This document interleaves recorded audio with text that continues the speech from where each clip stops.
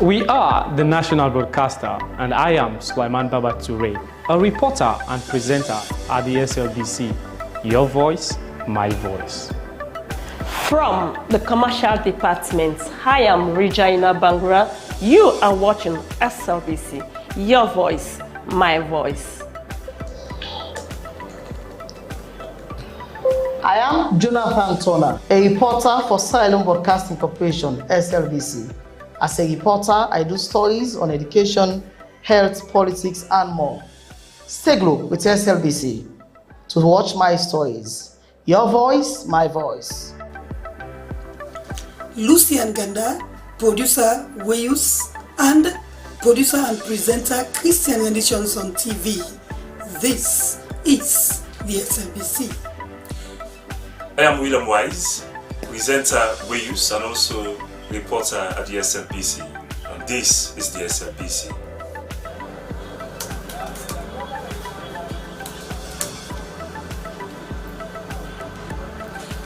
I am Salma Tabak, television executive producer. I produce programs on both radio and television. I'm a news anchor, a presenter, an announcer on radio. I enjoy what I do because I serve a public service broadcaster. It's a pleasure to work with the SLBC. I am Tilly Koma, Head of News and Current Affairs Unit, Sierra Leone Broadcasting Corporation. Our news hour now covers several segments. We have entertainment, business, weather, sports, ferry schedule, and human interest stories, not forgetting politics. We are doing all that to keep you people posted on what's happening all over the country. Thanks for being with us at SLBC. Keep blue, we are the best.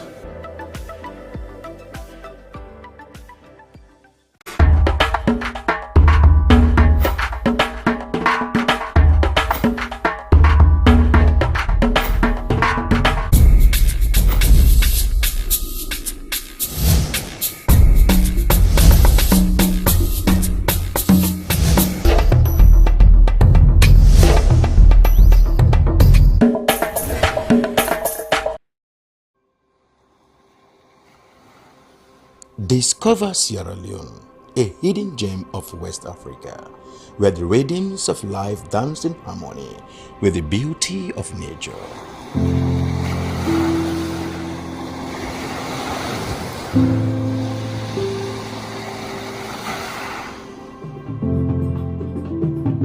Feel the heartbeat of our culture in every beat of the drum,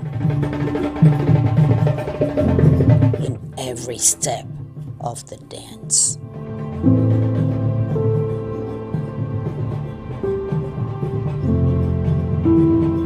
Experience the tranquility of our shores, where each sunrise brings new stories and endless possibilities.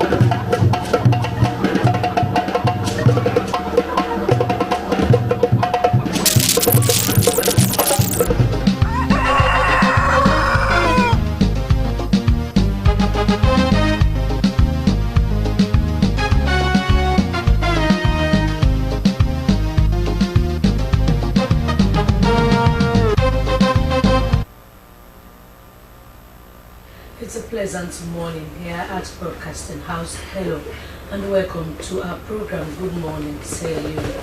As always, it starts today with analysis and views on issues of national concern.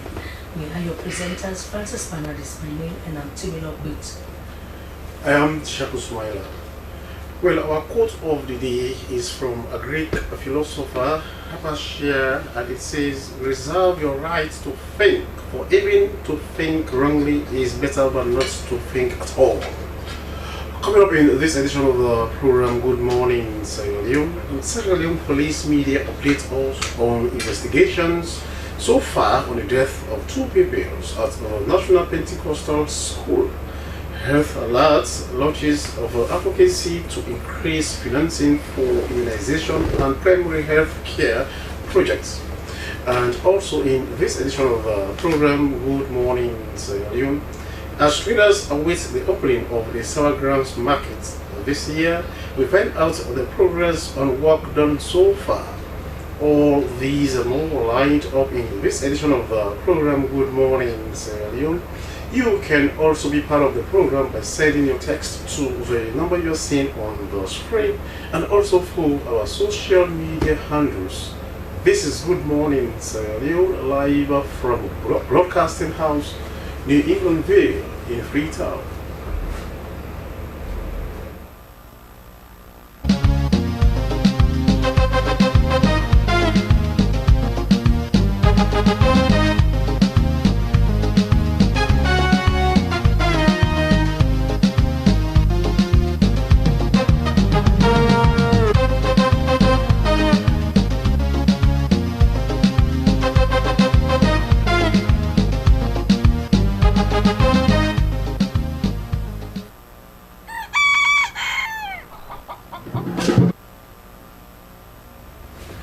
This is Good Morning Sierra Leone, and we are broadcasting live from Broadcasting House New England, where we now start with the program proper this morning. The Sour Grams market will be opened in April this year. This was made known to newsmen when the National Social Security and Insurance Trust (NASIT), along with relevant government authorities, inspected the building to assess the work done so far. The market, when completed, is expected to reduce street trading in the capital city, Freetown. The multi-purpose facility consists of 7 lots.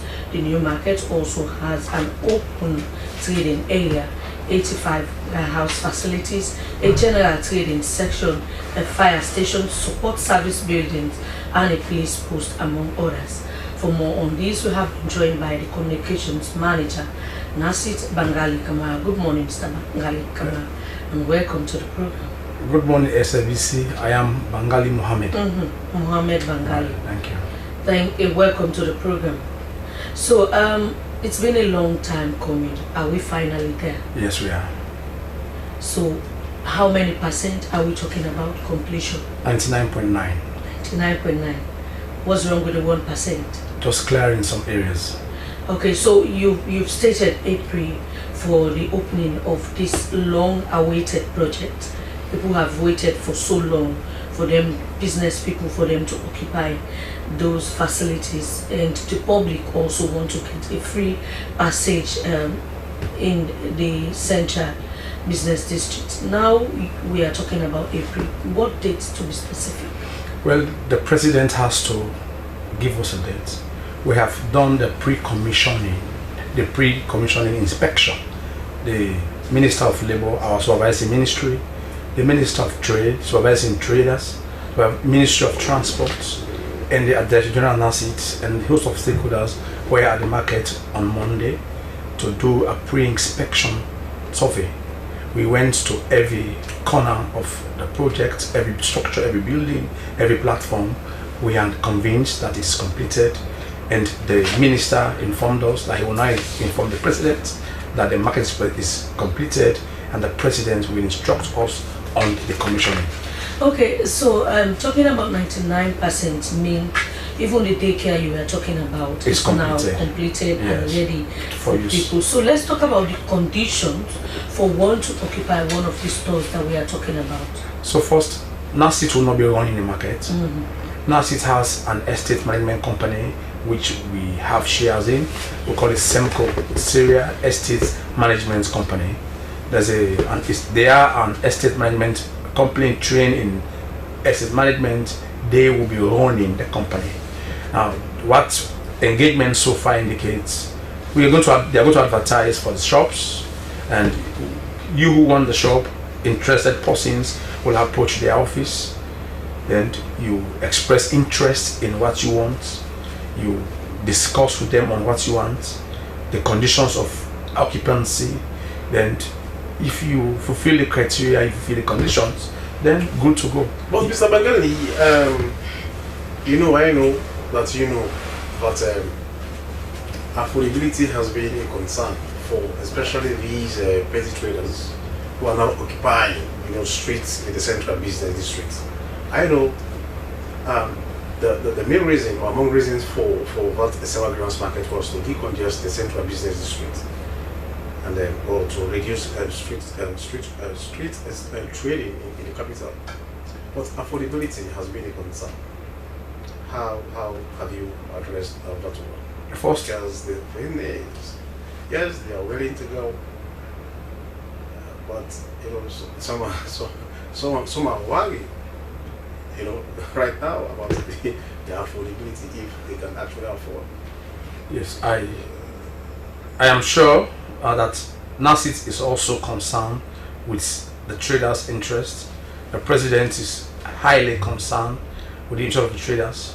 Yes, Sierra Leone market is as an investment, but it is a socially targeted investment. The critical objective is not only to make returns, but to solve the social stress situation prevalent at the market at this time. So be rest assured, and I want to assure them that government and NASIT are very critical about the ability of the market people to access the facility. It is done for them. If we skyrocket it, it will stand there like a ghost town. But the thing is that it is not going to be physically, it is not going to be managed by NASIT. According to what you just said, it's going to be outsourced to a private, enterprise. And if that happens, then the motive of business is to maximize as much profit as possible. How do you come in to ensure that you cushion the burden? Because whatever you say here or whatever probably people are thinking, this is a private enterprise that is going to run the Sierra Leone's. They are there to make money. So how do you come in? We have a voice in the market because NASIT invested in the market. We have a voice in the company managing the market because NASIT also owns greater share in that company managing the market.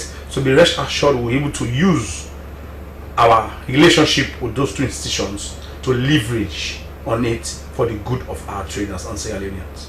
Good of your traders. But now let us talk about, in market, there are components in a market that makes it a market or a mall. For this one, I know that most of those who will be going there are traders, petty traders. And how do you also ensure that you implement the Non-Citizens Trade Act, which prevents wholesalers to sell in retail? Because that also has been a major concern for traders. Yes, there are wholesalers, but they are also retailing. And if they are retailing, people prefer to go to their shops to buy instead of going to the sale grounds. So how do you also ensure that the law is the Non-Citizens Trade Act is enforced, to protect our traders, our petty traders? Enforcement of laws are not within the mandate of NASIT. Our job is not to enforce laws. Our job is to ensure, in this case, to provide a conducive marketing environment for the people. The state has other players that will do exactly what you're describing. For us, we're creating a conducive market environment so that our people can go in, buy, sell, and promote the development of this country. No, Mr. Bangali, you're not a non-state actor. Your institution is a state institution which came into being by an act of parliament. You understand? Yes. So there must be that synergy. I mean, between you and even other entities you're talking about. So you have a stake in this. I have not refuted the fact of a stake. We are an act of parliament with a mandate. Our mandate in this. But you can synergize. Our mandate in this is not to implement or enforce compliance upon the law you are quoting. But you can synergize. Where they need our voice, we will always advocate. But it's not our duty to enforce it. No, not enforcement. I know you are not the enforcers, but you can synergize. Like I mentioned, you are not a non-state player in this. You are a state actor, which means a statesman, a creature of parliament. So it is an intergovernmental kind of arrangement. So there is no way you can divorce yourself from you know, those are like entities that are there to enforce the laws. You talk. You know, you are part of government. If the need requires for us to make our voice heard on any legislation, we are willing to do so. But again, like I said, it does not fall within our purview as an institution. It doesn't fall. All right. Okay. Thank you so much, Francis. So, Mr. Bangali, let's talk about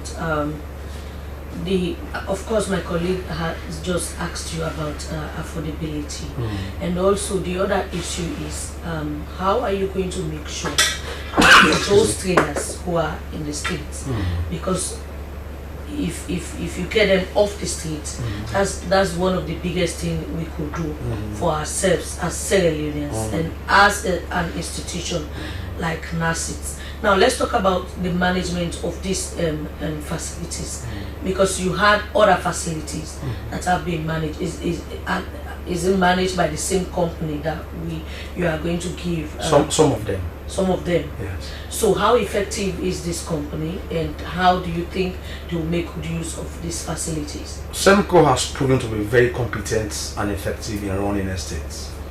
As an example is our estate at Seaview in Godrich. It's one of the high-end estates, high-end in the sense of care and facility. SEMCO has even managed Fairview College student hostels. Yeah, they are managing that Fairview College student hostels. So SEMCO is managing the McKinney Plazas, and they have had a hand-on-deck experience in managing estates. They have had a trainings, and they have demonstrated ability to have a return out of it. Okay. So we are confident that with them on board and with our supervision, we will have the best for our people. Are you aware that this is going to be different from all the facilities you are naming? Certainly. These are residential, or some of them are business, but it's not as big as this one could be. Certainly. So are you aware of that as well? And are they taking that into consideration? Certainly. To make sure that the best is given and that we really continue to enjoy these facilities and Sierra units. For as we speak, there is no better other organization in Sierra Leone for asset management like SEMCO. I will say it without hesitation. There is no other institution in Sierra Leone that have accreditation to manage estates, and for them it's a challenge. Yeah, that's why they have taken time to go on experience sharing, invite people to come and share experience in other countries that have had huge market spaces that they are. Okay, now, Mr. Bangali, you know, the hope of many Sierra Leoneans, especially traders, is that we don't see a situation where it becomes like the housing projects, you know, you are embarking on. You are you know, the majority of those who are actually contributing to your scheme are not beneficiaries, or benefactors. You know, the houses you build are not for the middle class. So that kind of situation is what people are very much, you know, the worry is about, okay, the market has been provided. Are we going to afford, you know? Because, like for example, your housing project, you and I know that it's not really for the majority of those who are contributing to the scheme. Yes, that is true. So what is the assurance? Even though I had asked, but what is the assurance that we don't see a situation where you cater only for those who, you know, who've got the financial capability? Because that is the concern. When you talk to traders, that is what they are telling you. We are conscious of the risk of making silver ground unaffordable. We are conscious of the risk of making it high-ended. We are conscious of the risk of keeping the maintenance of the structure. And like I told you, our desire and that of the state is to provide a conducive and affordable marketing environment for our people. All right, okay, thank you so much. But rest assured, it will be done. So quickly, before we go to another issue, how sure are you that we will not see people who are not, we will not see people who are close to people in power taking these shops instead of the real traders that are in the streets? I don't know people who are close to people in power. We know business people, we know You Sierra don't need to know Leoneans. them because they will just go through, they will have to apply, but they have some backing from some other quarters or higher quarters, and at the end of the day, they have advantage over those in the streets. Occupancy of that market is based on process and procedures. Okay. And we rest assured that those procedures will be adhered to strictly. Alright. Alright, Mohamed Bangali, and he is Mohamed Bangali, the communications manager at NASIT. Well, he has been talking to us about the silver grounds market. According to him, 99% complete, waiting for official commissioning by no less a person than the president. The program you're still watching is Good Morning Sierra Leone, live from a broadcasting house in Englandville in Freetown. Well, now it is very good to take care of our health. Well, in fact, it is imperative to take care of our health, which is why the health tips is here today.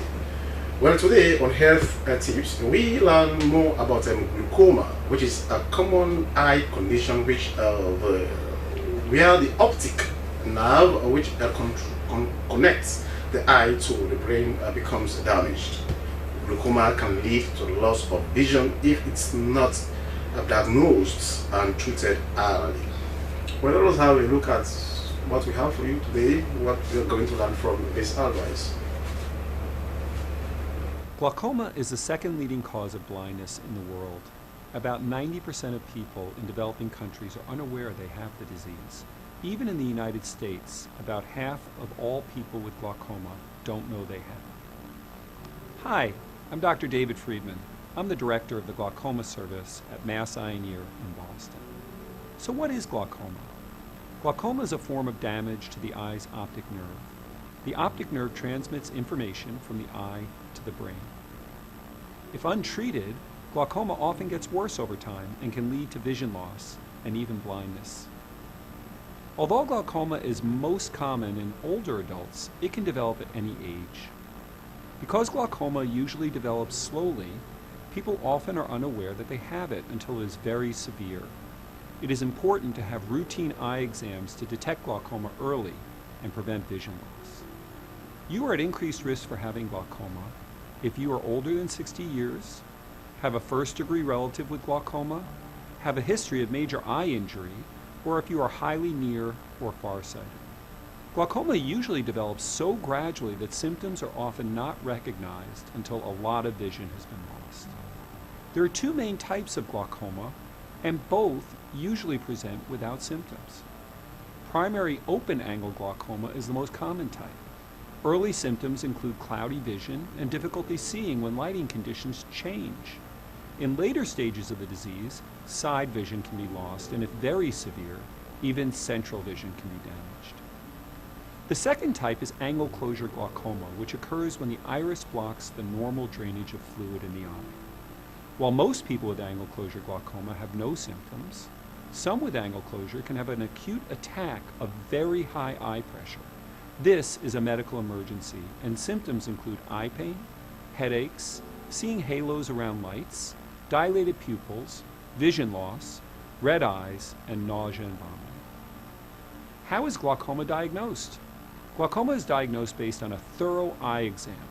The most important part of this exam is an assessment of the optic nerve. If damage is suspected, then additional tests are needed. While many think of glaucoma as being high eye pressure, about half of all glaucoma occurs in eyes with pressures in the normal range. People with very high eye pressure often do develop glaucoma, so measuring the eye pressure is part of routine eye care. If glaucoma is suspected, your doctor will do additional tests, including tests of your side vision with a visual field testing machine. This test can identify vision loss that you may not know about. The doctor will also image your optic nerve, which can identify damage even if it's very early. The goal of glaucoma treatment is to slow or stop the progression of vision loss. At present, all treatments for glaucoma lower eye pressure, which can be done with lasers, medications, or surgery. The decision on how best to treat a patient with glaucoma will depend on different factors, such as age and the type and severity of glaucoma. Recent publications have shown that for patients with open-angle glaucoma, initial therapy with a laser is often the best treatment, but medications are an acceptable alternative. The laser is used to allow more fluid to leave the eye, and the procedure has been performed since the 1970s with an excellent safety profile.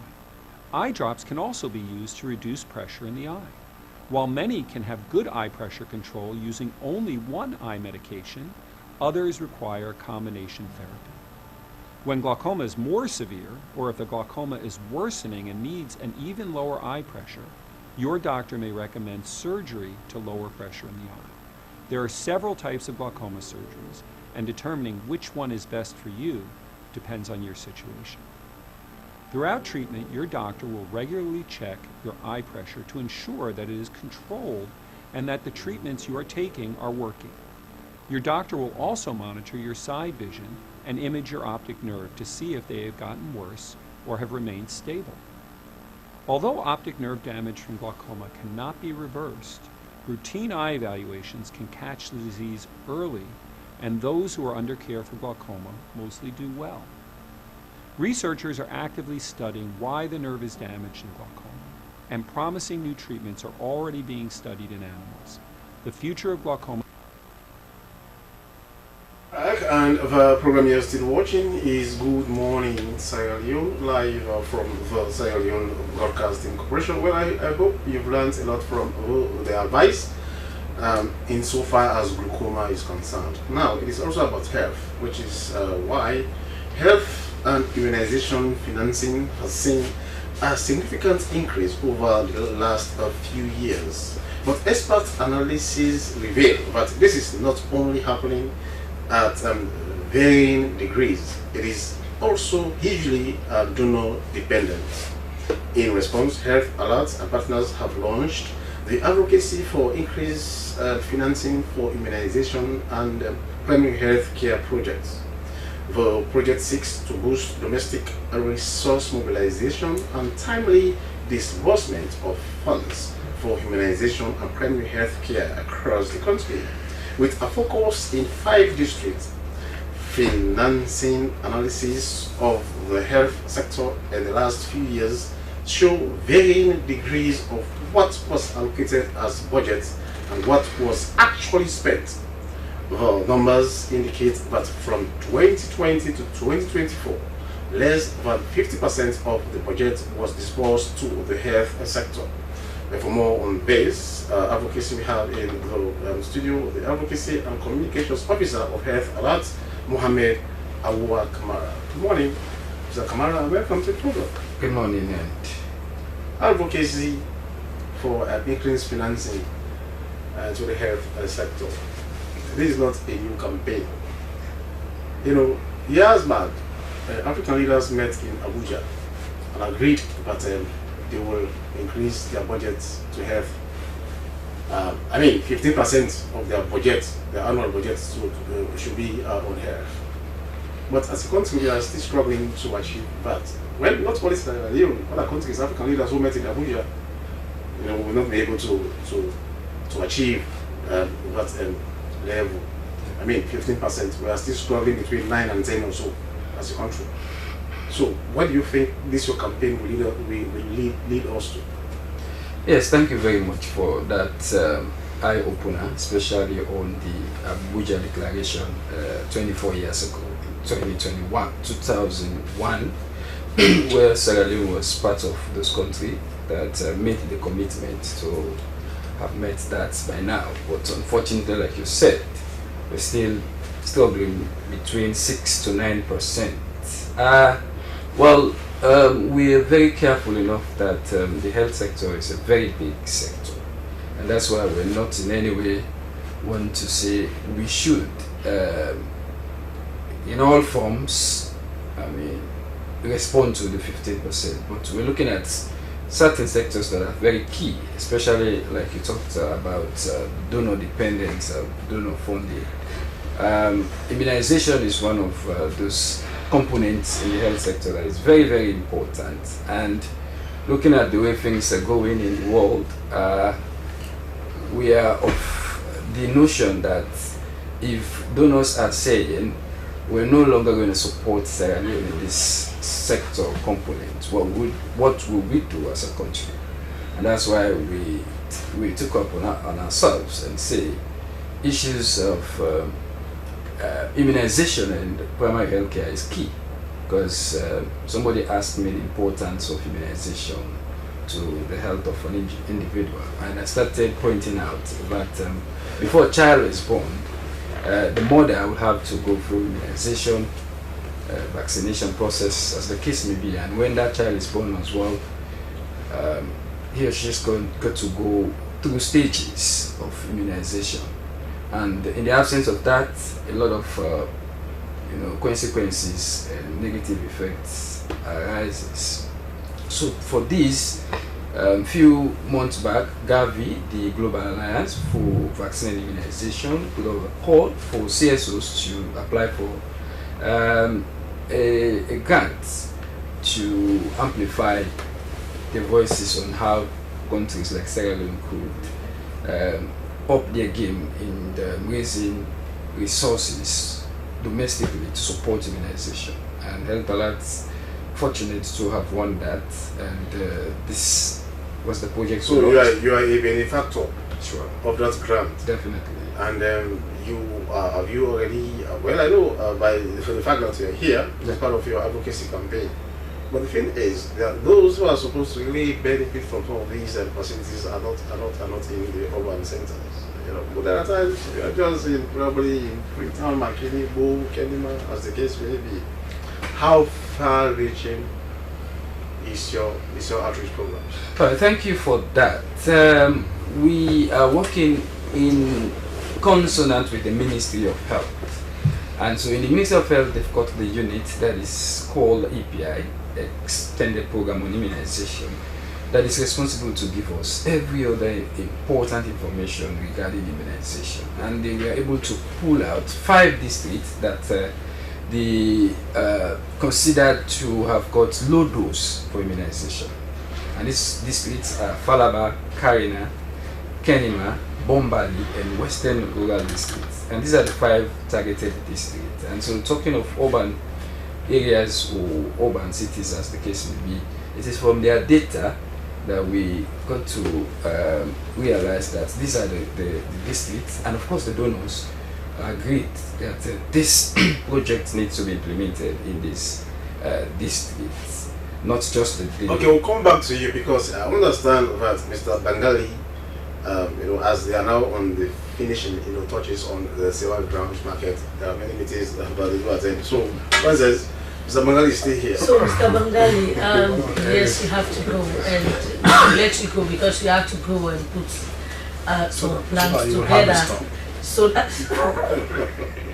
okay, so let's talk about those who might be interested to apply for the stores. First, who are the priority group? Well, the priority group is market people. Market people who are currently resident at the Sierra Ground environment. Remember, most of them had occupied that market. They were asked out of the market so that the market could be done to improve their lots. So once it is done, they become the priority. But beyond that, any other person that is capable to occupy can seek interest. How? The process? Well, first, we have begun already a mini public engagements through the market women and the various stakeholders in the market on the facilities that are at the markets and the requirement thereof to access them. Once it's now commissioned by the president or whoever the president assigns to commission it, while it's done, we intensify a public information system. We will now engage radio, television, other platforms to increase public understanding of the facility. Now, Mr. Bagali, you cannot leave this place without telling us, the capacity of this market. How many traders? Because if you go to the central business district, you see, the number of street traders, and then you look at the size of this edifice. I mean, then you start to think. So how many traders that will be accommodated? Okay, so let me complete the process, then I can tell you the because component. You are going to receive thousands of applications. Of course, you always receive applications. Not everybody that's applying that is qualified. So we want to know the capacity. Right. So the capacity of the market is 1,936 marketplaces available. The markets can occupy business people seated. We have about 1,244 market stalls, which we call marketable. They are there where they can sell. We have 76 lock-up shops. We have 277 medium lock-up shops. We have 164 small lock-up shops. We have 4 banking halls. So 4 banks will be there providing financial services to people. 4 banking halls. We have 104 toilet systems at every level. Every building, every structure has their own market and urinal. We don't just have a clinic. We have a baby service center. We believe most of people who occupy that place will be women, and because of that, they have their children. We have a daycare facility to take care of those children. Maybe you have a 3-month, 6-month-old kid. You want to leave that kid home. You can bring that kid and put that kid on the daycare. We have a daycare facility. We have an in-house fire extinguisher in terms of emergency. We'll be having a resident fire force operative system, not just the in-house extinguisher,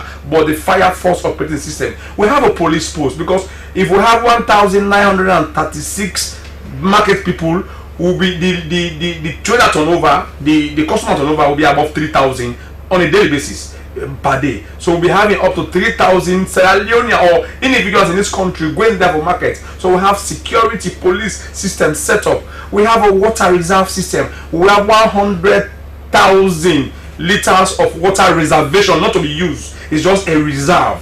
And we have a line linking to Salwako, sending water continually to the system. You know what, Mr. Bangali? No, sir. I think you have to. I have to go. You have to have an exclusive program here, because it's like you have a lot to talk about. No, you want to know what is in the market. I will tell you. Indeed. Yeah, so that's what I'm telling you. Yeah. I'm not finished yet. Can I go ahead? You have to be very brief. Okay, to be brief. Okay, so we have everything that makes the market up and running. It's there in the market. Okay, so when are we expecting the official commissioning of this market? It is the mandate of the president of next month. We are sure this month, April. We are sure April. All right, thank you so much. He is Mohammed Bangali, communications expert at NASIT. And our program you're still watching is Good Morning Sierra Leone, live from the Sierra Leone Broadcasting Corporation television. And for our social media handles, we still have Mohammed Awa Kamara from Health Alert. Now, you are talking about your movements around, how far-reaching is your outreach campaign. Tell us more. Yes, like I was saying, we're targeting the district council as well as district health management team, which they are representing central government for district council as well, the DHMT representing the Ministry of Health, and these have got a very wider coverage in the district. And so, if we could able to reach them, their leadership, and we're sure of reaching the district. All right, okay, Mohammed Awa, we are going for a very short break. When we come back, we continue with the program, because we have a lot of to talk about. So let us go for a break. When we come back, the program continues. Sure.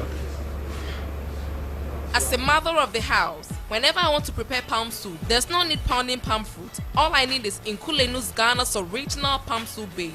My soup is done, and its preparation, it is not difficult at all. Nkulenu palm soup base, it's easily done with no difficulties.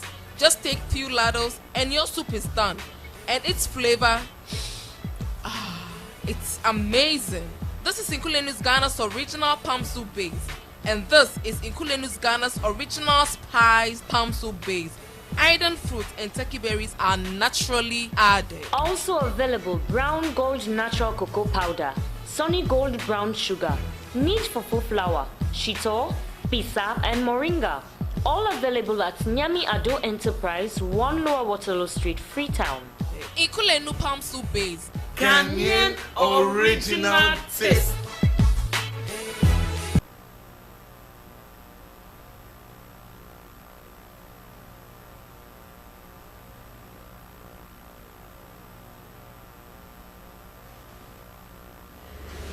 The program you're still watching is Good Morning Sierra Leone, and we are reaching you live from Broadcasting House, New Englandville in Freetown. We continue with the program, and now we go to another issue. Non-state actors are calling for a clear definition on the role of the Parliamentary Public Accounts Committee and the Anti-Corruption Commission on issues regarding the implementation of the recommendations of the Auditor General's report. For more on this, we have the chairman of Non-State Actors and Public Funds, Claude M. Shelley. Good morning, Mr. Shelley. Welcome to the program. Good morning. So what do you want? Why do you think that they already have their mandate? Why do you need to remind them of their mandate? Thank you very much. We have been following up a series of social media posts and discussions around the audit report, and the discussions have been coming from the Anti-Corruption Commission and the Public Account Committee as to who has the mandate to use the audit report or to implement the audit report. Already we know the audit report captures issues, and there are recommendations also relating to those issues in the audit report. So but our concern as civil society, non-state actors and the press is that we want the audit report to be fully implemented without favor, at least for the good of Sierra Leone, especially when you see the same issues 5 years ago, 10 years down the line, you see the same audit issues coming up. Issues about withholding tax, not deducted from for payment to NRA, and the issues of supporting document not available in the audit report by the different ministries, departments, and agencies. So what we are saying is that we are concerned that we want to see the full implementation of the audit recommendations. Well, Mr. Sharif, when the latest or the recent report by the Auditor General was released, we saw a war of words between the Public Account Committee and that of the country's anti-graft agency, the ACC. And the Public Accounts Committee argues that the ACC is a creature or a creation of Parliament, and therefore Parliament has the authority to kind of vet, a report of that nature before ever the anti-graft agency takes up, whatever investigations, prosecutions, as the case may be. That was a whole saga. Where were you in all of these when there was this war of words between, the ACC and part of the Public Account Committee?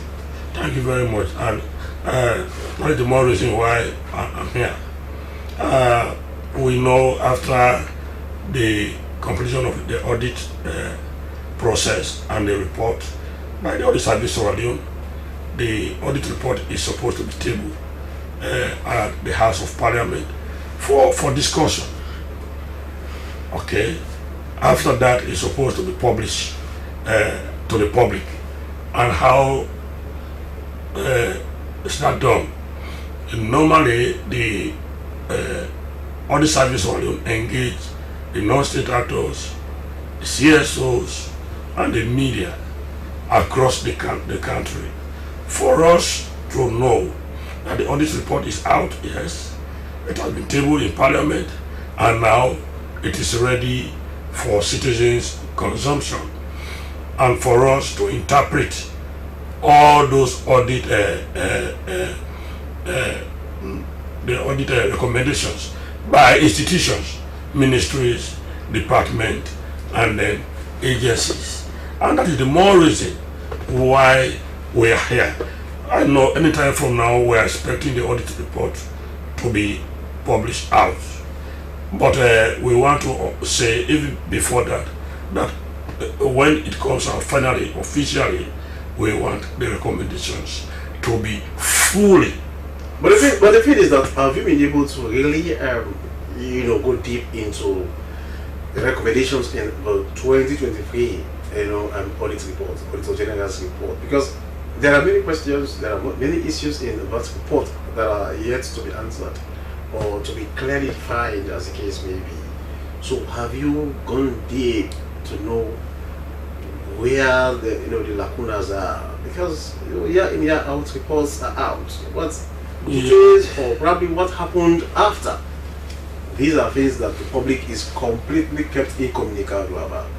So yes, we are very much concerned about the same issues, like I said, 5 years down the line, 10 years down the line, the same issues coming up. One is like the withholding tax, 6.5 withholding tax that the institutions are supposed to deduct before final payment. I mean, for works, services, or what have you. That is one. Number two, the audit report is also again reporting that supporting document for all of this procurement or payment are not available. So as non-state actors, you've been told. Now, do you do follow-ups? Because even during the budget discussions or policy hearings, you're always there to have a space. Yes. Now, do you also now know, yes, these are the things that the audit reports have recommended, or these are the things they've seen, they've found out. Do you now go and see, okay, you have identified the problems. What have you done, to address or to prevent recurrence of some of these things? Do you do follow-ups to know, especially in the because you are concerned about implementation, right? So how do you normally go in? This debate between the Public Account Committee and the Anti-Corruption Commission has triggered, our action this time around for us to follow up fully and to know why is it that individuals or institutions are claiming authority over the audit report, which is supposed to be a public report, which we eventually sent to the website of the Audit Service Sierra Leone. Why is it that so much wrangling around who should do A or B or C? Well, that is the more reason why we are concerned. And all what we know, we are just patiently waiting. I'm sure within the next 2 weeks or 3, the official audit launch will be done by Audit Service Sierra Leone, and then that is the time we fully follow up on those issues, and then we make sure they are addressed.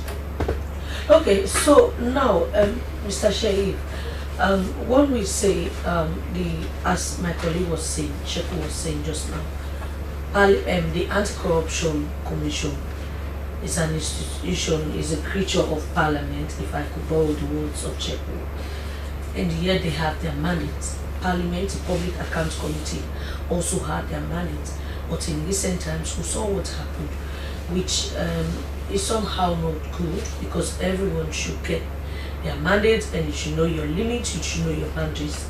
But you as non-state actors, have you in any or at any time engaged these two institutions as to how to actually go about this instead of them going public?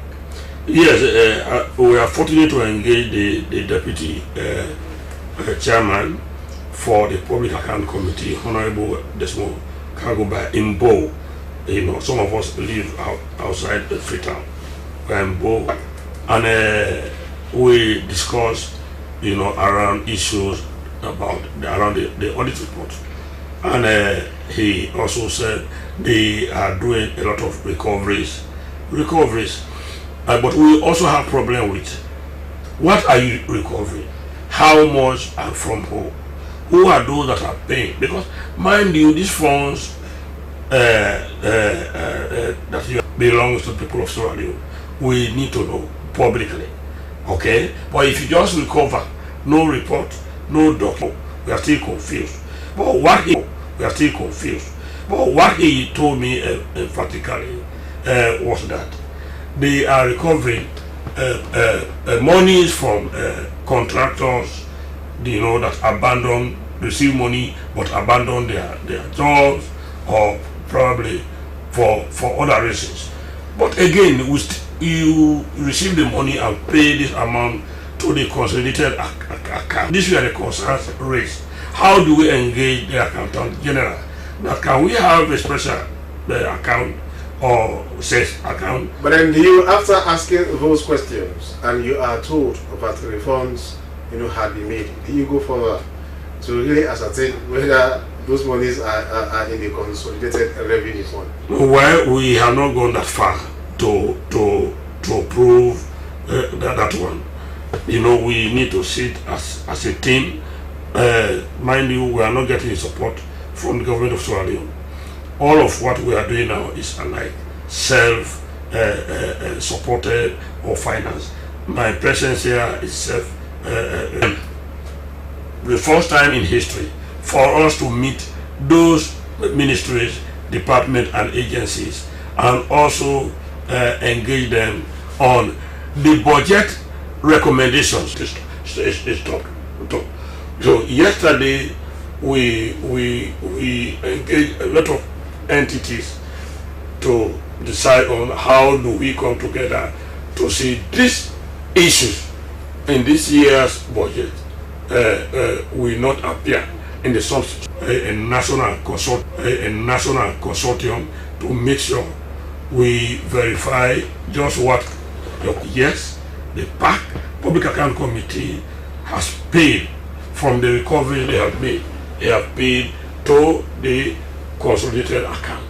All right. Okay. Thank you so much. He is the chairman of Non-State Actors, and he's Claude Sharif. Thank you so much for your update this morning. We still have Mohamed Awuwa Kamara from the Health Alert, and he is the Advocacy and Communications Officer. Now, let us know how far this campaign, where do you intend to take this campaign to? How far? I mean, the campaign for increased financing to immunization. Trying to achieve the aims and objectives of the project. That's why even in the launch, we ensure that we invite all the stakeholders that matters that we had to bring on board as ally or decision makers. Well, yes, the media is first off. The media in all its forms, of course, other colleagues, CSOs, and the district health management team, as well as district councils.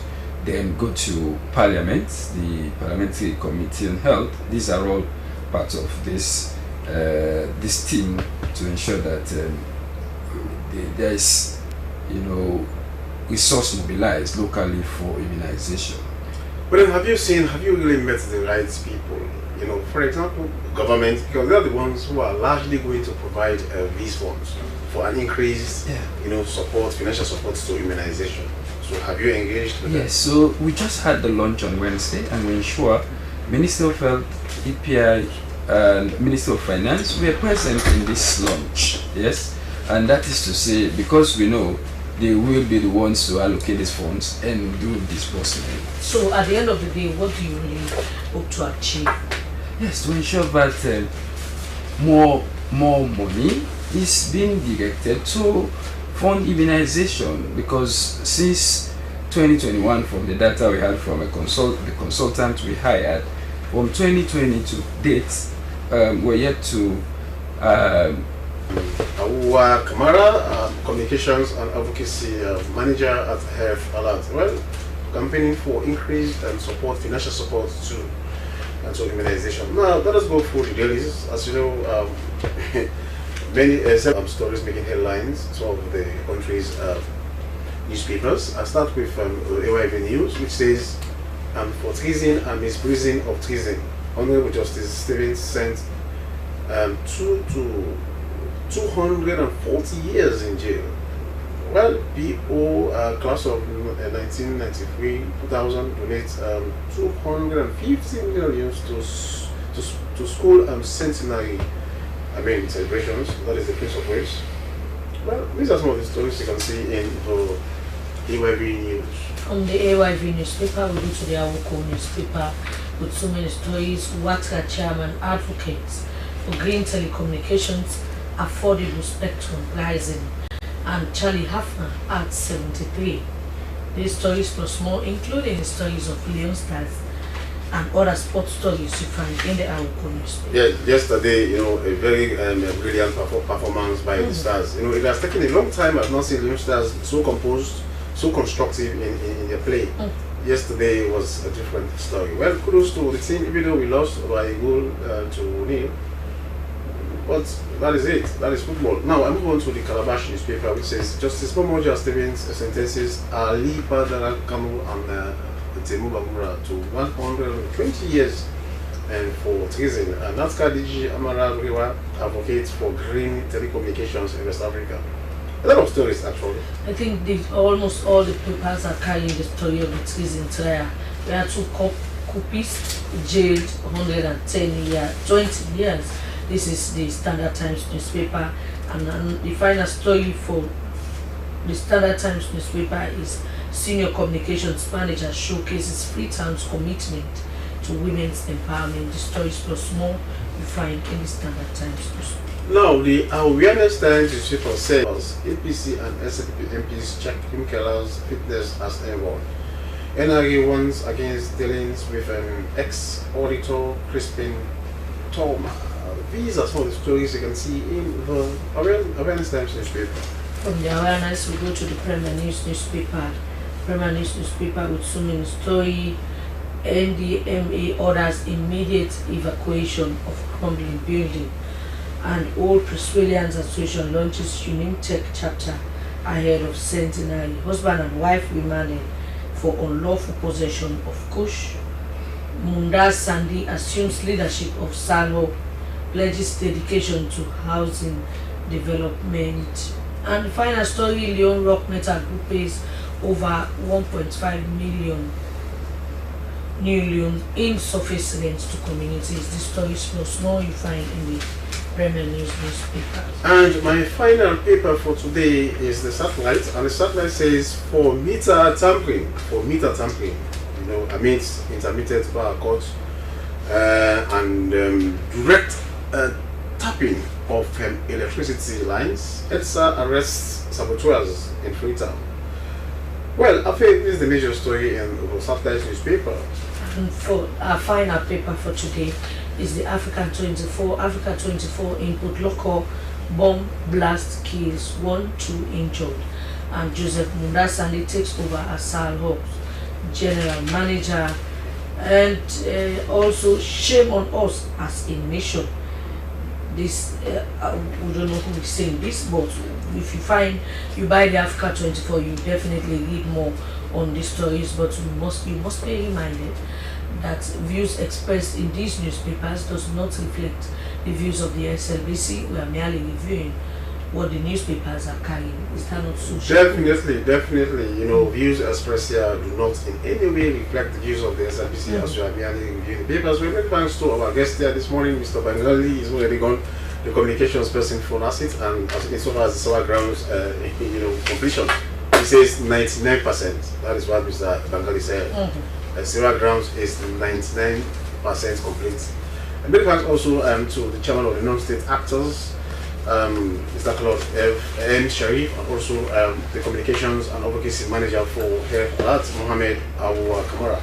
And that is how we say goodbye. It has been Good Morning Sierra Leone, which came to you live from the Sierra Leone Broadcasting Corporation television and through our social media handles.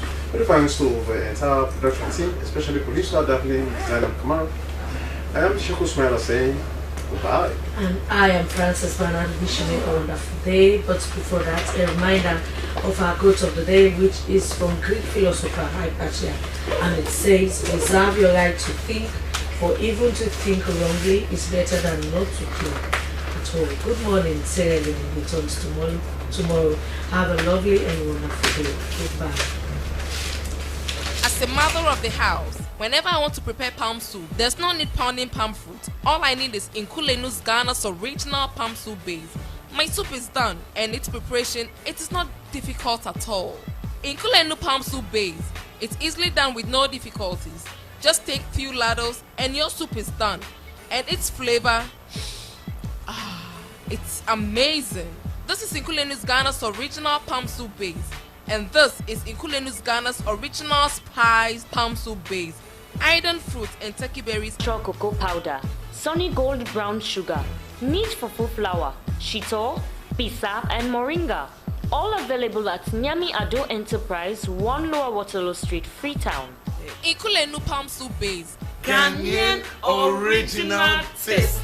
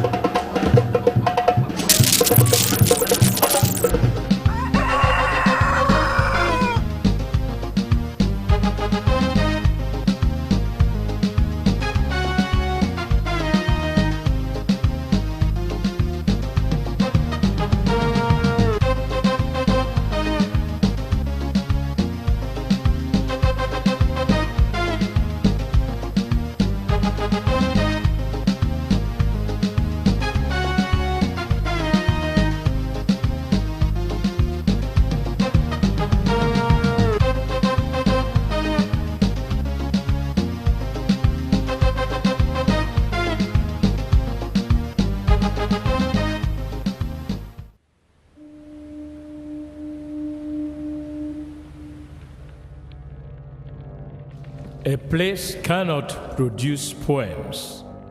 It can only not prevent them. And Freetown is good at that, for Freetown has its own sudden elegances. People are slow to leave it, quick to return. And there are others who come for a year or two and stay for a lifetime, sensing that they found a city that is in the world, yet sufficiently on the edge of it to have a different resonance. Let me tell you something about this city. All of us, we're all just passing through, and we've all been here forever. Those who came, those who stayed, those who never returned. Tides turn, seasons change, we've waited and we've watched. But we've always been here. We've always listened, because there is a different resonance here. It comes from the river, and the land, and the sky. It's our place.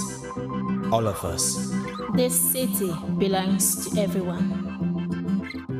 And you know when it's your time. And it's our time. Listen, we are Freetown. We are Freetown! The golden rules of Freetown. Don't pretend you're something that you're not. Don't go thinking you're better than anyone else. Or that anyone else is better than you. Don't shout about it. Get on with it. We are Freetown.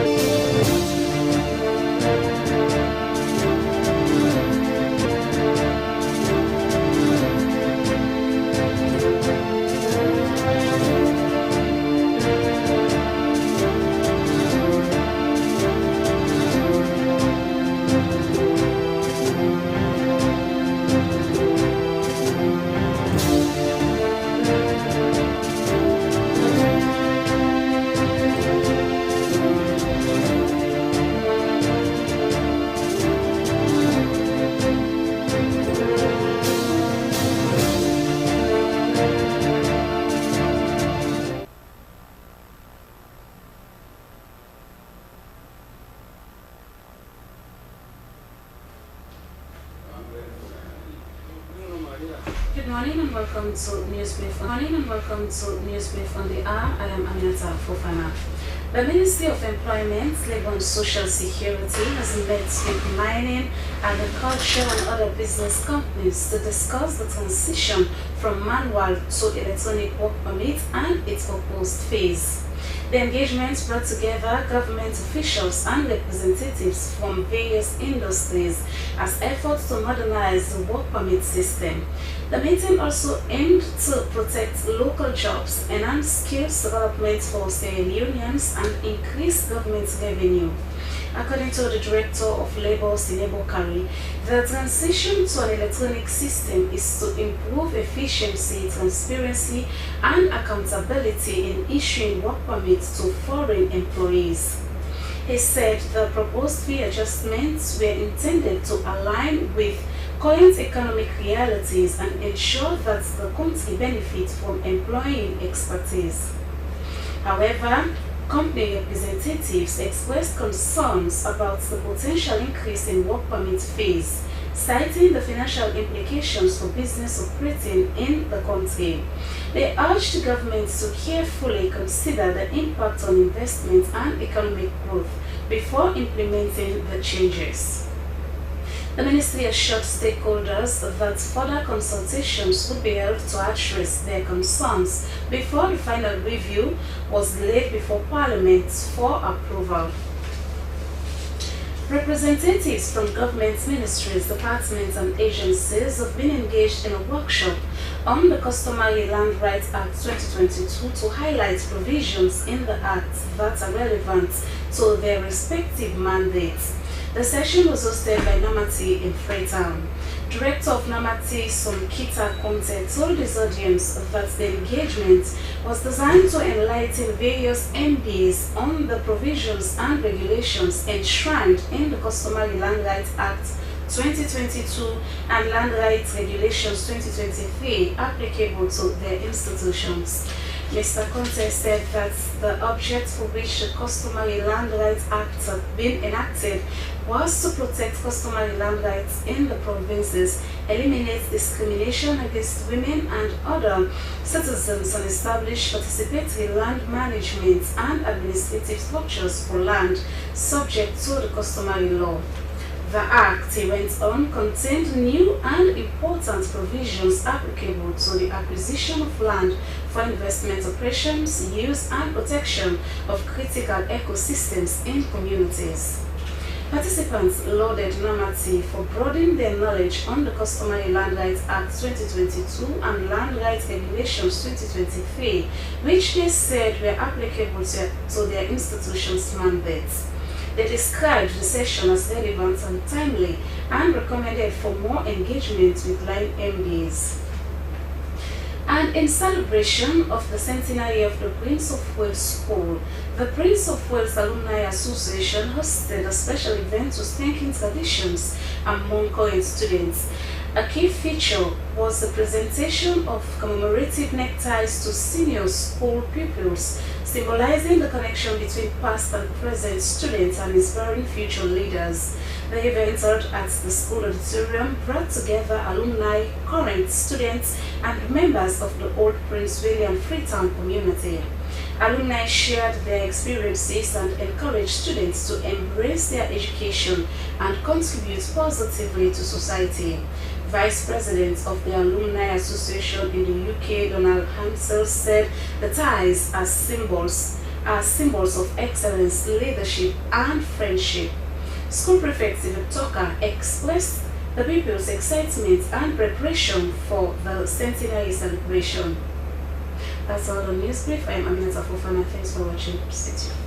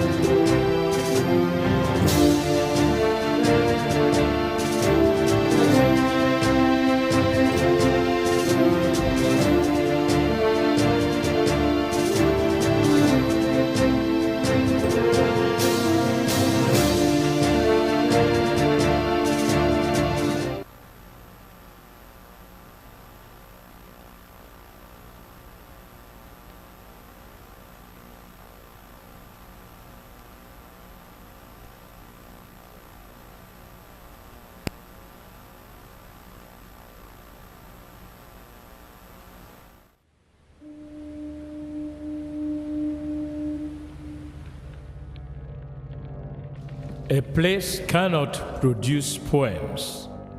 It can only not prevent them. And Freetown is good at that, for Freetown has its own sudden elegances. People are slow to leave it, quick to return. And there are others who come for a year or two and stay for a lifetime, sensing that they found a city that is in the world, yet sufficiently on the edge of it to have a different resonance. Let me tell you something about this city. All of us, we're all just passing through. Came, those who stayed, those who never returned. Tides turn, seasons change. We've waited and we've watched.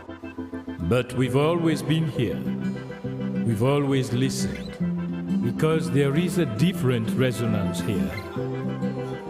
The world may fade, the stars may fall, yet still your love will stand through all. No fear remains, no doubt I keep. Your arms are strong, my soul will sleep. All I need is you, oh Lord, through every trial, every storm. You are my strength, my only hope. All I need is you alone.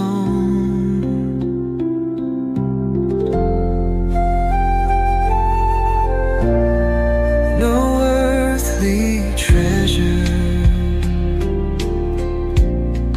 no fleeting gain could ever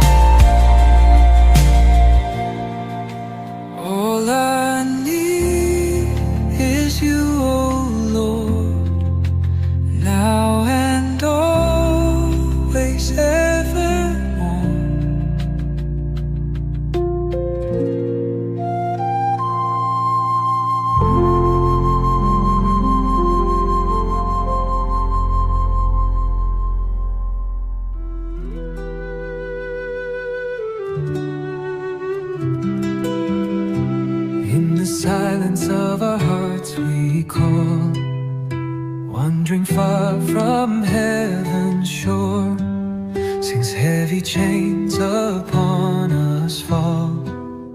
Yet your mercy we implore.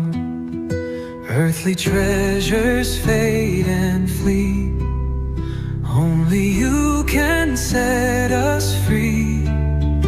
Lord, our refuge and our guide, in your love we will abide. By your mercy we are found, grace flows freely all around. Lift our souls from dust and clay, lead us home, oh Lord, we pray. Through the storms your voice resounds, by your mercy we are found.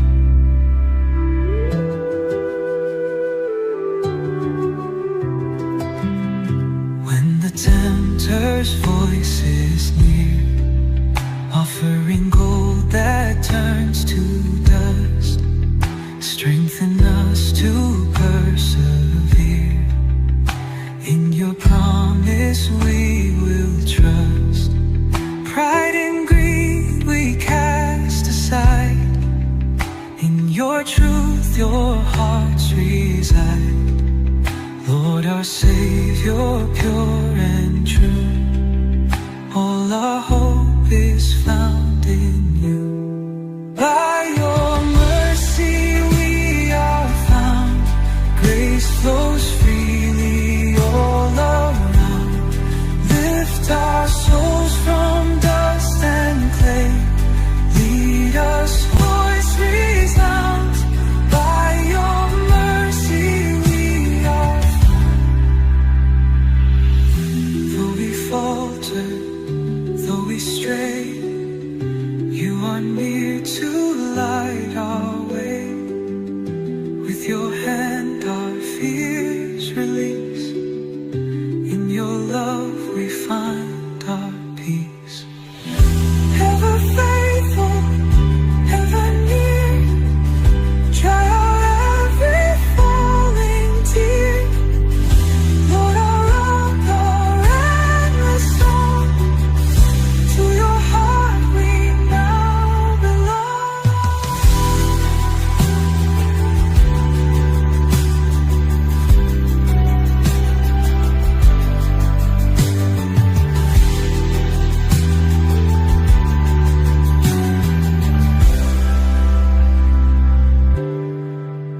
Ever faithful, ever near, dry our every falling tear. Lord, our rock, our endless song, to your heart we now belong.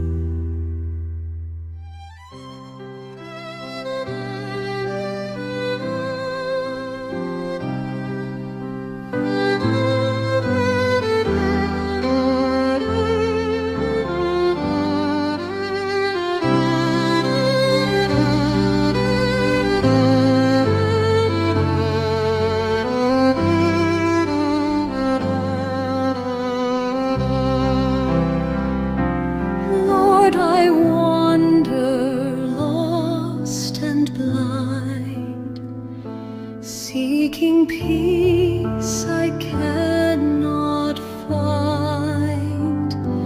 Through the storm and through the night, lead me, Lord, into your light.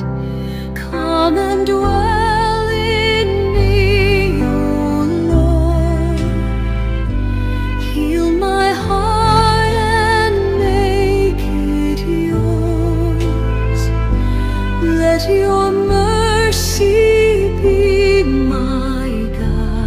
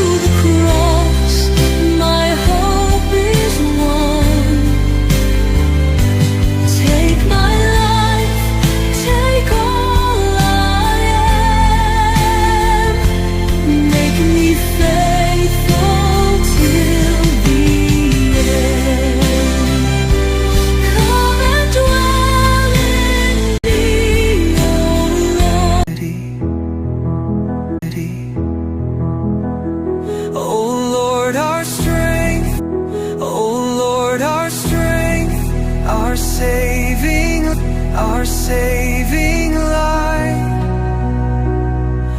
Through the wilderness of night,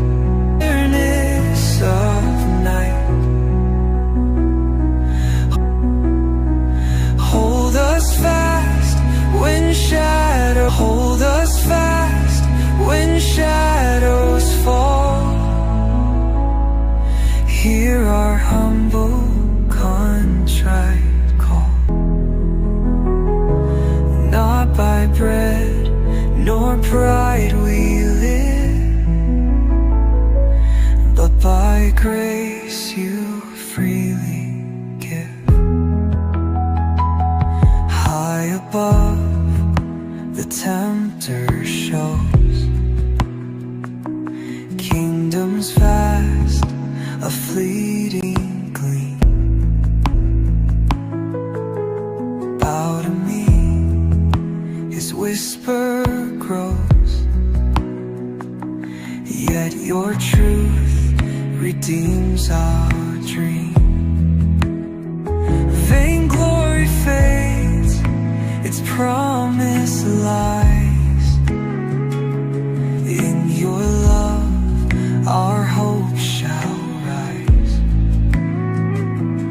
Only you, oh God, we serve.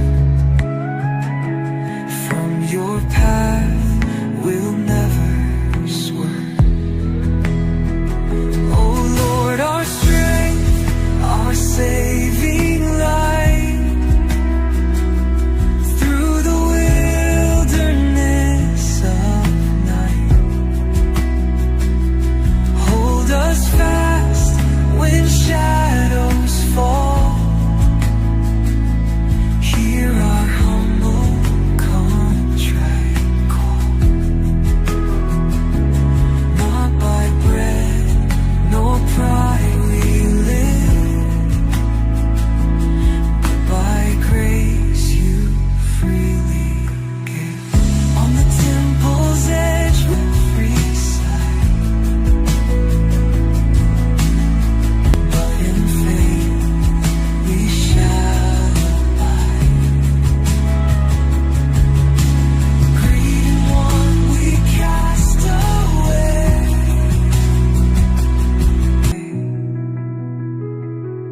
In your mercy, Lord, we stay. Oh Lord, our strength, our seas, we turn to you. Sinful hearts made pure and true. Lead us, Lord, through the valleys, through the rain, through the heartache, through the pain. Lord, you never let me stray. Light my way, oh God of mercy. Shine your truth upon through the night. Lead me, Lord, into your light. Light my way, oh God of mercy. Lead me safely to your grace.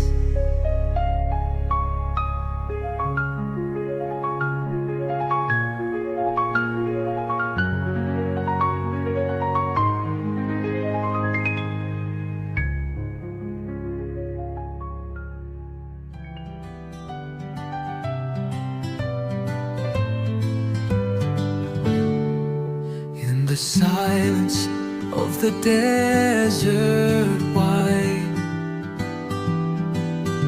I hear your voice, so soft, so kind.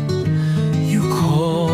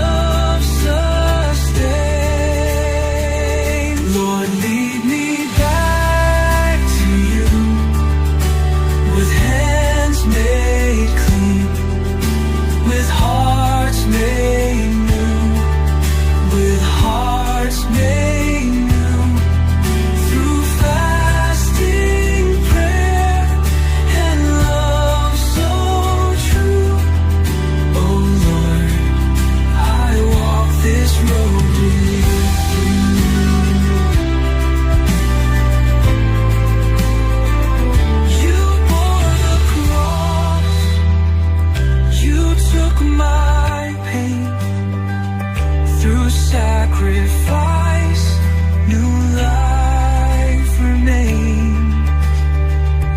With every tear, with every sigh, your love renews, your love revives.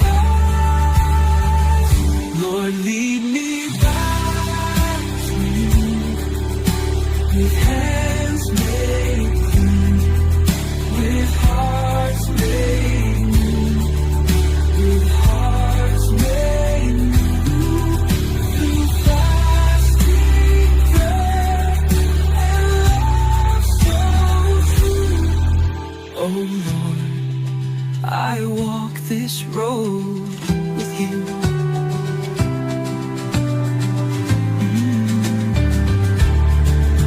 And when this Lenten journey ends, I'll rise in grace, renewed again. For in the tomb you broke the line and led us all to Easter's light. Like a dove, bring your peace. Like a dove, bring your peace and force. You are my son, my endless love. We are yours, oh Father, just like these.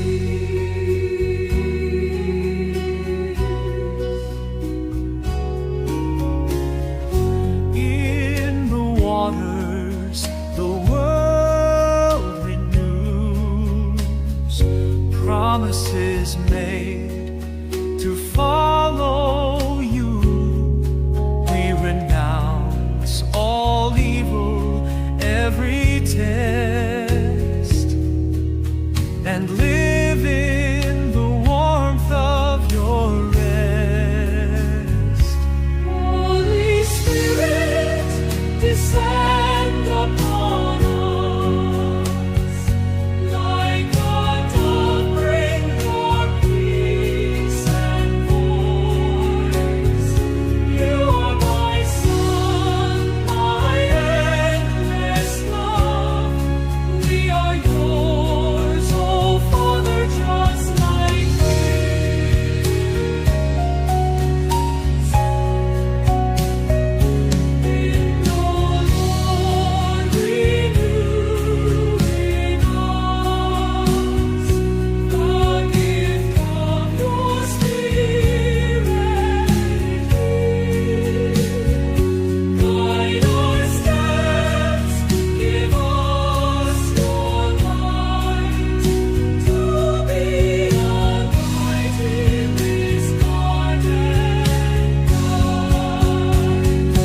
Oh Lord, renew in us the gift of your Spirit here to be a light in this garden bright.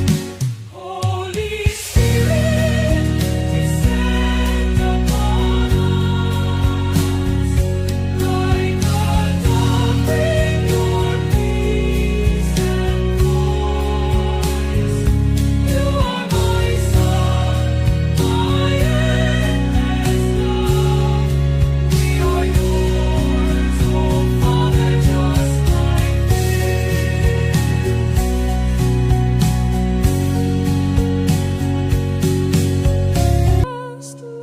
Just like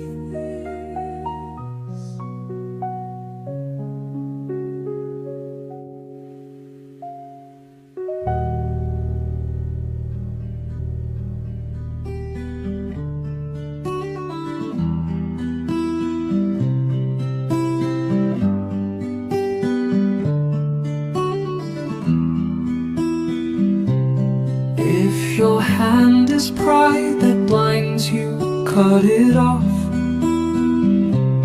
If your foot is laziness that holds you, if your foot is laziness that holds you back, pluck it out, Lord, and give me new sight. Cut away the evil that separates you from the Lord. Uproot the sin that steals your love. Better to enter life without them than to live in darkness without His light.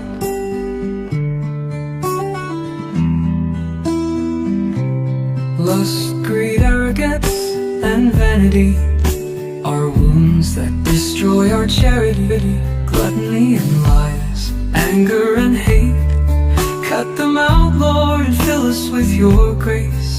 Oh Lord, purify our hearts.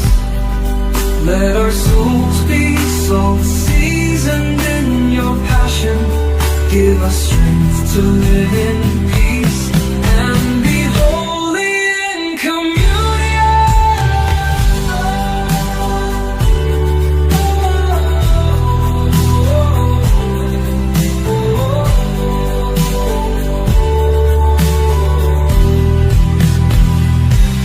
Cut away the evil that separates you from the Lord.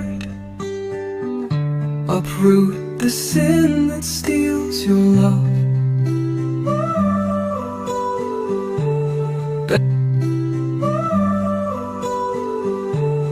Better to enter life without them than to live. Enter life without them than to live in darkness without His light.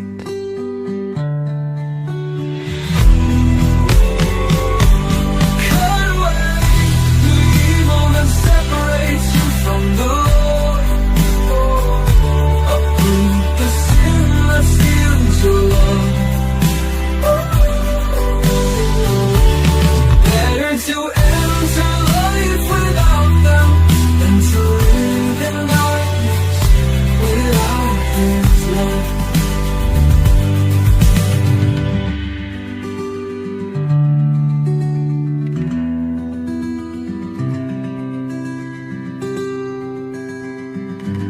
Oh Lord, purify our hearts. Let our souls be salt seasoned in your passion. Give us strength to live in peace and be holy in communion. Cut away, oh, this freedom views. Oh Lord, away, oh, this freedom views. Oh, this freedom views. Oh, this freedom views. Yeah. Cut away, oh, this freedom views. Oh Lord, away, oh, this freedom views. Oh, this freedom views. Oh, this freedom views. Yeah. Cut away, oh, this freedom views.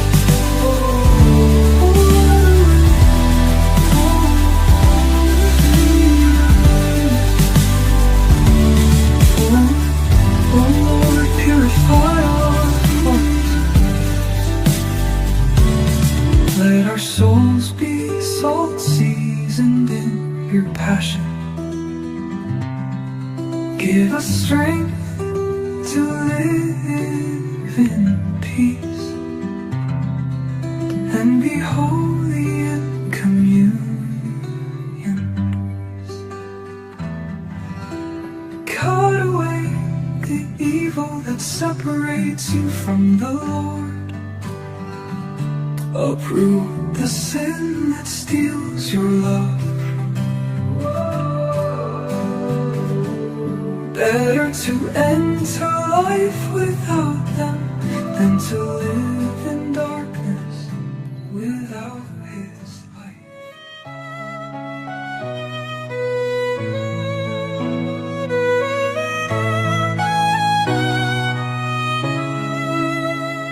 If you wish to follow the Lord, deny yourself and seek His word. Leave behind what binds you to the world, and give your life to His sacred call. Follow me, says Jesus. Take your cross and come with me. Whoever loses their life for my sake, what is gained if you lose your soul? No wealth can buy eternity. Only Christ gives meaning to our goal. Oh Lord, teach me to love, to carry my cross without fear. May I never be ashamed of you, but proclaim your name until the end. Follow me, says Jesus. Take your cross and come with me. Whoever loses their life for my sake will find eternal life. Me.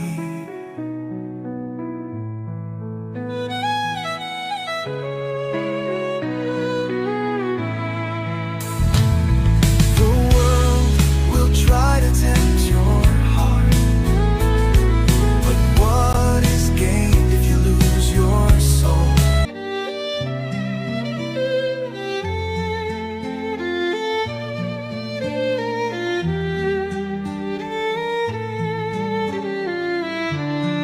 Who do you say that I am?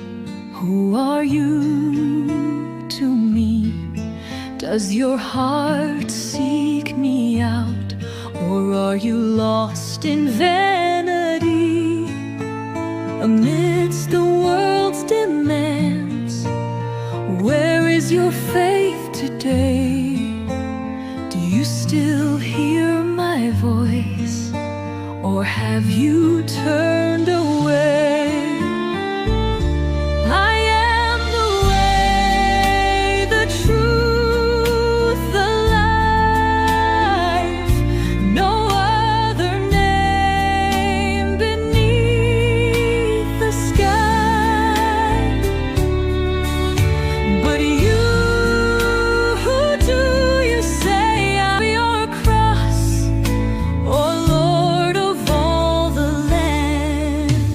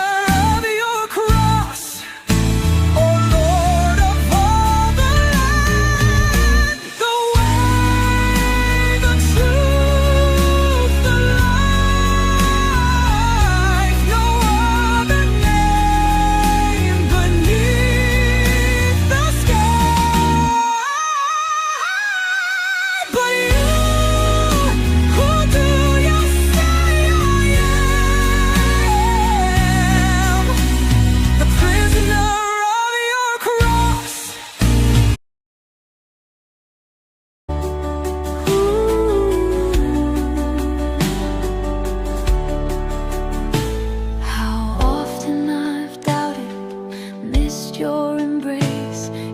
With you, Lord, I'll trust and abide.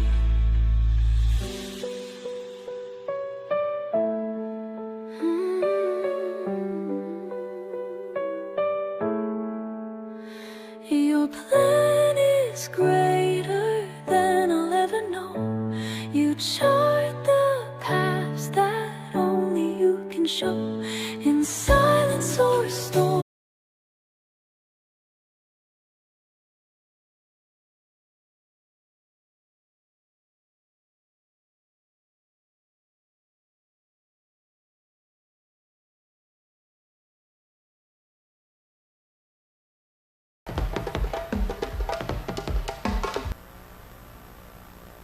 Gwana ti ya butu goma minis inasiatina committee ba bisiama na we ko we to handaga kini la lokuma for we Customary Land Right Act 2022 na we yesa na sia to butu jara bena go jokove ministry na ana employment and labor social security compatisia ba ogwana ya butu goma adia na we yi gege hindi sia ba ministry na ana Kango Hindesia ba yi Hindesia kebe bifi go Hindesia na we ko we to buti he to goma agege Hindesia se tabula dal kuma to buti dia electronic work permit na we ye gege Hindesia sia o ye be to ye he to go mi bitati pe na sia tabua do ye pekisia taba bi gege ni ko we sia ta ye gege Hindesia sia to buti dal kuma ye sa na sia to buti ta kai gisia gala na we bitati sia sia kuma yege gidi kisia sia opo mai gwema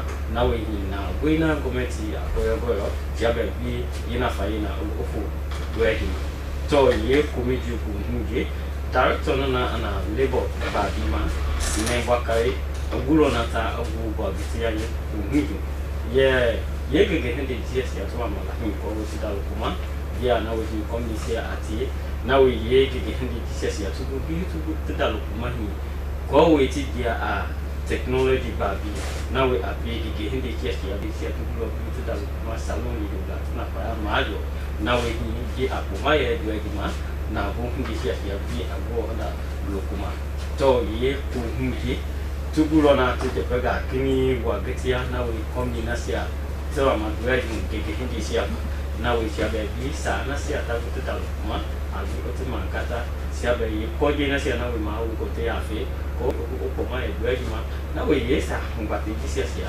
tukulo na ko tida kuma sa we na we mbati sia ko ma e ma to ye ko lo mji jana na we hi tukoma to workshop kuma wa na we ka go na ta ko we Customary Land Right Act 2022 na we ye do ma de sia ta gura to tida kuma to te ye pero na yo kumuje na we activity ko we te dal kuma kia na we namata ati chiamia te kumbati na we commendi do ita to we do charlotte yu to ye kumbati yu hungi director na ye kumbati yu namata sun kita konte ogulo na ta ogwa bitia yu hungi ye he go to go mi te dal kuma kia na we NDC ati ko we te go to ngwe Customary Land Right Act na we do ma Hindesia sia to go to ngwe dal kuma kuma ye gwema ko we ti dia yesa na tia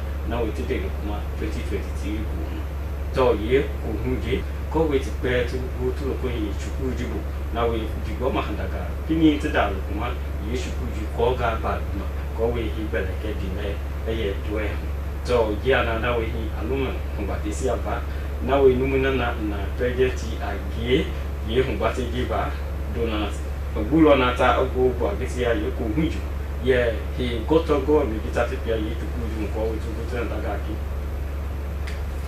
iko ika advance ba fo afraka ke akio mo na Sierra Leone Broadcasting Corporation television lemene alsini alama sisinga kaplika atera atisa ale kala ke kanku ta mai mama panti ana nga ko fact bon pe ka popone e company anto e company ka antana ka besa ke kanto anto e angi ka ka bofi moyo e business so me ka kli ka be ka tinga na ai mario tsena pringa ni I'm at on Satada like Capaso, Caneto, Catana, Pama, my technology, and to Imama, Matama, Tekalai, and take Gramata, do I'm a Tana, you can win.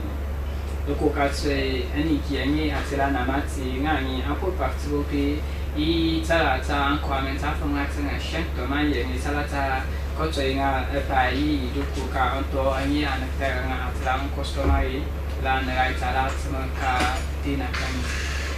Kali katong akaka ofinawati. Kaki kankuta may mama panti o anani ampo kupaktu I company e kama pantmo kalbes aken kanto of kabulo anto I marami mai para technology anto yangi ibet ka soniki kama ka sosoy ngai amolo IT kama matena tani anto de wo fenomeni kama banya nani o adi asatadi afuma banda nani ka requirements anto I ando maten ka tamato to basket ni na benga ko bopo ka amit matema mbet kama buli ka swale woki ka witatin sufini amit matema mbet kama buli butska afin ko pina kai parati ata kakaso nan kama ba ka kimi ko poli ko mi ka famati ba ki o ma patmat pinga ko ma anto famati anto ngai sa nunca so ba se kama ko amenti angoli to kala ani mi agbati ka te asoto ka otoris ka mai mama panti yimo sine bokare ngai ko ta ma ka chip na ma chip ne to ko sa ta la I ko ne ka mu fo mani o amani bet ka ba wo ka ma pant ma fina ngani ngai ma he ka ma boli na ka pa ya si ma yo yangi ka so ka pante ka ne ki me ko fina ni Kabika kofaki kofina so salata kakli kabika mama ya me tek sona ka chichema patana anto I omolo mati IT band afamata ka to tati kabika kofaki kofina ko pati na mai ma de yo tani ti tani etenu pikane I ati prepare epi etboy fina Dagiti kakliso kabika molo asipena to mo ni ati mo anto I era me ati kankapito ni Naso muka tsaba de tsana ni kama kino ki obuli ba kusotos ne kimi ko fino ni ba ko ba segment so afamati kai company yakse paske mangi e ba ya anta tiktika amitma temani anta kli do kuka omolo ani IT ka bana ka atinga ni aima de ya tani ate ma ka profili ate ma ka ba na tsoma na gui kama ko ameti kama ko ira ka tese kama kli do kuka ti ate sumi kama kali epai pipi kai kri kama ben kama atsumuri ba ka afamai kai paya tsara tim kane butsate ni na so ka son alai ka afama bana ka pai o ansba ka kwaktum piasi kri kama bali tsara kama bali tik ya pai mi finani kri kama ko kali pai anto maka so kulai to ka shit matmo to I mo parliament Afame au kuka atamato ta ankwament mati to shenki na nkaku baktu ka te kani so la ka so ta sali ka kani salata kama anbali tara ate yuku ka anto angi anetera na atela on customary land rights angi ala temo ka kren ka tsiet tani wadi data choi so ate yuku ka anto ngatenga anto I ate desa na atamato tangi ate anti Memi smate mani anamati aya mafumati ka do kian otoiska do namati mo so kita content kono so kobika for fake ka fene ka afumai ko ka amitsmate mani ka pai amat ami samani aya mai kan ka pinga ka tamato ta tetani kama anbali tsara tofu ate ido ko ka otonga tengani ngangi ka bali butsku akime ko finani yangi yamio mayo mitmo mai kanka piesa mato tani kama ngo ditsa mamari amete sa kakli kabi katekani ba konteni ko ba se bi kabi ka profeki ka finon ka ba non konto ngata nani o ani atama ni takiti ani ka tsang amolo ma pana foso kama ima anto funi ngani abai anto I amolo ma puts ma papo ngada panani uni bomo yet ka ba keni ngai ibe yeyo ma klido ko kate ki mana te ba mo ya ibet kan kama tsai china tsilido ko kate kan ta na pa nani mo yo ngai ma ila kan ka buli ila ka bu tse chimi kino ka anto na tseni ba ko ba se ben so ka pa o ka klido ko ka tsilido ko kate tani angani ni dat ka so nak so kama pa fino ekbeli ka mine wi muno du masi wa ka afu mai ku passion ka ami tsati wa so kan koi anamati salata atenga ni apu ye target ma pu di waske na ka so tsoi na so ati de ku ka onto na tinge atila customer ilan right atala tsma ka ka tsint anto yi ala na right regulation so ala tsma ka kain kulon ka tsaka yang ini sesuatu yang kami ngasih tamato tani, kami ambil cara memari amitis sangai, kan lo milo mikapai amiti, amade pe kai amani ngani, ayam mitsmo mikaten makapai, wah antu klene, antu fira kami mitsmo kalami, kami cici makat kata amani, mila macam tu kami ambil cara soal lati, miyama patmati, kami ambil cara cici sangai. Lama kaya anti ani anita atila piece of which mampu bakrin keme kini ka mai maka karani wa aniki na aka andi aku ai labulo ka aka anti ngatsengani ngani atila meta mi papia ka amit matsamani bila ka kusotane kabut epa imi efine koton ka nga aka andi aku antoi ani bulo ka aka anti ngatsengamoini ka amit mati di so ka bikadi epa ai efino mo tsabi ngati pangama shik ne dolini ka tsoi nga go pa nga ni apo tsoi ka pangku nga soi nga be nga lai ka mani ngati mayantine maka angka antenya ba ka in ka tsekani kami ka fofaki ka fino amit mati mi abali shik limani ako mai ka bika fofati tsfino ka kati ani kinga angka andi aku ai la blo ka antenga tsangani kami kabiko tsofati tsfino ka anka andi ani di moi kama angpasne moi mama ka anka nga sei angali afma fino ni tsa anto dani na ai fatu aku ka ani kinga anka andi aku ni pa ka mo dollar hansilen sei kono sei kali ka fofaki ka fino ka ko solumi tabinga arti panama pane dulumi o molo eputsa te eputsme wa otma kniso ka anka andi mo di chokani kono so kodi ka fof eputse we fino tanga kandi wa kobi ka fofaki ka fino topi ka fofati ta kono tanto yanko so be pa bonega sala tanga so mama di pashi papi ka antine kanteni mampu bakri kene kina ka so ibu ma fino minga ni apoyo ka usate kadi melto atai ka ke kanko ta me mama panti anto ngapo paktibo pi ekumma eniki eyi iluku kama na pantmo kabesa ke kanto kabulo anto i mate manomi salata kama buli sokane kabute time tufina kakli kabika atingang aima dio tangi mama imati anto i amolo ami IT kubantenai eniki ani atila na mati ngangi apo paktibo so I tata ko amenta format to mai shak to mi salata ko to nga wi ati du ku kanto ni anate mo atila ang customer ilana act ala tsmori wa akai na ingi daktane deminen abseni anon sisi ispato avan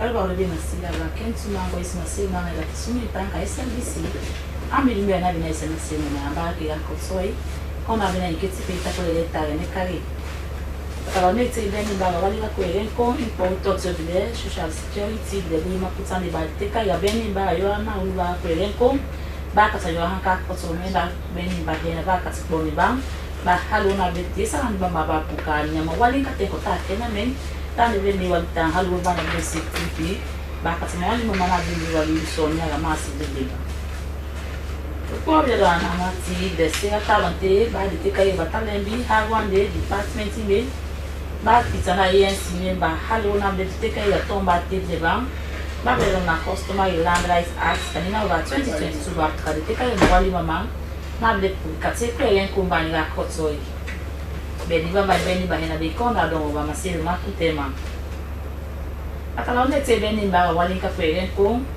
ene ko to se bi de social security ba pa ma yen kum ba de ma kutande ba halo na de sarane ka beni ba yo na rumba ko ren kon titsana ba ka yo hanka kotsoi mene helen bidani poni ba hena de serata ga de ba poka ya sarani ba haluna de ko sirtipi ana ma bile ne wali kai ga ma wali ma ten coin ba da ka ma wali mama ka ma sina ma wali mama ne sonya imbeni ba te na ne o ka fo ma ba poka de ka ma wali na kaya kotso ya kwere kuma kama kutani mabo ibine de sila tabante ba kalani bi kaya kwamenti yene ni walikare bisa taba ko mama bebi ngai kaba talendi hawandi titsanda mamle porque sistema wali mama kabeni ba tibina utakwa foma ba kasama wali mama ba ni ya kotso yi ne ode kaya kabri bitibine be mbese baba haba makutani mama ba haluna mle pambe nombe ni baga wali la kopi bibliothèque ina lemde puke ne pa na le de usanko ko baba kasama wali ma non la siba ko ba ko katinsa nombe ni baga kwa menti ba kasama wali mama na tambe ba kunega wali ba na ben kai ya ko tsoi kana bile ke ya ko tsoi ba tsoni onka ko ga ma wali ka ko eren ko sinebo kai e ko ba na sinna tabati ba ko kamuna mena unse bana utipi non kama wali mabde ni wali kaya maten koin ba halu na mne mepu kisi kaya umasi halu na ni usonia ba ko kanya mawali ma yohoi ma mete imba ko kaduna ma mega be obe ba tiga mawali ma ba halu na men kaya kotsoi ka ko hamba e ponko hele bana mde puke tunne umase ba halu ba ko ka deta kaya na hulu ba beti ba imba na kwelen ko ma kusimuna hamba bambani sabia bini wali kaya be ba halu ba duna mame ma kena me ina bile kaya koto non ko bi bile kutuna ka bia bini wali ga kwele ko umbe ni ma bile tinda foma ga utakwa ba kasima wali mama ba ni na koto yi na bile beni wali bisete ma ko ma me bile fun ko non ko temba kai bile ba de kai non na dinti bile anon ko bi bile tibe mena na beni ba tibe da utakwa foma ba kasima wali mama ba ni na koto yi na bi mo pungule te kai ga kwele ko non kwa mesa ba ko kadita non ko temba bile kai yo iba halu na mde puki dete non kama wali matem de ba dule pon ha bani am de ba ka kotoi ba ka sama wali ma kina me ma ka kotoi ko ele kuma ama mde kunko no na wul bamba na mde beni wali atala ni se beni ba ma wali ya se ata bante ba kala ni bigede ba halu na mde puki bu ma kusa ni mama ba puki anon peten ba mde kahe ba halu na mde puki ti de te kai ga beni ba ti ne ba fuma ba kata mawali mama ba koto hamle ba kasa menka banka ba parliamenti kana bile kugedune mame ba kasa mawali mama ba ni ga koto ayala ba kasa masere ma koto bisete ma kwe mame ka wali ba parliamenti ba talendi ele kai department be yesimbe nese ata mate ma kusa ni magbo ebile ba halo ba le te kai ya tomba de na Customary Land Rights Act ba te de na 2022 kana bile tseni no na bile te kare ma wali mama bani ga tomba bam ka beni ba bile te mali ba ni wali kare kama kusandi mama ba no bisine membe ka poble na mata ka tempo du kare ga bile ma kusandi mama ba tsoni wa kosa ko ga na mata son kita konte de pungita le no bia bile ne be kama kusandi ma bo hebile ba halo na bile puke tseni no bi ni wali kare ga kwa menti ofisi bi ha wande ga tempo du kare titsanda no na bile ni wali ba ka kunkia imba ni ma haga nduma na bile katima wali mama bani ga koto no ka toni ba tibne ba bile na Customary Land Rights Act of 2022 ba de tegale ka reforma ma wali mama ba na 2023 ba halu na bile pugi pame in ba nyam wali mama na kude na me kai ga koto ga pere kumba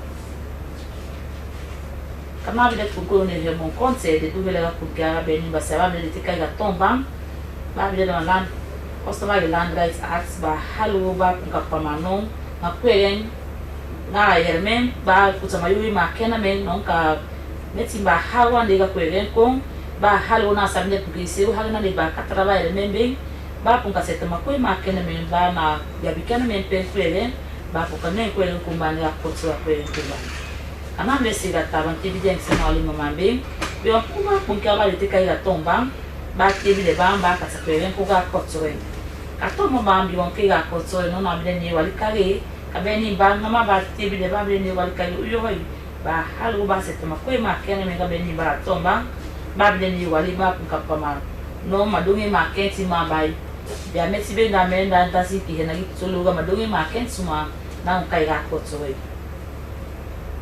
setama ko ma be bile ti ma mo no ko bile na mata ba halu ba ka de te kare no ba tonta unu kabeni ba tomba ma be do na Customary Land Rights Act 2022 ba de takari ma wali mama bani ma be ni wali yoyi ka no be ni ba tibna utakwa fo ma ba me ko ka den kita baka takulele ko baka kotoe kama na bile tika ya makusa ni mabo bile nomba talendi hawandi bini walikaya comment ba ko kasama wali mama kana me hunu yoyi kakwele ko ba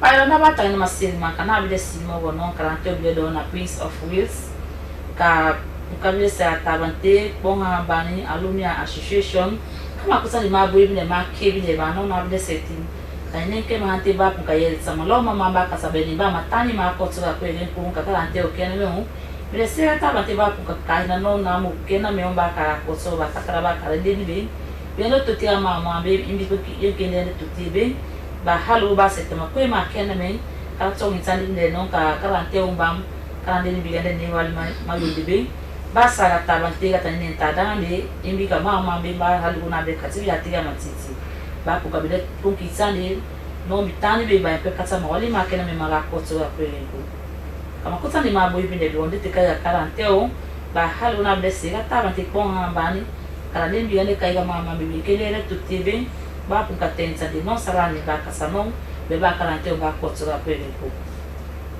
amiri able buba titani nombe ni bani be wale ke ba punka yustani non kala nembi be ba punka kopto be ni ba matani ma imba punka de wale kaiga ponga bani so president wa ko alumni association odunga kwele kwa UK Donald Hensley de duga ko ke aba na blesse gata ba tiba ku kasimo nombe ni ba ma wali mayo ba kaskaramba ko so yi ba kala ni bianda ko so yi meni beni ba ya ti na ka ya ko so karante ma imtonda ko karante oda de to ka le ti ma mu no kala ni bi na foma ba sala ta ma ti ma ku ka de kitsobo no ba yeta ma wali mama ba ni ba ngasimo ne ba kaskarante wa ko so yi kama lo mama bani tena pina masirma yamba hele ka kego hele na pita kwele tane kai atala nete beni ba wali bo ga social security de tete ka ya beni ba wa ya na olwa kwele ko be ba yo hamba beni ba boni ba na be kaya kotso ya kwele ko ba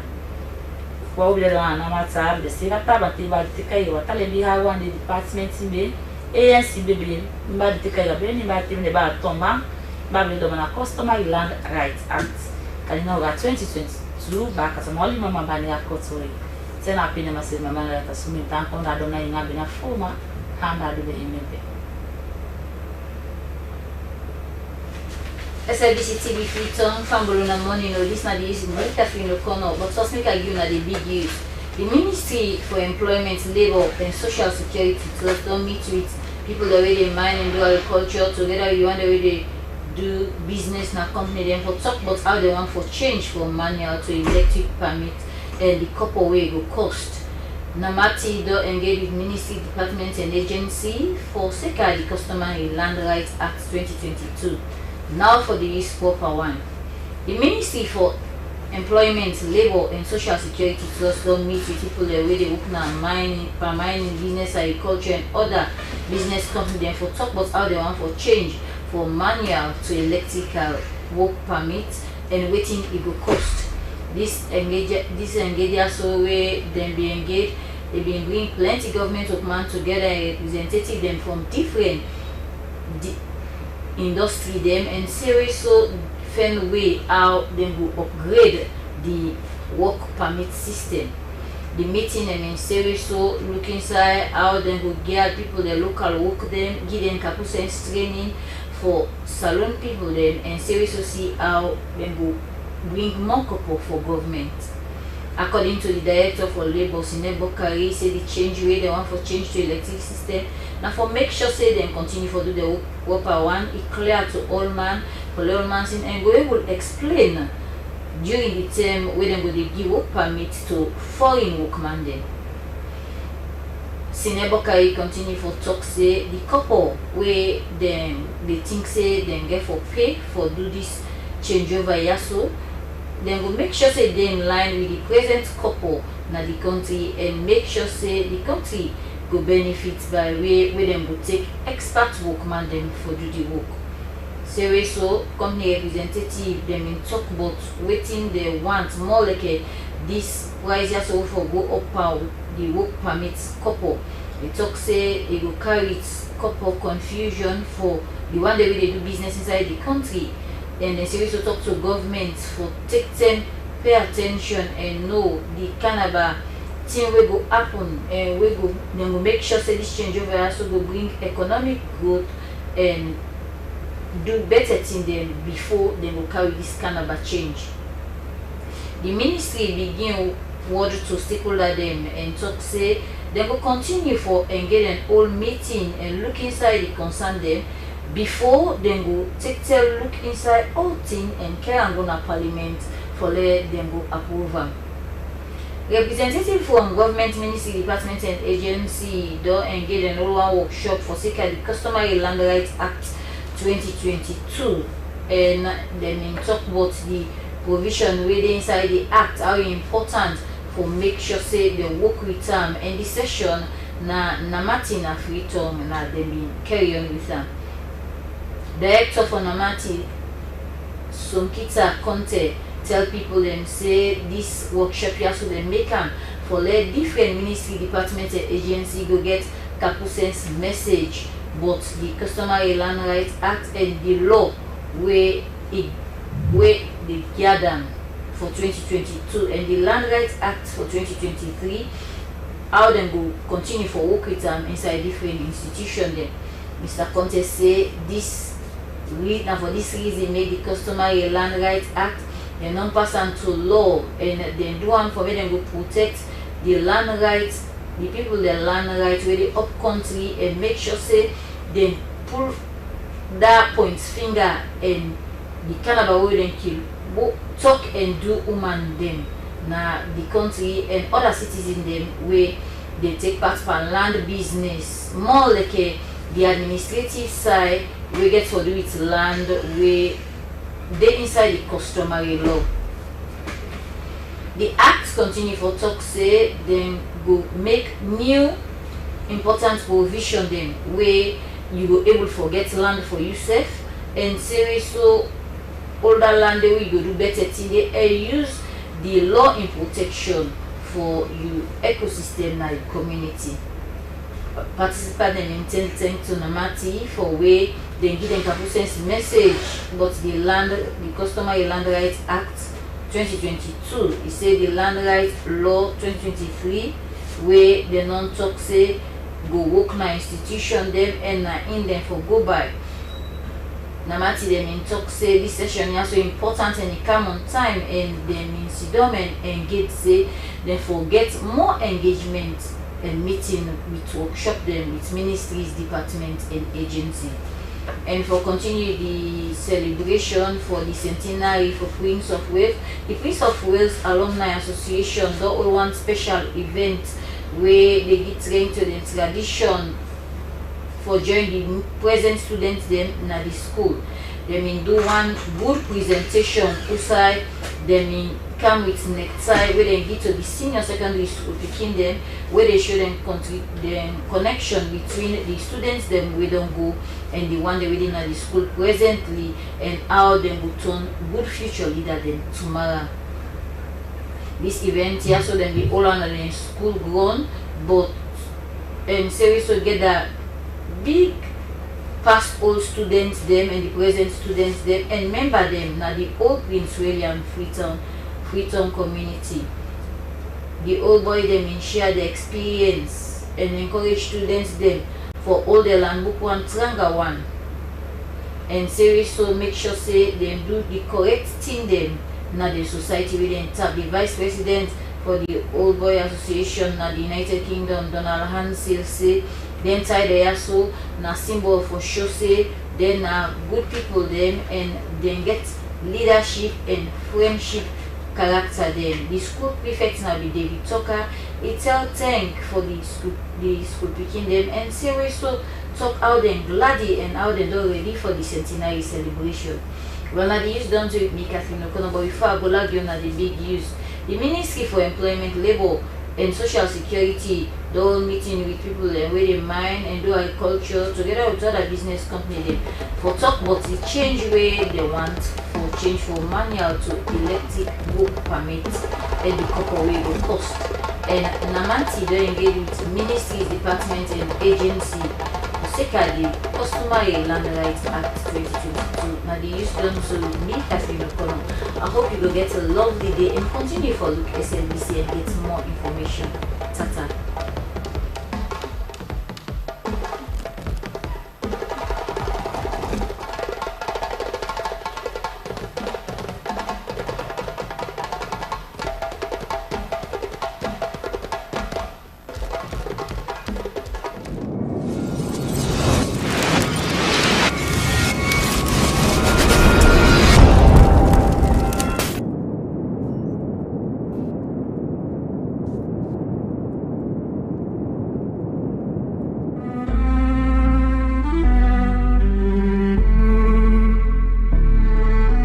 Desert of temptations, I hear your voice. Man does not live by bread alone, but by your word, my choice.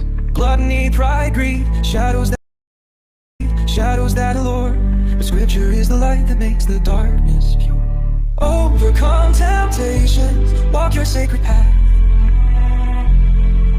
Your spirit guides me, dissolving all my wrath. With God as my shield, the evil fades away. In Lent I'm reborn, your grace shows the way. The devil offers kingdoms, vain power, empty fame, but Jesus answers, worship only God, your truest name. Greed tries to steal our trust, but faith, the root. In your promise, Lord, we bear the fruit. Holy Spirit, descend on me, like a dove at Jordan, set my soul free. In life's desert, I won't fear the night, for you are my guide, my endless light.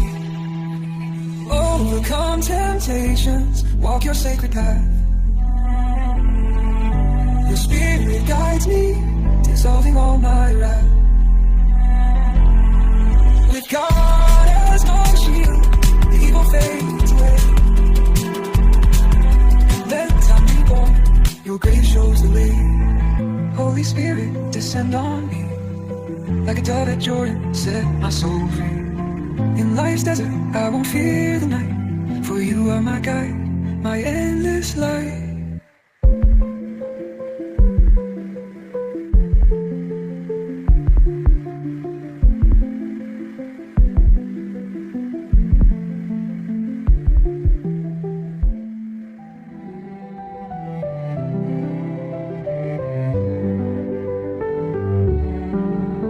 When shadows try to pull me down, your word is light that turns me around. Gluttony, pride, greed, the enemy's call, but in your name, Lord, I resist and stand tall. I resist the dark, follow your flame. Your love's my shield, no worldly gain. With every no to sin I choose, in you, Christ, I find my truth. Offers false crowns and thrones, power and glory that fade like stones, but I kneel only before your throne. King of kings, my heart's true home. Oh, Holy Spirit, fill my soul. Give me strength to make me whole. Turn my desert into sacred ground, where only you, my Lord, are found. I resist the dark, follow your flame. Your love's my shield, no worldly gain. With every no to sin I choose, in you, Christ, I find my truth.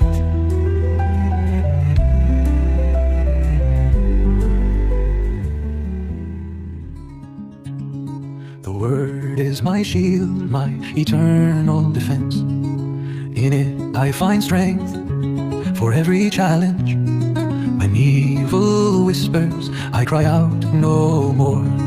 Jesus is my rock, my peace evermore.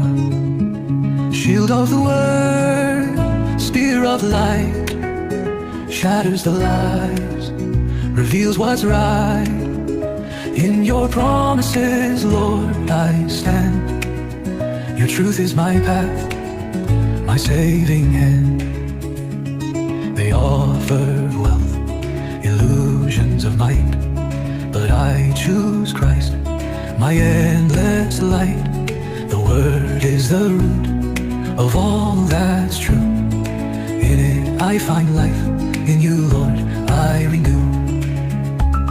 Oh Lord, teach me to listen close, to stay bound to you, my eternal host.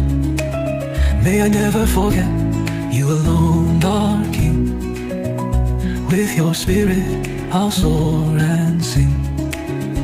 Shield of the word, spear of light, shatters the lies, reveals what's right. In your promises, Lord, I stand. Your truth is my path, my saving hand.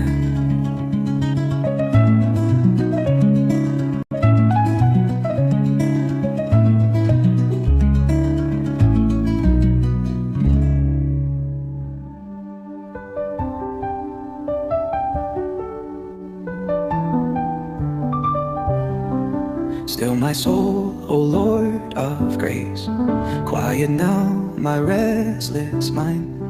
In your gaze I find my place. Leave the world's false hopes behind. Hunger seeks what cannot fill. Pride exalts an empty thrill. Yet your voice so soft, so clear, draws me ever, ever near. Lord of grace, my heart you mend. Love eternal without end.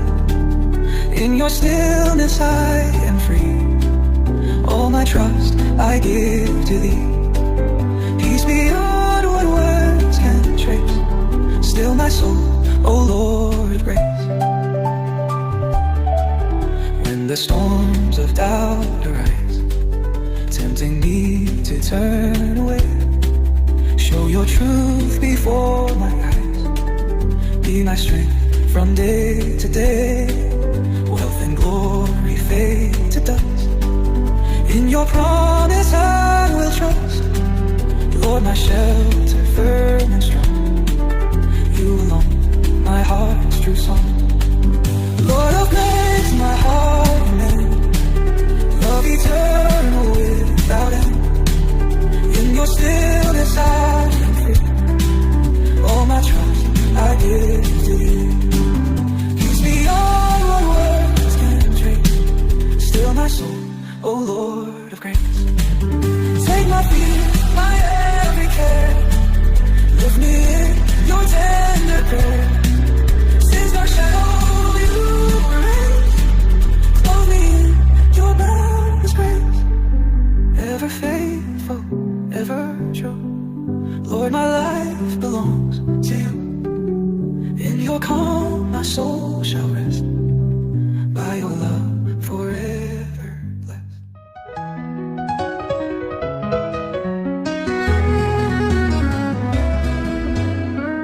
Walk with me, O Lord divine, through the shadows of my soul.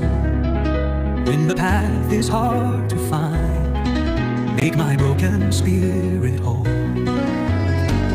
Earthly joys may call my name, yet your love remains the same. Guide my steps, my heart renew. Lead me closer, Lord, to you. Oh, my Savior, be my light. Shine through every darkened night. In your presence, fear subside. With you, Lord, I will abide. Strength and peace forever mine. Walk with me, O Lord divine. Voices whisper fleeting gain, power, wealth, and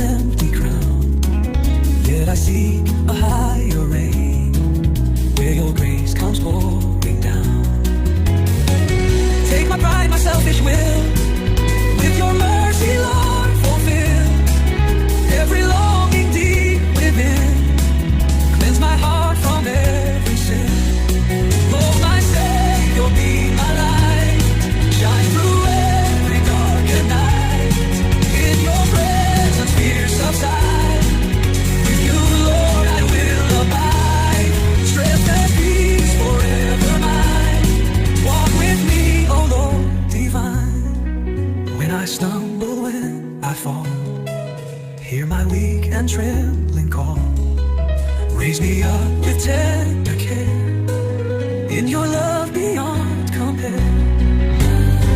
Step by step your hand I hold, more precious than silver or gold. Through all time my soul you claim, glory be to your holy name. Step by step your hand I hold, more precious than silver or gold. Through all time my soul you claim, glory be to your holy name.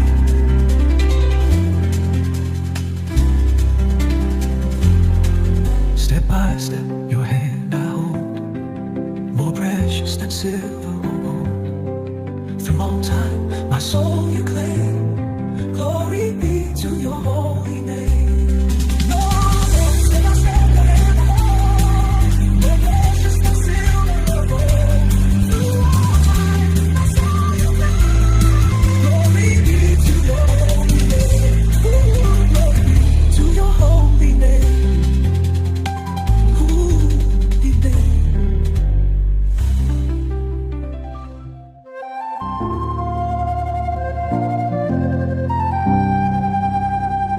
The world may fade, the stars may fall, yet still your love will stand through all. No fear remains, no doubt I keep. Your arms are strong, my soul will sleep. All I need is you, oh Lord, through every trial, every storm. You are my strength, my only hope. All I need is you alone. No earthly treasure, no fleeting gain could ever heal my deepest pain. Yet in your love, my heart is free.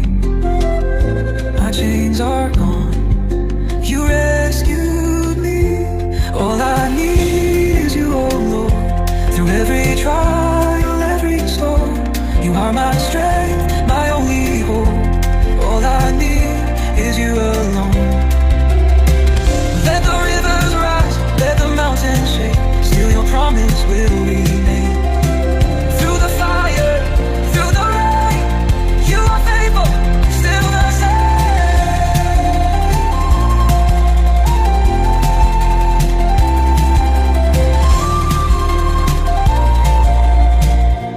All I need is you, oh Lord, now and always evermore.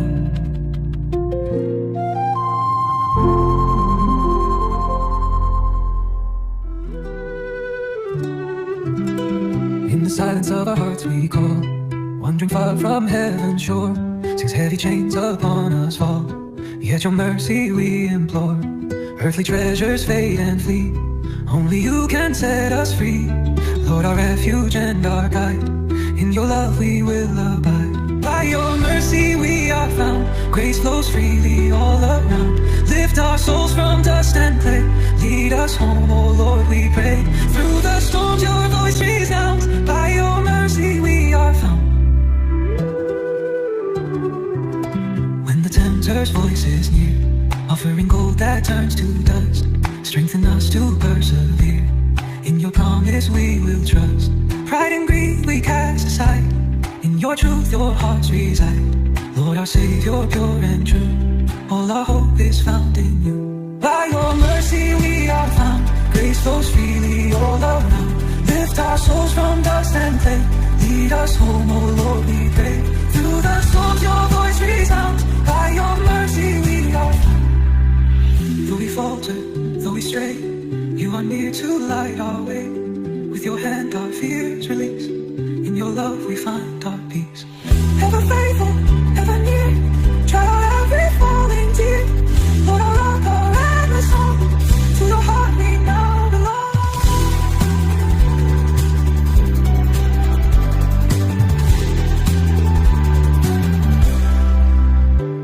Ever faithful, ever near, dry out every falling tear. Lord, our rock, our endless song, to your heart we now belong.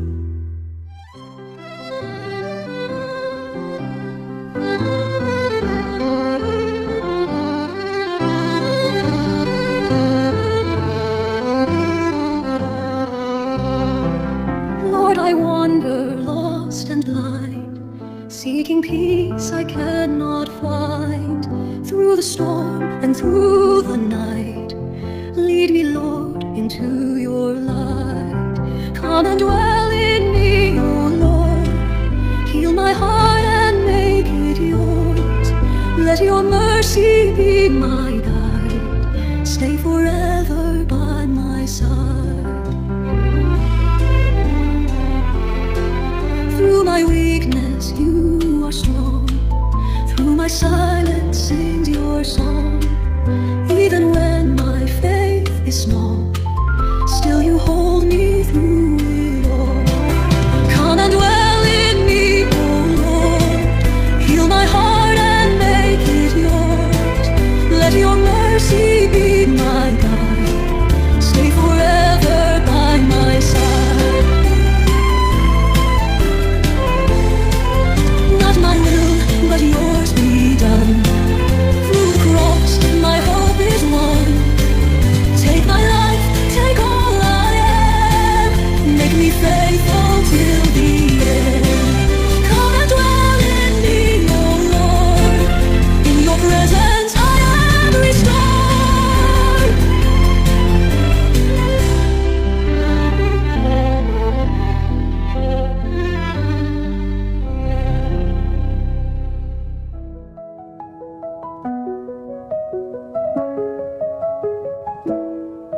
In the desert of our soul we walk, 40 days with hearts laid bare, tempted by the shadows dark, yet your spirit lingers there. Bread of earth cannot sustain, pride and greed call out in vain. Lord, to you we lift our plea, guide us to eternity. Oh Lord, our strength, our saving light, through the wilderness of night. Hold us fast when shadows fall. Hear our humble contrite call. Not by bread nor pride we live, but by grace you freely give. High above the tempter shows, kingdoms fast, a fleeting gleam. Bow to me, his whisper grows, yet your truth redeems our dream. Vainglory fades, its promise lies. In your love our hope shall rise. Only you, O God, we serve. From your path we'll never swerve. O Lord, our strength, our saving light, through the wilderness of night. Hold us fast when shadows fall. Hear our humble contrite call. Not by bread nor pride we live, but by grace you freely give. On the temple's edge we stand, doubts and fears on every side. Test love the voice demand, but in faith we shall abide. Greedy one we cast away, seek your will this holy day. For your angels guard our way, in your mercy, Lord, we stay. Oh Lord, our strength, our saving light, through the wilderness of night. Hold us fast when shadows fall. Hear our humble contrite call. Not by bread or pride we live, by grace you freely give. 40 days we turn to you, sinful hearts made pure and true. Lead us, Lord, through land's dark tide, to your cross where love abides.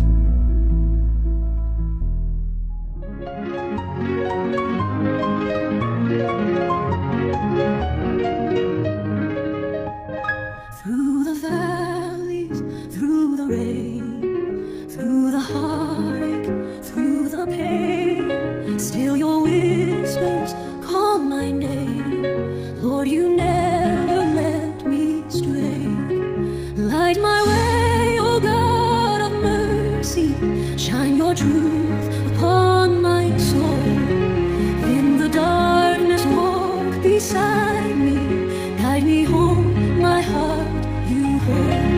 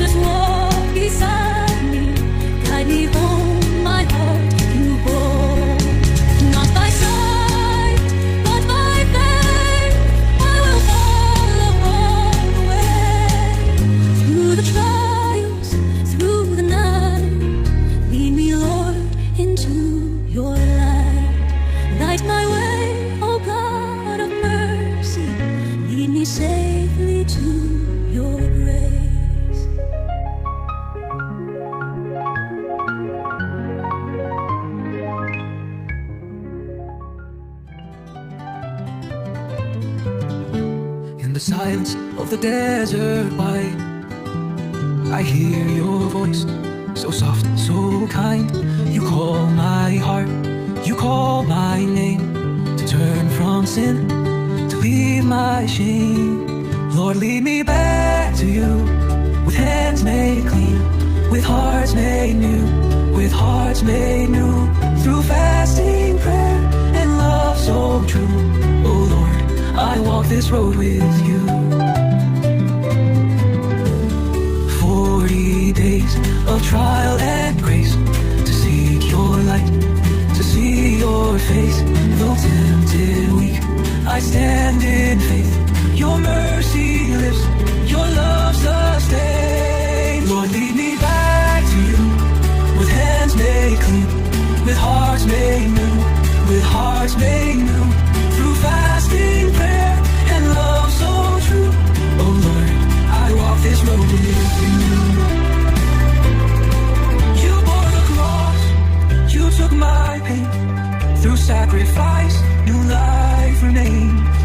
With every tear, with every sigh, your love reveals, your love revives. Lord, lead me back to you, with hands made clean, with hearts made new, with hearts made new, through fasting, prayer, and love so true.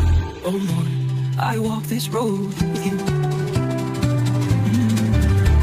And when this lantern journey ends, I'll rise in grace, renewed again. For into you brought the light, and led us all to Easter's night. The Jordan Jesus came, pure waters surrounded his name. The waiting crowd saw and believed that the Messiah had finally arrived. Holy Spirit, descend upon us, like a dove, bring your peace and force. You are my son, my endless love. We are yours, oh Father, just like these. In the waters, the world renews, promises made to follow you. We renounce all evil, every test, and live in the warmth of your rest. Holy Spirit, descend upon us, like a dove, bring your peace and voice. You are my son, my endless love. We are yours, oh Father, just like this. In the Lord renew in us the gift of your Spirit. Guide our steps, give us your light, to be a light in this garden night. Oh Lord, renew in us the gift of your Spirit here. Guide our steps, give us your light, to be a light in this garden night. Holy Spirit, descend upon us, like a dove, bring your peace and voice. You are my son, my endless love. We are yours, oh Father, just like this.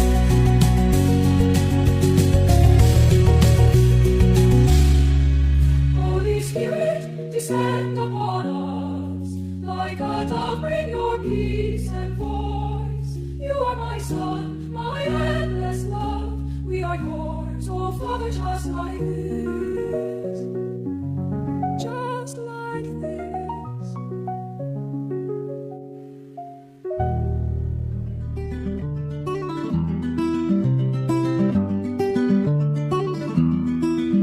If your hand is pride that blinds you, cut it off.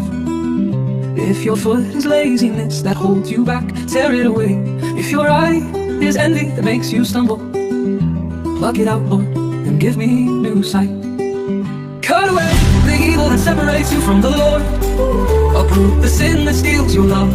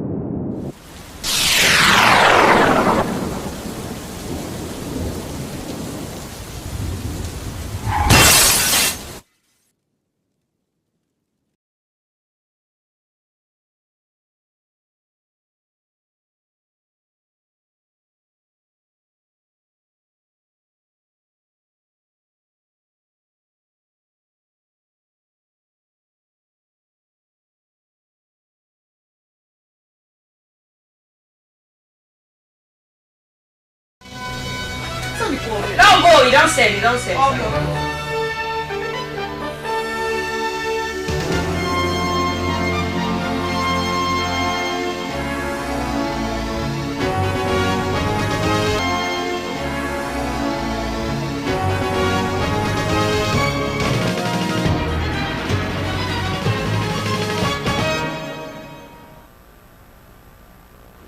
It's midday in Freetown. Good afternoon and welcome to the podium.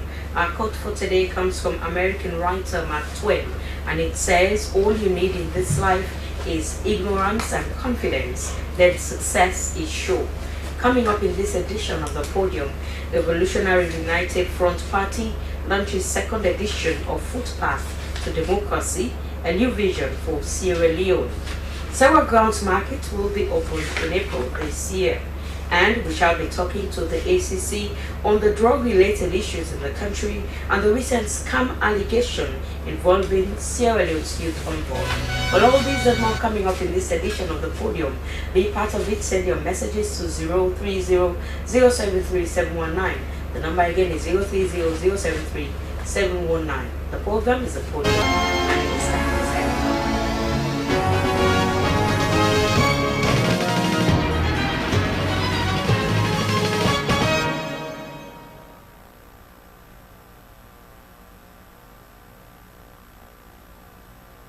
Welcome to the podium. First on the podium this afternoon, the Revolutionary United Front Party has launched its second edition of Footpath to Democracy, a new vision for Sierra Leone.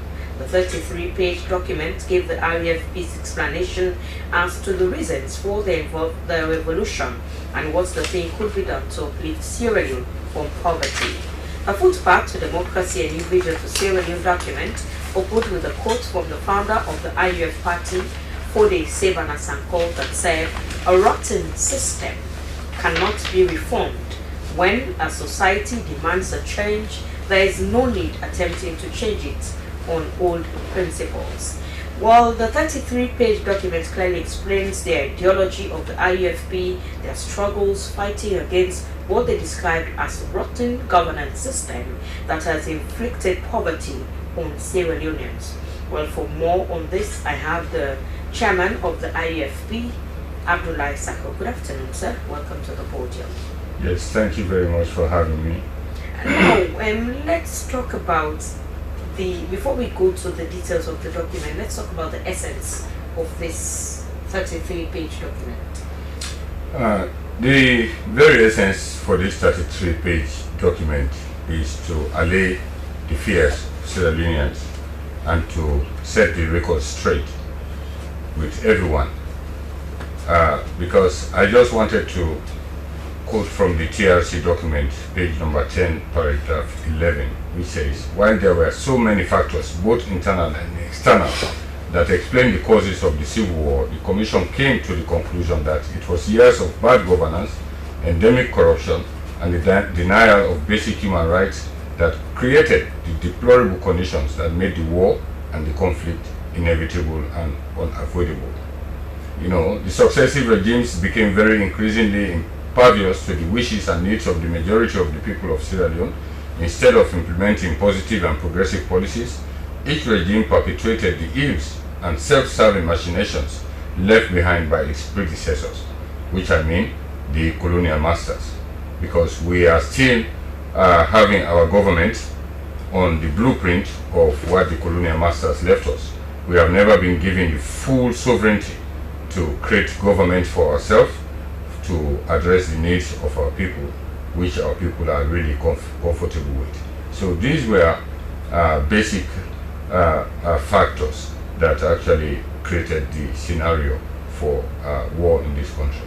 And now this is the second edition of the document. Let's talk about what the IUF is trying to explain to the people. Are you trying to give justification of what you did during the war? We are not trying to justify that. The TRC recommendations have already justified that. The TRC said because of bad governance, endemic corruption, and the denial of basic human rights, which created. So we are trying to avoid this kind of situation in posterity, in the future. You know, because the RAF... So in essence, you're admitting that that was not a solution. That was not a solution, but it was the only solution at that time, because all other efforts... Only solution, killing innocent civilians. Well, who killed not innocent... even targeting those in governance, no. Those who perpetrated the ills you were fighting against. Well, this is the misconception that people have about the RAF. But they are the ones who died.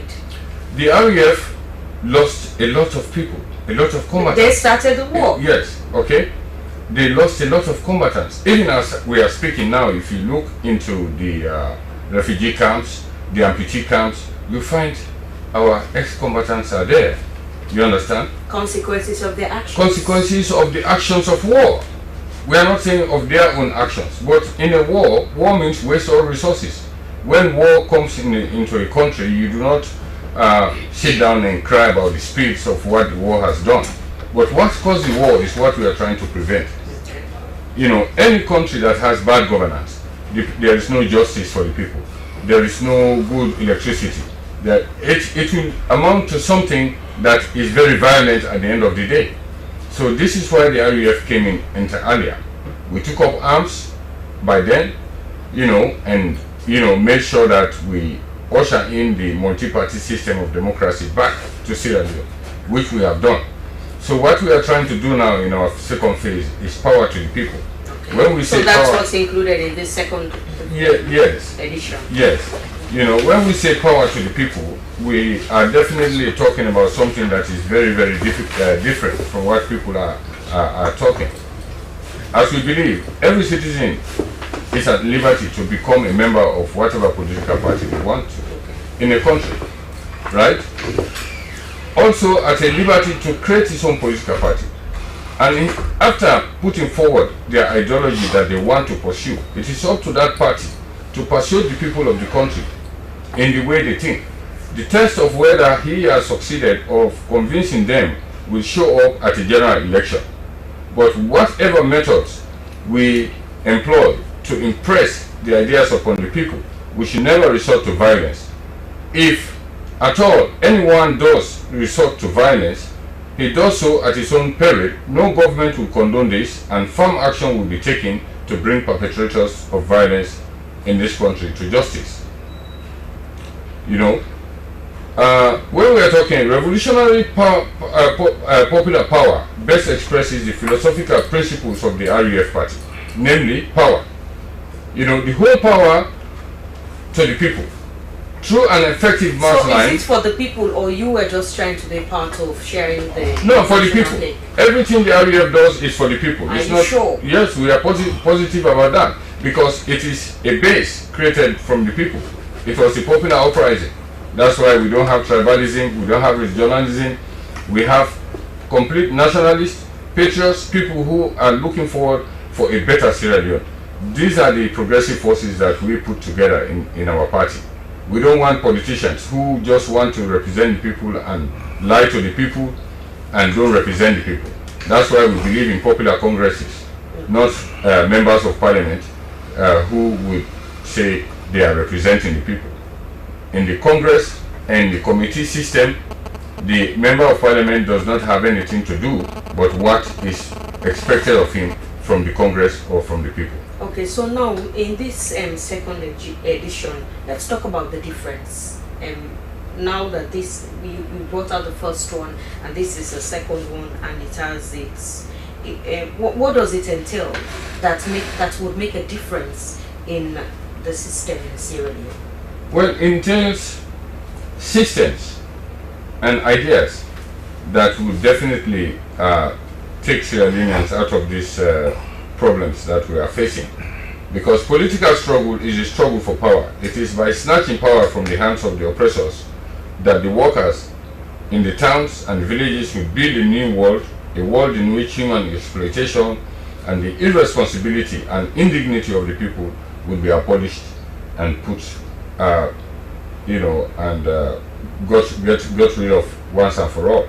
Because Sierra Leone, as we are at the moment, at the present moment, has gone back to those days that we have been talking about. What do you mean? Well, there is a lot of injustice in the country at the moment. We have youth problem. Look what Kush has done. Kush has destroyed almost 70% of the youth in this country, across the country. You understand? In our own government, the government takes complete control of the people because the people are in complete control of the government. It's not the other way around, where people would just vie and say that we are representing the people, whereas they are actually not representing the people, they are representing themselves.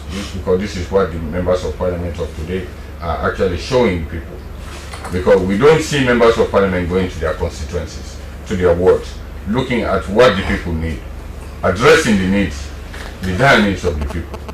So our revolution is about complete transformation, where the people will So have... you think this, right? What impact did the first one make now that you brought out another edition? The impact, well, the first one did not make any impact because the first one was actually banned in 1995 by Mobon's government, and they burnt it, and they didn't want it to be distributed because those were our basic documents. The Footpath to Democracy and the book called the Green Book, which was a book written by Muammar Gaddafi in Libya. Those were the books that preceded the armed struggle. Those were the books that students at Frabe College, Minti Magai, everywhere, people were reading to understand what democracy actually means, because the people of this country are so illiterate. 70% of them cannot read and cannot write. Even the laws of our country, our people don't know it. So we are trying to change that narrative, wherein the people can participate in the development process of their country instead of handing it over to people who are not worthy of ruling the country. So you think just one write-up with everything the IEF stands for will change the system? Well, I believe if this book is actually made available in our indigenous languages and it is well disseminated among the people, the ideas in this book can actually transform these people. Whose responsibility is that? Well, the responsibility... Is the IEF planning to do that? Yes, we are. We are actually planning to do that. We are holding debates with university students, colleges, students at different schools and different disciplines and professions. We are actually meeting the people, you know, paramount chiefs and so many other stakeholders in this country to make sure that we gather the progressive forces to have the right information at their hands so that they will not be opinionated about the RUF, thinking that the RUF is just a fighting force, it was a senseless war, it was a this war. All those kind of things are said by people who are benefiting from the rotten system. And when we say rotten system, we are not being specific about a particular government, either the APC or the SLPP. We are just talking about a rotten system that we inherited from the British colonial masters. Our parliamentary systems are rotten. Our judiciary system is rotten. Our executive system is rotten. Our education system is rotten. All our infrastructures, all our institutions are rotten because they are not making the impact they are supposed to make on the lives of the people in this country. Okay. Our mineral resources also are one of the biggest things that we think our country has to nationalize. You should not just let people come and exploit your country for pittance. Diamonds are going, gold is going, bauxite is going, iron ore is going. Even as I'm speaking, you go to prepare, the trains are going non-stop.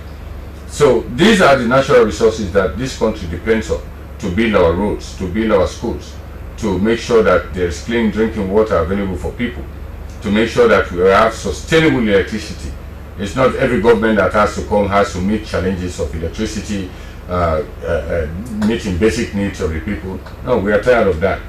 So that's why we are appealing to the people of this country to see reason, not to look at the RUF as a bad or as a bandit organization, but as a Pan-Africanist organization which is actually thinking positively to develop this country at par with other African countries who are doing the same. Because if you look at Burkina Faso at the moment, they don't want IMF funds. They are actually striving.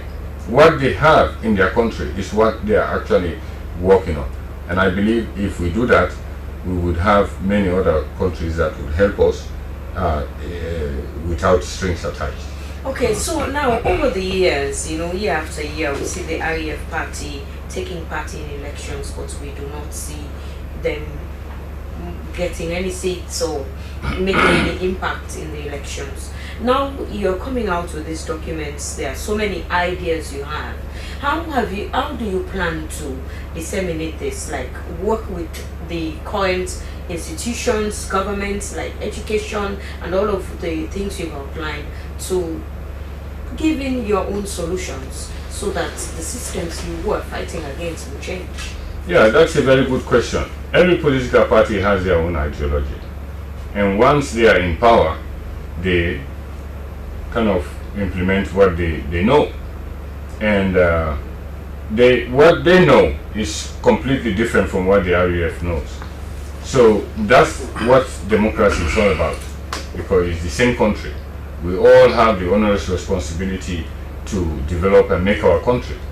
If you are in power and you are doing something that, let's say you are fixing roads, or you are fixing electricity, or you are fixing education, I mean, if we do not see that there is sustainability and it's not tangible, another government has to come and do the same thing. Another government has to come and do the same thing. Because from 1961 to present day, where we have been, if you go into the records of this country, every successive government have been having challenges with education, electricity, water supply, livelihood of people. So how do we come to end that? Yeah, no, it's not you coming to end. Yes. Rather than being on the side, releasing documents condemning the system, bringing solutions on paper, what would your party do to work with people in power to make sure what you're yearning for is achieved? Well, we only wish and hope that the people in power could actually look to the REFP as one of the potential human resource potential in this country to develop the country.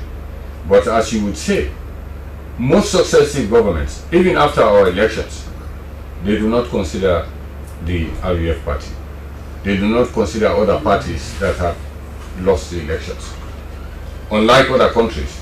Because if we were on board, for example, on the SLPP government, there are so many things that the SLPP is finding as a challenge that we would definitely bring good ideas as to how we can fix those challenges. So have you reached out to them, or are you waiting for them to Well, we will not reach out to them. You should. They if should you have know. the country's interest at heart, We do.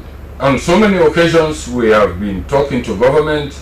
We have been meeting in different meeting places, and our ideology is just the ideology that a lot of political parties will not buy, because as long as they are benefiting from the status quo, from the imperialist and colonialist masters' agenda, they will never transcend and give power to the people.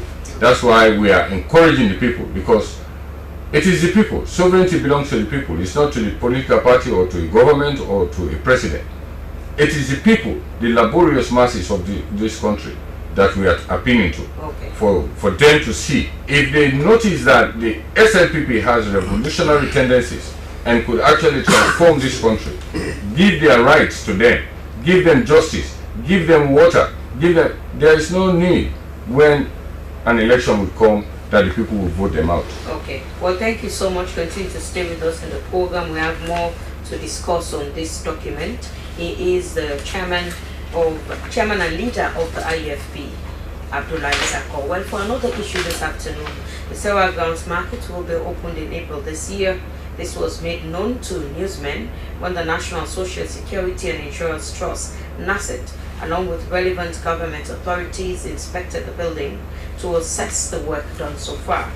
The market, when completed, is expected to reduce street trading in the capital of Freetown. Well, for more on this, I have the head of public affairs, NASIT, Mohammed Mangali. Good afternoon, sir. Good afternoon, ma'am. How are you?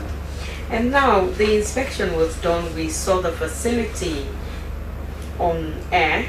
Now let's talk about work done so far. Yes, 99% of work at the Sierra Ground Market has been completed. The market since October this year was ready for usage. But there we are ancillary facilities that needed to be added to the facility to make it up and running, to make it modern, to make it usable. That led to the extension of time at the end of March. Almost every other activity line has been cleared except one, which will be done this weekend. That is to clear up the car park, the second car park area. So for now, we are sure Sierra Leone is ready and ready to go.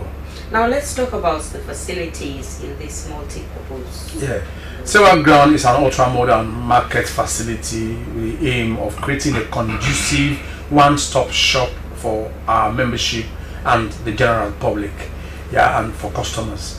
The complex constitutes a 1,936 shopping facilities. 1,936 shopping facilities. We'll have 1,244 stalls, what we call in our local palace table, business table. They are decent market stalls that we cater for 1,244 of our compatriots who want to do the kind of business. We have 277 middle shops, lock-up shops. We have 164 large lock-up shops. We have 76 medium and small lock-up shops for storage facilities. And we have 104 toilet facilities for the usage. We'll also have a police post station at the market for security purposes. We'll also have an internal camera security system to surveillance the atmosphere, because where we have 1,936 business people, it will mean the customer turnover within a day will escalate to 3,000, 3,000 or 4,000, because just the business people are 1,900. We go in there to buy and come on a regular basis. We'll cater for under 1,500 on a daily basis. So it means Sierra Leone will be housing at a particular time, over 2,000 individuals. So we need to have a security system put in place to ensure the safety of the market women and the customers. Beyond the CCTV camera system, we have an inbuilt fire extinguisher system. It is settled there. It's an automatic fire extinguisher system that will prop up alarm and activity the moment a smell of an infection arises that will cause damage to the property and individuals. Beyond that, we'll have a post for the Sierra Leone Fire Force. Fire Force will have a post at that market so that they will be there to cover up when the emergency fails. We are also catered for toilet systems. We are hosting over 1,000 people. They will have to use a comfortable, convenient room. It's 104. Every building has 40, 30, 20, based on the size of the shops or the business centers. Convenient rooms, which we call toilets, convenient room for people for usage. We also have a daycare facility, because we know most of the market women for that purpose going to be women. Most of them have their kids. Some will not want to leave them home to come to the market. So we've catered for a daycare facility to look after those children. There's also going to be an emergency health service system station at the point. We are also conscious of the use of water. We have, beyond the borehole system, we are linking to Salwako, and we have a 120,000 storage water facility kept for any contingency in case there's a problem in the borehole, or we don't have. We are not going to rely only on state provisions. We have our own borehole, we link it to Salwako, and we are also catering for a storage facility which is there as I speak. In lighting system, beyond the national grid, we have catered for 360 watt generator system standby to provide emergency lighting at the time when there is a power cut. So Sierra Leone is an upscale business facility provided for our people in this country. It is the best within the sub-region. Now, from what you've explained, this is is epic. You know, it's like a modern facility of. It's not like it is. What we no, it's what you've explained. I've not seen it yet. So, like what we see when we travel overseas. Now let's talk about the affordability, because we know that most of these traders used to have only stores, not shops. Let's talk about that. Yes, the good of all this is NASIT is a public institution, and the funds at NASIT are public funds, and the government also, the President Julius Maada Bio is very concerned about the well-being of those funds and also the people of this country. So Sarah Ground is an investment, and it means there is a need for us to recoup returns on that investment. But the most important part is a socially targeted investment. It means it's not much of the benefits, the dividend we're going to accrue. It's about the service we are going to provide for people. Yes, money has been spent in it. Yes, we want to accrue into that money and yield dividend. Yes, we want to run the place to perfection, but we also have in mind the poverty fighting mechanism. That market will be one of the instruments that government is using to fight poverty. Yeah, if you give them a conducive marketing environment, they have a conducive marketing atmosphere, the business is going on, then their daily sustenance is improved. So beyond the profitability of the project is the social marketing, is the social aspect. So we are concerned about it, and that is why that complex, yes, we want to maintain it, it has to be affordable. Okay, now let's talk about the shops. Now that you're saying that it will be open soon, are they already taken, or is there a process for people to apply for them? Yeah, there has to be a process to any engagement. You know, just go and take, even if we take all the keys at Sierra Ground, we call all the market women at Sierra Ground now and Ambassador Street, we throw the keys, go and pick what you want. Not everybody will have a shop, because the demand is more than the facility. So it means we have to put process in place to ensure there is coordinated outcome. Yeah, the first we'll have to do once it is completed now, as it is a public information system. We're going to engage a robust public education to the market women, to the stakeholders, to the general public on the facility. Then once we get that going alongside the availability of procurement process, the forms are going to be available soonest. You can procure, you can collect a form, or you walk to the office that are going to control the markets. You go to the office and express an interest.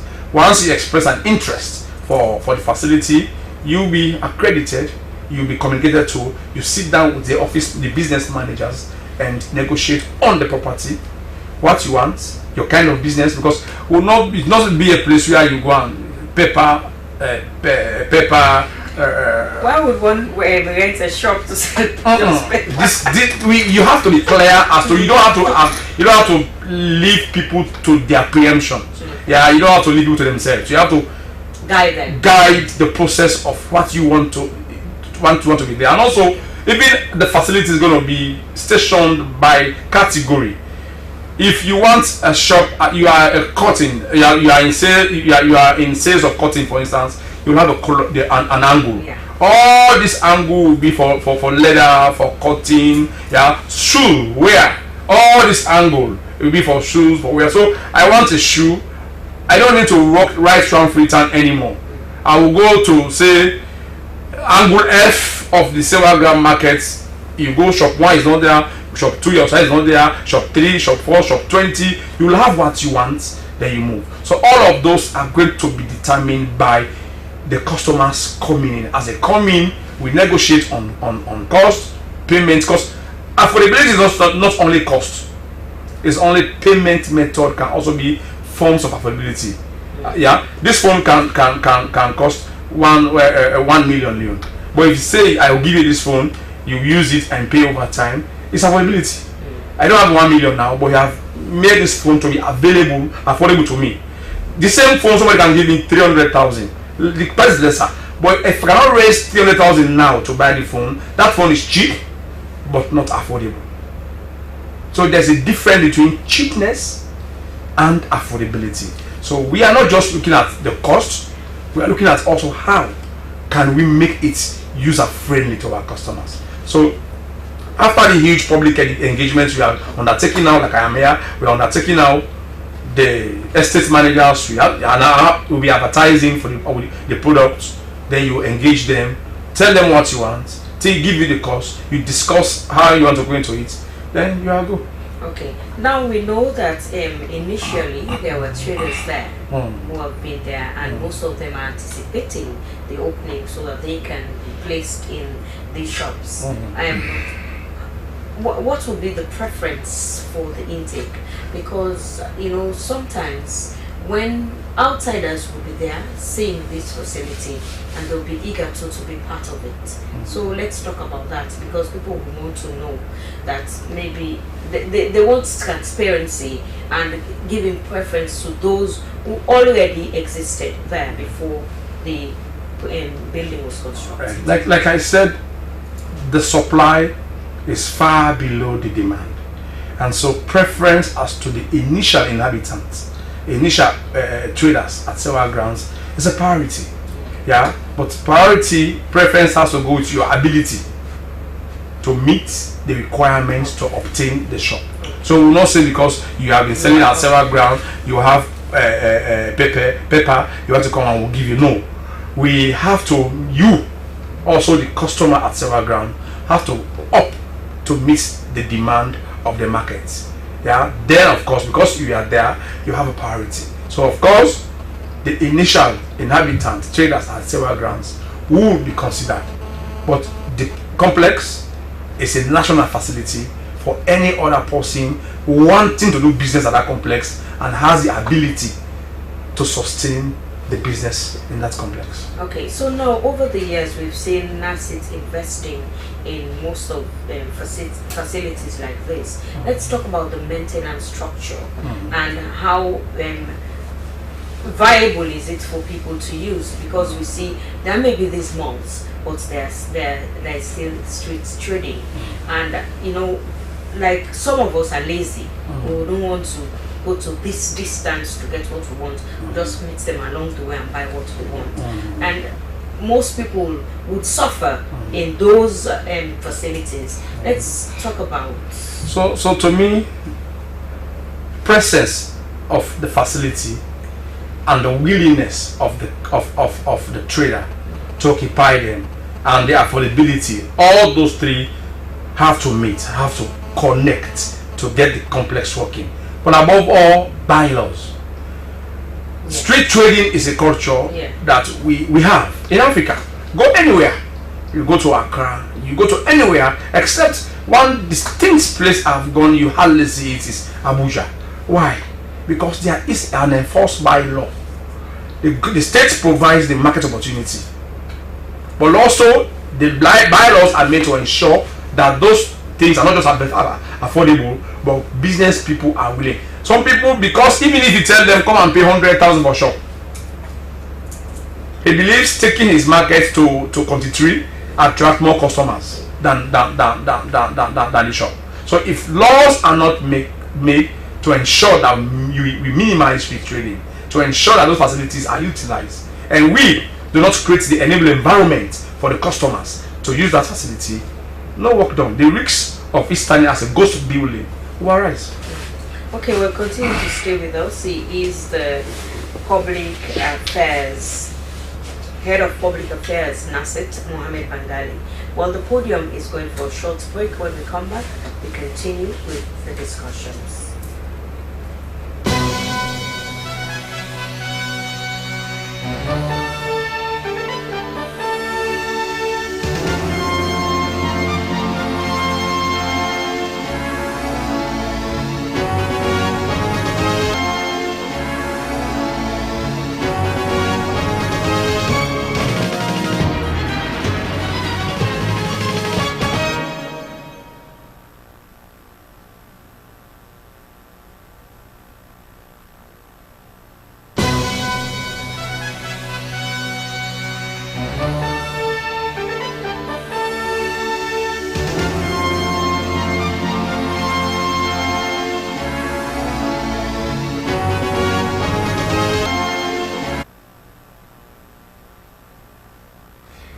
the Podium, coming to you live on Slbc Television in Freetown. Be part of the program. Send your message to 030-073-719. Well, for another issue this afternoon, for the past 4 months, Sierra Leone has been faced with drug-related issues, ranging from Europe's most wanted drug baron traced to the country in January, to drugs allegedly intercepted in some countries by people claiming to be residing in Sierra Leone with Sierra Leonean passports. Whilst the country battled with that battered image recently, the country's youth envoy was suspended as a result of allegation of troubling scam as alleged by social media outlets. The Anti-Corruption Commission, by their mandate to investigate issues relating to corruption. But today we want to find out what they're doing with regard to some of the issues I've highlighted. In the studio, I have the Director of Public Education and Outreach, ACC, Patrick Sandy. Good afternoon, sir. Good afternoon. Good afternoon to viewers. I'm pleased to be here. Now, I believe the ACC is aware of most of what I've read in my intro.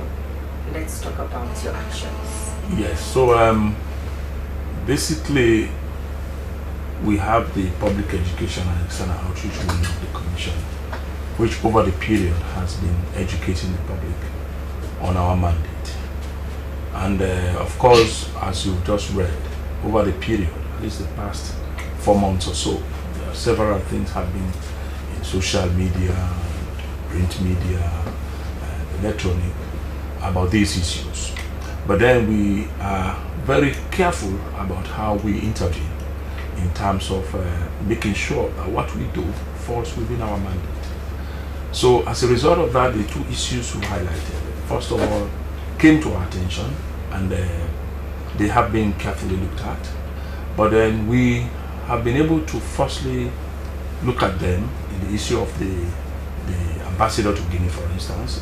We have had people thinking that it is the place of the ACC to invite the ambassador and things like that. But then we are to say that it's not an issue for the ACC, and especially when it is with drug. We have the relevant authorities in the country. We have the police, for instance. We have the anti-drugs agency and the TOCO, national office, etc. So the commission just wants the public to be mindful of what is it that it does. But again, if there is any information or evidence that they have, or anything that can lead us to conduct or institute an investigation of an allegation that falls within our mandate, we are asking members of the public to do so. Because it is always the case that because of the high level of confidence people have in the ACC, they look at us to be the wherewithal, where you can make reports and the ACC move things immediately. But that is not the case in most of the instances. The other one you cited has to do with ULISA.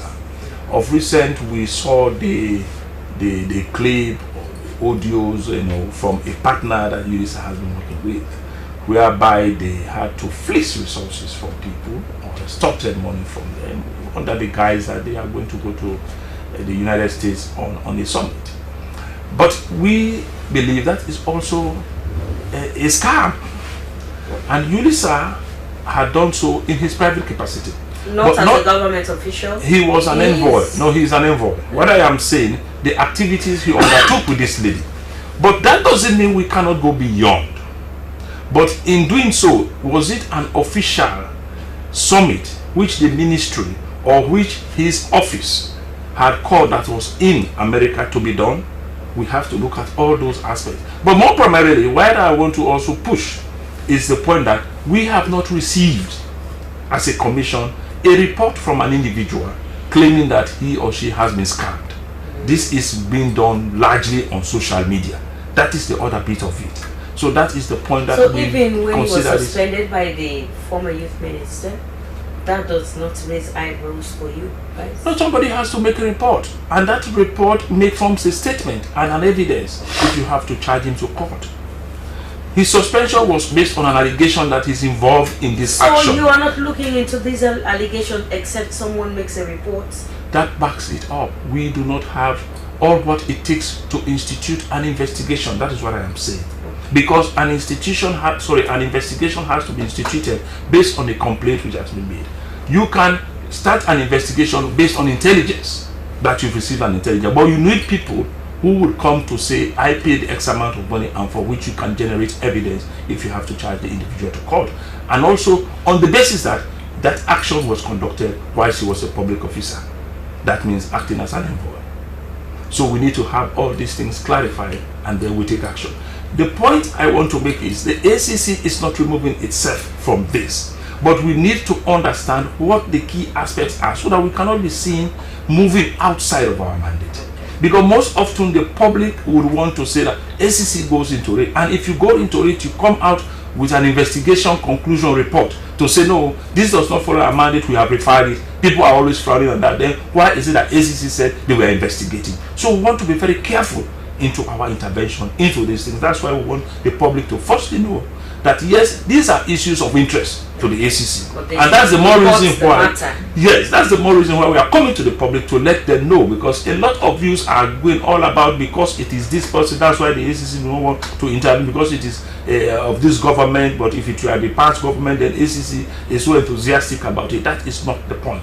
The point is that let us have all what it is that will take us forward the process, so that at the end of the day we go to court or we do anything that will be pleasing to the public. So this means the ACC should do more in terms of educating the public on their mandate. No, certainly. So let's start now.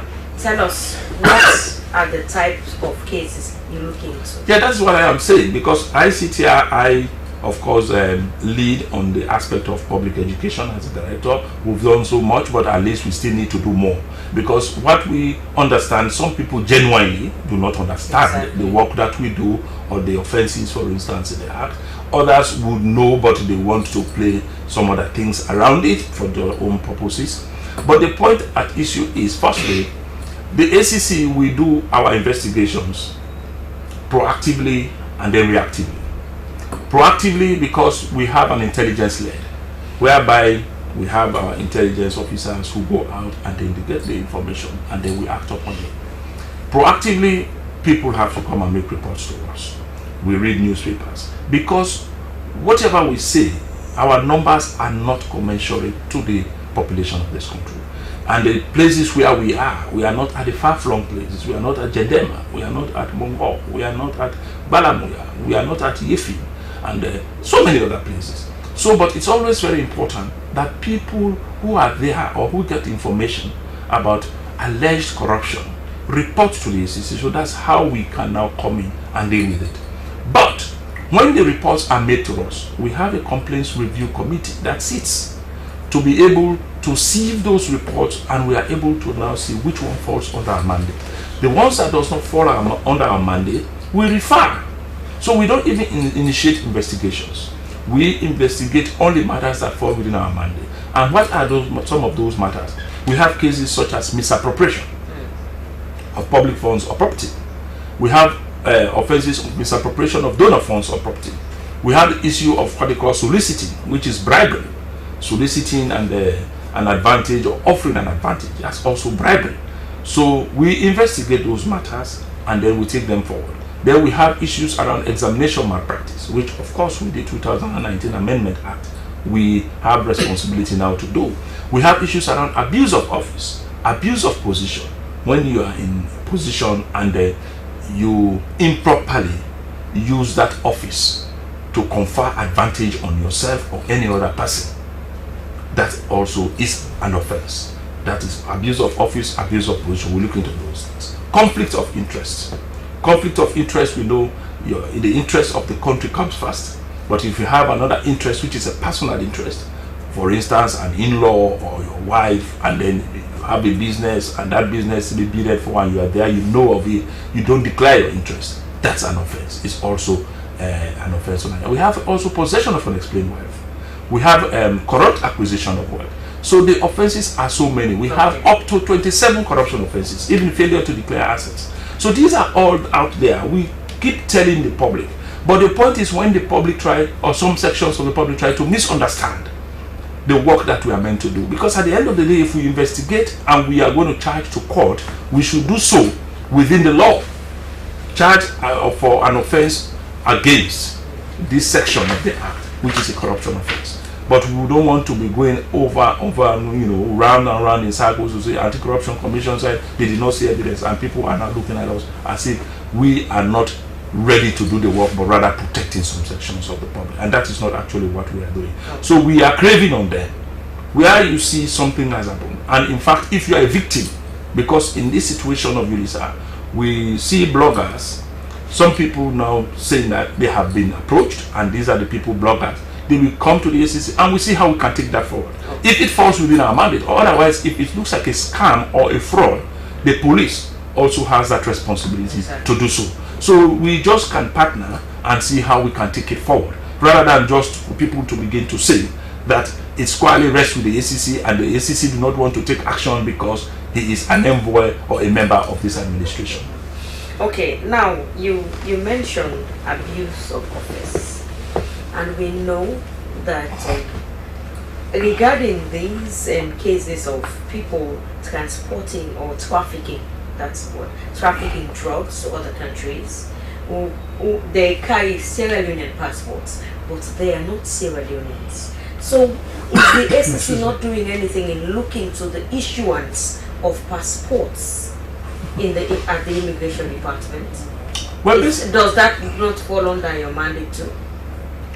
Well, it depends as to which, because who decides who qualifies for having a Sierra Leonean passport?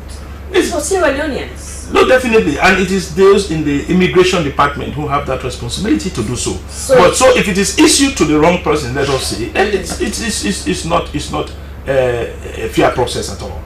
You see, so basically, it's a matter for the ACC to look at. If you are able to realize that somebody, but you had most of these. You had the Nigerian that was the fellow in Guinea. Yeah, he was arrested somewhere, and he had a Sierra Leonean passport, but he's not a Sierra Leonean. No, that's definitely. So won't you look into we will. It is an issue for the ACC, and we have even done that before. Okay, you have. We've done that before, whereby people who are not even qualified to carry service passports, had to carry service passport, and carry service passport has its own requirements. The same for also those who should carry even an ordinary passport. You should be a Sierra Leonean. So that processes can be followed at the immigration. If once we get the report, as we had done before, we follow through to see who had caused this to happen, when in actual fact the person should not carry a Sierra Leonean passport because the person does not meet the requirement. And in fact, for some other instances, we have, if you recall, we had indicted 2 persons from the immigration department who had asked for more money from some people for passports, and then the passports could not be produced. But so we have taken action. So that is the reason why definitely we are saying, let us work together. The fight against corruption, people see it as if it is just for us in the ACC. It is the business of all Sierra Leoneans. We are not everywhere. We are not omniscient. We are not that kind of person or institution who will be going after people all the time. We are limited in number and limited in resources. But sometimes people think the reason why people look up to you is because they think that when you hear some of these things, you will take action. Well, they should not just look at it that way. Because we should follow through. We know you have the systems review, and in the case of drug baron being cited here, we see him whining and dining with top government officials, including NDLEA executive director. So what does systems review do for these type of people? People you're supposed to be going after, they are your friends.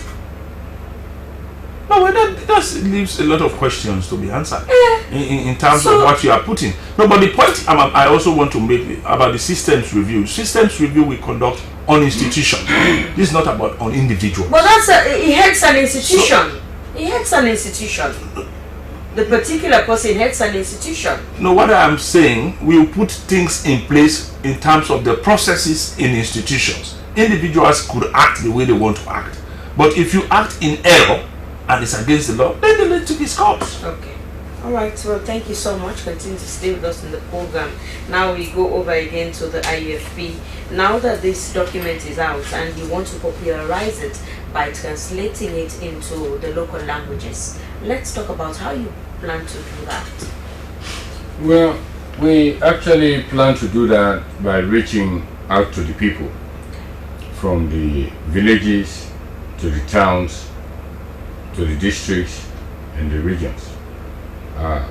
Most of the places where people will not be able to read in English, we read it and we have somebody who is actually explaining this in the local languages, like in Timne or in Mende or in Kisi, you know, and stuff like that.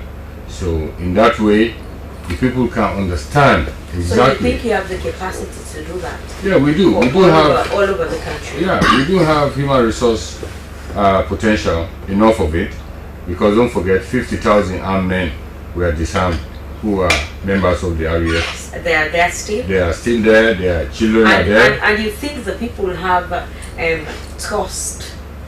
The people have trust. Yes, they do. They do have trust in me. They do have a lot of respect for me also, and I also have a lot of respect for them. Not you as a leader, Yeah. but the party as the perpetrator of what we know occurred in the past. Yeah, the mindset has started changing. Okay.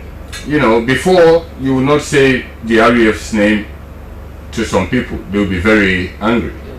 Like, I'm sitting here, I was a victim because I lost my parents, I lost my aunt, I lost a brother in that war. And you're heading a party And I'm formed by them. Yes, I'm heading that party.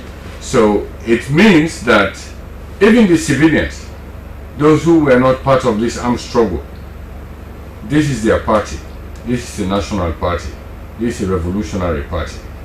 A party that actually would change the condition of this country. That's all I have to say. Yes, but over the years, we don't see you making any headway. We will not make headway because the forces against the RAF are so great. First and foremost, they have brainwashed the people's mind that the RAF... Like you brainwashed them earlier. Yeah. Take guns. Exactly. So they brainwashed the people that the RAF is not a very good party. On the basis that it was the party that initiated war. Right? But on the other hand, the gains that the RAF brought to this country to make sure that they get rid of that corrupt and oppressive government at that time, which no one was able to do. For nearly 30 years, the SLPP was nowhere around to be found, because you can't even wear a green clothes in this country at that time, because those times most of you were very young girls, some people were not yet born, you know, a lot of people don't know exactly what aspired. But the oppression was so much. What year was that? That was in the 70s. You cannot call me a very young girl. That was in the 70s. Okay? In the 70s, there were massive demonstrations all over this country, student demonstrations, due to the rotten system. You know, because that's what we look at the successive governments that took off from the colonial government. Because most of the other countries, you go to Kenya, you go to Tanzania, you go to Burundi, you go to Rwanda, you go to Cape Verde, you go to Guinea-Bissau, you go to Guinea-Conakry. Most of these people took up arms against the white colonial masters. You understand? Yeah. But Sierra Leone here, we did not take arms against the white colonial masters, except on one instance, I think it was in the 1950s. Yes. You know, when they brought that law that Sierra Leoneans have to pay hot tax war, there was war. So it is not different from this war that happened. Because at that time, only those with privileges could send their children to schools. Only those with privileges can wear fine clothes. Only those with privileges can have a full stomach. Injustice was rampant. You know, paramount chiefs were removed from their paramount chieftaincies and others were installed in their places. This is all what caused the problem with people reprisals, you know.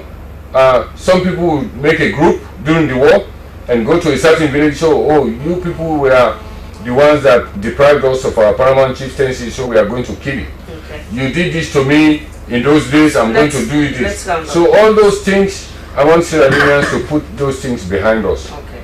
We have a country to look after. We have a generation yet unborn to provide for.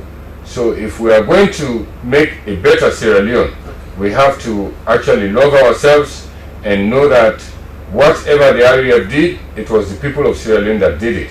And let's forgive, because the late leader Fuli Saiban Asanko had actually once came and apologized to the people of Sierra Leone that all those who faced any difficulty during the war, that was not made, you know, to hurt them, but it was made to make the enabling environment for all Sierra Leoneans to have their rights as citizens and live with dignity in their country. All right, so this is why the revolution came. All right, so thank you very much, Mr. Abdullahi Sako, the leader of the IUFB.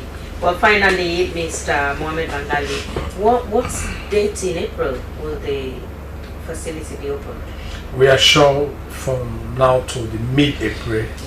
Mid-April. We commit, the president will commission, yes, the Sierra Leone market, and business will start. All right. So thank you so much. And as we close, Mr. Sandy, the ACC, you know, people expect much from you guys. That's why even things that are not under your mandate or your purview, they call on you to do.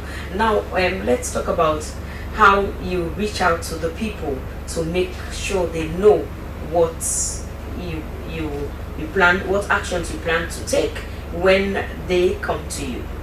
Yes, well, what we do usually is we have, if you like, regular programs that we do undertake, such as radio discussions, television programs, we do jingles, we do community meetings, you know.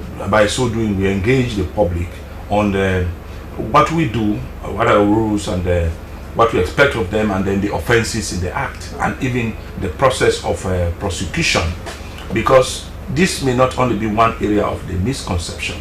Sometimes even when matters are charged to court and they are concluded, they will tell you ACC 90 fine or ACC fines. It is the court that fines. Yes. Or even when somebody is acquitted, ACC don't lose case. You know, it's quite a difficult thing. But then what we know and what we do is we play our part, and we expect the public to join in the fight. Because once they don't understand that it has to be collective or it is a fight on their behalf, then it's difficult really to bring them in. And as a public educator, that is what you should achieve, to bring the people on your side in the fight against corruption. But it's always difficult because people have mindsets, but you have to work on those mindsets, transform those mindsets, and see how we can do so for the benefit and people of this country, because it's a fight that we must win. Otherwise, we are doomed as a country. Well, thank you so much. That's how we end the podium for this afternoon. Many thanks to my studio guests, Mr. Abdullahi Sako from the IUFB, the Director of Public Education and Outreach, ACC Patrick Sandy, and Head of Public Affairs, Nasit Mohamed Bangali. The program was produced by Salma Tapa. Before I go, the quote for today came from American writer Mark Twain, and it says, "All you need in this life is ignorance and confidence. Then success is sure." Well, my name is Daphne Zainab Kamal. The podium returns tomorrow, same time. Have a blessed day. Goodbye.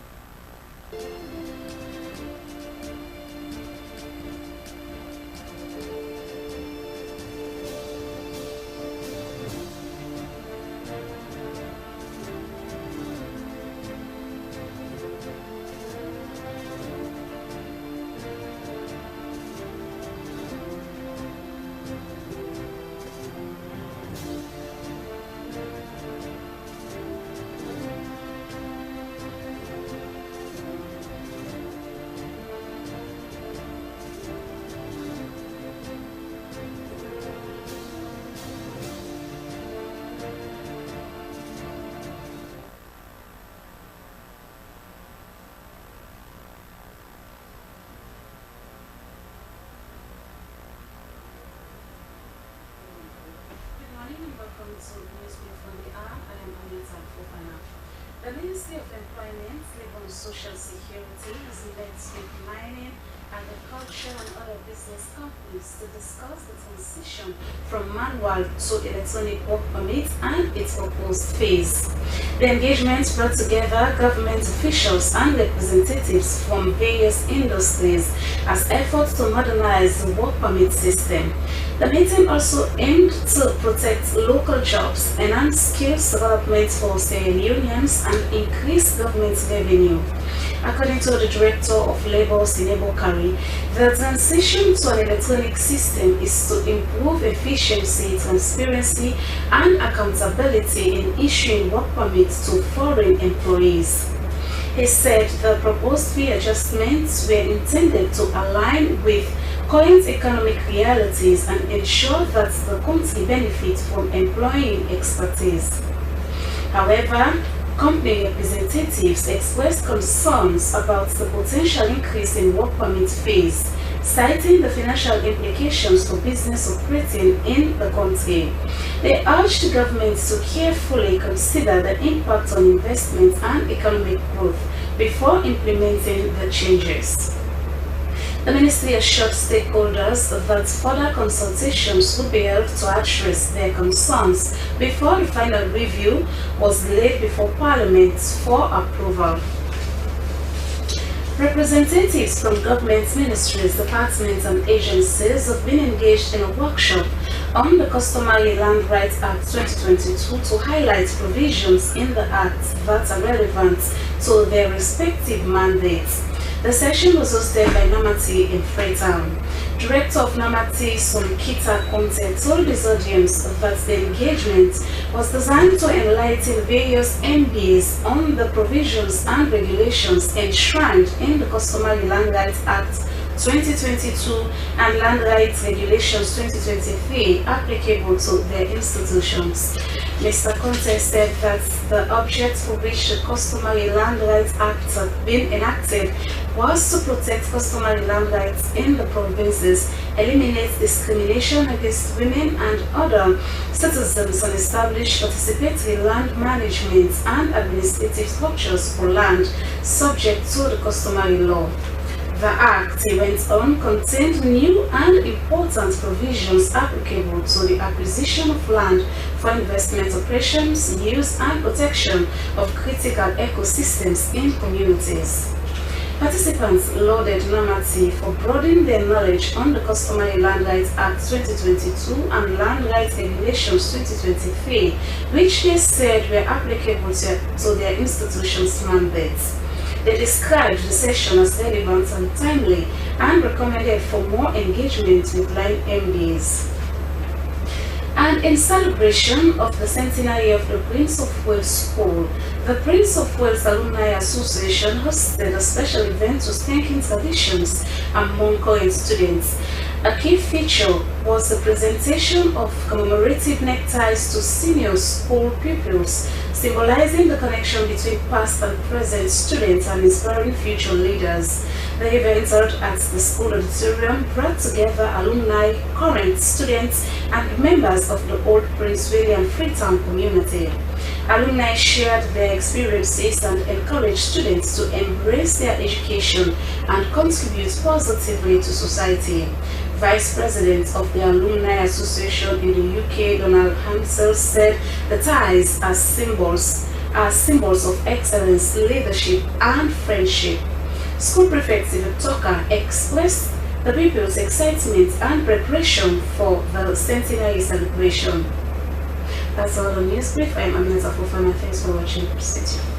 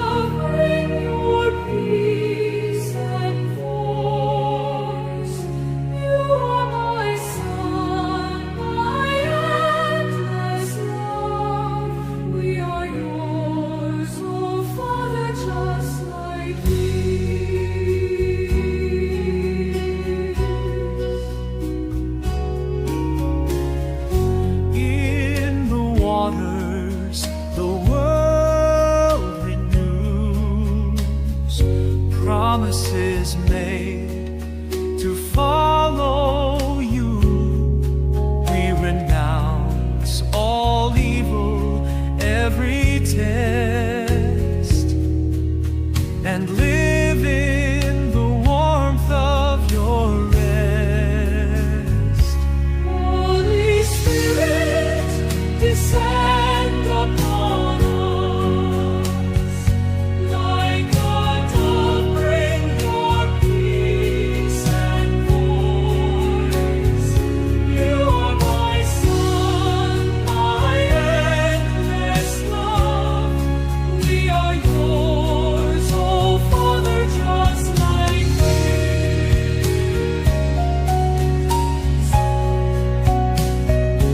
in your Lord renewing us the gift of your Spirit. Guide our steps, give us your light to be a light in this garden. Oh Lord, renewing us the gift of your Spirit here. Guide our steps, give us your light to be a light in this garden bright. Holy Spirit, descend upon us like a dove, bring your peace and voice. You are my son, my endless love. We are yours, oh Father, just like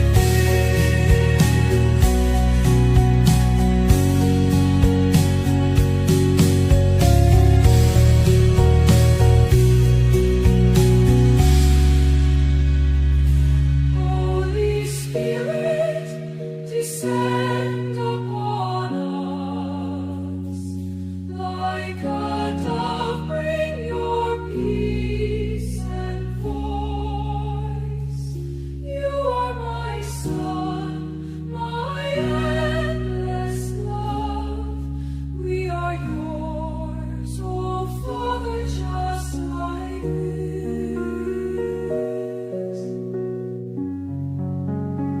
Just like this.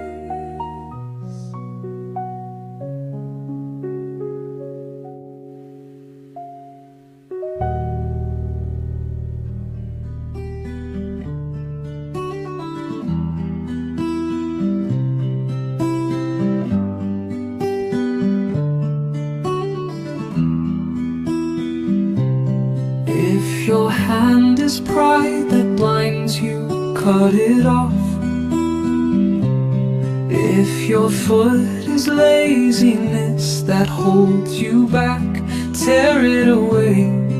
If your eye is envy that makes you stumble, pluck it out, Lord, and give me new sight. Cut away the evil that separates you from the Lord. Uproot the sin that steals your love. Better to enter life without them than to live in darkness without His light.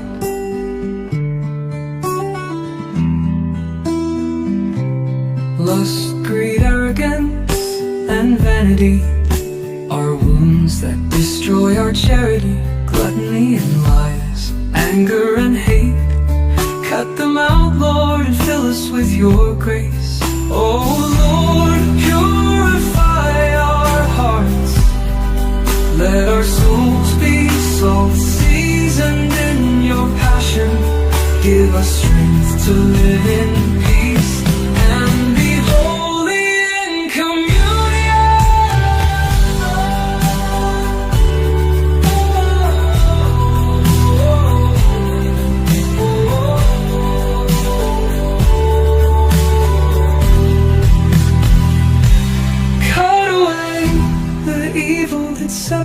separates you from the Lord. Uproot the sin that steals your love. Better to enter life without them than to live in darkness without His light.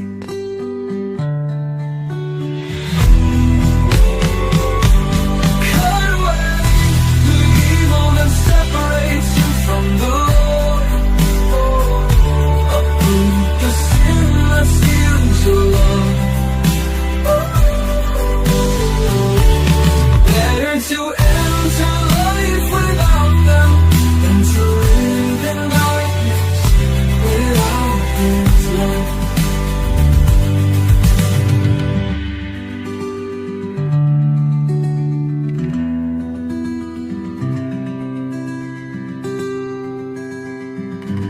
Oh Lord, purify our hearts. Let our souls be salt seasoned in your passion. Give us strength to live in peace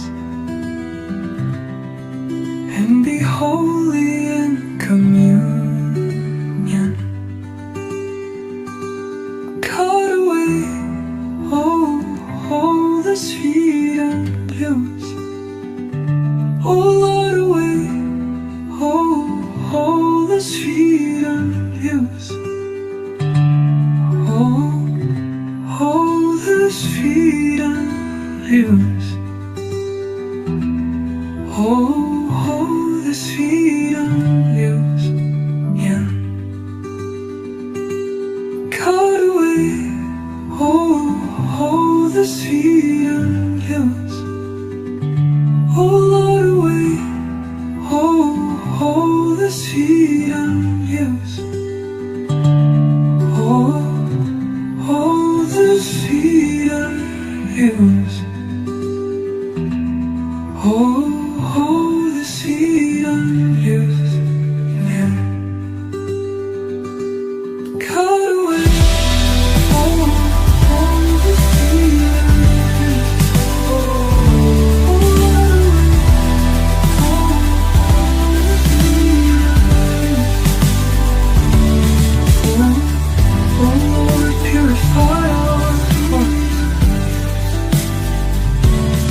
Let our souls be salt seasoned in your passion.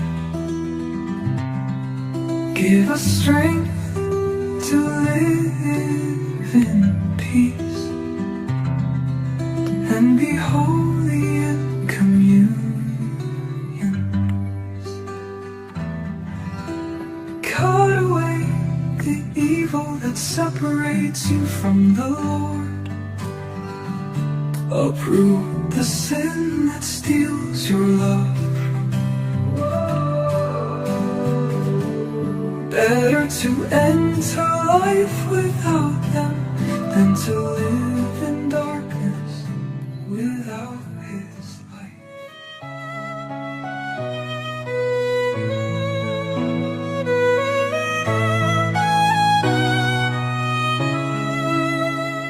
If you wish to follow the Lord, deny yourself and seek His word.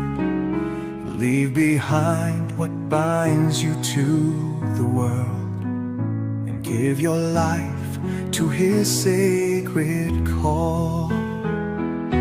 Follow me, says Jesus, take your cross and come with me. Whoever loses their life for my sake will find eternal life with me.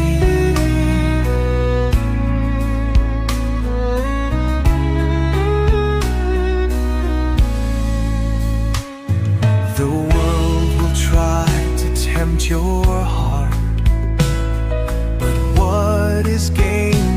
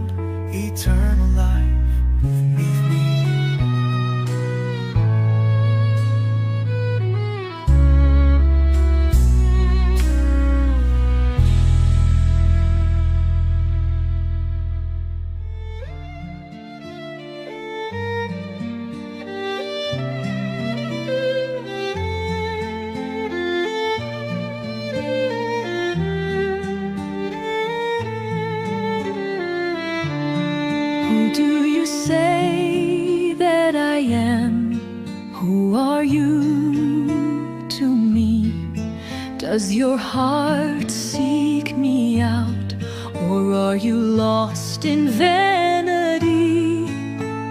Amidst the world's demands, where is your faith today?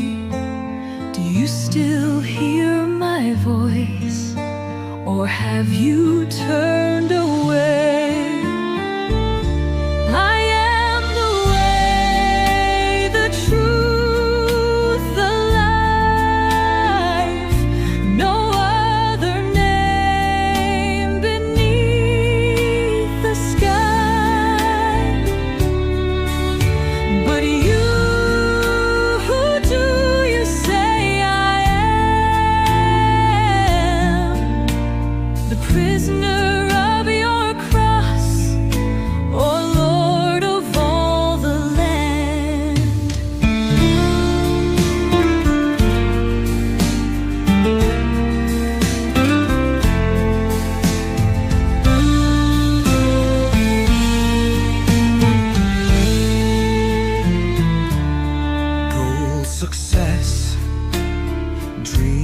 Never come true. Do you expect me to follow plans made by you? Like Peter, you rebuke me, trying to shape my way. But I am the Messiah, not here to serve your sway. Oh, weary soul, return to love divine. Leave your worries behind. Come stand in my shine. Don't think like the world, but think as I do. Only in my will shall you find what's true. I am the way, the truth, the life. No other name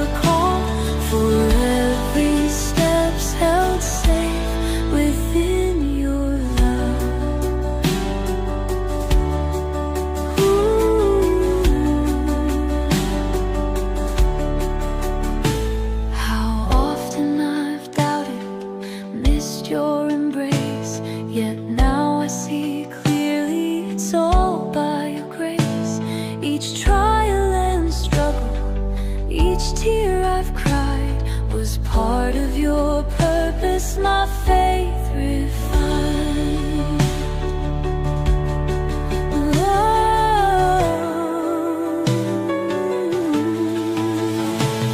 When doors are shut tight and hope seems gone, I hear your whisper leading me on. Through trials and tempests, you're my steady guide. With you, Lord, I'll trust and abide.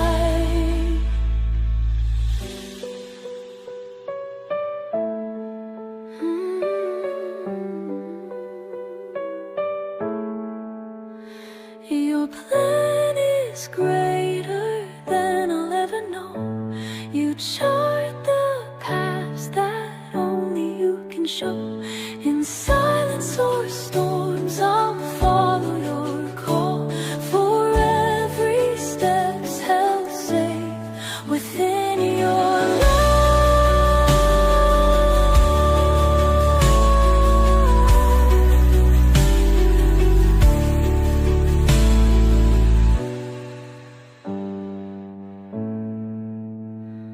When doors are shut tight and hope seems gone, I hear your whisper leading me on. Through trials and tempest, you're my steady guide. With you, Lord, I'll trust and abide.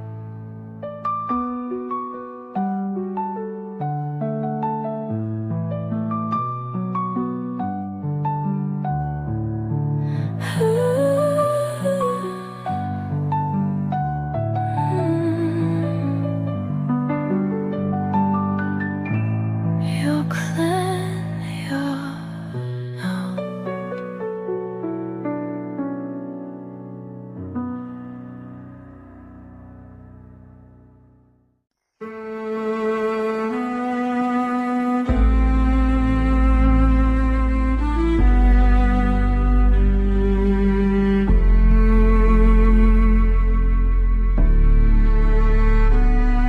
In the desert of temptations, I hear your voice.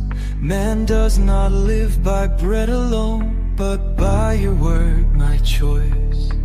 Gluttony, pride, greed, shadows that allure, but scripture is the light that makes the darkness pure. Overcome temptations, walk your sacred path.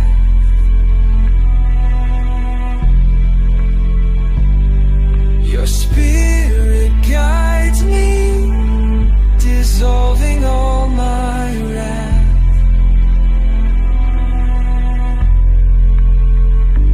With God as my shield, the evil fades away. In Lent I'm reborn, your grace shows the way.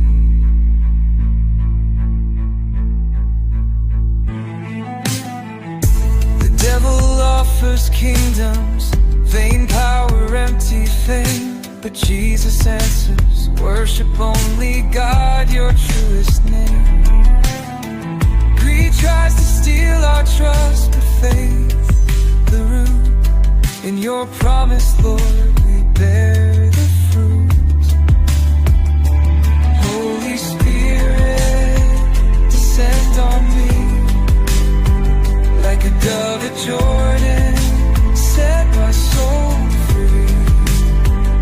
In life's desert, I won't fear the night, for you are my guide, my endless light.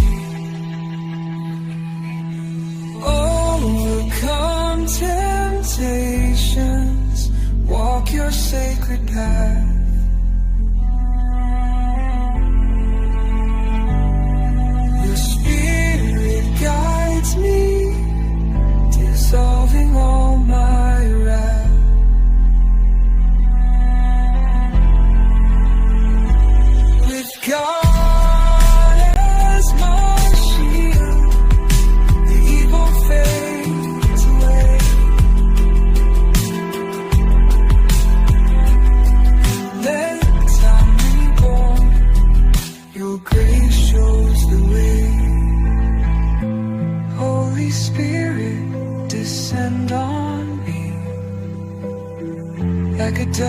Jordan set my soul free.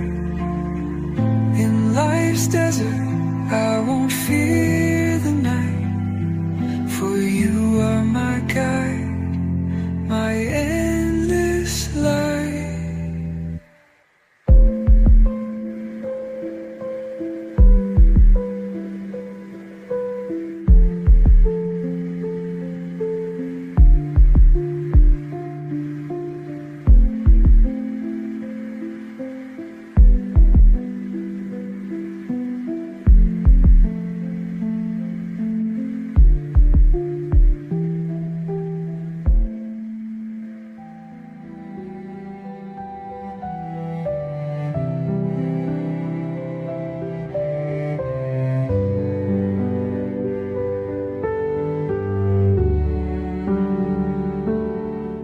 When shadows try to pull me down, your word is a light that turns me around. Gluttony, pride, greed, the enemy's call, but in your name, Lord, I resist and stand tall. I resist the dark, follow your flame. Your love's my shield, no worldly gain. With every no to sin I choose. In you, Christ, I find my truth.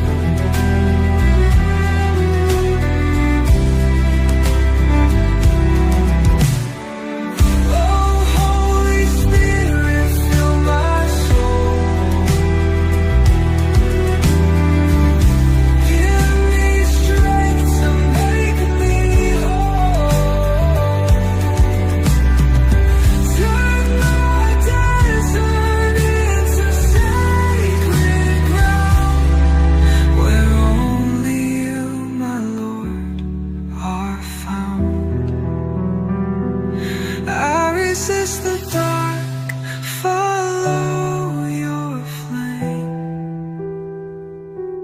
Your love's my shield, no worldly gain. With every no to sin I choose. In you, Christ, I find my truth.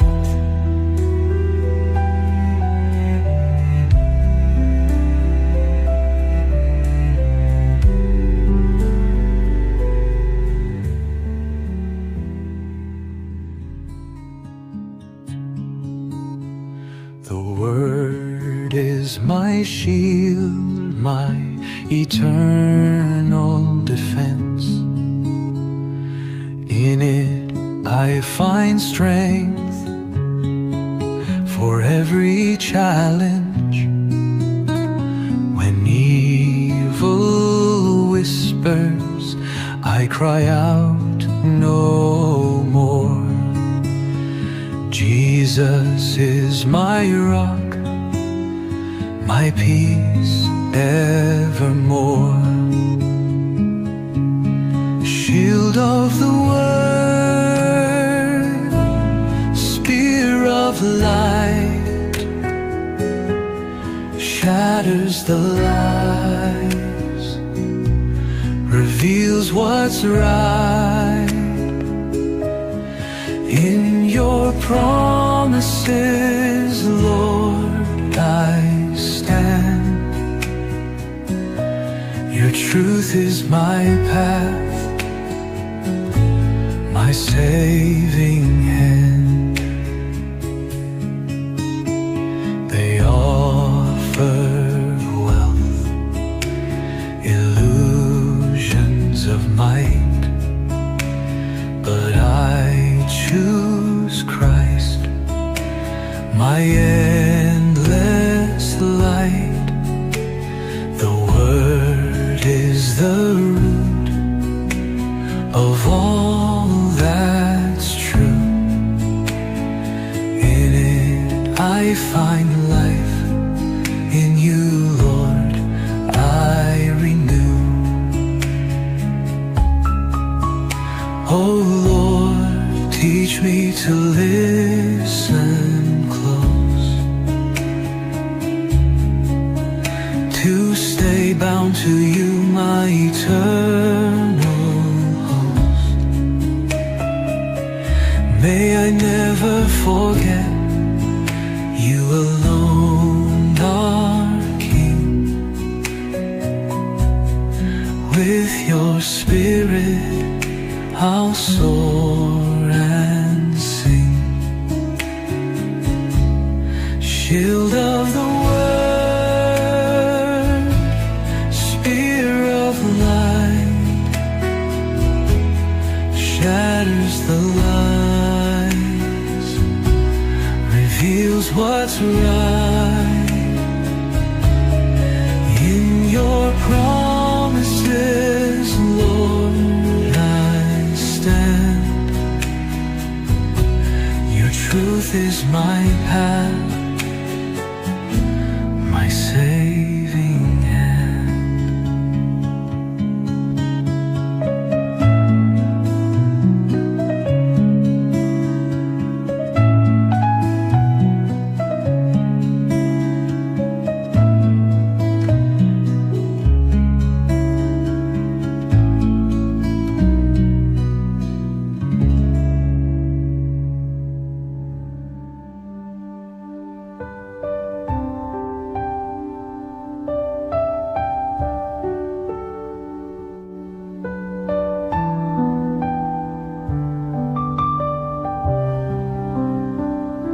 Still my soul, O Lord of grace, quiet now my restless mind.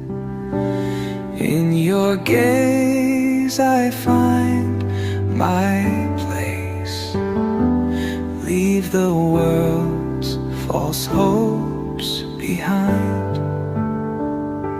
Hunger seeks what cannot fill. Pride exalts an empty thrill. Yet your voice so soft, so clear, draws me ever near. Lord of grace, my heart you mend. Love eternal without end. In your stillness I am free. All my trust I give to thee. Peace beyond what words can trace. Still my soul, O Lord of grace.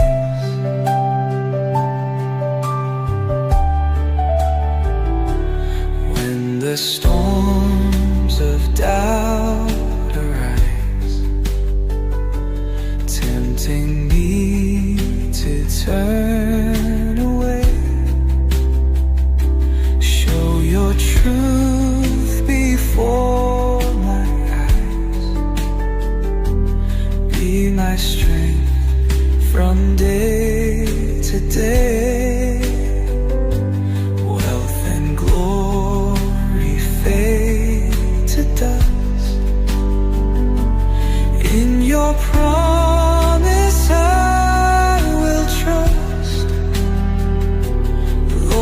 my shelter, firm and strong. You alone, my heart's true song.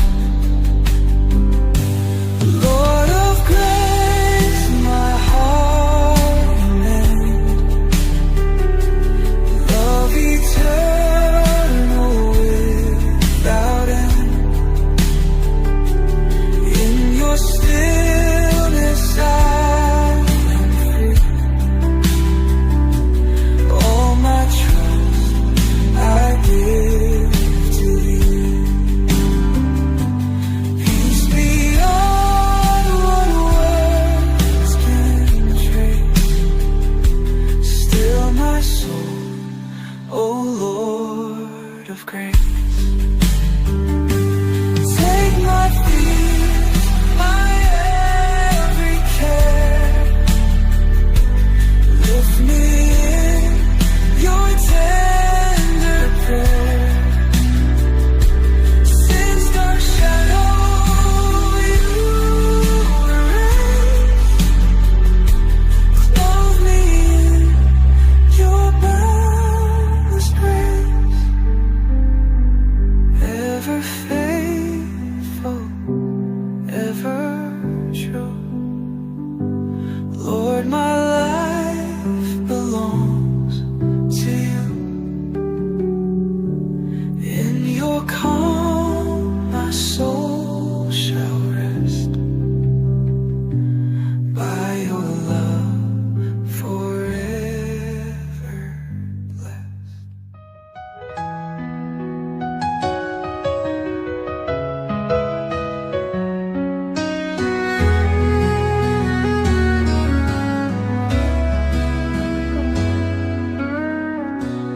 Walk with me, O Lord divine, through the shadows of my soul.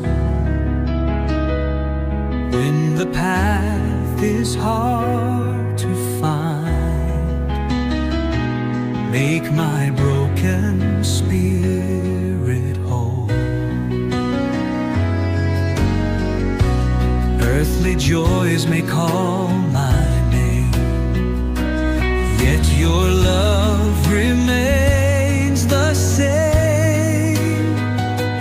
Guide my steps, my heart renew. Lead me closer, Lord, to you.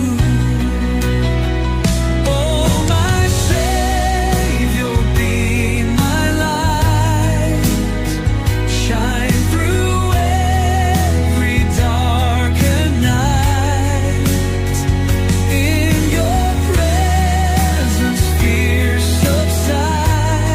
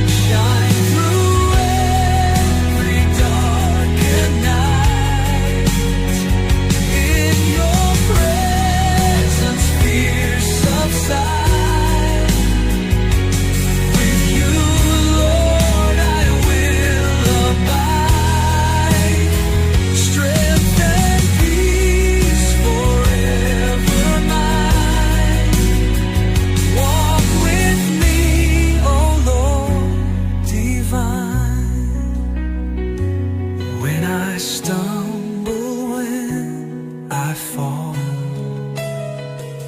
Hear my weak and trembling call. Raise me up with tender care. In your love beyond compare. Step by step, your hand I hold, more precious than silver or gold. Through all time, my soul you claim. Glory be to your holy name. Step by step, your hand I hold, more precious than silver or gold. Through all time, my soul you claim. Glory be to your holy name.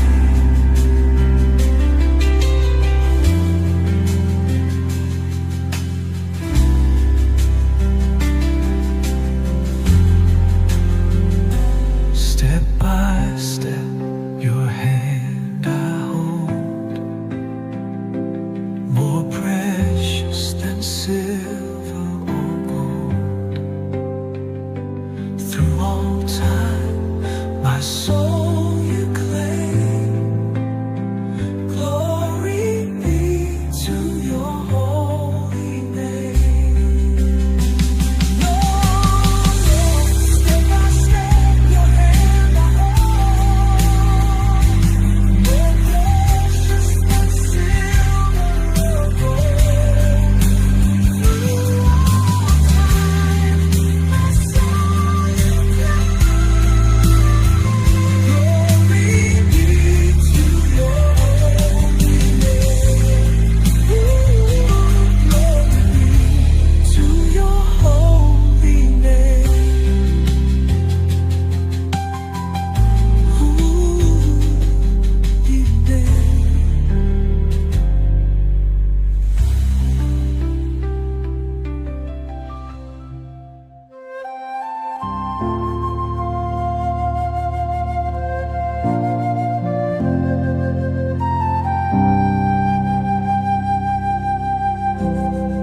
The world may fade,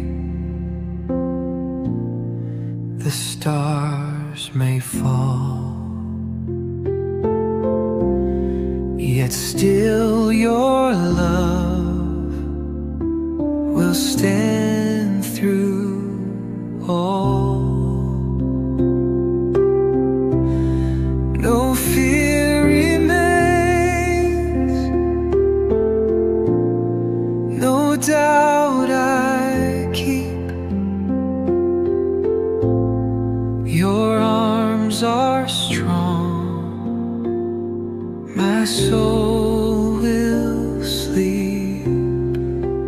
All I need is you, oh Lord, through every trial, every storm. You are my strength, my only hope. All I need is you alone.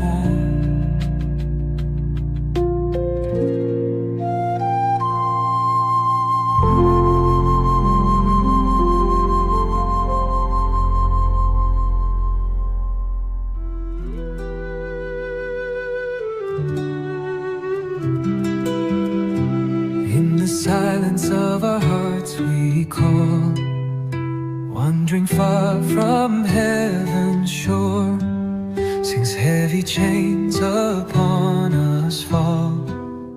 Yet your mercy we implore. Earthly treasures fade and flee, only you can set us free. Lord, our refuge and our guide, in your love we will abide. By your mercy we are found, grace flows freely all around. Lift our souls from dust and clay, lead us home, oh Lord, we pray. Through the storms your voice resounds, by your mercy we are found.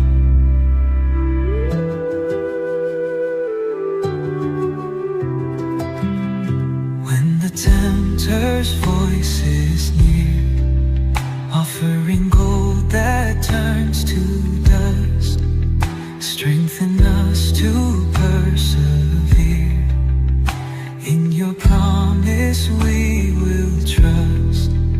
Pride and greed we cast aside, in your truth your hearts reside. Lord, our Savior, pure and true, all our hope is found in you. By your mercy we are found, grace flows freely all around. Lift our souls from dust and clay, lead us home, oh Lord, we pray. Through the storms your voice resounds, by your mercy we are found. Though we falter, though we stray, you are near to light our way. With your hand our fears release, in your love we find our peace. Ever faithful, ever near, dry out every falling tear. Lord, our rock, our endless song, to your heart we now belong.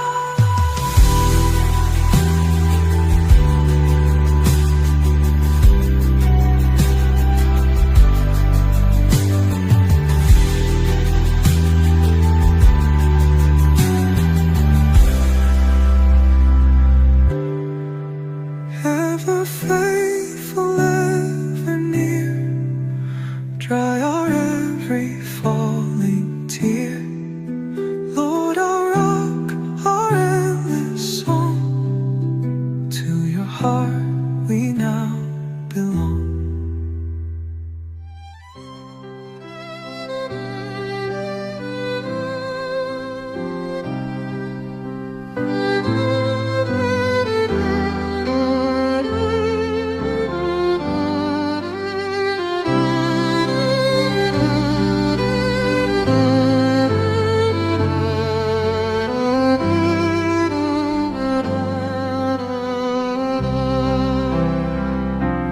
Lord, I wander lost and blind, seeking peace I cannot find.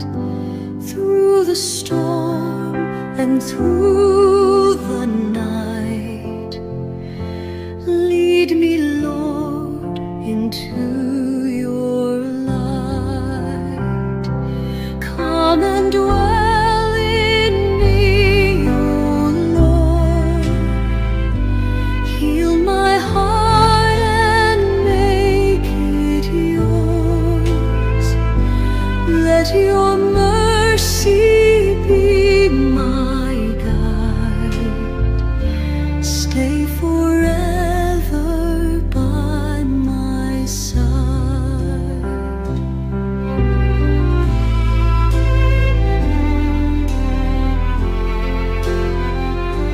Through my weakness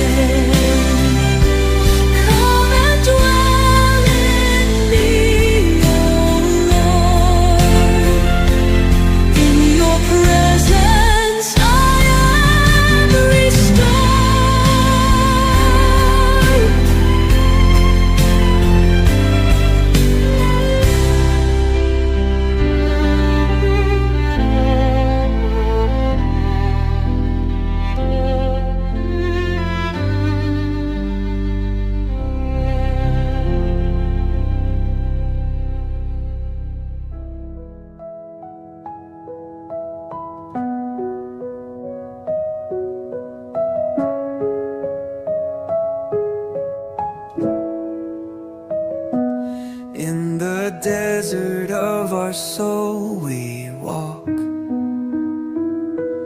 40 days with hearts laid bare,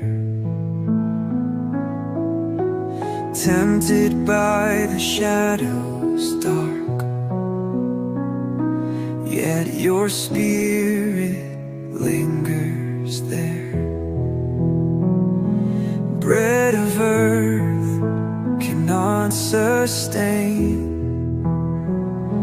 pride and greed call out in vain. Lord, to you we lift our plea. Guide us to eternity. Oh Lord, our strength, our saving light, through the wilderness.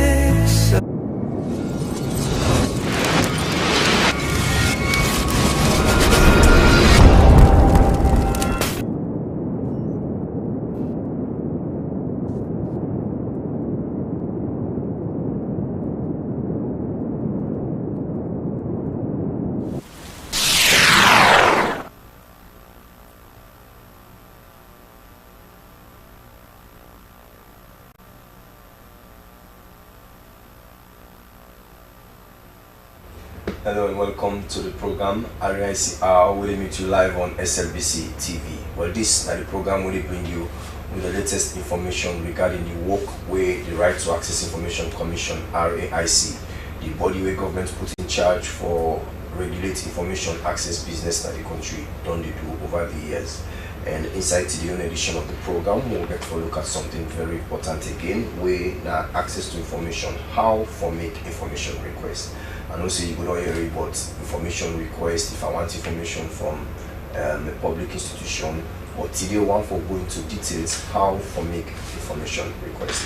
And so we'll talk about another important thing also with the annual compliance report, where the deadline below elapsed. So we'll try to be appropriate so far, but how MDs then only comply regarding that day. So no go no way, stay with me, as I will promise you we'll get a wonderful time with me today.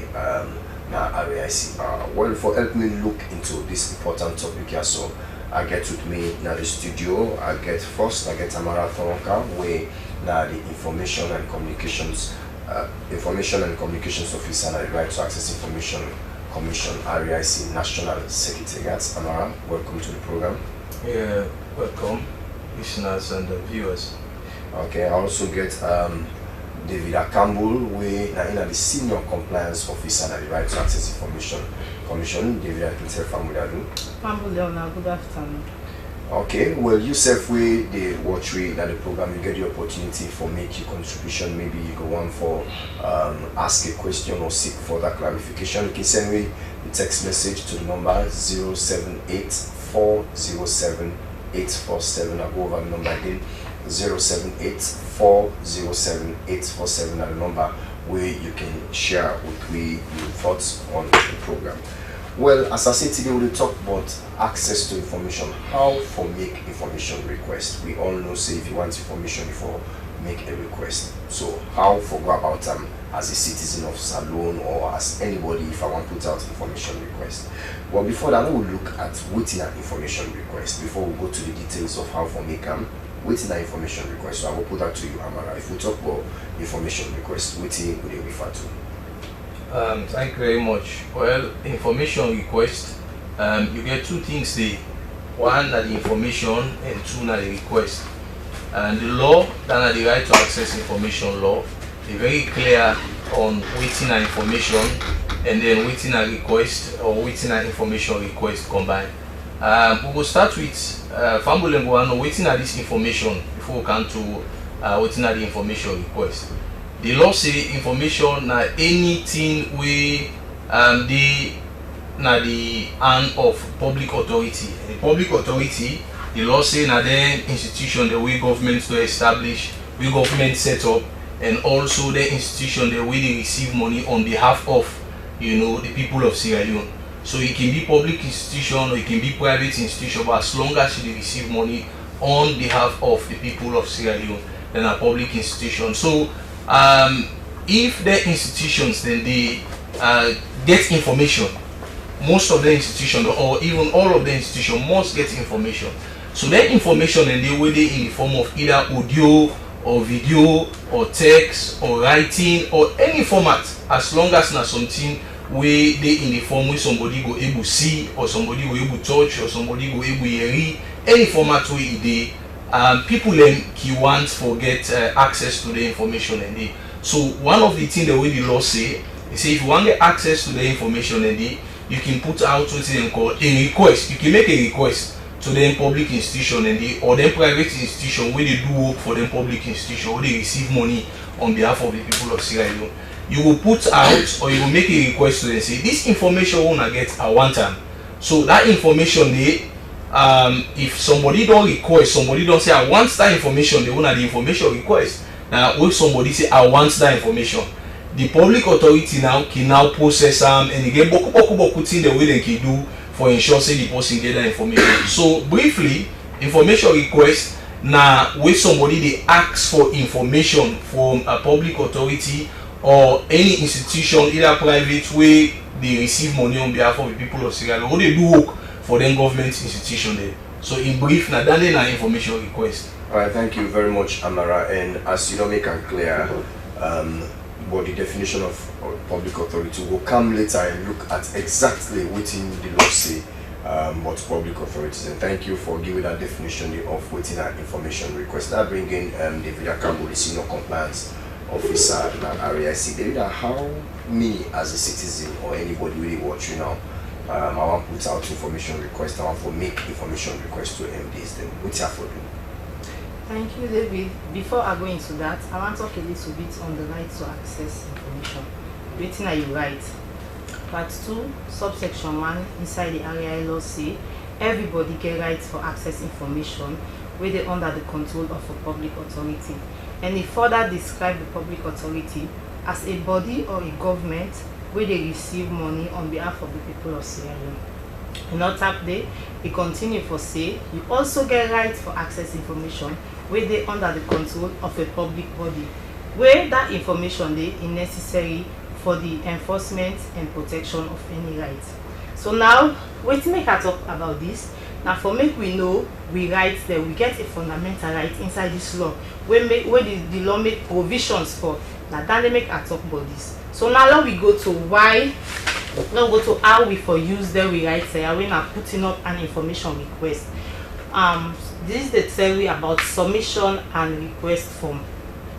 So section 2, where now request for information, where we go to subsection 3, it tell you about say for put up an effective information request under subsection 2, your request need for be in writing. That they should say if you put it in writing, it will be kept and used for future. Then moving on, we go to you for describe the information request. Describe in detail what you they ask for. Then you forget if you want information request about a document, you for put the type of documents where you want, you for put the information where you want exactly in your request. You know, for begin make jargons and everything. Make your request simple and easy and readable for the person where they receiver. Then you also for put your request in English or Creole. Now that is the act say. You say you can make request in Creole or English. Then also you can provide an address.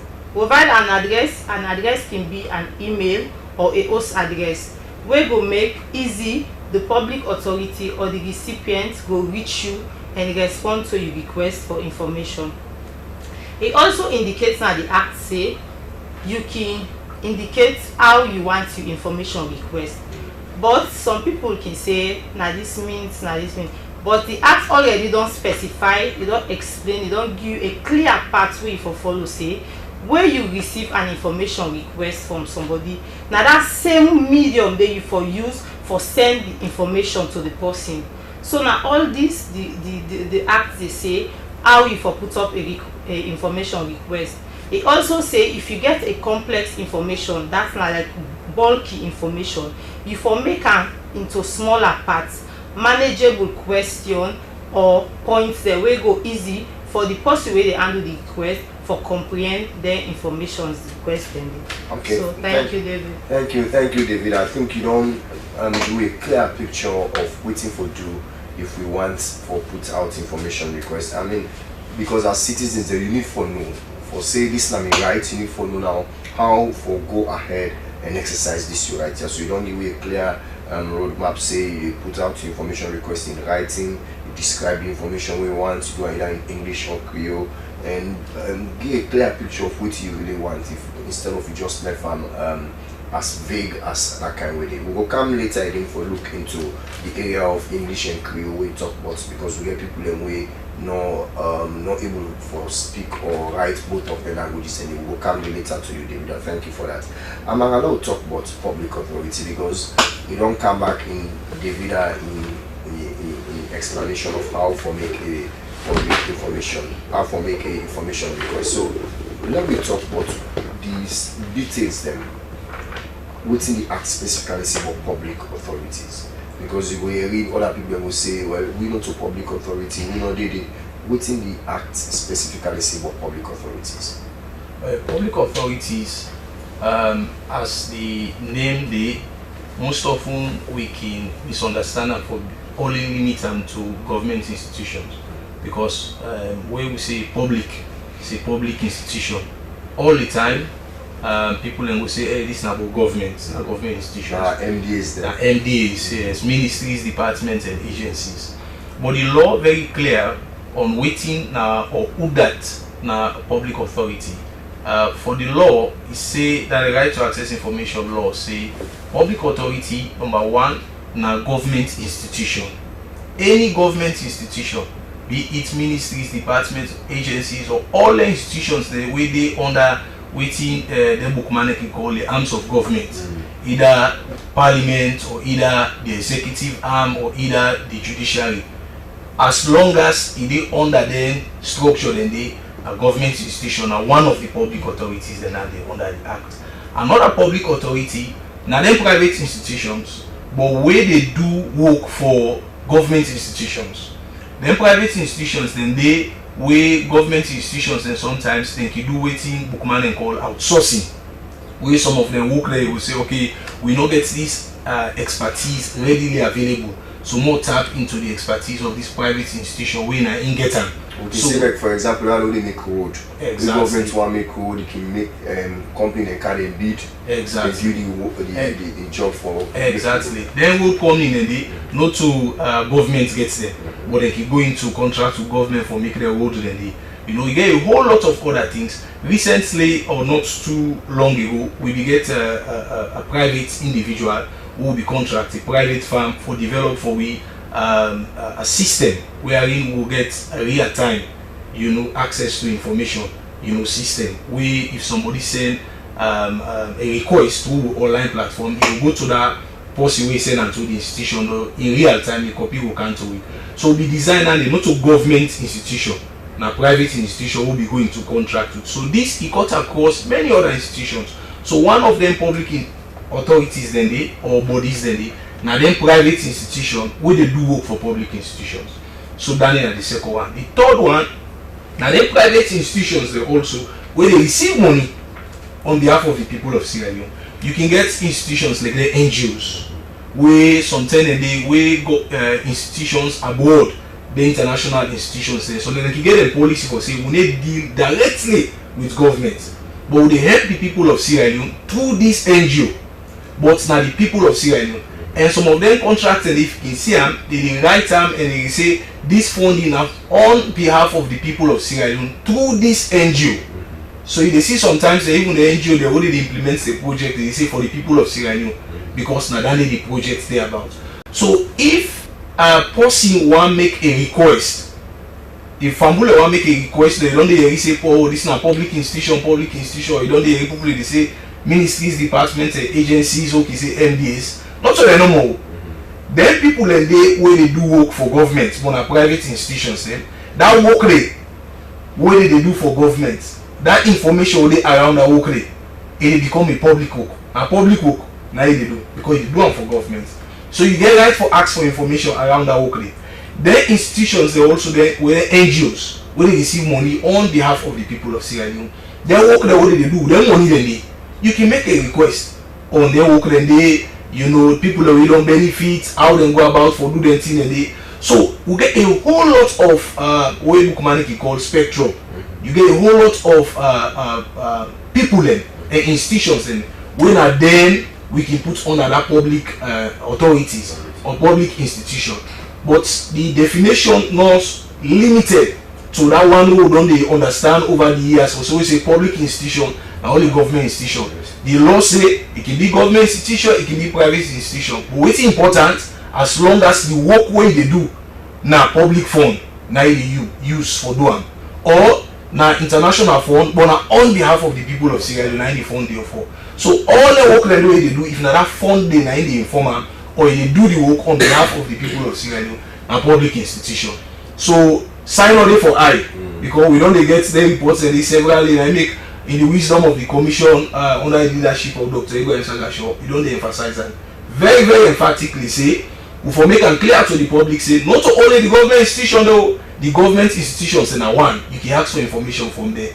But then private institution, whether they use money, public fund or money the way with development partners they send for salon and salon people there, you can also ask them for information. So generally, not than public authorities. All right, thank you very much, Amara, for that explanation. I think say by now we don't understand what it really na public authority and how for put out information requests. But we'll still come back to you, David, because after now they can look at the responsibility of the MD, then we don't receive the information request. But when you be the talk, you talk about putting the request into writing and describe the information where you want and put either in English or Creole. Let me talk about people them way no go school or maybe not understand English and Creole and they want for put out an information request. What thing not say what the people there so that they say we left here if they want for ask for information. Thank you. You will not be right. The law not limit you or stop you from making an information request. In fact, the law make provision for you. The law, the Information Act of 2013 say, if you not sabi right, you can go to the public authority where you want the request from. Go there, the public authority will then appoint somebody where they in charge of handling requests. Then the person could put you down and ask you, waiting at the request where you want make. Then the responsibility lies with the person where they handle the request for reduce that you oral requested into a written one and submit it on your behalf. But during the process of that, the person need for put in designation and name for that request they will write on your behalf for sure say na in do that request for you. After that, he need for give you a copy of the request where you self go keep for future reference. Okay, thank you, David. I think that is very clear because person will see where we you know go book and not go board. David I don't make it clear to we say the act not forget people them way not go school. They don't forget them. They also the part of this. If you can go, you put your request and the one way the public information officer within another public authority they for now transfer your request into writing and after that definitely they will give you a copy. Let we talk now we talk about having public information officers in ministries, departments and agencies because then why I will understand they're very key. What in the law say about public information officers and situation to say public information officer no day or the institution will get either a communications person where they manage information requests when they make them. Okay, the law say every institution forgets waiting the law called public information officers, and then public information officers then they in charge for facilitate access to information. Fambulen members say we don't tell them say the right to access information commission we na in will work for the law we na the right to access information Act of 2013 it give we the mandate, the responsibility for make we do a very key work. One of the key job we give we for do now for ensure say we facilitate access to information. Then at the national level, it's national level, the one country, Okay, so every institution now wetin the law do, the mandate or the work wey give the RAIC, the Right to Access Information Commission, the law no say the commission no go just go na all the institutions and begin get information they give to the public. So what did the law do in the wisdom of the drafters of the law and say every institution forgets wetin the law call public information officers. Where RAIC in your work now for facilitate access to information nationwide, the one country. That public information officer now that institution they now for facilitate the same access to information but now within institution. So that when somebody go ask for information, that public information officer now he now get that responsibility one for receive that information request where my colleague David Ado explain very clearly, for ensure say he process the information request, for ensure say he give that information when the person they ask for, or if no gets the information then do otherwise when the law make provision for either they transfer to other institution, or then if the information part of them they not forget to the public according to what the law say now exempt information we part of them is available and he give out. So that public information officer now he actually gets all the responsibilities in it. But the law not they create room for vacuum.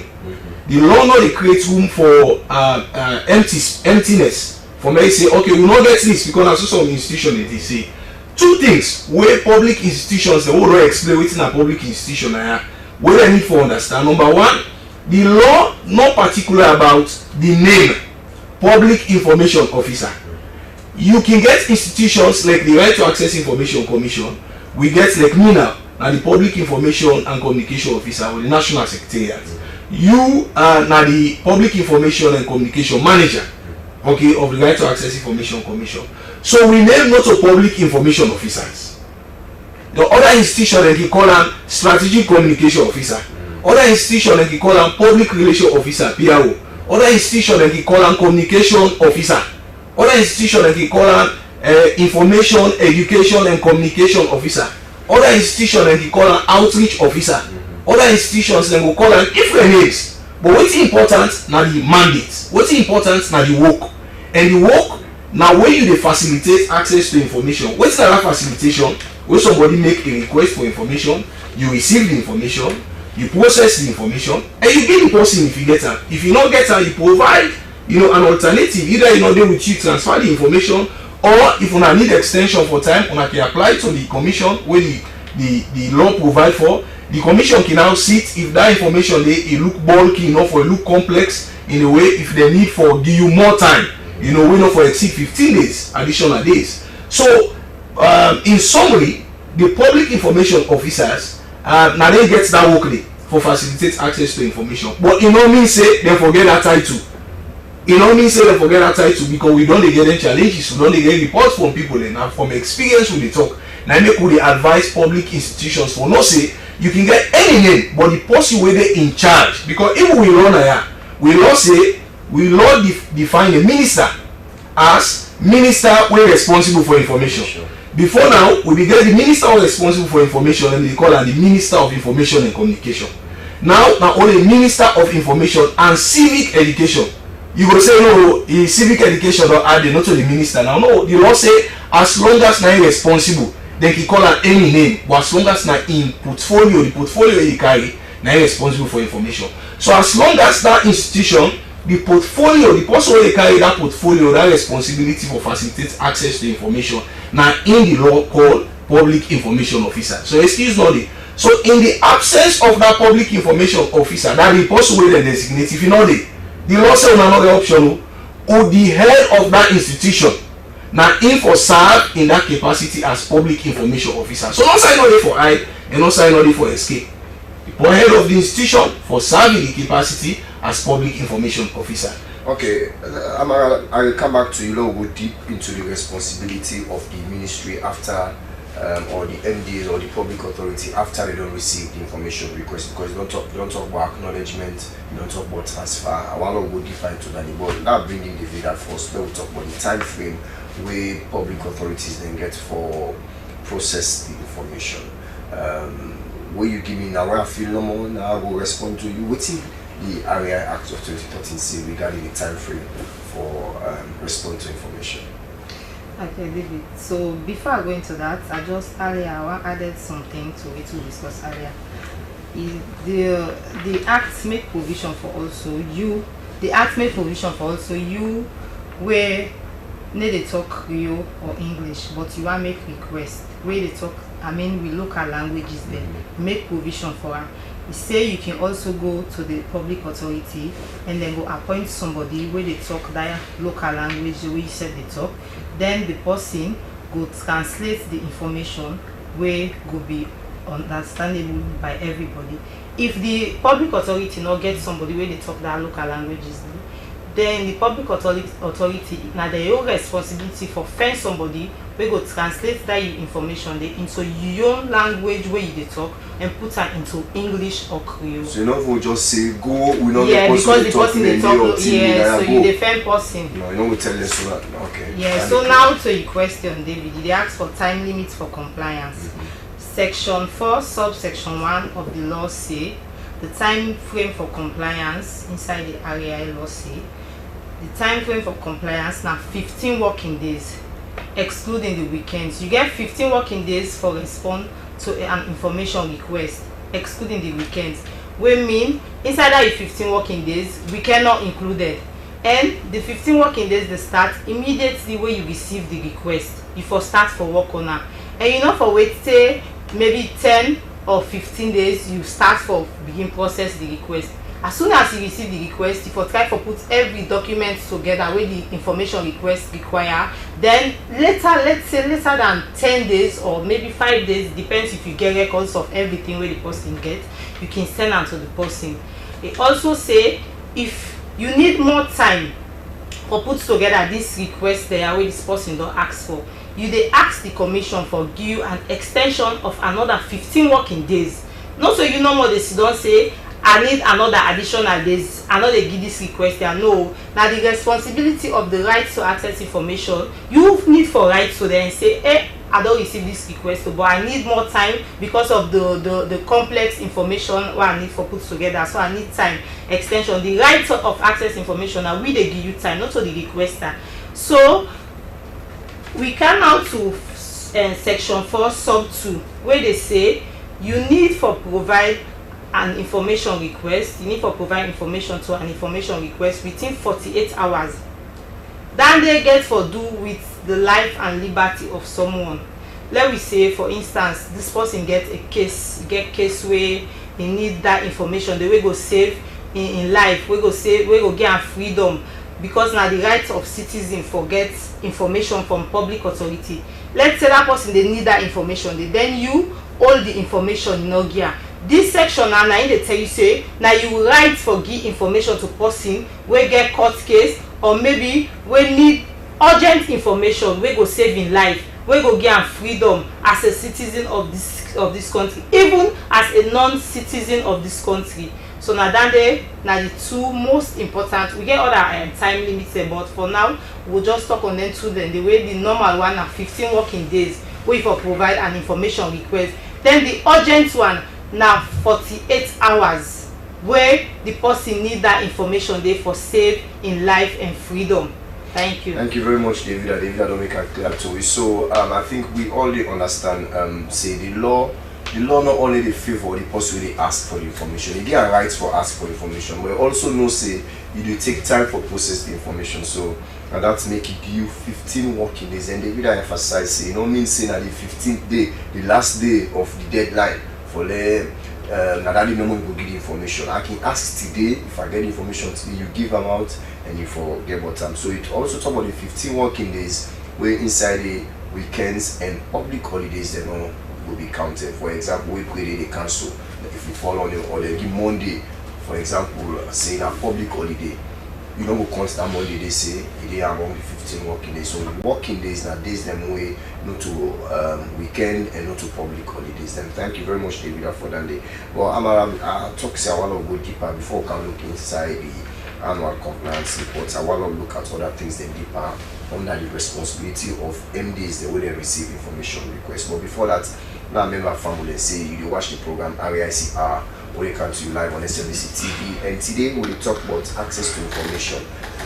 how for make information request. So now that we talk about today, and I get with me, I will call them as an expert them from Right to Access Information Commission, David Akambul, when I'm the senior compliance officer, and of course Amara Thoronka, when I'm a regular panelist in this program, so when I'm the public information and communications officer at RAIC. We don't look at both other things. Amara, let me look now when you receive the information request. You talk earlier on, say you can transfer, you can acknowledge, you can give, you know, can give. So what's the responsibility of the MDs? Because the areas we don't get concerns, they will say a person, they say we are right, they don't even respond to me, they don't even say anything to me, and the request that they feel so offended that they don't even say anything to us. So what is the responsibility of MDs then when you receive information request? The responsibility of MDs when they receive information request is very clear.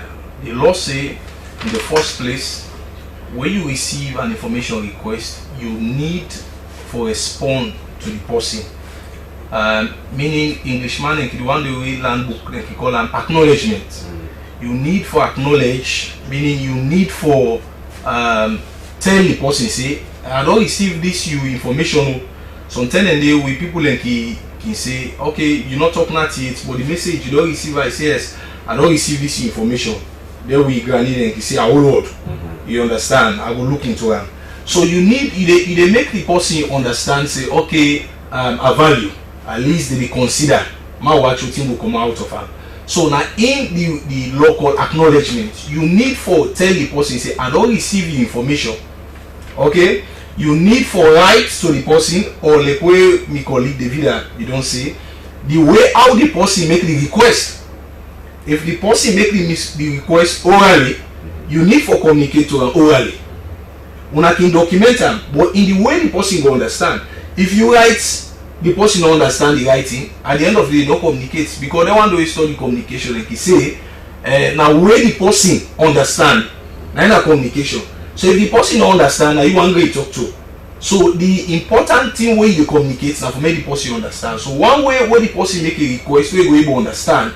Now where you acknowledge first, you tell the person say I don't receive you request where you make all down at the first stage, called on the acknowledgement stage. Then the second stage now for respond now to the person. That respond where they respond to the person, you get a whole lot of things then where they happen. Then on the person, the institution now, because the first process now the person make a request. But for the institution, the stage it starts with the acknowledgement. For acknowledge I don't receive. Second, now for respond to the information. How do they respond to that information? You either provide the information or you tell the person say I not get this information, but the information is there with another institution. Well, that process the way they take. Now we colleague we don't talk about that 15 working days, and you also add to that say inside within it mean inside that 15 working days. If you get the information now, then oku process there, you can just avoid that. The law give you that right there and just provide them to the person. Just easy like that. Then oku process there, all they talk about, so you can let all them process and they say paddy can look the information where they ask for. You don't know. Need more for go through all the process and the law just make them for making it easy. But if you want to avoid all that, provide the information. If you don't get the information, you want to refer in the first place. If you don't get the information, the entirety of the information, you can say, okay, we'll get part of this information, but part of this other information we ask will not get them. You deal with this other institution. You can provide the law, give you the mandate, the responsibility for not only provide bulky information, but if not you get part of that information, you can also provide that. If you get bulk of the information, but you see say part of that bulky information, the law not allow you for provider, you can also give part of that information to the person and communicate to and say this other part of the information, that same law where you use so for apply for that information, the law say this other part, if you give them, it will cause serious problem for national security. So no will get out. But this other one, you know, there's no problem for national security, you know, there's problem for do somebody in private side, look at. So in the area outside you know any information at all. That's why I explain. So now within inside that 15 working days, the first day sef you can give the person. The side where you not get the information at all, you go and refer the person will make the request, because the law creates room for it then called transfer of information request. But you not go just transfer the information request and then you left the requester. You not copy him, you not tell him. The law say how you dey transfer that information. Now so you for tell the requester say this information will not get out, but this other institution get am. You go write to that other institution, you transfer the request, but you copy, you tell the person wey make the request say we no get this information, but this other institution get the information. The law say that one day, not of 15 days you get to.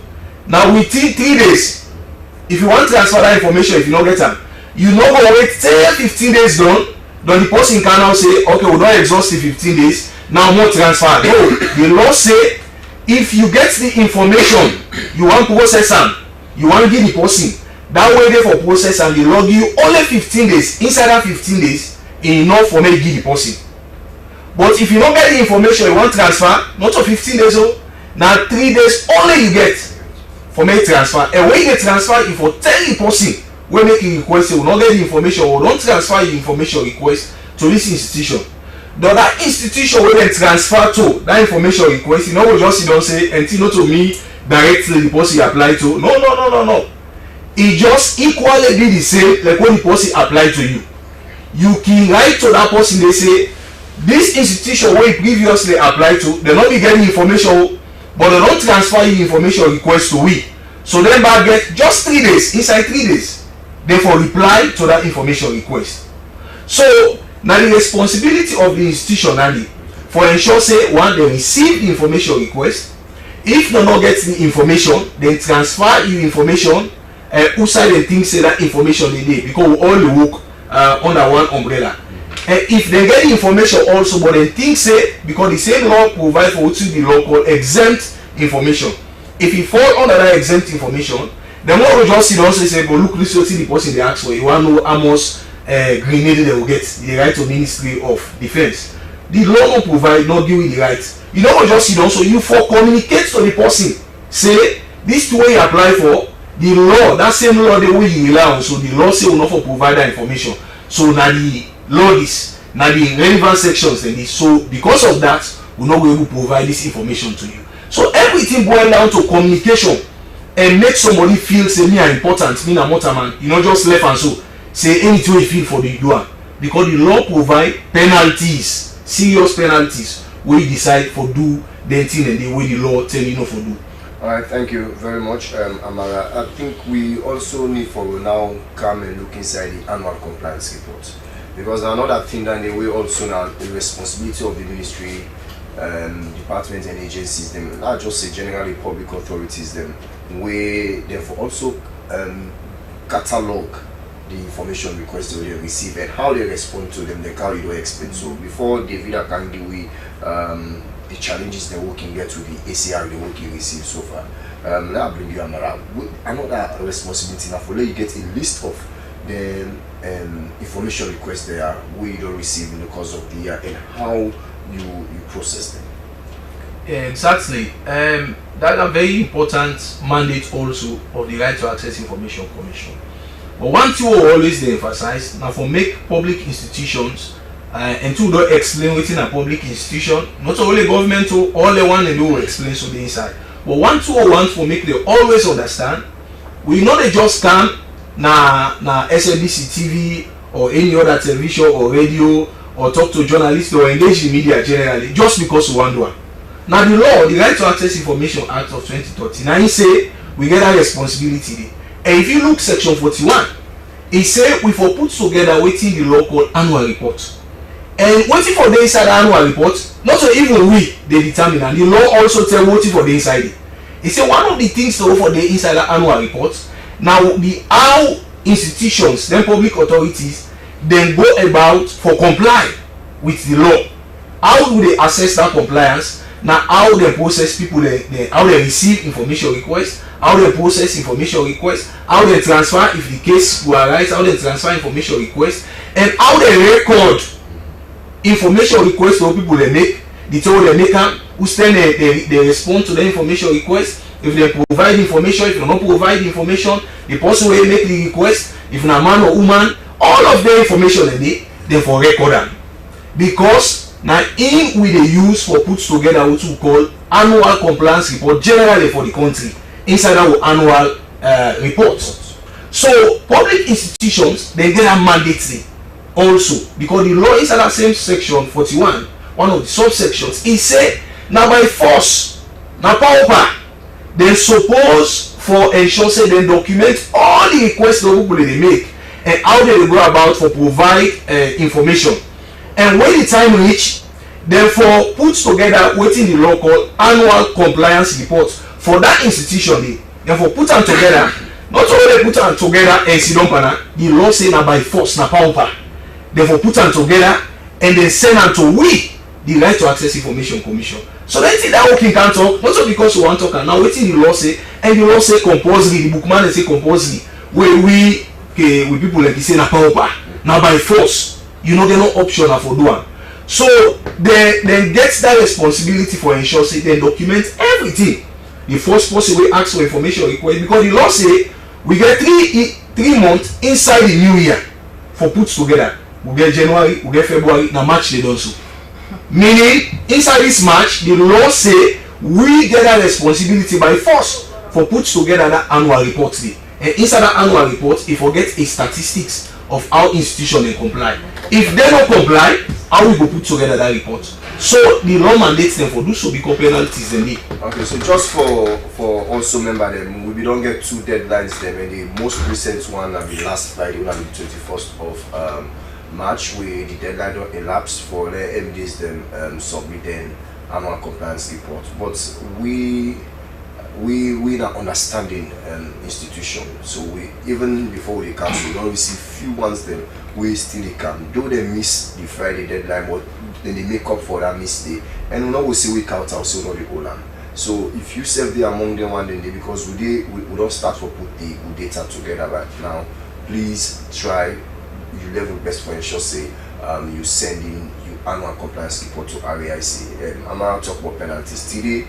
We don't go to penalties because for the past 3 editions they would don't get, so we don't always look into penalties and what it takes. But we just encourage say we get a window of understanding where if you count to ACR despite where the deadline don't elapse, we still hold them. They will not talk about the challenges them with the annual compliance reports where we don't receive over the years. You they among the team for put that data they together for collect and a very interesting we can open annual report from the whole institution, so telling you what they see. What are some of the challenges then? Well, every year the commission they face with they get issue with some institutions because every year institutions then don't take her now as a pattern for they submit the same information. You will see one old institution will say for the whole of the year you not get information request, they will say 0. Then we can need information there on the remuneration, like how much they pay you. Institution they not go fill that part there, they not go fill that section there. So we get so many issues with their institutions there, and every year the commission they babysit them, explain to them the importance of this annual compliance report. Annual compliance report not for the commission no more, for say RIC will go use them for submit the annual compliance report and present them to the president. No, you self get a role, you self the benefit from this annual compliance report because all the information and they will together.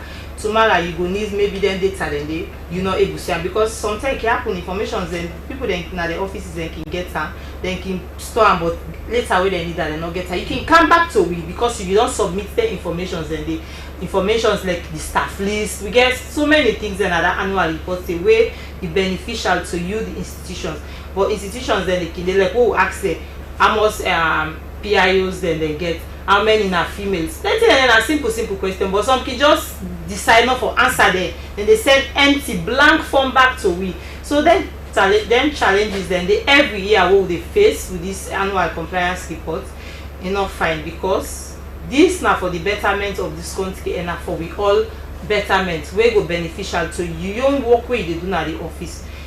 So I think now that we get the issues then are the same thing every year, and are the same thing. You get people then they keep record of information, because if they keep data when somebody asks you for field certain, then there basic information that you go just feel it. But some they make excuses, say we not get public information officer, and some look like yesterday some say the public information officer where they handle this way for fill this form not they if they on leave it travel, then they all are silly excuses. The way the right to access information we not for the take, we for the penalize some of their institutions they are winning they feel and complete this form. Because I can remember I think last month or inside this month where the civic education send a form to we commission until we say by the end of the day for fill that form day, and indeed by the end of the filler will not begin say hey we need this information or we need authorization from the head and the all, so all them things and are just excuses there for letting not complete the form. If ACC send on a form now will complete her, but any year where RIC they send and this form they have for let them complete her, the excuses then they plenty, and some man not just take the form of importance, it just they count how you go now, so just they put names and everything, you just put the institution, some for even put who down at the head of the institution I work for her, now so they send her back for the simple so you know simple things that we need now then form then they where na data we need for collect for reference purpose, they not they fill her every year it will be the same. So I don't know, that I think now that's a big challenge, but we also want for make them clear, so we get MDs that we don't do very well. We analyze which we don't receive so far in this year, and you go surprised for see how some other MDs they're very organized. And we also glad for say even with South Sudan, also the SLBC, they still don't comply as a public authority. They still don't complete the annual compliance report. They don't send them to we. So they ask now we not only comply, then we make them a duty for comply. And we also appeal to the heads of institutions, because we know say if they want for one, they will forget instructions and just say it happen. Okay, so before we come towards the close of the program, we'll get for a look at a few things regarding access to information. Amara. So now person don't listen all waiting we don't talk. But this misconception we don't happen all this while even the regional offices they said they complain the way people when they put out information request, find one, they don't write the letter, put an envelope, then they send them to RIC. Say I want the Ministry of Agriculture, for example, they then give me almost farmers they will get now the country, or almost tractor they will get the information and they send them to RIC. That procedure is not correct. Exactly. The law only mandatory for do waiting the law called facilitation. You know, for facilitate no means say now you they do the work. You know, facilitation in this right, the law say we for ensure say one we provide that oversight over access to information at the whole of the country. But when it comes to individual institutions and waiting them for do is squarely lie on the institution itself.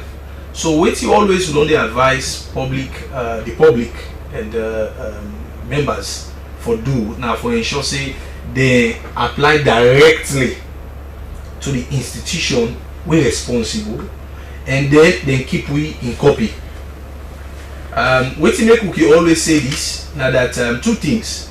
Then he mistake sometimes for the way they say they apply to we say una send to the institution who concern, no say for me.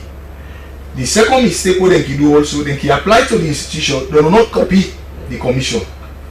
When you not copy the commission most often though we proactive enough sometimes to the check, but most of the time when they end up for can know where they get challenges along the way, say no, not give me this information, or you can out to the commission for can say hey now not be give me this information, I'll be apply for I don't pass 15 days now. They not give me. But when you keep the commission in copy, the commission, you know, behind the scene, they monitor the process. They see how things they go. If they not give you that information, when they can complain now, we already get an overview of waiting the request they about. If the public institution will say they rely on a particular thing for say this will not forget out, we already will not make sometimes that kind of determination for say this kind of information, not to exempt information, this kind of information. So when you can complain, it's easy. You know, few hours or 1 or 2 days, we could not make a determination on it. But if you apply for information or make a request, you not keep in copy, you know, how you expect the commission for no? The only time the week, you know, now where they don't come to we, and when they come to we now, pass to say, okay, wait the letter. You know, the request that ended they kick out the request that ended we back can go through, you know. So the standard procedure apply direct to the institution in question. The institution get a mandate, like what I explained, the institution get a mandate if they don't get the information for transfer that information and keep we in copy anytime when you make an information request. All right, thank you very much. We also want to make it clear, say, you know, end day for select we don't put out information request, whatever answer where the public authority give you, that the final answer.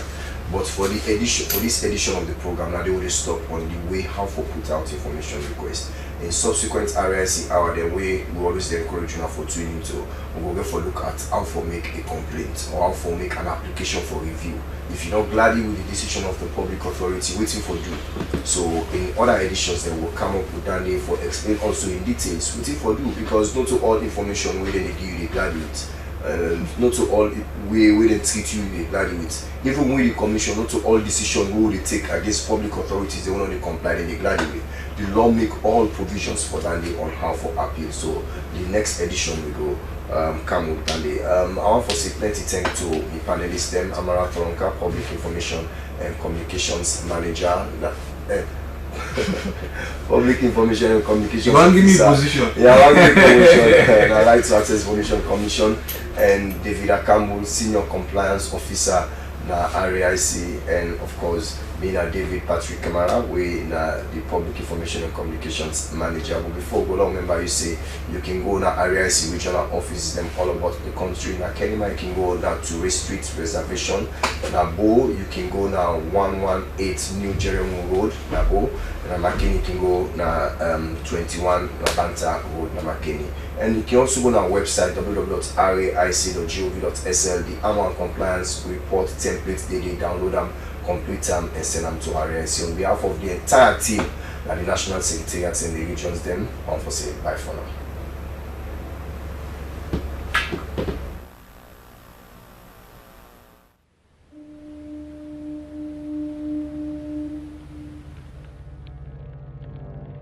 A place cannot produce poems. It can only not prevent them. And Freetown is good at that, for Freetown has its own sudden elegances. People are slow to leave it, quick to return. And there are others who come for a year or two and stay for a lifetime, sensing that they've found a city that is in the world, yet sufficiently on the edge of it to have a different resonance. Let me tell you something about this city.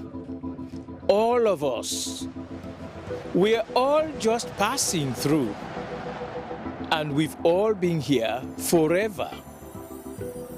Those who came, those who stayed, those who never returned. Tides turn, seasons change, we've waited and we've watched. But we've always been here. We've always listened, because there is a different resonance here. It comes from the river, and the land, and the sky. It's our place. All of us. This city belongs to everyone. And you know when it's your time. And it's our time. Listen, we are Freetown. We are Freetown!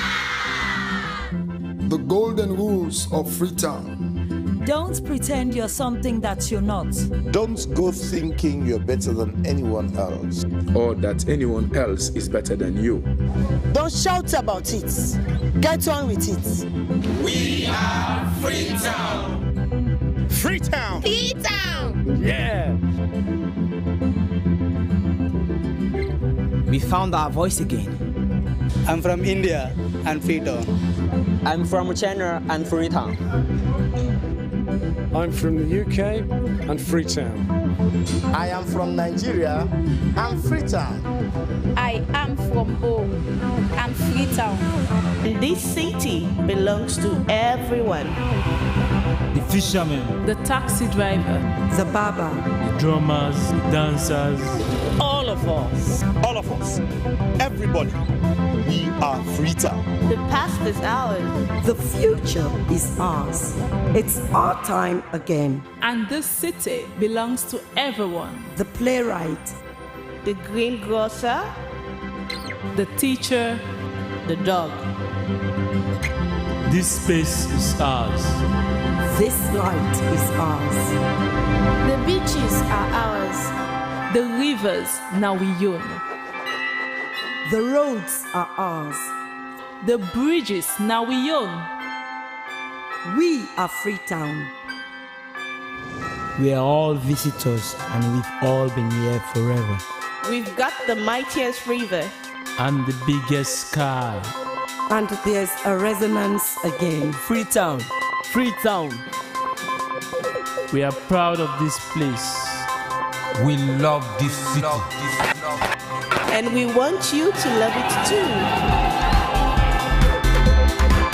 We are proud of this place.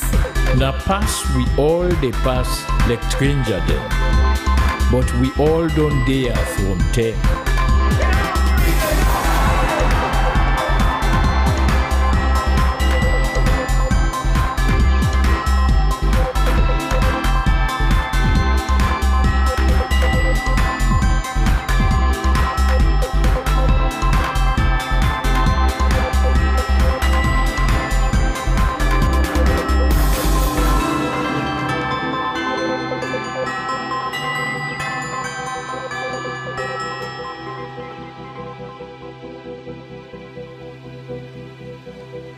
Come here, and you'll feel it, that end of the line sense of freedom. Say yes to Freetown. Say yes to freedom.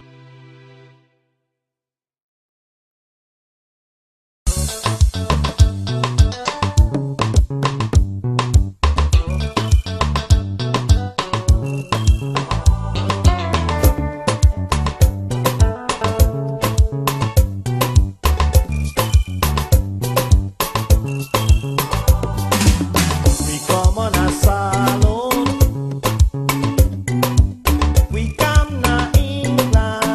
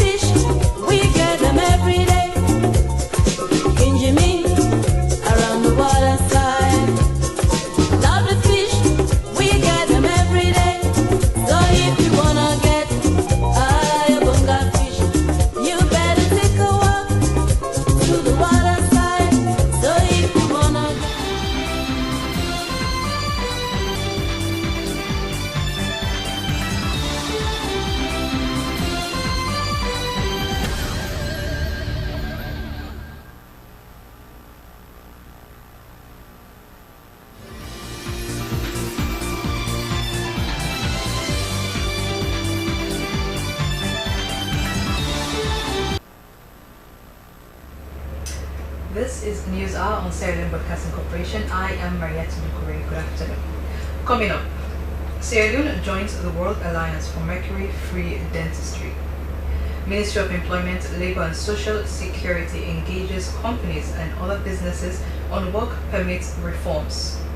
And Namati meets with MDAs on the Customary Land Rights Act 2022.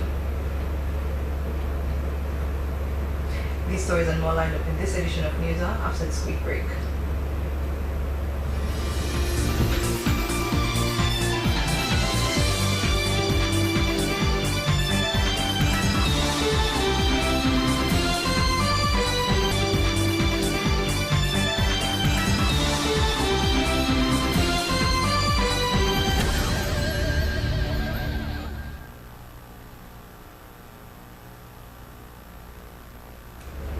Welcome back, you're watching News Hour. Sierra Leone has joined the World Alliance for Mercury-Free Dentistry, a coalition of consumer, dental, health, environmental, and community-based organizations dedicated to phasing out the prevalent type of dental filling which contains 50% mercury. Sierra Leone in 2017 ratified the Nimanata Convention on Mercury, which paved the way for such alliance to reduce and eventually eliminate the use of mercury in dentistry, which can have long and lasting health complications for the public, especially children. Harold Williams has more. Charles Mambu, the country lead and chairman for the Sierra Leone chapter of the World Alliance for Mercury-Free Dentistry, accredited the chapter's establishment to extensive consultation with Charles Brown, the global president of the World Alliance for Mercury-Free Dentistry. The Global Alliance President Charles Brown commended the establishment of the local chapter and urged Africa to keep in step with global efforts towards zero mercury use in the public domain. Officially launching the Sierra Leone chapter of the World Alliance for Mercury-Free Dentistry, Principal Environment Officer Joseph Touré summarized the concerns of dental practitioners in the need of alternatives to mercury amalgams and pledged support to make resins and other dental materials available at affordable costs. Dr. Idris Kamara, Principal Dentistry Officer, explained that mercury amalgam has been in use for decades because it was effective as a filling material but could also lead to mouth infections if not handled properly. He said the use of mercury in the mouth area was an obvious health risk and urged the Ministry of Health to initiate the introduction of alternative materials for dental fillings. Principal Officer for Chemicals Control and Management in the EPA Environmental Health and Safety Directorate, Mohamed Kamara, emphasized that Sierra Leone's ratification of the Minamata Convention on Mercury since 2017 has obliged this country to ban the importation and trade of mercury and eventually phase out its use not only in dentistry, but in mining, electronics, calibration and medical equipment, and cosmetics such as skin creams. As almost a third of the nations in the global community are now moving towards eradication of mercury, Sierra Leone now joins more than 60 of the compliant countries to also eliminate mercury from the mining and the products made from mined mercury.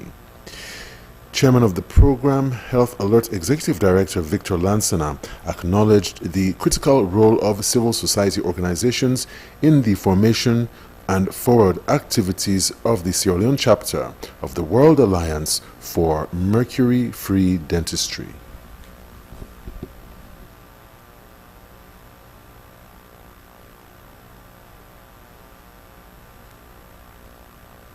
The Ministry of Employment, Labour and Social Security has met with companies and other businesses, including those involved in mining, agriculture, to discuss the transition from manual to electronic work permits and its proposed fees. Jonathan Tonga has more of the story.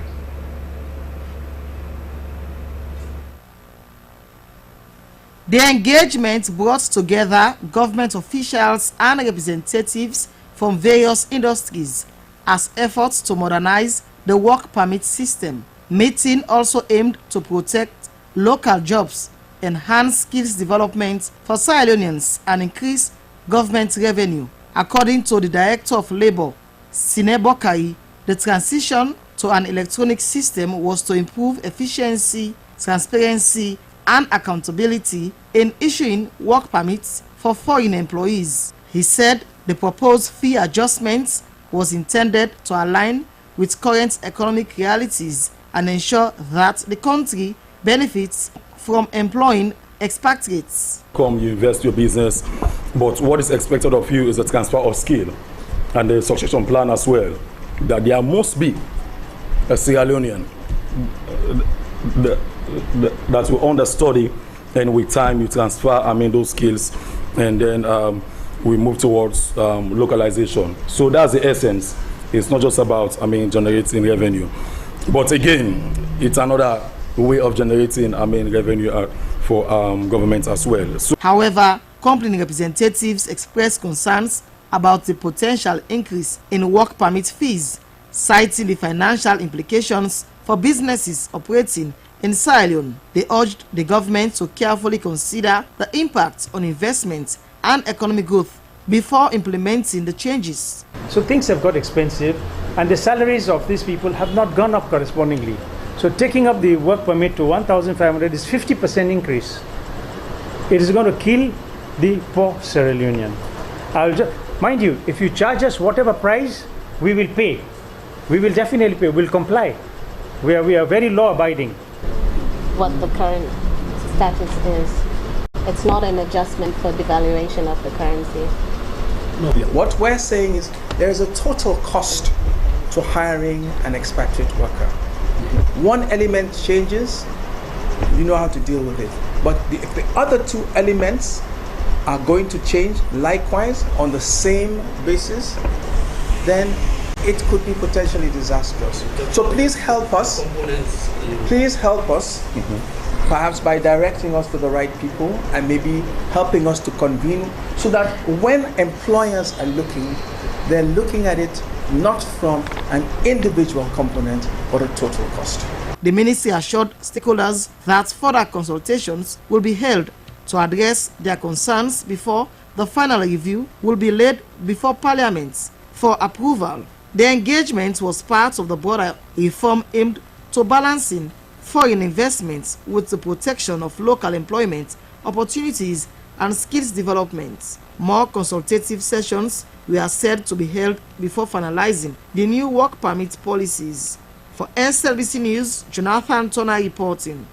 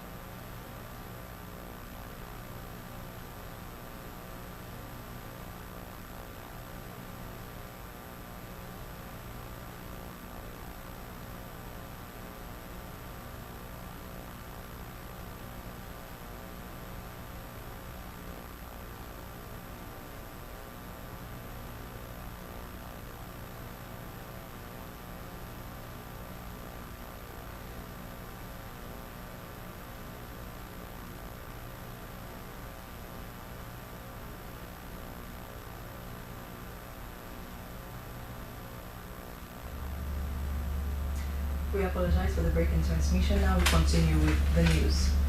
Namati, an organization that supports communities to protect customary land rights, engaged representatives of various ministries, departments, and agencies on the Customary Land Rights Act 2022.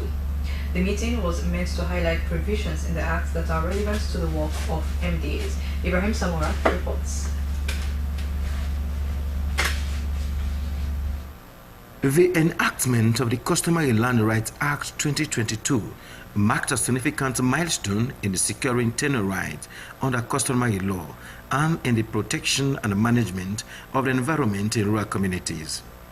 In helping to popularize the act, Namati brought together representatives from ministries, departments, and agencies under one roof to highlight key provisions in the act and regulations that are relevant for their respective mandates. Director of Namati, Sonkita Conte, told his audience that the day's engagement was designed to enlighten various MDAs on the provisions and regulations enshrined in the Customary Land Rights Act 2022 and the Land Rights Regulations 2023 applicable to their institutions. Mr. Conte said the object for which the Customary Land Rights Act has been enacted was to protect customary land rights in the provinces, eliminate discrimination against women and other citizens, and establish participatory land management and administrative structures for land subjects to the customary law. So it is important for us to bring the various government institutions who have roles to play in ensuring that land is dealt with properly, that investment happens in a way that is responsible together, for them to know about the provisions in the law and how that law can be integrated into their own processes as they undertake their work. The Act, he went on, contained new and important provisions applicable to the acquisition of land for investment operations, use and protection of critical ecosystems in communities.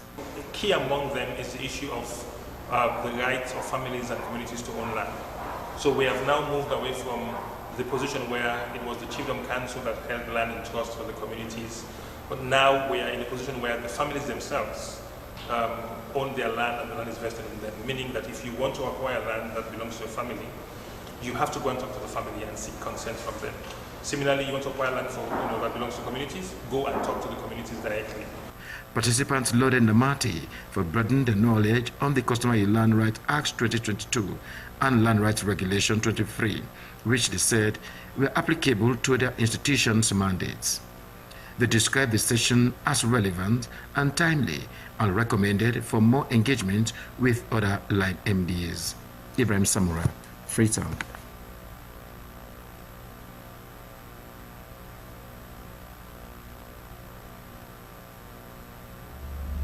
The Revolutionary United Front Party has launched the second edition of its Footpath to Democracy, a new vision for Sierra Leone. The 33-page document accounts for REFP's revolution and what, in its view, could be done to uplift Sierra Leone from poverty, corruption, and bad governance. Emmanuel Samara was at the launch and compiled this report. The Footpath to Democracy, a new vision for Sierra Leone document opened with a quote from the founder of the IUF party, Fode Sebana Sanko, that said, "A rotten system cannot be reformed. When a society demands a change, there is no need attempting to change it on old principles." And the 33-page document clearly explains the ideology of the IUFP, their struggles fighting against what they describe as rotten governance system that has inflicted poverty on Sierra Leoneans. IUFP leader Abdullahi Sanko said their party ideology revolves around three slogans, which is arms to the people, power to the people, and wealth to the people. Abdullahi Sanko added that the first edition of their document was done and launched by their founder Fode Sebana Sanko in 1995 and focused on arms to the people that led to their militant struggle. The launch of the Footpath to Democracy's second edition, which focuses on power to the people, marks a fresh chapter in IUFP's political journey. The party is now resolute to redefine its role as a transformational force, seeking accountability, transparency, and inclusive governance in Sierra Leone. Phase 2, power to the people, and phase 3, wealth to the people, constitute the current mandate and preoccupation of the RUFP as a political organization. These two phases components of the RUFPSL mandate is to campaign for good governance. And every one of us knows what is the present economic, social, and cultural fabric degradation of our country. So in order to change this narrative, we are asking every Sierra Leonean to be proactive and not to look at the RUF party as an adversary, but as brothers and sisters in solidarity in trying to change this country for the better of all Sierra Leoneans. Una dey enjoy democracy in this country. Because na for that make we take am. But people they know they talk of them side and they always they talk about with the negative side. So now I make decide for pull this book for let people then go able buy we idea, let them able understand we. Then let them try, we let them see how they change this country. With clear words and sentences backed with photos showing the IUFP's vision on the Sierra Leone they want to see, the IUFP current leaders are now moving to galvanize the support of Sierra Leoneans to enable them win the forthcoming general elections. The big question is, will the IUFP plans resonate with the needs, will and want of the voters? Emmanuel Samoa, SLBC.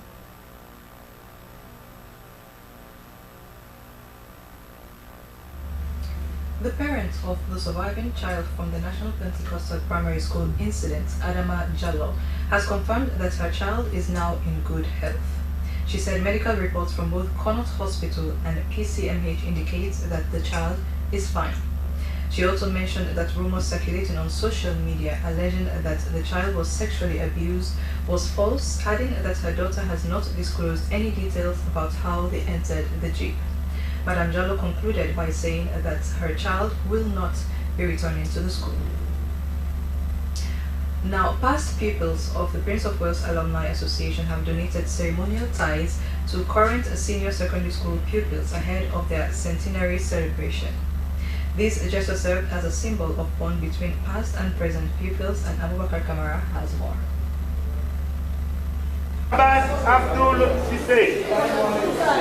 The ceremony, which saw the convergence of both past and present pupils, was to inspire the next generation of leaders at the Prince of Wales School. The past pupils share their experiences and the impact the school has had on them. They urge pupils to embrace their education, pursue their passions, and contribute positively not only to the school but also to the society as a whole.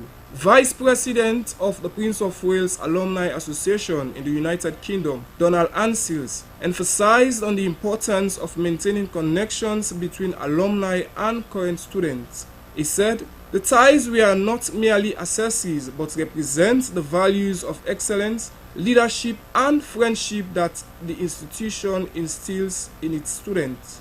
We want to give back to Prince of Wales because Prince of Wales contributed to most what we are today. So in terms of giving back, that passion is still there. People want to do things, but obviously we know there are challenges, but we're not giving in. We will continue supporting the boys, supporting the school, because we have that niche within our hearts for the Prince of Wales Kingdom. David Tika, a school prefect of SS2, spoke about how happy they were as pupils and how best they are preparing for the centenary celebration. We are Gentle Prince Williams, so you should expect much from us. So we are going to put on our best behavior towards the centenary celebration, sir. Each senior secondary pupil of the school received a tie designed to reflect the school's colors and emblem. The event was all part of the school's centenary celebration. For SLBC News in Freetown, Abubakar Kamara reporting.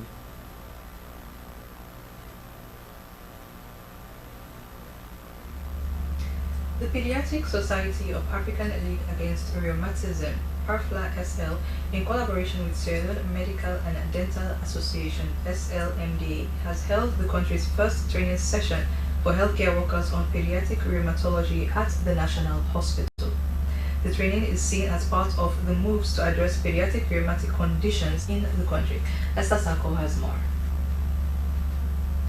The training session aimed to equip doctors, nurses and other medical practitioners with the skills to identify and manage pediatric rheumatic diseases, particularly those often misdiagnosed. According to Dr. Frederick Walker, the president of the Sierra Leone Medical and Dental Association and a board member of PAFLA Sierra Leone, the primary goal was to equip healthcare workers with the knowledge and skills necessary to effectively identify and manage pediatric rheumatic conditions. He said it was a milestone for better diagnosis and care, stating that without the right understanding, these conditions could easily be overlooked or confused with other diseases. More than 90% of the patients we have seen so far since we launched the campaign are having JIA, or juvenile idiopathic arthritis.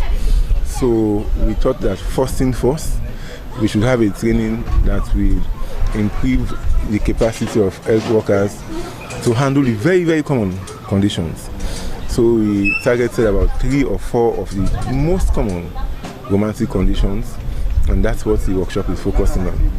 And when once we're able to cover those ones, subsequently we'll be having other training. The training covered how to identify medical histories, physical examinations, psychosocial support, and also how to identify specific rheumatic conditions like juvenile idiopathic arthritis and systemic lupus erythematosus. The role of pharmacists in managing these conditions was also highlighted. Participants were eager to share the knowledge with colleagues across the country, calling for more training sessions, particularly in the provinces. Training today has 2 major important for me. One, it has improved my knowledge and it will improve my practice. And also it was very important for me as a resident in training, and it has improved my knowledge. The training shouldn't be limited just here in Sierra Leone, or most especially in Olajuwon, but I'm also pleading to PAFLA Sierra Leone and also the Sierra Leone Medical Dental Association if they can possibly introduce rheumatoid arthritis as part of a curriculum, especially for the young nurses coming up.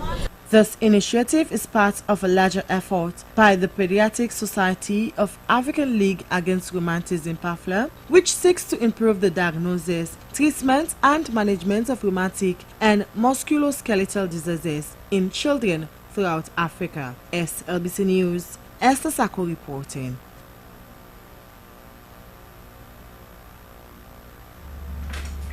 Detect and protect are the key words in this year's Kidney Day public outreach intended to extend beyond the free one-day early detection clinic now concluded at the Freetown City Council. Harold Williams was there and now reports how the Ministry of Health and Connaught Hospital will continue to provide treatment and healthy advice to protect the public from chronic kidney disease and acute kidney injury.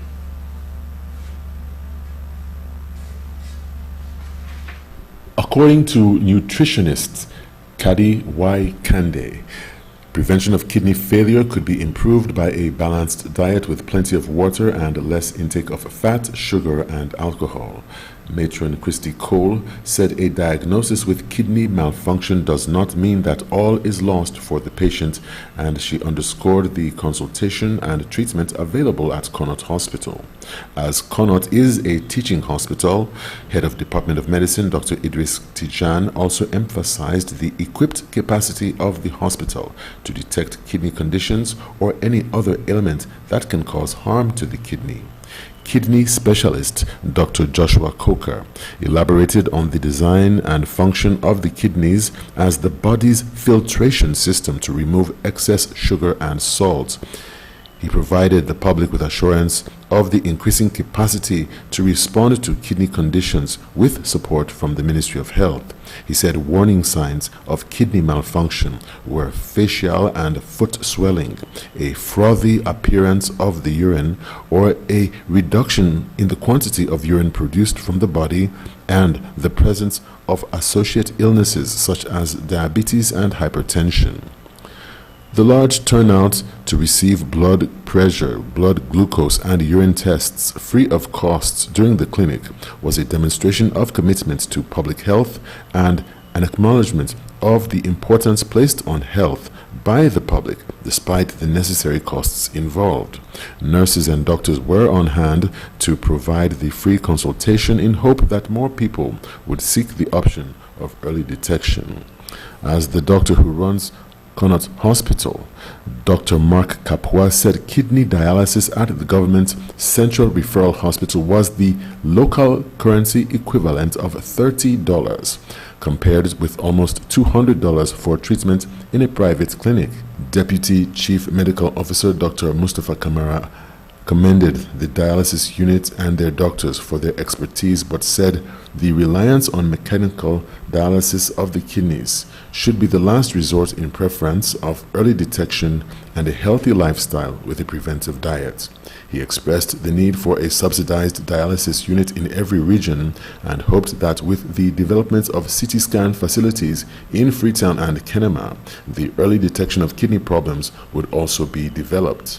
Meanwhile, the Ministry of Health encourages the public to check if their kidneys are okay, which is the theme of this year's rollout of World Kidney Health Outreach on the theme, Detect Early, Protect Kidney Health.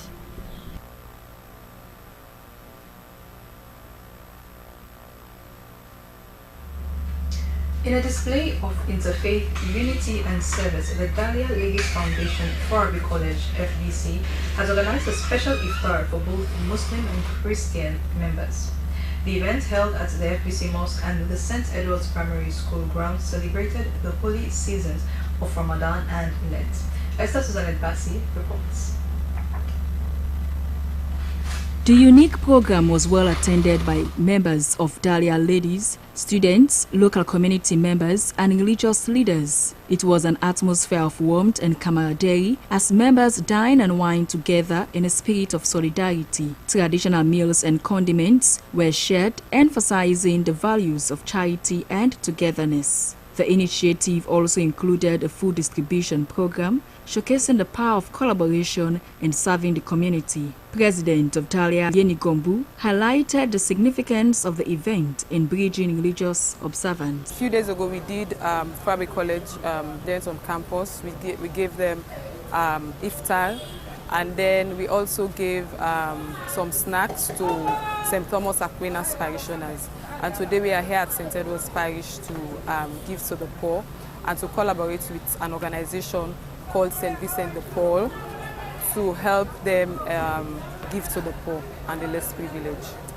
For today, we just did for 55 people, and then of course, last Friday, we did for about 350. Beneficiaries, including students and local community members, expressed appreciation for the initiative, which fostered a sense of belonging and solidarity. Let God put blessing upon them, let God cover them, let God make any side where they put and let God open way for them. Yeah? The iftar was a shining example of selflessness, charity, and interfaith harmony, reinforcing the true spirit of both Ramadan and Lent. For SLBC News, Esther Susanette Bassi.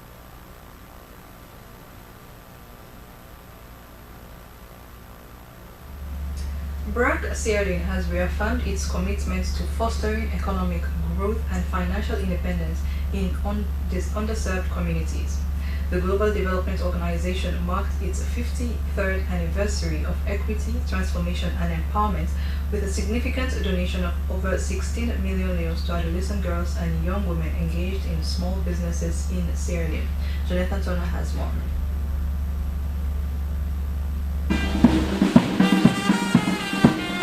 The initiative aims to provide critical financial support to young entrepreneurs, enable them to build sustainable livelihoods, and contribute to the economic development of their communities.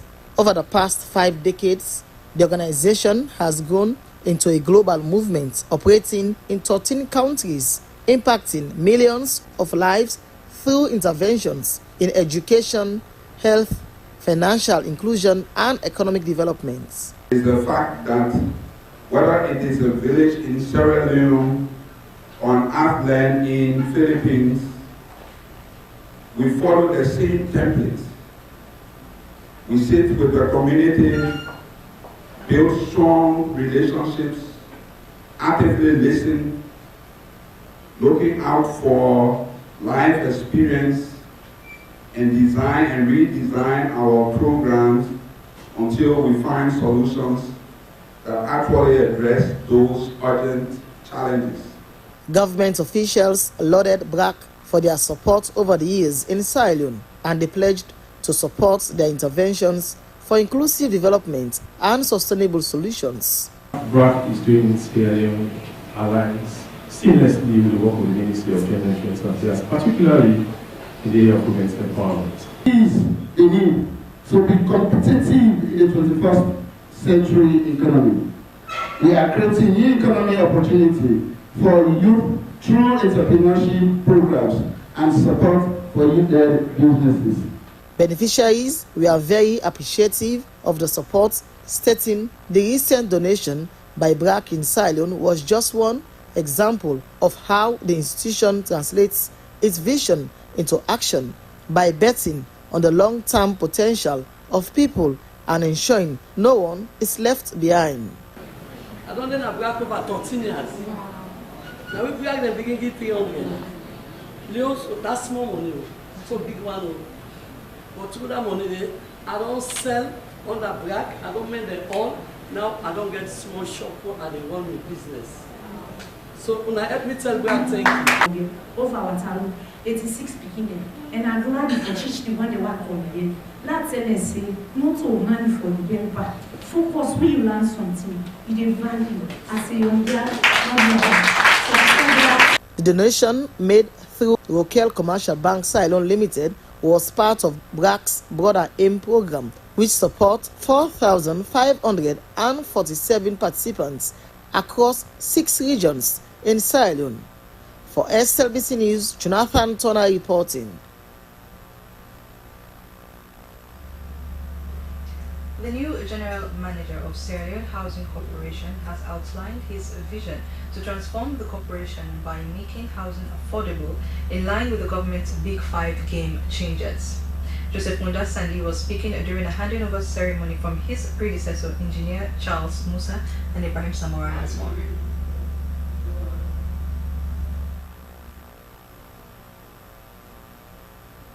The handing over ceremony was graced by the Board of Directors, representative from the National Commission for Privatization, and staff of the corporation. The gathering marks the official taking over of administration by the newly appointed General Manager Sierra Leone Housing Corporation, Joseph Munda Sandin, from his predecessor, Engineer Charles Musa.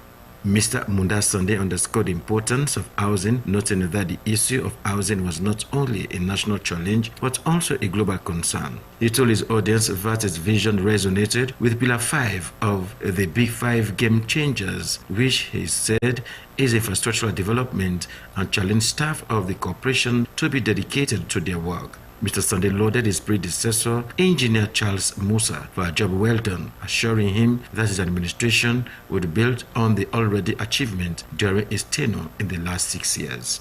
You've done yours. I want to thank you for giving your best to Namasalo. I see this as a national challenge thrown upon us, me and the board, by His Excellency. And we have no choice but to deliver. I come here trying to give everyone the opportunity. My friends are people who know what they're here for and who know how they're going to deliver for His Excellency's agenda. The outgone General Manager, Sierra Leone Housing Corporation, Engineer Charles Musa, welcomed his successor and outlined a series of challenges the corporation has been faced with, not limited to inadequate subvention from the Minister of Finance. The Sierra Leone Housing Corporation was established by an Act of Parliament in 1982 to complement the government's effort in addressing housing problems in the country. They are responsible for low-cost housing estates, OAU village estates, and 7 battalion barracks.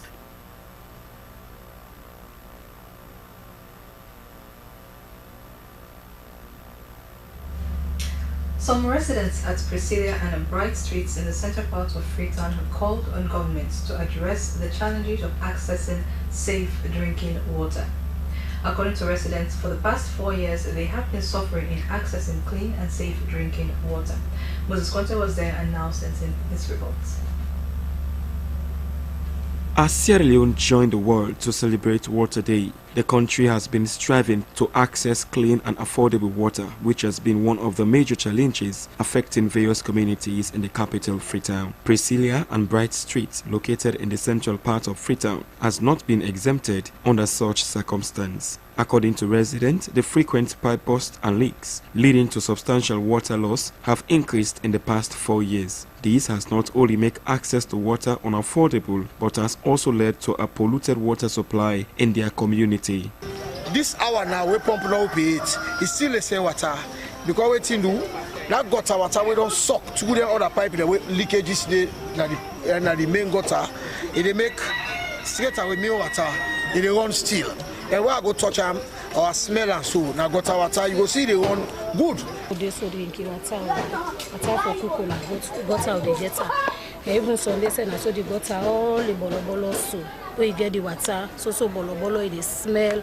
It's not really easy for where we picking and get for the study na net at times. Company open say na net. It really more now. So this has not only affected residents at Priscilla Street, but neighboring communities such as Barwick and Elizabeth Streets in the same community. According to Kolia Bangura and Abdul Karim Kabo, residents at Bright Street, access to water in the Brookfields community has been a major challenge over the years. With this train now for water business, it's not easy for me at all. At all. And even this small thing with the commercial, now by week, so until you can't so today. Take the week done, take next week and before ever will they get and water back. Because we water not the and water na life. Right? Water na life. If you know the you know go see you go old book way, you host no get water and you just get forget. As a theme for this year's World Water Day celebration states glacier preservation, residents from this community are calling on government for a swift intervention to ameliorate their challenges. For SLBC, Moses Conte reports. It's now time for our segments, and first up is the international news.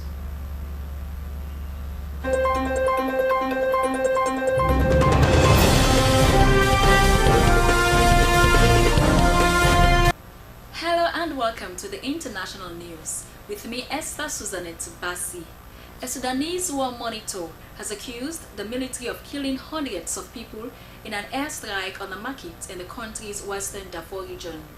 The emergency lawyers group, which documents abuses by both sides in Sudan's civil war that erupted in April 2023, said the bombing of Tura market was a horrific massacre that had also left hundreds injured. A military spokesperson denied targeting civilians, saying it only attacked legitimate hostile targets. Both the Sudanese Armed Forces and ISF have repeatedly been accused of shelling civilian areas. The ISF has deployed drones in Darfur, but the army has the warplanes and regularly strikes ISF positions across the region. A Darfur activist group, the Darfur Initiative for Justice and Peace, said it happened on Monday and called it the deadliest single bombing since the beginning of the war. Civilian deaths in bombing and shelling attacks have intensified in recent months with the escalation of fighting in the country's brutal civil conflict. Some 12 million Sudanese people have fled their homes since war broke out. That is equivalent to Belgium or Tunisia's entire population. The government will end a contract with the provider of hotel places for asylum seekers after an audit identified concerns about the firm's performance. State Belvedere Hotels provides around a quarter of home office asylum accommodation in 51 hotels in England and Wales. It also operates Napier Barracks in Kent, which houses people awaiting asylum decisions and is due to close in September. Both the Security and Asylum Minister Angela Eagle said the decision had been taken because of greater oversight of asylum accommodation. Speaking in the Commons late on Tuesday, Eagle said significant elements of the company's behavior fell short what were expected from a government supplier. She added the government would conduct a full audit of its supply chains. Shadow Home Secretary Chris Phillip claimed the number of those using asylum hotels had increased by 8,000 since the general election, despite Labour's pledge to end the use of hotels. South Sudan is on the brink of renewed civil war, according to the top UN official in the country. Nicholas Hesop called the situation dire after the government's sudden postponement of peace efforts. He emphasized that international efforts can only succeed if President Salva Kiir and Vice President Riek Machar are willing to put their people's interests first. Over 40,000 lives were lost before a 2018 peace agreement which brought both leaders together in a unity government. However, elections meant for 2023 were postponed to December 2024 and then again to 2026. Recent fighting between government troops and a rebel militia in the north has escalated tensions. The UN peacekeeping mission is urging dialogue, calling on both leaders to adhere to the peace deal and resolve their differences peacefully. And finally, in the international news, the East African Community and the Southern African Development Community have expanded a team of mediators for the Congo conflict following a virtual meeting on Monday. The two blocs doubled down on their efforts to bring peace between Congo, the M23 rebels, and Rwanda by appointing additional former heads of state to steer the mediations. Former Kenyan President Uhuru Kenyatta and ex-Nigerian President Olusegun Obasanjo remain on the team, while former Ethiopian President Sahle-Work Zewde replaces another ex-Ethiopian leader, Haile Mariam. Former South African President Galima Motlanthe and ex-Central African Republic President Catherine Samba-Panza were added, enlarging the group to 5 from 3 to improve gender, regional, and language inclusivity, according to a communique issued after the summit. The moves come after Angola, through its presidency, stepped aside from the negotiations on Monday, citing other engagements on its mandate as the head of the African Union. Well, that's it for the international news with me, Esther Susanette Pasi. Thanks for watching.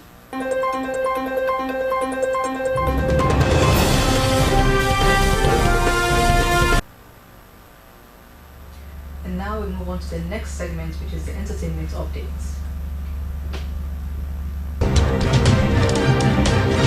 Ladies and gentlemen, welcome to the entertainment news. I am Mariatu Dukure. Now today it's going to be all about one phenomenal lady who has been within the entertainment industry, specifically in the movie sector.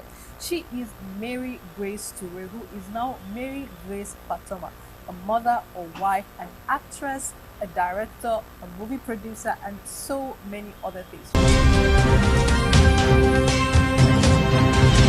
First up, Mary spoke to us about how hard it is juggling being a mother, a wife, an actress, a content creator, and of course having a whole career outside of being a mother and a wife, and how hard it is to put all of those things together and being a woman generally. I'll be honest with you, my sister, it's crazy being a mother of 3. They want your attention like that. Being a wife, the husband wants your attention, no matter how understandable that man is. He wants your time at the end of the day. And now for me, I'm a writer. I have to write, I have to put things together. I don't want to say it's killing me because I'm not dying anytime soon, no, but it's exhausting. And honestly, if you know you don't have the lever to do it, don't even try it. I'm not even going to advise anyone to do it because I know sometimes I want to give up. Hey, Poppy, you don't say this is past month. Oh, Billy! Now what happened? Dissolve! Usman, you had to suit me, I saw. Poppy, fast month like this time, never go outside. Now you eat so. I know they keep fast again. Big fast month like this. I know they keep again, not so by force. What's happened? Then they keep fast now, so God or somebody can eat me Sudakati now, so I sleep angry 2 days. You know the fields that we are? The more you do, the more people want to see you, the more they remember you. You stop doing for a time and you are done. So I was like, what can I do right now that will just keep my audience intact? You know, people interacting, people seeing me. Okay, I know I don't have to leave my house like a lot right now because of my situation. So what can I do? I thought about doing a lot of things. I thought about hosting a podcast in my house, lots of other things I thought about, but I was like, why not do something with the Poppy character? Because I had started the Poppy character already from this Ladia lab that I went to. It's a female lab. So they needed a man to do a certain role and there was no man. I was like, let me just do it. Let me try and do it. So that was how it started. Salon Woman Filmmakers is something that she created alongside her friend called Beatrice. Now, this would be their second edition, which will be on the 29th of this month at Brookfields Hotel. So it's about celebrating women in the film sector, you know, where I don't want to say we're marginalized. I don't want to use that word because I see a lot of women doing big things now. For the last 2 years in our film industry, it's been women who are doing a lot of good things. So for now, we're heading it. It's just, we just have to come together and know that we are powerful, and with us we can do a lot of things, you understand? So this is why Beatrice and I come together and form this Salon Woman Filmmakers, where every year we do like an event. We screen movies done by women, and now we've included awards. We want to give them awards for everything, the suffering, everything they've gone through. The unfortunate video that's going around social media, which is very sad, about Samira Espiri. Samira Espiri is a reality TV star, a very loved personality that is undergoing some things, that is undergoing some problems, going through demons that she has been battling for a long time. An empowerment show. This is a show where we bring women and say we're taking them from the outside world to teach them things and empower them. With no bumper, but still I'm the baddest. And I'm rolling in my Hummer, and I'm chilling with some baddies. I'm a skating not a thick girl, but you still wanna ride with me. Here today to talk about what's been going on in the news about me and my addiction and stuff. It's all true. It's true that I'm an addict. It's true that I've been going around the Freetown, or I was going around Freetown. Alright, ladies and gentlemen, that's all we have in today's edition of the Entertainment News. Hope you enjoyed that as much as I enjoyed it. Until next time, I have been Maria Tudukuri. See you.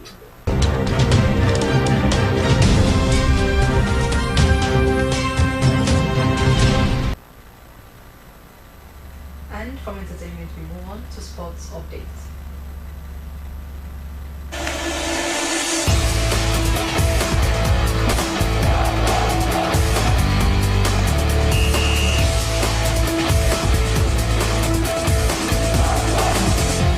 Thank you very much. Egypt narrowly defeated Sierra Leone 1-0 in the World Cup qualifiers at Cairo International Stadium. Ahmed Zizou Sahi scored the decisive goal in added time of the first half, securing Egypt's position at the top of the group with 16 points. Sierra Leone displayed a solid defense and resilience throughout the match, but couldn't find the equalizer. That's an highlight of the match. 40 jaar al. En zo is het. Egypte was er niet bij, Qatar willen weer aansluiten in Amerika. 44-voudig Egyptisch kampioen. Daar komen alle grote spelers uit Egypte ongeveer vandaan. Salah, altijd een eeuwige strijd met Zamalek. Salah, of nee, dit is Mohamed.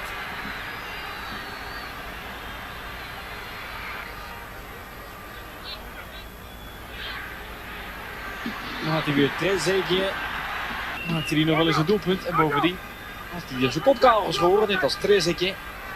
Die ook het Olympisch Stadion in Berlijn heeft ontworpen, een Duitser.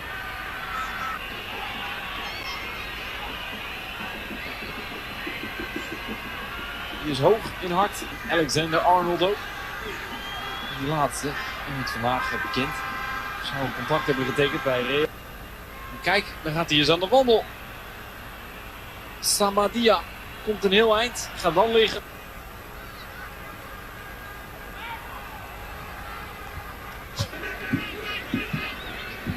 Trezeguet, Marmouche. Die glijdt weg. Champions League. Oh, tussen de linies door en daar is het hem serieuze mogelijk.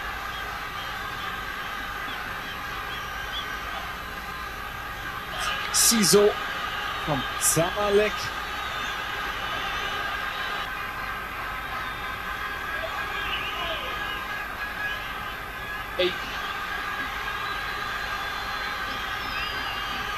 Kunnen ze het op eerlijk moment ook voor een voorsprong, zo vlag van rust.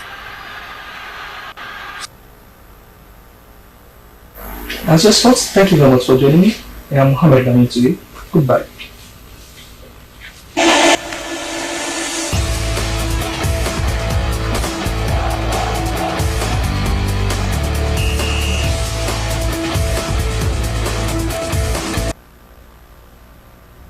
That was the sports updates, and must say that Leon Stars did play a good game. Now to end the news, the main points again. Sierra Leone has joined the World Alliance for Mercury-Free Dentistry, a coalition of consumer, dental health, environmental and community-based organizations dedicated to phasing out the prevalent type of dental filling, which contains 50% mercury. The Minister of Employment, Labour and Social Security has engaged companies and other businesses, including those involved in mining and agriculture, to discuss the transition from manual to electronic work permits and its proposed fees. And NAMATI, an organization that supports communities to protect customary land rights, has engaged representatives of various MDAs on the Customary Land Rights Act 2022. Well, that's how we wrap up this edition of the News Hour. I have been Maria Tudukuri. Have a wonderful afternoon.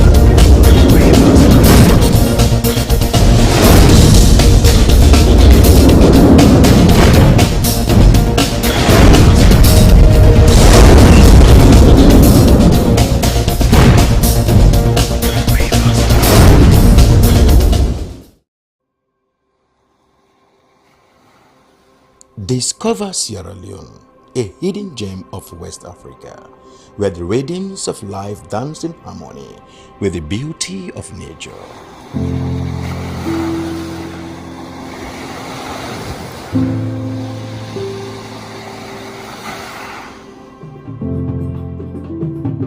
Feel the heartbeat of our culture in every beat of the drum,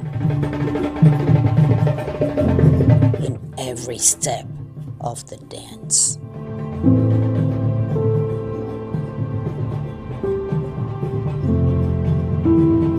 Experience the tranquility of our shores, where each sunrise brings new stories and endless possibilities.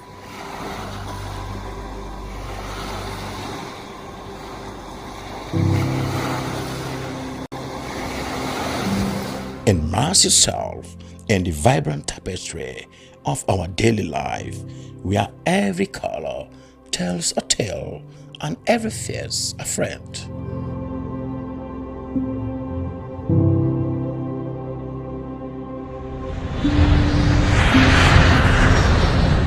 Come, be enchanted by the sights and sounds of Sierra Leone.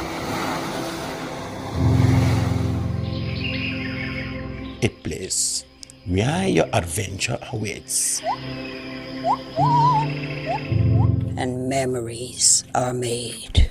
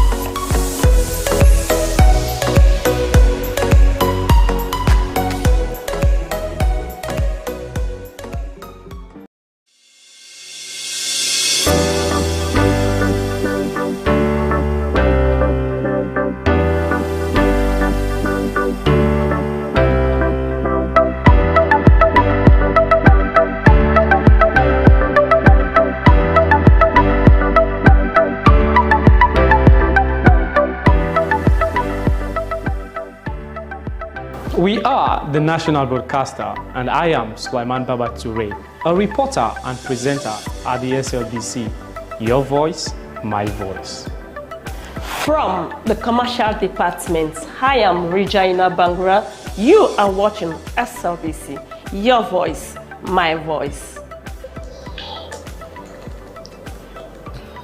I am Jonathan Turner, a reporter for Sierra Leone Broadcasting Corporation, SLBC. As a reporter, I do stories on education, health, politics, and more. Stay glued with SLBC to watch my stories. Your voice, my voice.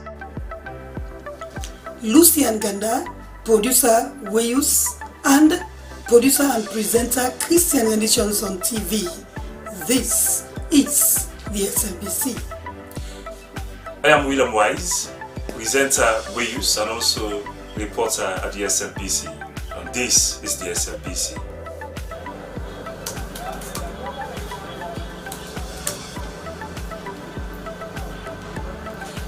I am Salma Tabak, television executive producer. I produce programs on both radio and television. I'm a news anchor, a presenter, an announcer on radio. I enjoy what I do because I serve a public service broadcaster. It's a pleasure to work with the SLBC. I am Tilly Koma, Head of News and Current Affairs Unit, Sierra Leone Broadcasting Corporation. Our news hour now covers several segments. We have entertainment, business, weather, sports, ferry schedule, and human interest stories, not forgetting politics. We are doing all that to keep you people posted on what's happening all over the country. Thanks for being with us at SLBC. Keep blue. We are the best.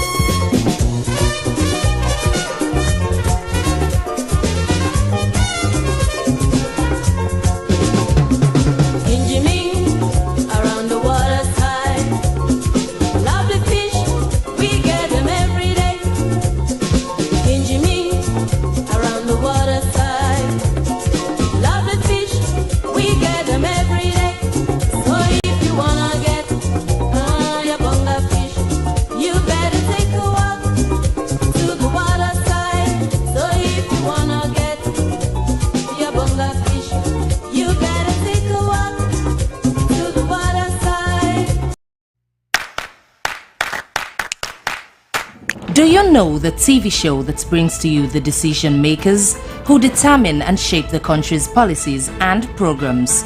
Bottom Line is the show to watch. Well, join Asmi Uba as it brings to the table movers and shakers of society and policymakers whose decisions have direct impact on your lives. Bottom Line comes up every Thursday at 7 p.m. on Slbc TV, channel 31 with Asmi Uba.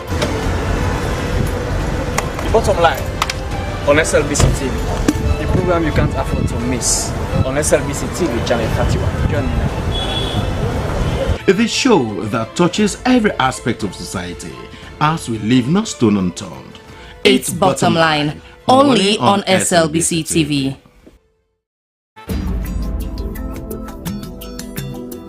Where use? You get use? Yes, I get use. This is the program where they give you the use where they happen all about the country. Inside where use, we go take you text, Facebook and WhatsApp message. You complain where you go send us letter to the producer. We dey announce about team them working loss and plenty more. We are there all about the country. But you self help for being the use that you area. Where use? The original program where they give you updates. Where use? You get use? Yes, I get use.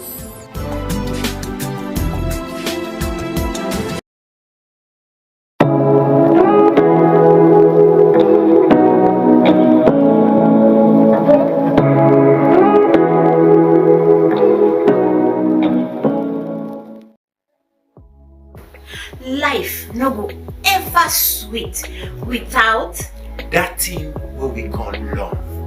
Now that make Love Factor a very good program where any big person can look and enjoy. Now the kind program where you for spend time for watch.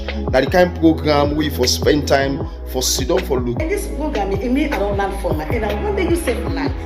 The Love Factor show is about family, love, counseling, relationship. We say we dey build and maintain relationship. This is a program we say we dey counsel you for let you know how for deal with your partner, let you know how for settle disputes between you and your heart to heart. Well, you don't hear it for yourself. Join the Love Factor team every Sunday, 10 p.m. for help make we all enjoy love and peace.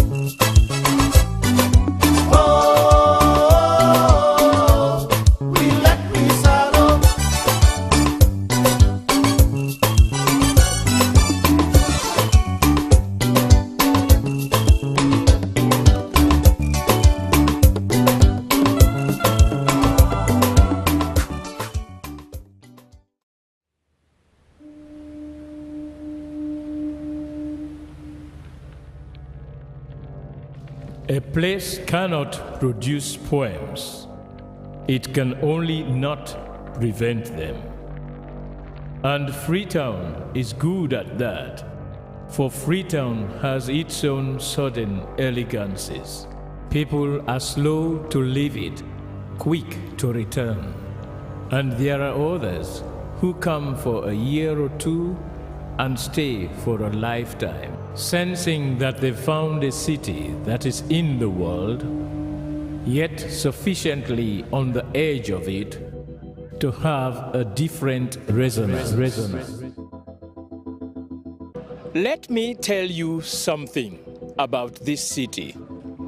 All of us, we're all just passing through, and we've all been here forever. Those who came, those who stayed, those who never returned. Tides turn, seasons change, we've waited and we've watched. But we've always been here. We've always listened, because there is a different resonance here. It comes from the river, and the land, and the sky. It's our place, all of us. This city belongs to everyone.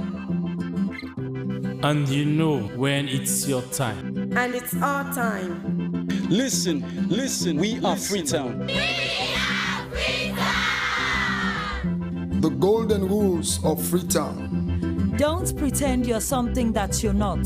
Don't go thinking you're better than anyone else. Or that anyone else is better than you. Don't shout about it. Get on with it. We are Freetown. Freetown. Freetown. Yeah. We found our voice again. I'm from India and Freetown. I'm from China and Freetown. I'm from the UK and Freetown. I am from Nigeria and Freetown. I am from home and Freetown. This city belongs to everyone. The fishermen, the taxi driver, the barber, the drummers, the dancers. All of us. All of us. Everybody. We are Freetown. The past is ours. The future is ours. It's our time again. And this city belongs to everyone. The playwright, the greengrocer, the teacher, the dog. This space is ours. This light is ours. The beaches are ours. The rivers now we own. The roads are ours. The bridges now we own. We are Freetown. We are all visitors and we've all been here forever. We've got the mightiest river. And the biggest sky. And there's a resonance again. Freetown. Freetown. We are proud of this place. We love this city. And we want you to love it too. We are proud of this place. Na pass we all dey pass like stranger them, but we all don't dare from them.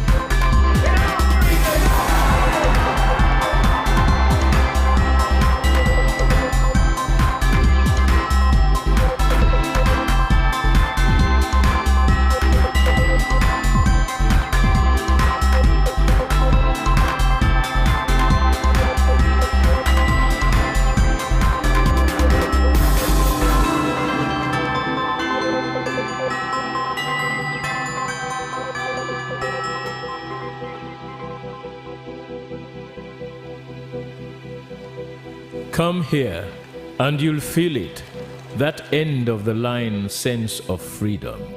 Say yes to Freetown. Say yes to freedom.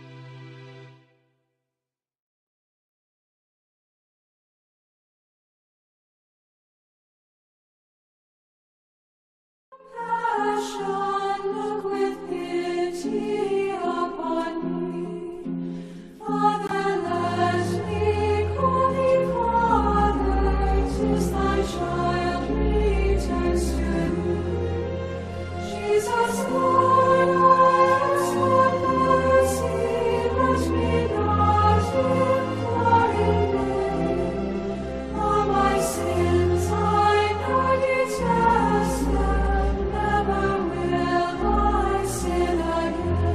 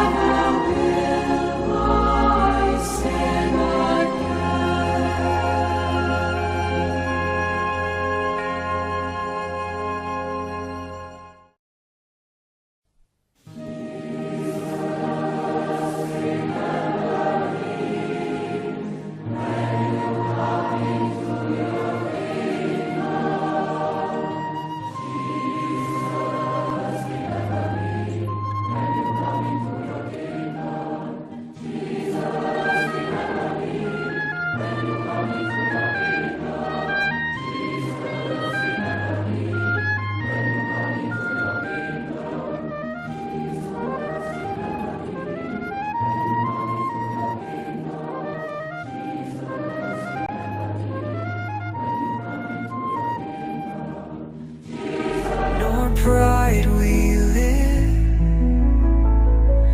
but by grace you freely give.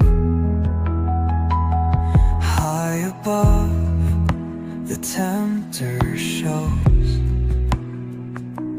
kingdoms vast, a fleeting gleam.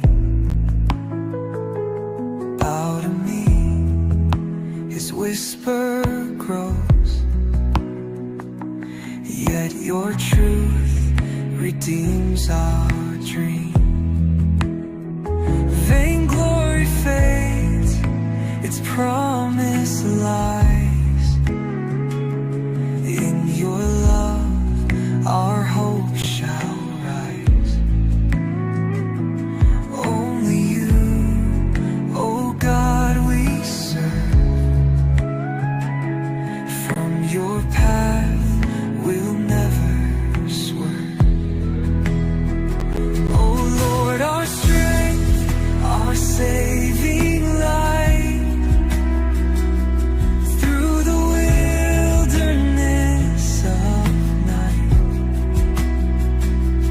Hold us fast when shadows fall. Hear our humble contrite call. Not by bread nor pride we live, but by grace you freely give. On the temple's edge we stand, doubts and fears on every side. Test his love, the voice demands, but in faith we shall abide. Greed and want we cast away.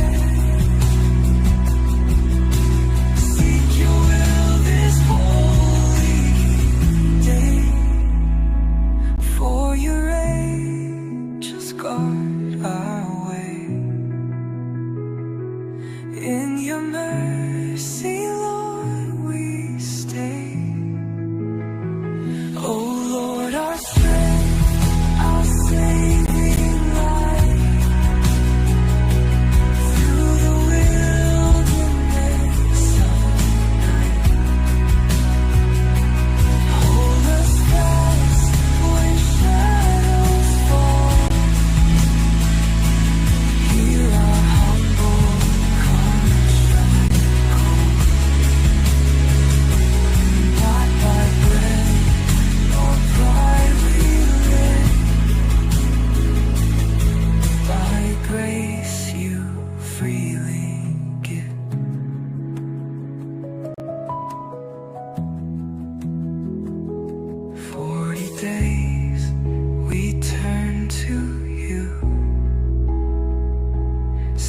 Faithful hearts made pure and true. Lead us, Lord, through land's dark tide to your cross where love abides.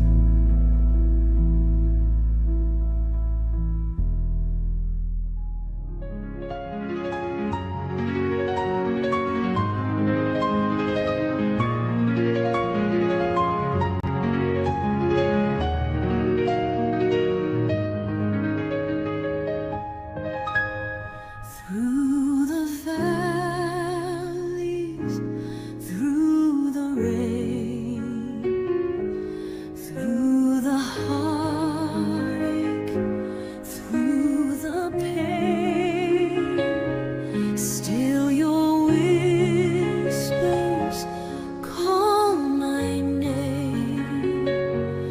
Lord, you never let me stray. Light my way, O God of mercy. Shine your truth upon my soul. In the darkness, walk beside me. Guide me home, my heart you hold.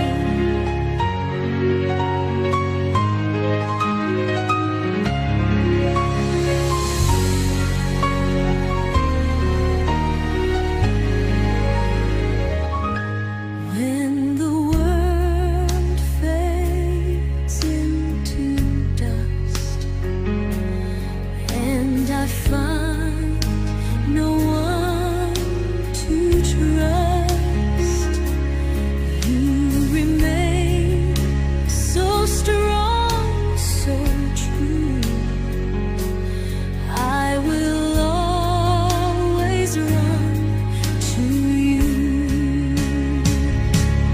Light my way, O God of mercy. Shine your truth upon my soul. In the darkness, walk beside me. Guide me home, my heart you hold. Not by sight, but by faith, I will follow all the way. Through the trials, through the night, lead me, Lord, into your light. Light my way, O God of mercy. Lead me safely to your grace.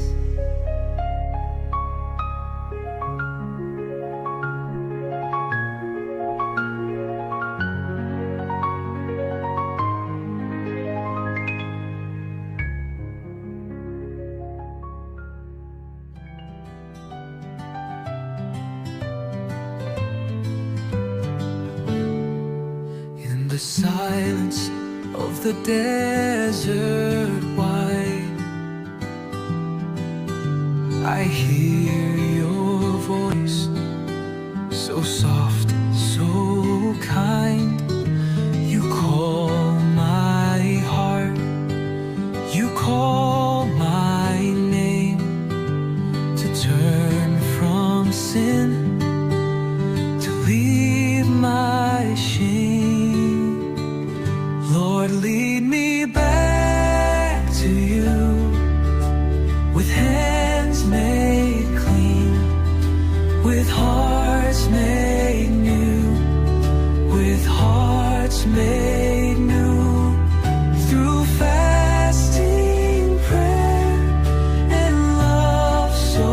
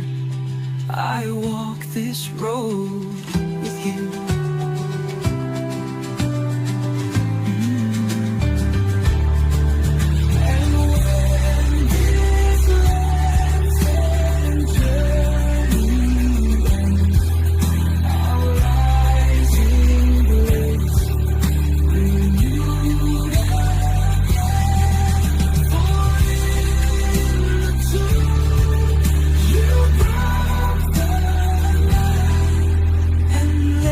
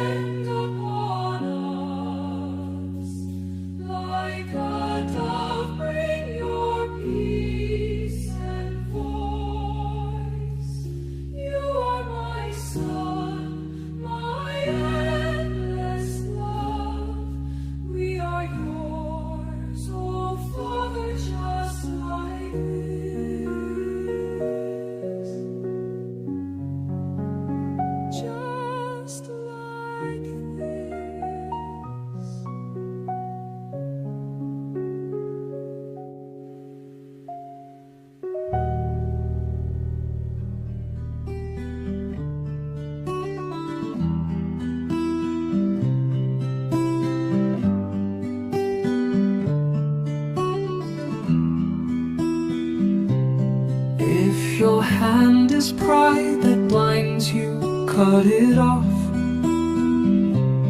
If your foot is laziness that holds you back, tear it away. If your eye is envy that makes you stumble,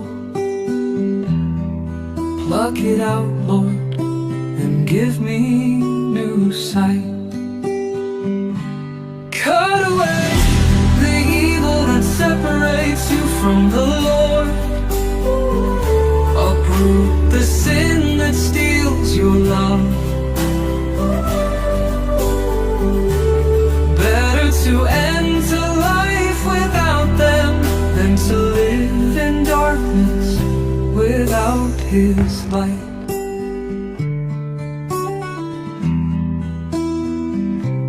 Lust, greed, arrogance, and vanity are wounds that destroy our charity. Gluttony and lies, anger and hate, cut them out, Lord, and fill us with your grace.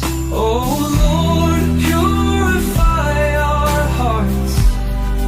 Let our souls be salt seasoned in your passion. Give us strength to live in peace and be holy in communion.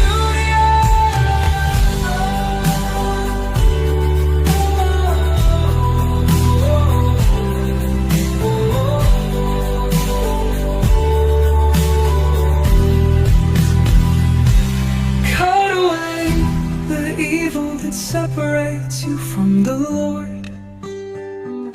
Uproot the sin that steals your love.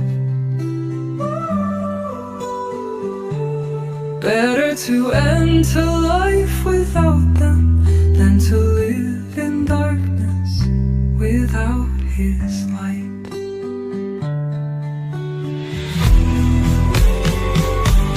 Cut away the evil that separates you from the Lord. Uproot the sin that steals your love. Better to enter life without them than to live in darkness without His light.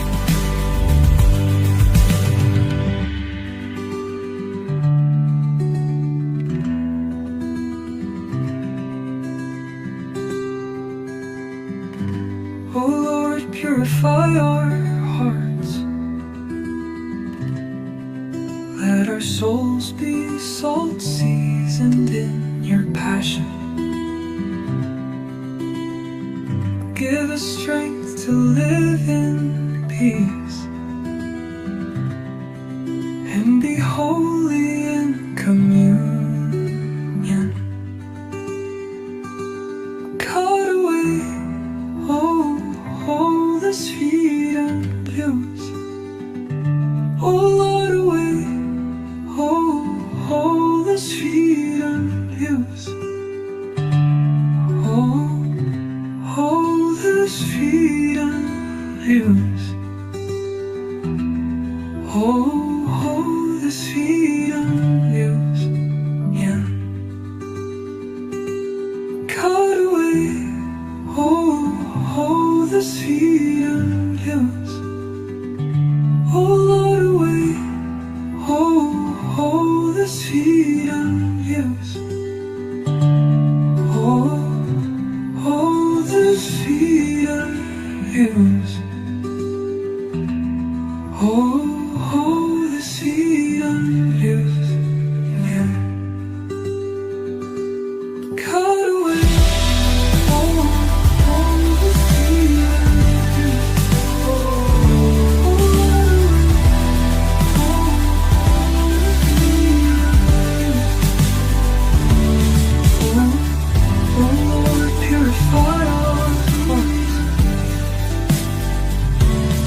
Let our souls be salt seasoned in your passion. Give us strength to live in peace and be holy in communion. Come evil that separates you from the Lord. Uproot the sin that steals your love. Better to enter life without them than to live in darkness without His light.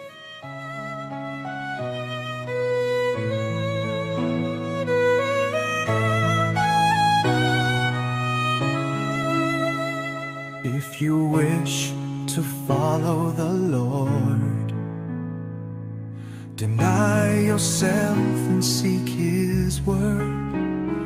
Leave behind what binds you to the world, and give your life to His sacred call. Follow me, says Jesus.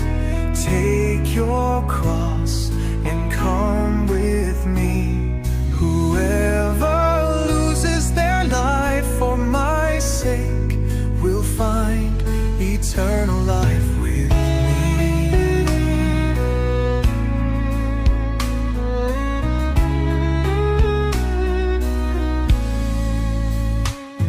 The world will try to tempt your heart, but what is gained if you lose your soul? No wealth can buy eternity. Only Christ gives meaning to our goal. Oh Lord, teach me to love, to carry my cross without fear. May I never be ashamed of you, but proclaim your name until the end. Follow me, says Jesus. Take your cross and come with me. Whoever loses their life for my sake will find eternal life. Me.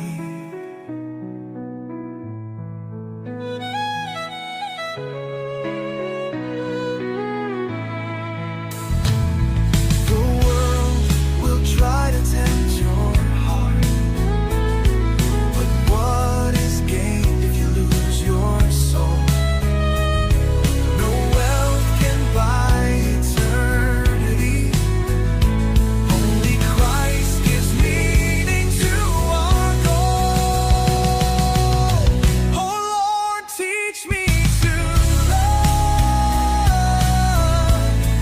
to carry my cross without fear. May I never be ashamed of you, but proclaim your name until the end. Follow me, says Jesus. Take your cross and come with me. Whoever loses their life for my sake will find eternal life with me.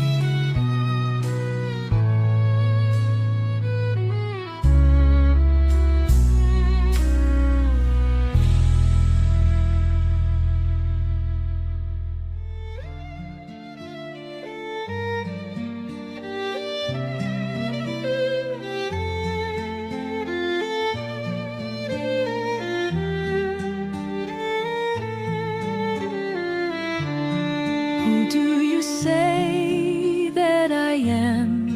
Who are you to me? Does your heart seek me out, or are you lost in vanity? Amidst the world's demands, where is your faith today?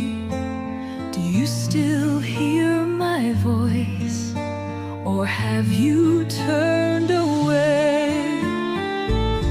I am the way, the truth, the life. No other name beneath the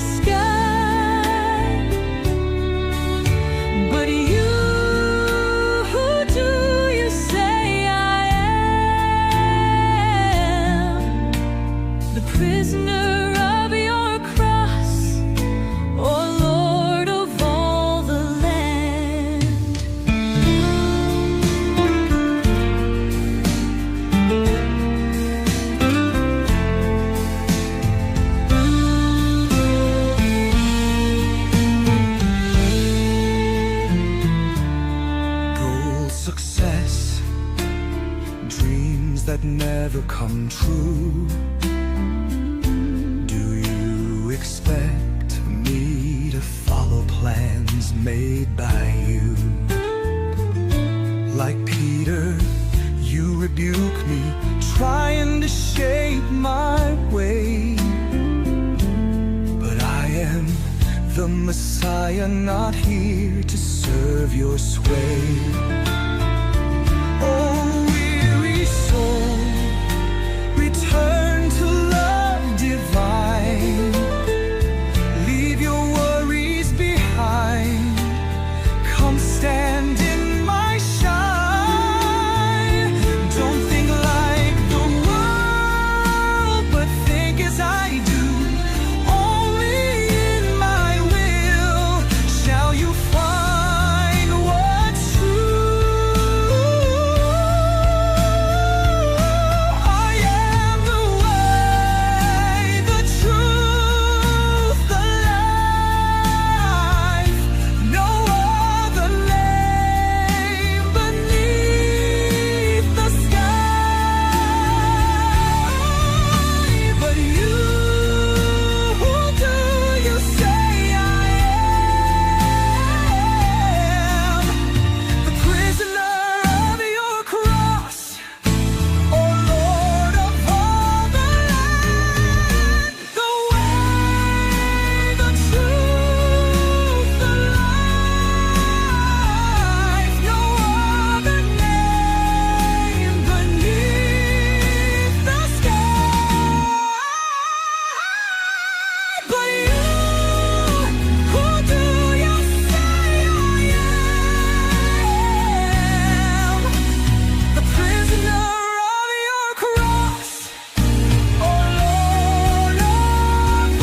all the I walk through shadows, unsure of the way. My eyes can't see where your light will stay. But even in darkness, I feel you near. Your guiding hand wipes away my fear.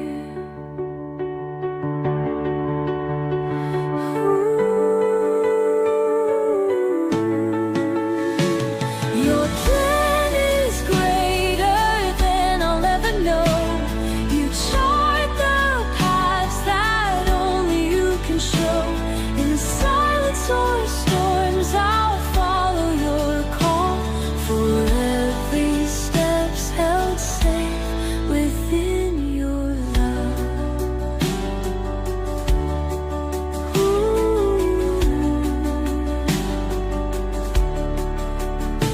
How often I've doubted, missed your embrace. Yet now I see clearly it's all by your grace.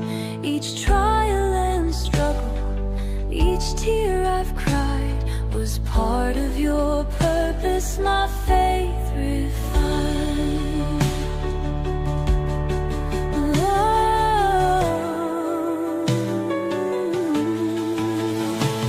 When doors are shut tight and hope seems gone, I hear your whisper leading me on. Through trials and tempests, you're my steady guide. With you, Lord, I'll trust and abide.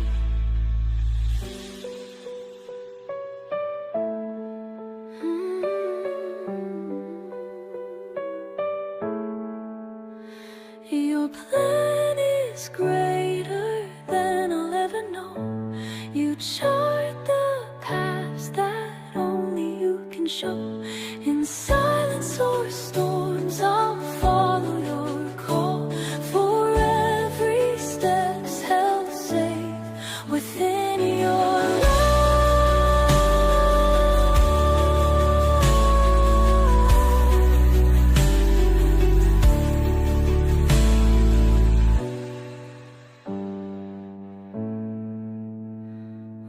doors are shut tight and hope seems gone, I hear your whisper leading me on. Through trials and tempest, you're my steady guide. With you, Lord, I'll trust and abide.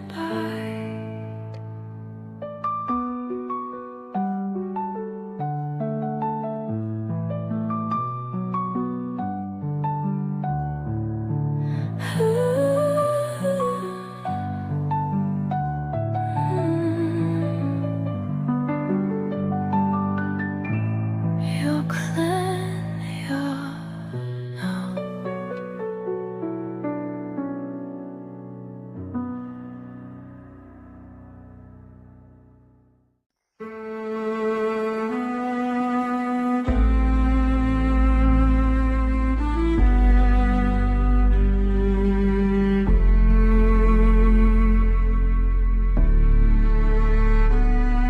In the desert of temptations, I hear your voice.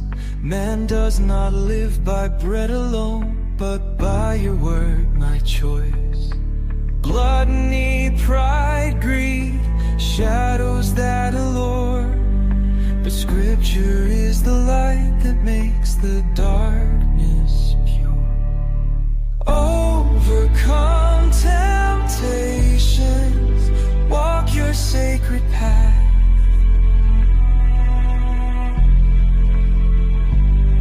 Your spirit guides me, dissolving all my wrath.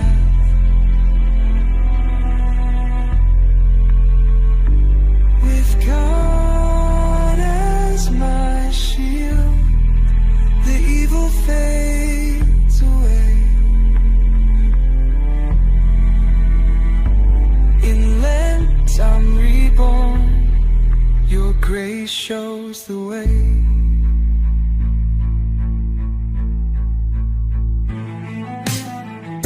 The devil offers kingdoms, vain power, empty fame, but Jesus answers, worship only God, your truest name. Greed tries to steal our trust, but faith, the root. In your promise, Lord, we bear the fruit. Holy Spirit, descend on me like a dove at Jordan, set my soul free. In life's desert, I won't fear the night, for you are my guide, my endless light. Overcome temptations, walk your sacred path.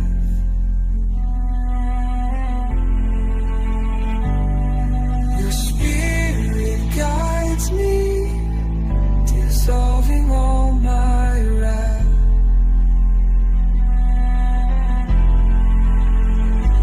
With God as my shield, the evil fades away.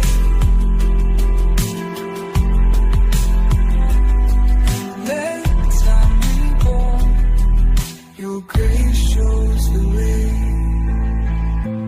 Holy Spirit, descend on me like a dove at Jordan, set my soul free. In life's desert, I won't fear the night, for you are my guide, my endless light.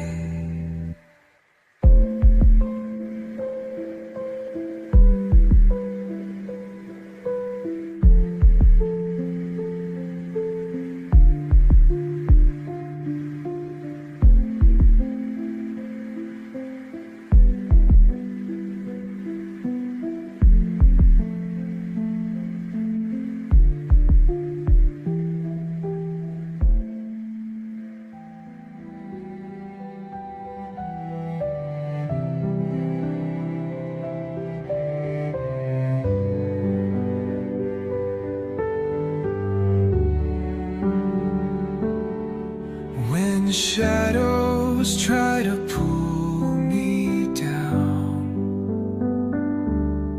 your word is light that turns me around.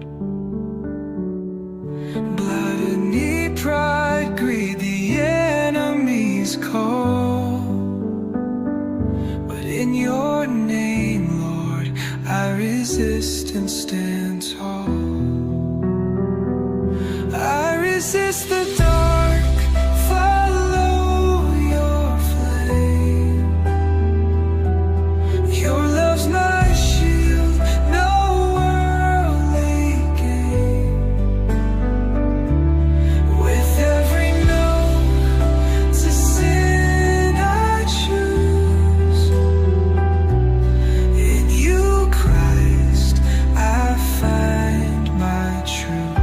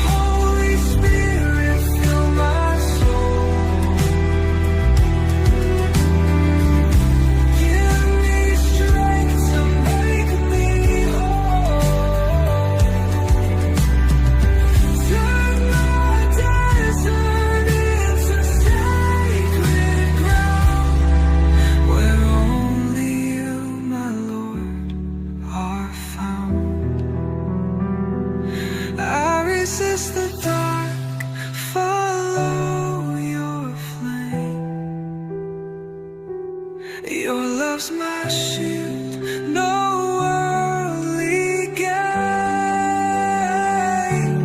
With every no to sin I choose, in you, Christ, I find my truth.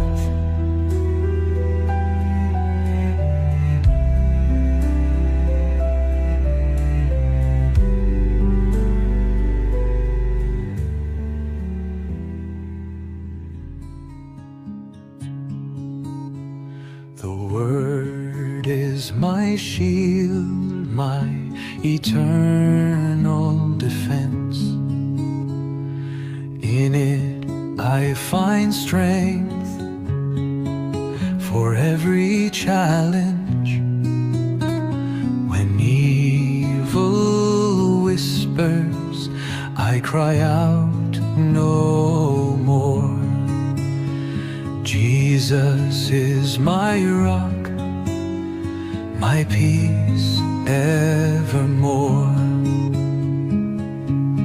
Shield of the word, spear of light, shatters the lies, reveals what's right. In your promises, Lord, I stand. Your truth is my path, my saving hand. They offer wealth, illusions of might, but I choose Christ, my endless light. The word is the root of all that's true.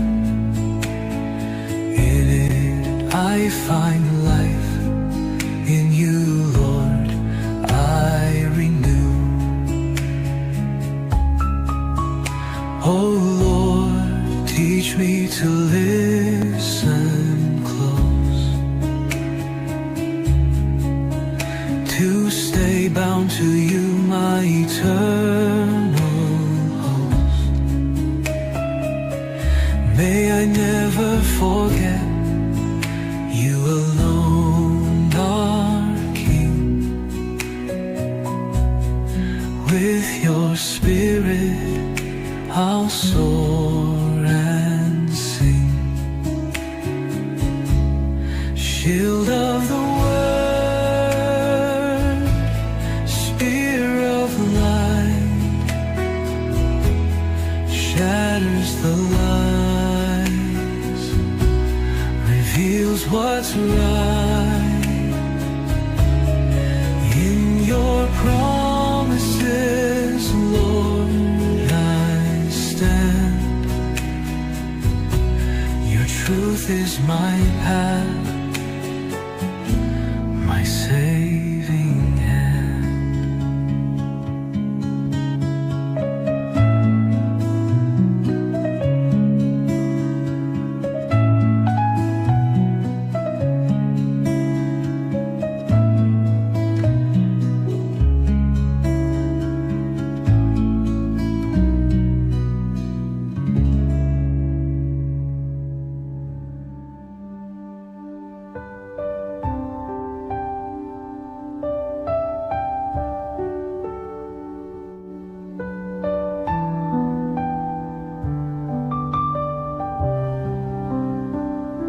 Still my soul, O Lord of grace, quiet now my restless mind.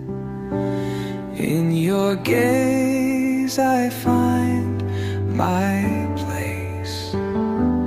Leave the world's false hopes behind. Hunger seeks what cannot fill. Pride exalts an empty thrill. Yet your voice so soft, so clear, draws me ever near. Lord of grace, my heart you mend. Love eternal without end. In your stillness I am free. All my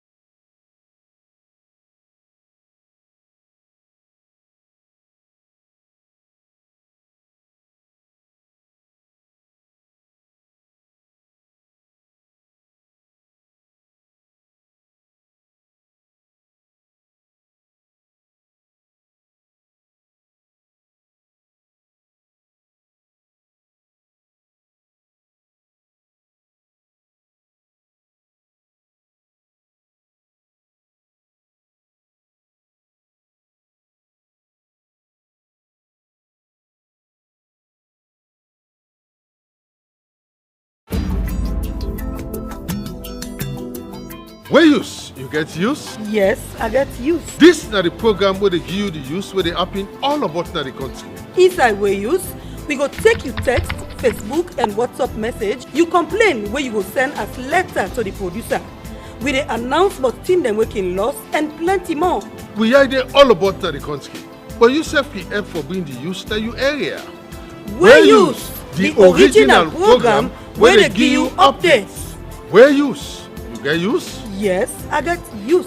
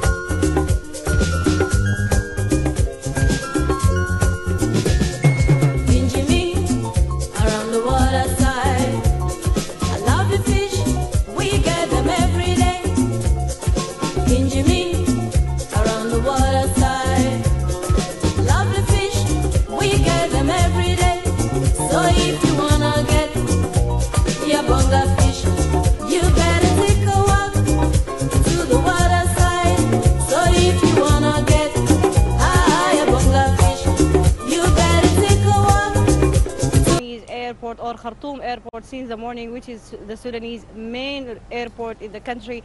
Also, it was followed by other advances in the capital, in eastern capital of Buri neighborhood, South Khartoum, Kalakla, Sahafa, Jabra, and also south built neighborhoods, Salama and Al-Azhari. People there reported that RSF troops has been withdrawing since Monday night amid escalation of fighting and artillery shelling by the Sudanese army. So since Monday night, the RSF were withdrawing towards Jabal Awliya bridge, which is the main bridge with contains or there is a very big military troops of the RSF there.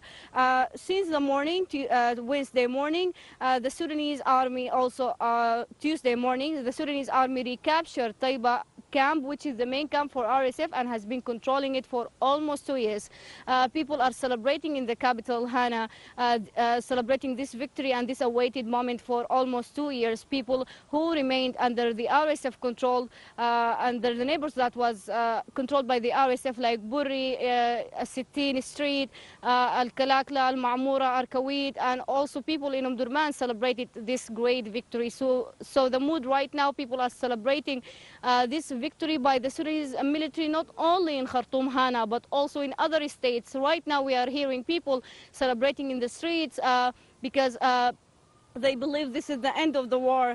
Due to the Sudanese military spokesperson and also to the Ministry of Information and to the Khartoum state authorities, they declared that right now the capital is freed from the RSF militias, and all of the militia, their troops, their weapons were seized by the Sudanese army. But I believe that there is some remaining troops and soldiers in western Durman, because it's the only path for them to flee if they want to flee and surrender in Durman. So the mood right now are people are celebrating this great victory in all of the Sudanese streets. They are celebrating in the streets and they believe that this is the end of the fighting, Hannah. Now, I would like you to just elaborate a little bit more, because in our previous report we had just mentioned about the RSF continuing to consolidate its control in the west of the country. How significant is this recapture, though, of the capital, Naba? And could this mean that the army has managed to regain control of the capital and central Sudan as a whole from the RSF?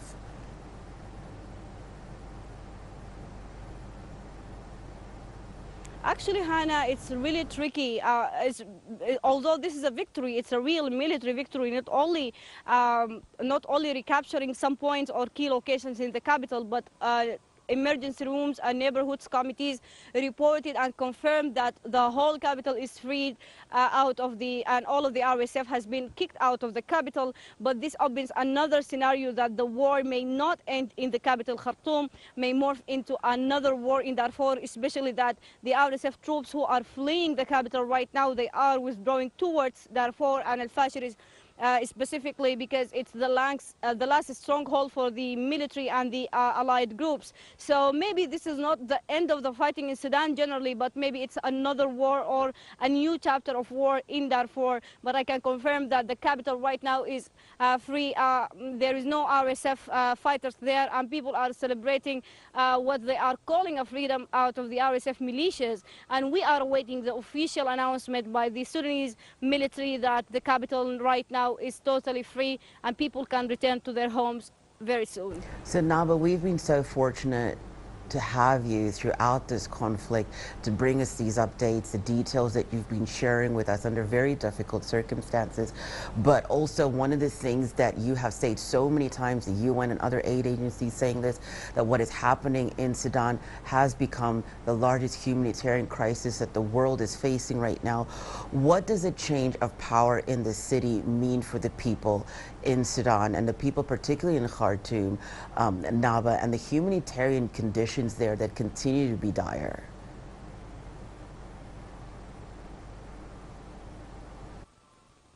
Actually, Hannah, if I understand your question correctly, the recapturing of the capital, that means that the country is recovering, because we know that most of the ministries and governmental buildings and most of the sovereign institutions are in the capital. Although, yes, during these 2 years, we saw many shifts and changes in the power, and also we saw some shifts even in the we saw that Port Sudan, where I'm staying right now, has morphed into the temporary capital. But as we know that Khartoum, because it has a strategic location, because it links the whole country together, it links the west, the east, north and south of the country, it's strategically important. So this victory means that the country will, in its way to recover. If people return to their homes, if people are able to rebuild what they lost, if they can build a new life, that means Sudan may have the chance to recover from the wounds of the war. But also there is many challenges, Hannah. It's not that easy. The first challenge that the war right now is right now the RSF are focusing on Al-Fashir, and they are trying to seize Al-Fashir so they can negotiate with Darfur against Khartoum, withdrawing from Khartoum in the favor of controlling Darfur. So if this happens, that means the war will extend to more years and may morph to a civil war. But right now, recapturing of the capital means Sudan can have a chance to rebuild itself and to, of course, to forget the 2 years of the very bad and one of the worst war or conflicts in Africa generally. Now, as always, we are so grateful for the updates. Thank you so much. Nawal Mukhadeen speaking to us from Port Sudan. Well, Norway's foreign ministry has temporarily shut its embassy in South Sudan's capital, Juba. This is because of the deteriorating security situation in that country. Last week, South Sudan President Salva Kiir fired the governor of Upper Nile State, where clashes have escalated between government troops and an ethnic militia he accuses of being allies with his rival, First Vice President Riek Machar. The standoff has heightened concerns that the world's newest nation could slide back into conflict some 7 years after its emergence from a civil war that killed hundreds of thousands of people. The Norwegian embassy's work will be carried out from Kenya's capital, Nairobi, until further notice. That's according to Norway's foreign ministry. Well, to Nigeria now, where Boko Haram fighters disguised as herders and traders have killed at least 20 Cameroonian troops in the border town of Wulgo of Borno State. Local security sources say the fighters infiltrated Wulgo near volatile Lake Chad in a Tuesday morning raid, blending in at the weekly market before attacking surrounding military positions. Residents say fighting continued for 2 hours before the militia subdued the troops, burnt the bases, and stole heavy weapons. Cameroonian troops are commonly stationed across the border in Nigeria as part of anti-terror operations. Let's turn to the Democratic Republic of Congo now, where renewed fighting has erupted between M23 rebels and militiamen allied with the DRC government. The Tuesday clashes occurred in South Kivu province and come despite mounting pressure from regional mediators to hold the fighting. Earlier, we spoke with our correspondent Christo Chamringa in the Congolese capital, Kinshasa. Yeah, so the fighting happened on Tuesday in an area known as Katana in South Kivu province in the east of the DRC. We are told that a pro-government militia known as the Wazalendo attacked positions of the M23 rebels. Their plan was to push them out from that area and continue all the way to an airport known as Kavumu to recapture that area from the rebels. But they met with very serious resistance and they were flushed out of the area. But some of the journalists in that area have said that there is continued fighting in the area. They have reported hearing sounds of gunfire in the area, and that has forced quite a number of people to flee their homes and worsen the humanitarian situation. Well, it really is going to complicate the efforts of achieving a ceasefire because, you know, both sides have lost fighters in this battle. And what seems very clear is that they're determined to seek revenge. So whenever they start fighting, it continues, it escalates. And there have been a number of calls from the East African community, Southern African Development Community, the DRC government and Rwanda for a ceasefire. Just like we heard recently from the president of Kenya, the president of the DRC and the president of Rwanda met in Qatar and agreed to an immediate and unconditional ceasefire, but just a day after, fighting broke out. So these announcements by the regional leaders alone are not enough to stop these two people because there's a total lack of trust between them. They seem to be very determined to go at each other's throats. And so there has to be another mechanism, you know, to try and ensure that all these ceasefires that have been called are respected. And whenever it happens, both sides accuse each other of attacking first. So it's going to be very difficult, you know, to get them to stop fighting. The major option right now is for the East African and Southern African development-led peace process to take precedence because this is an African-led process. Both the DRC and Rwanda belong to these regional blocs, and there are going to be mechanisms that will be put in place. In the recent summit that the leaders held, they came up with measures. They said they are short-term, long-term, middle-term and long-term measures to ensure that there's lasting peace in Eastern DRC. We're told that the 5 former presidents who were recently appointed are supposed to convene a meeting within the next week, and then they will start, you know, talking about the roadmap and the dates for the peace talks between DRC, Rwanda, and the M23 rebels. They have decided to merge both the Luanda and the Nairobi process. So people are really eager to see this thing take off so that peace can be restored in the east of the DRC. Meanwhile, dozens of refugees from the Central African Republic are returning home from the Democratic Republic of Congo. The UN's Refugee Agency says that the repatriations are voluntary as the exiles grow more worried about the escalating violence in their host country over the past few months. CGTN's Crystal Onyeko reports.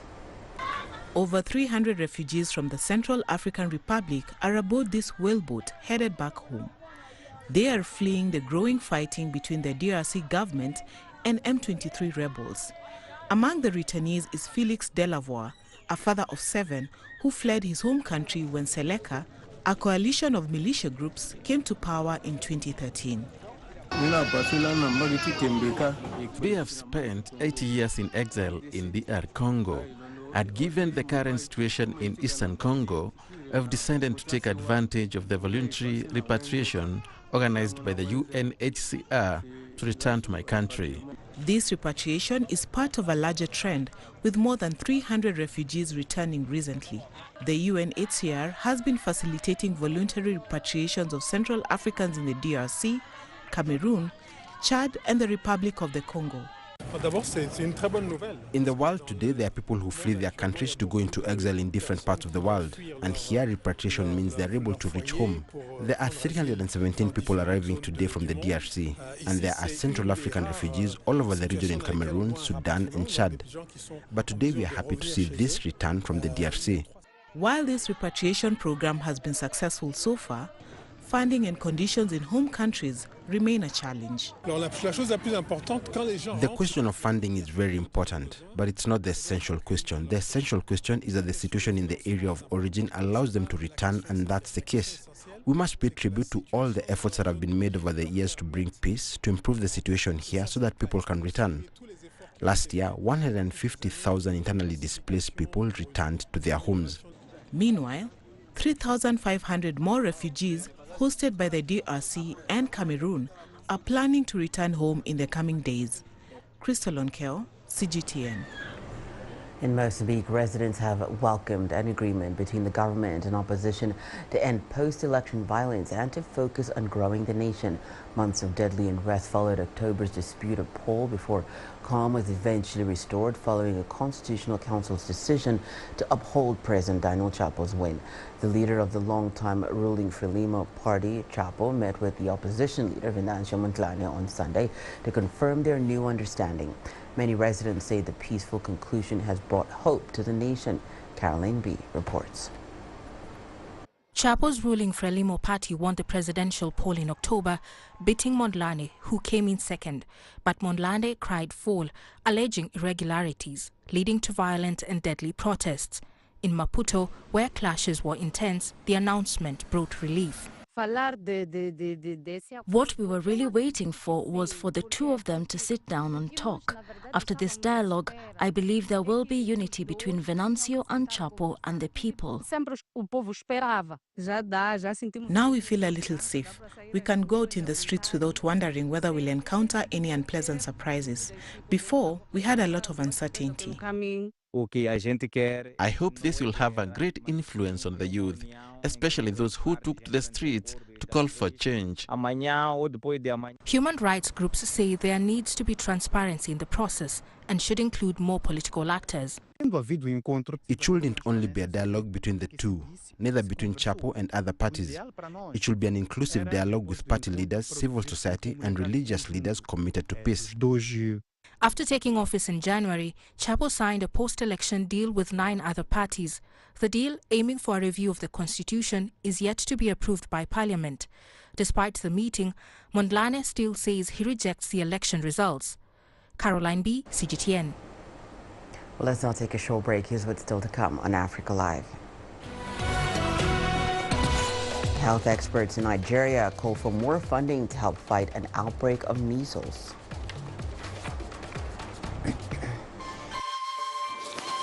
You don't find the stories of North Africa by sitting on the sidelines. You've got to get out, go there, and you'll find them. In the bazaars of Casablanca. Among the crowds in Cairo. Who come to visit Cairo, the ancient capital of Egypt. Along the waters of the Nile. Along the sands of the Sahara. No one else will take you where we can in North Africa. No one else will show you what it's all about. CGTN, see the difference.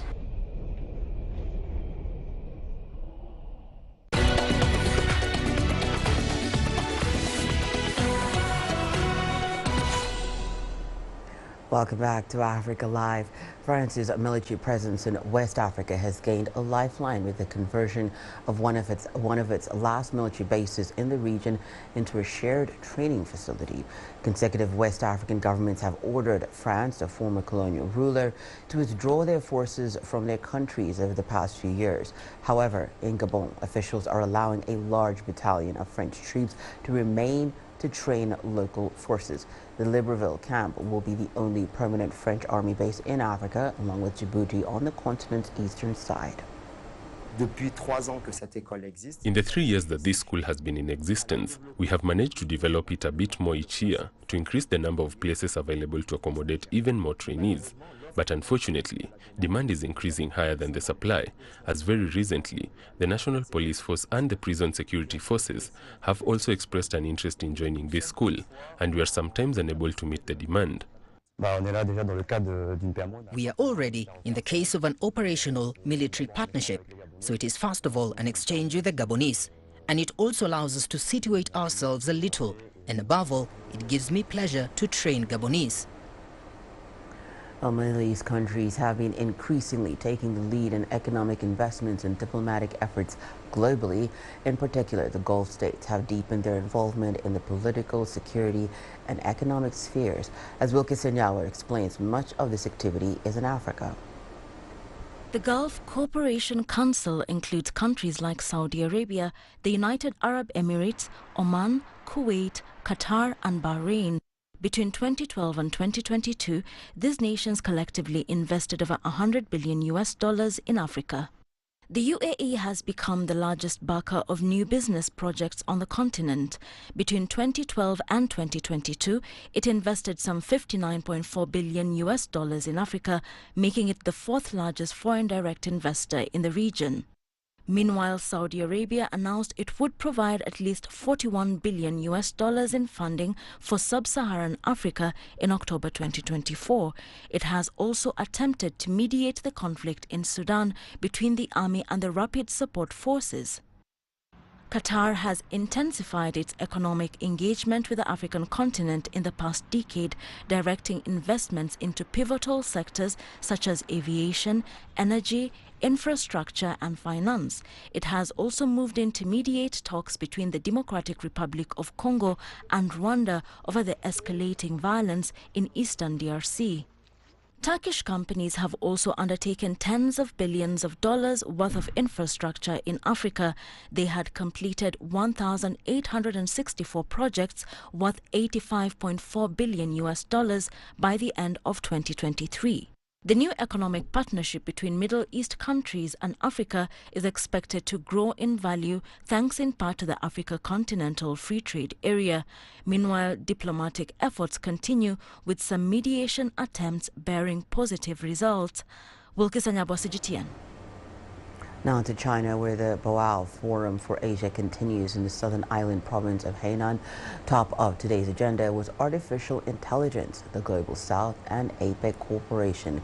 Nearly 2,000 delegates from over 60 countries and regions are attending the annual meeting, which organizers say aims to deepen economic cooperation within Asia. CGTN's Dai Kai has more.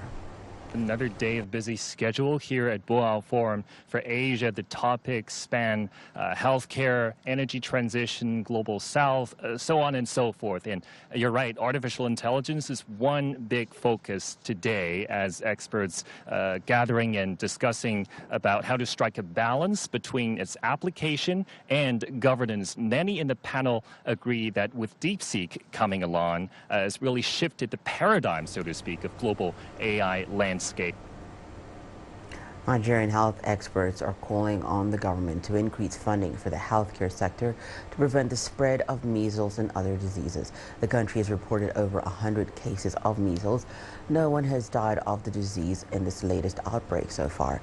This comes as the U.S. slashed healthcare funding to Nigeria and other African nations, creating a gap that experts warn could lead to a healthcare crisis if not urgently addressed. Our correspondent Ejek Magud reports from Abuja.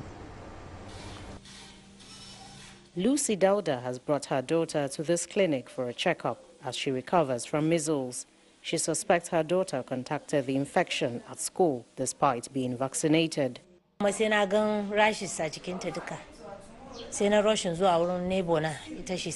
There were rashes on her body. I rushed her to a nurse who's our neighbor, and that's when I was told it's measles. We treated it with antibiotics and calamine lotion.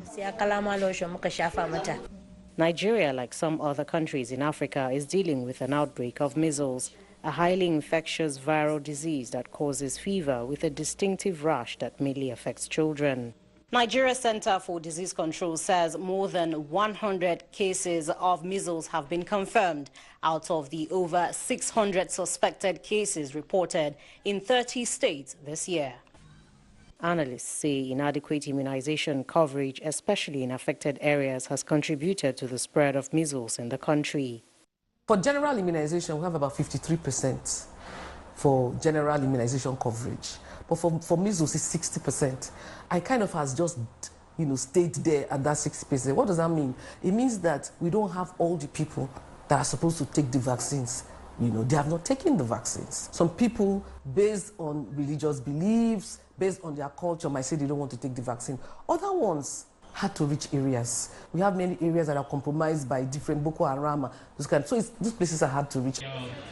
Experts warn that the outbreak could worsen due to cuts in U.S. aid funding, which has long supported vaccine procurement and the training of health workers. With thousands of babies born in Nigeria daily, they stress the urgent need for the government to prioritize healthcare funding, including the local production of vaccines. Over 7 million children are born in Nigeria every year. Do you know that? Over 7 million. Those 7 million children need vaccines. With this particular challenge that we have, the USAID and some other partners are, shrinking the space in terms of funding, it has become important that Nigeria takes vaccine financing very seriously. Domestic resource mobilization. Nigeria has to plan for their vaccines. Health authorities say they are carrying out surveillance and coordinating a response plan in affected areas to curb the spread of measles. Also, the government last month allocated an additional $200 million to help close the gap in the health sector caused by the U.S. aid funding cuts. Experts say these funds could help protect children from experiencing measles like Lucy's daughter. Ajak Mangut, CGTN, Abuja. In Senegal, the waters of Lake Redba are gradually regaining their famous pink hue 3 years after floodwaters erased the natural phenomenon. It's a thrilling turn of events for many, with locals, tourists and businesses all looking to take advantage. Caroline V. reports. Separated from the Atlantic by a narrow dune, the shallow Lake Redba is densely filled with salt. Salt harvesting plays a key role in giving the lake its signature pink tint. But in late 2022, climate change caused unusual and heavy flooding in the region, disturbing the ecological balance of the lake. Flood waters were diverted and poured into Lake Rose. They followed a natural channel and all the water came directly into the lake, discouraging the buildup of the salt that was an essential element behind the pink color. It killed the algae and microorganisms that give the pink color. The aftermath was a blow to salt producers, traders, hotel owners and other commercial activities linked to the pink lake. Restoration work followed. Efforts were made to reduce the 3 meters of surplus water that had heightened the lake level. Canals bringing in unwanted water were also blocked. Now the lake, lying 40 kilometers northeast of the capital Dakar, is back to what it was, even though fears of flooding still linger. The lake is beginning to regain its pink color, and in a few months we will harvest a lot of salt. We fought body and soul to reclaim it, and it is a great joy for everyone.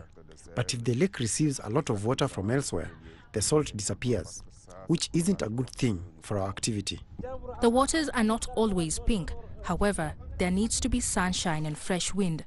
Experts say when evaporation occurs, the condition is conducive for the proliferation of microorganisms, particularly pink algae, into salt concentration.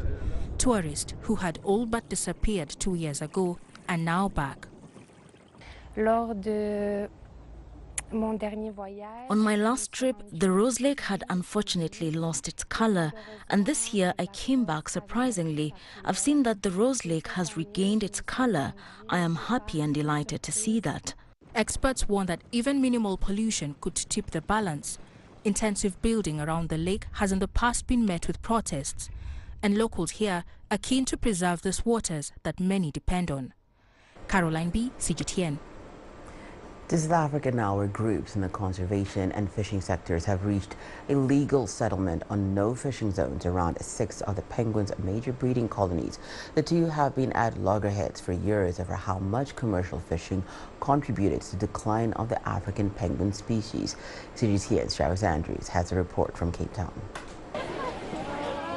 After a legal battle that played out in the courts, conservation groups and fishing industry groups have reached a legal settlement on no fishing zones around 6 penguin breeding colonies. The fishing ban will last for 10 years, and it covers the most important breeding sites, including Boulders Beach, Stony Point, and Robben Island. Conservationists hailed it as a victory for penguin conservation, and one that will play an important role in saving the species. I think it's very positive. It was crucial. It was the most important conservation action we could have taken that was missing. So that's crucial. It's been long overdue. I think we should have reached an agreement like that a long time ago because penguins keep on decreasing. The agreement states that sardine and anchovy fishing will not be allowed for 20 kilometers around penguin colonies in Cape Town. There are also more limited closures around 4 colonies, according to a court order formalizing the agreement. And all role players involved in protecting the penguins have increased their participation, including rangers that guard colonies. The penguins have been impacted, in False Bay, where, we don't have any trawl fisheries or anything like that within False Bay itself. So the food stocks within the bay, they might be relatively healthy, but the penguins face other challenges around disturbance and people on, land-based disturbance. For now, the agreement brings safety to the penguin breeding colonies, which should have enough food to feed a healthy penguin population. That was Andrews, CGTN, Cape Town. Well, after the short break, Uche will be with you for the day's business news, including development projects in Sudan halted after international donors pull out funds. And Malawi bans the importation of products that can be manufactured locally. Africa is the nexus of enterprise, and global business will tell you why it matters. From the mega investment projects to multi-billion-dollar mergers and acquisitions. Africa today collects, just in terms of revenues for taxes alone, $545 billion a year. If you take 10% of that and you devote it to the energy sector, problem solved. All this on Global Business, weekdays at this time on CGTN.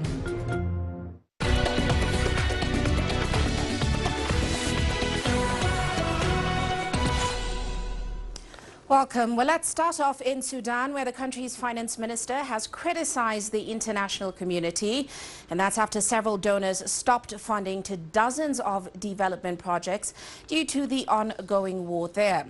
Now, of course, conflict has been raging across the country for almost 2 years now, with humanitarian needs growing as the months go by. Jibril Ibrahim said the government was working to get the funding moving again, and it is currently in talks with multiple parties to forgive Sudan's debts, as well as resume development projects and participate in post-war reconstruction efforts. On the economic front, I believe we are proceeding reasonably. As you can see, there has been significant stability in the exchange rate over the past period. This is a rare occurrence in wars where there is usually no stability in the exchange rate, but rather a continuous deterioration. However, we are proceeding well, and our currency is largely stable, and our production, as you heard from the press conference of the Minister of Agriculture, was promising during the past summer season. We are currently moving in the right direction regarding reconstruction and opportunities. In this regard, we have formed a high-level committee to implement what was agreed upon during our visit to China and the visit of the President to China. The committee is currently working day and night on this arrangement and has a large number of meetings in the coming period with Chinese, regional and international financial institutions. Through these meetings, we are seeking to market our reconstruction projects. This is not limited to projects in the east, north, west or south. All development projects funded by regional and international financial institutions are on hold. Unfortunately, all the focus is currently on relief, resilience, water and other limited issues. However, development projects are completely stalled and there is no funding coming from abroad. Well, let's head to Egypt now, where government officials are attributing a spurt in economic growth to an unprecedented wave of foreign assistance and, of course, a greater focus on local industry as well as exports. Now, the nation's GDP expanded by 4.3% year-on-year in the final 3 months of last year. That is up from 2.3% the previous year. It was the highest rate since the third quarter of 2022, shortly after the country plunged into an economic crisis. And it was an all-round effort with multiple sectors contributing, including non-oil manufacturing and tourism. However, some areas saw some contraction, including revenue from the Suez Canal, where activity fell by 70% due to regional unrest. Meanwhile, in Malawi, the country has banned the importation of all products that can be manufactured locally. The move is aimed at preserving foreign exchange reserves that, of course, are running low and are stifling the government's ability to pay for goods and services from other countries. Now, local traders there have welcomed this news, and they believe they can fill the gap in the market. CGTN's Travers Andrews tells us more. Malawi's import ban comes after the country's foreign exchange reserves hit the lowest level in its history. Normally the country would boast 3 months of import cover, but that's now down to just 1 month.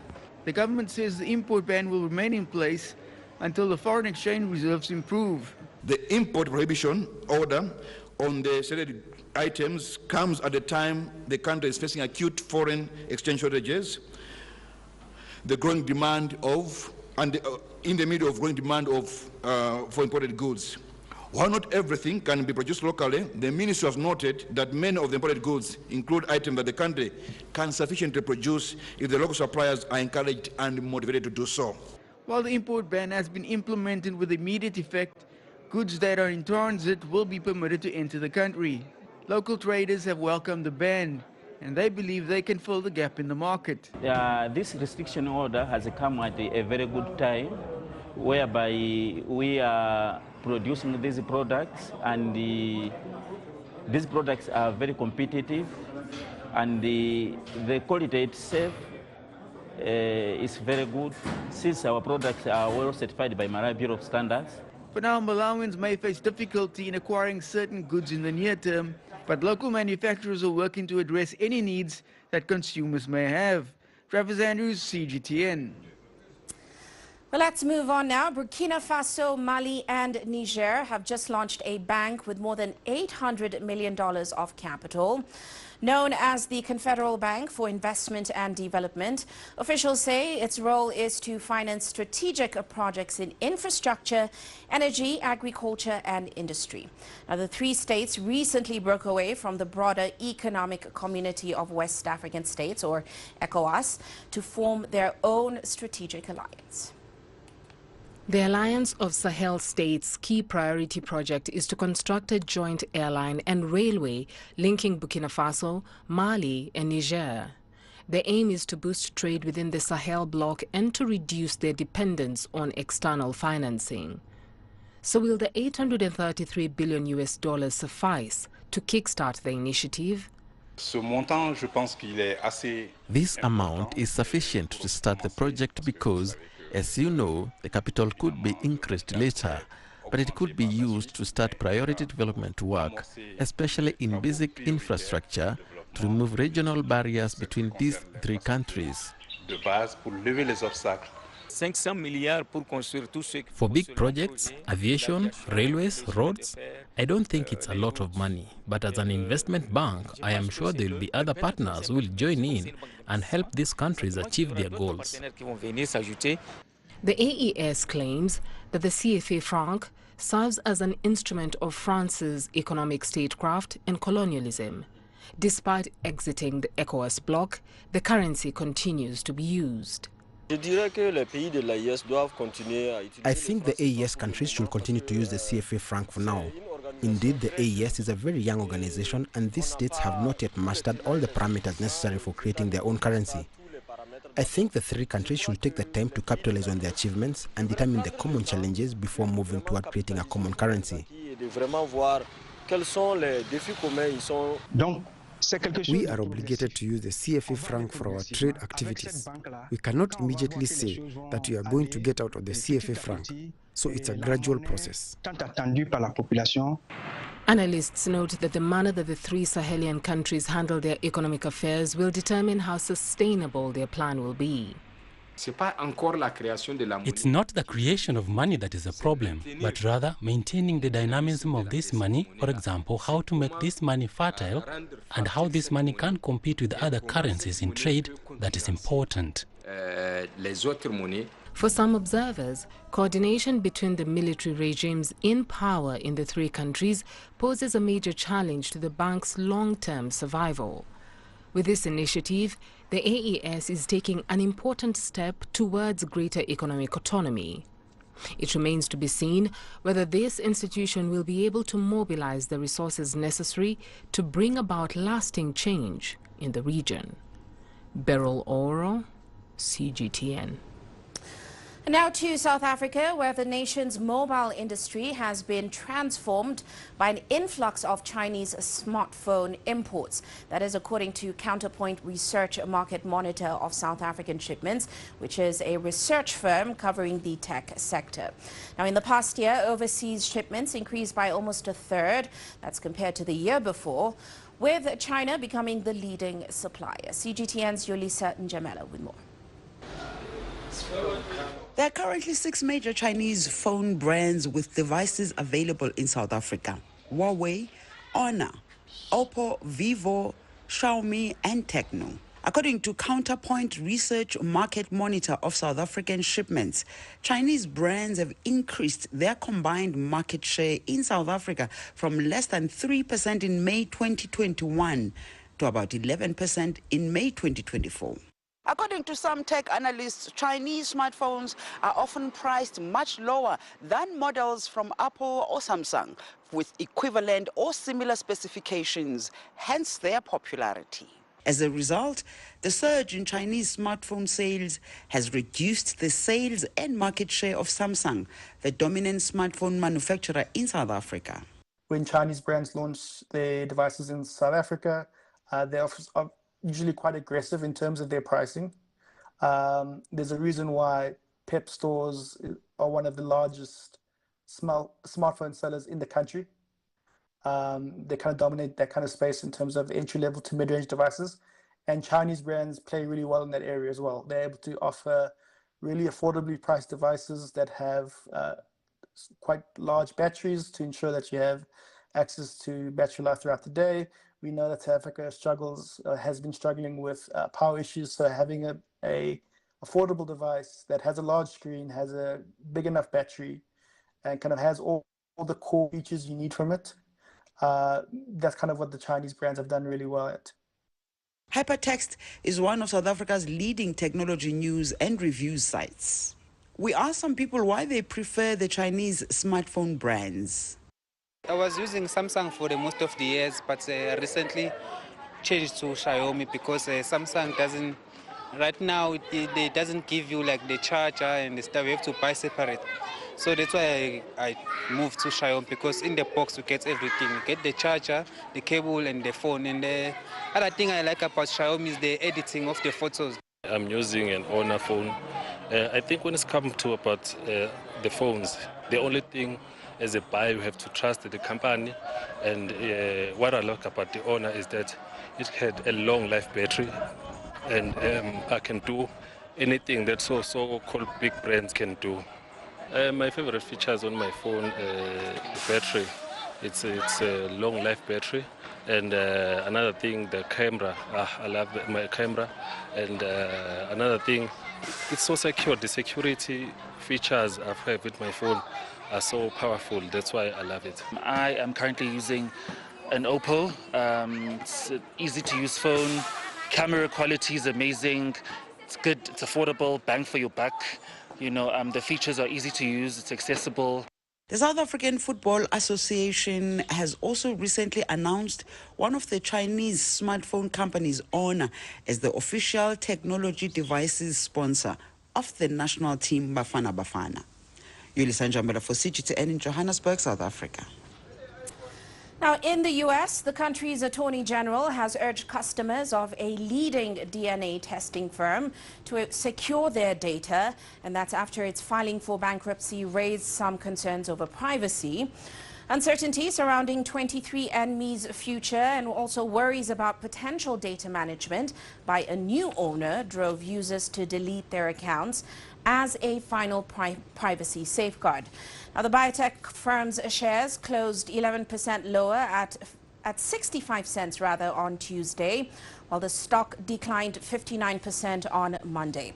Now, the company's saliva-based tests provide information on a user's ancestry and also whether they might be at genetic risk for certain diseases. 23andMe has made at least 30 deals with companies, including British drug maker GSK, allowing them to access its database. Now, most of its agreements remain undisclosed. 23andMe's genetic database, has over 15 million customers now. Data really is the new oil. So sometimes, you can't interact with a website or you can't interact with a product unless you give over the information that they require. And so there's this natural tension between data minimization and then data collecting, for the purposes of, going about your normal business. So that's really the tension that users need to be cognizant about. Well, that's all for now on Africa Live Biz, but still to come on Global Business Africa. We'll be taking a special look at the Alliance of Sahel States in West Africa, what is making them tick, and also the rationale behind their decisions. Of course, all of that coming up top of the hour. For now, let's head into a short break, but Hannah will be back with sports news still to come. In sports, South Africa reflects on its successful outing at the World Indoor Championship in Nanjing, China.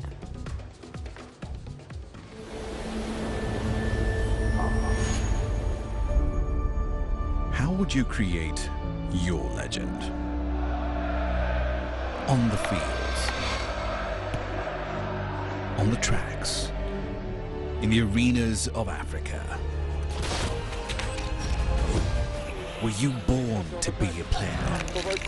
Could this moment be yours?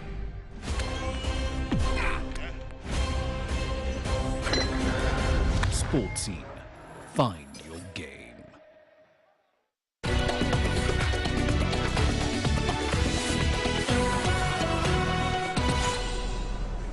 In sports news, we begin with athletics, where South Africa's strong performance at last weekend's World Indoor Championships in Nanjing have raised expectations for the year ahead.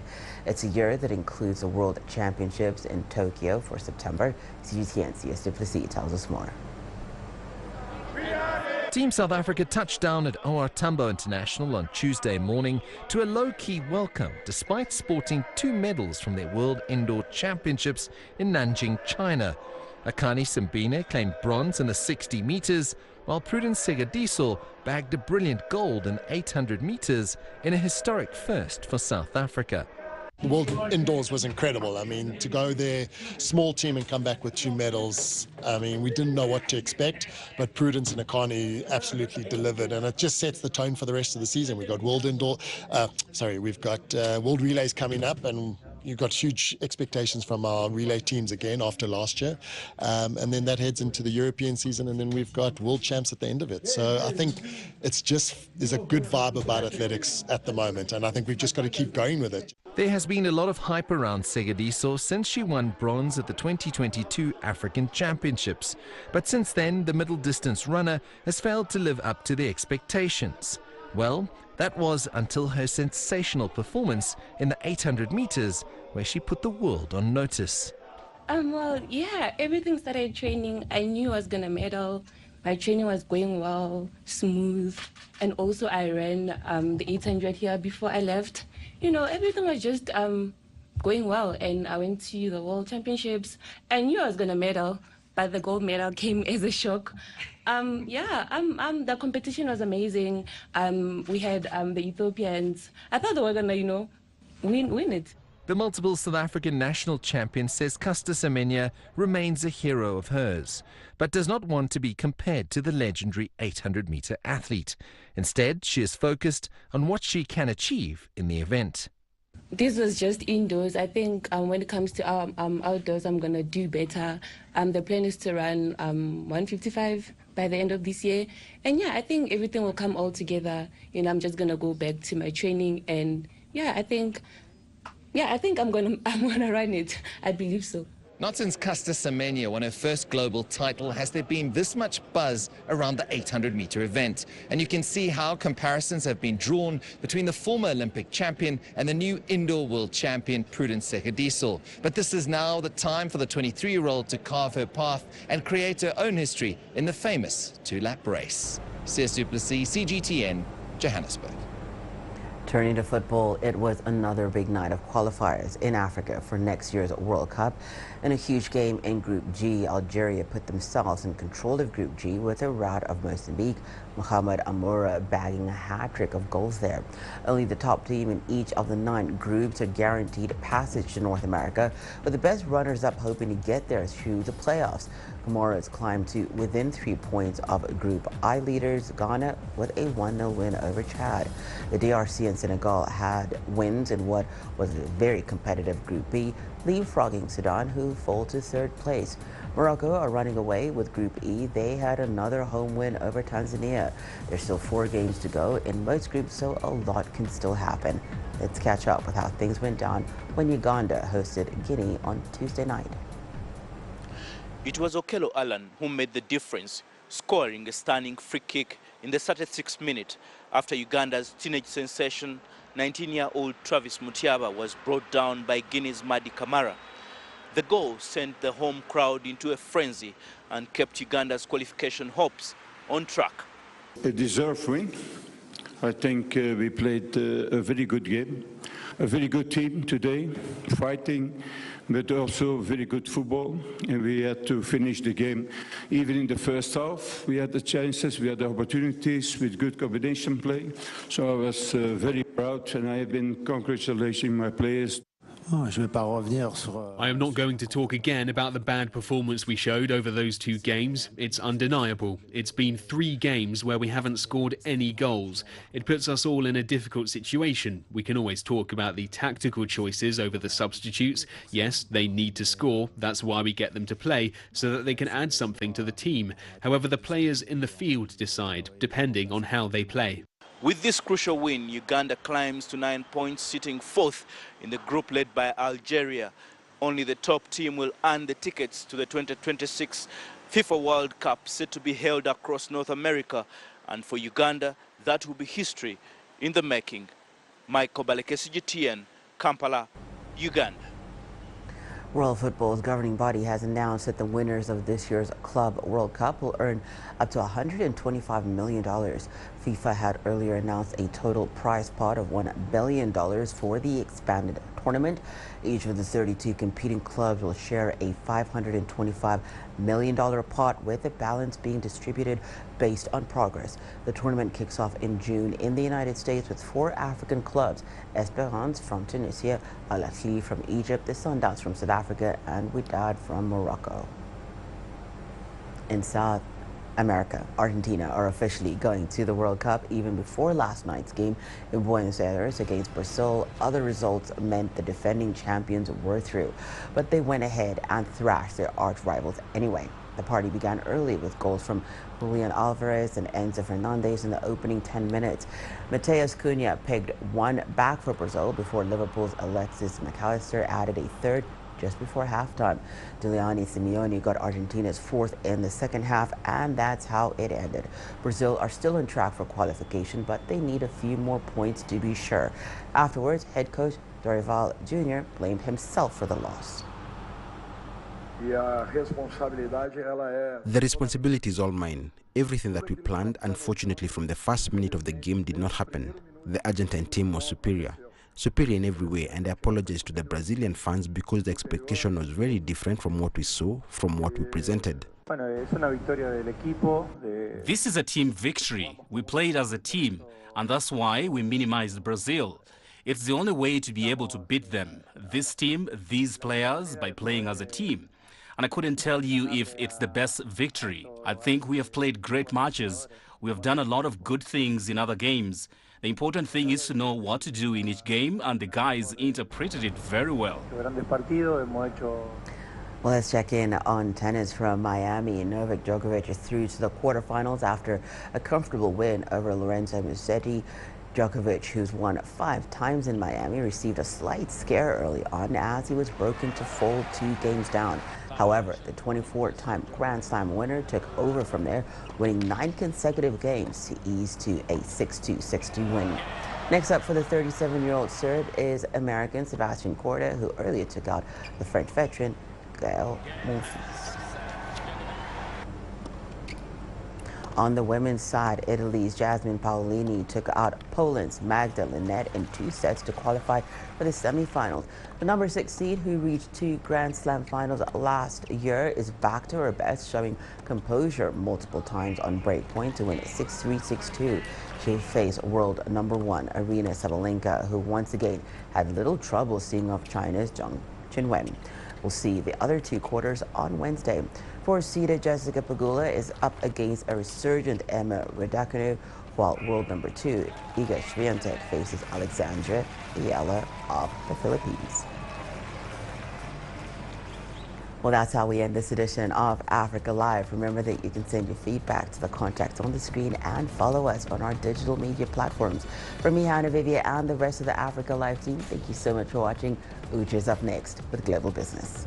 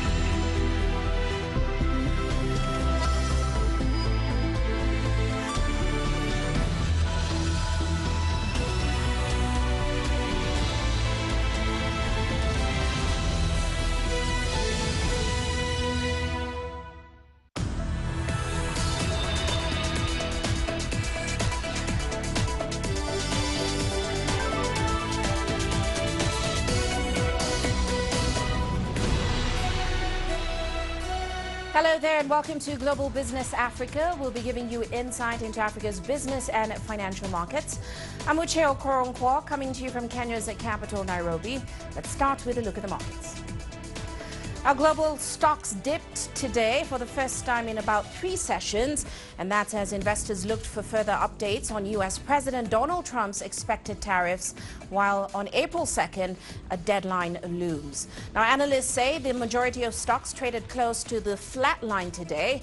However, MSCI's index of emerging market stocks did advance 0.3%. It was boosted by higher closes in both Hong Kong and South Korea. In South Africa, financials gave the JSE All Share Index a major boost today.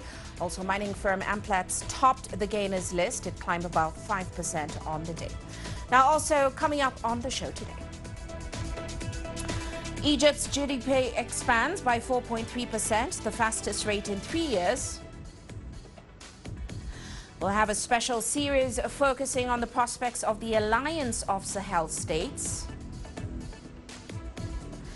And consumer confidence in the U.S. plunges to its lowest level in 4 years.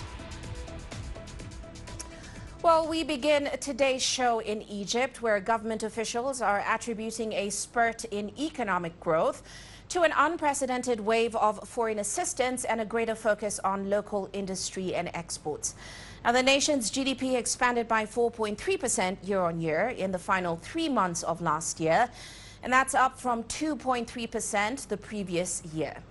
It was the highest rate since the third quarter of 2022, shortly after the country plunged into an economic crisis.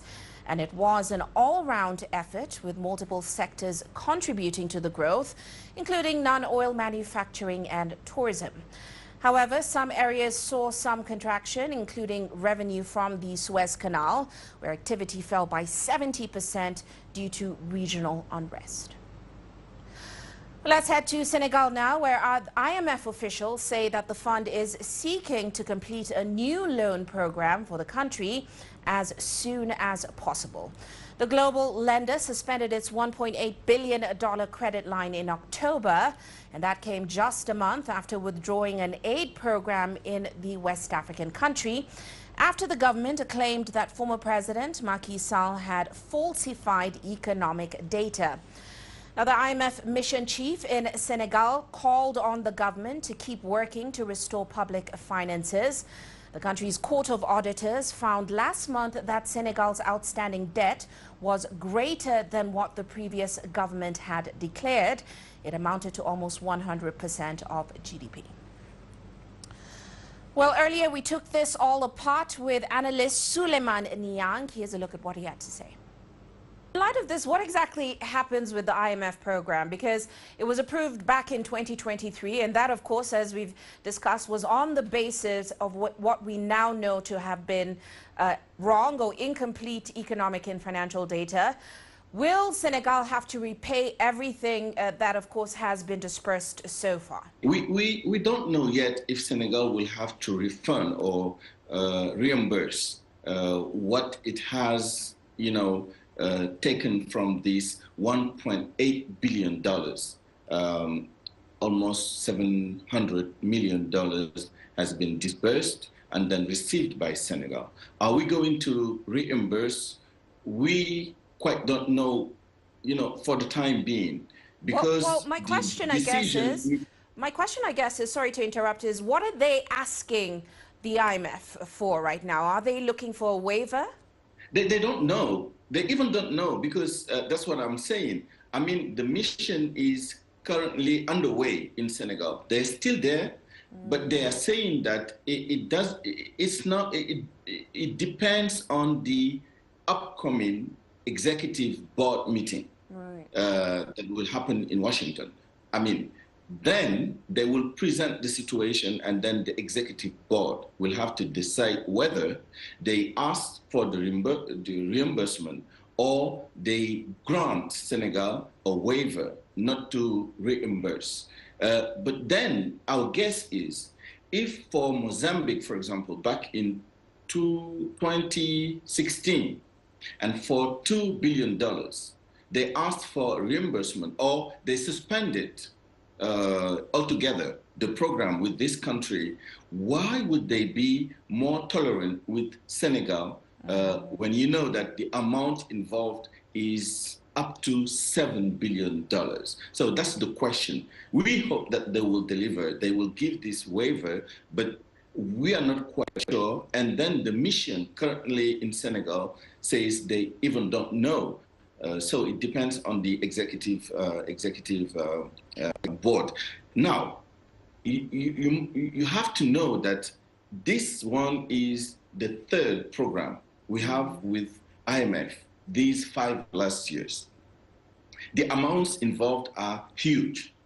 In the 2 other programs, the one was no funding program. It was a economic policies support or support instrument. The second one was economic policies coordination instrument. And these 2 programs were kind of, administrative support, technical support, etc. But this one, huge amounts are involved.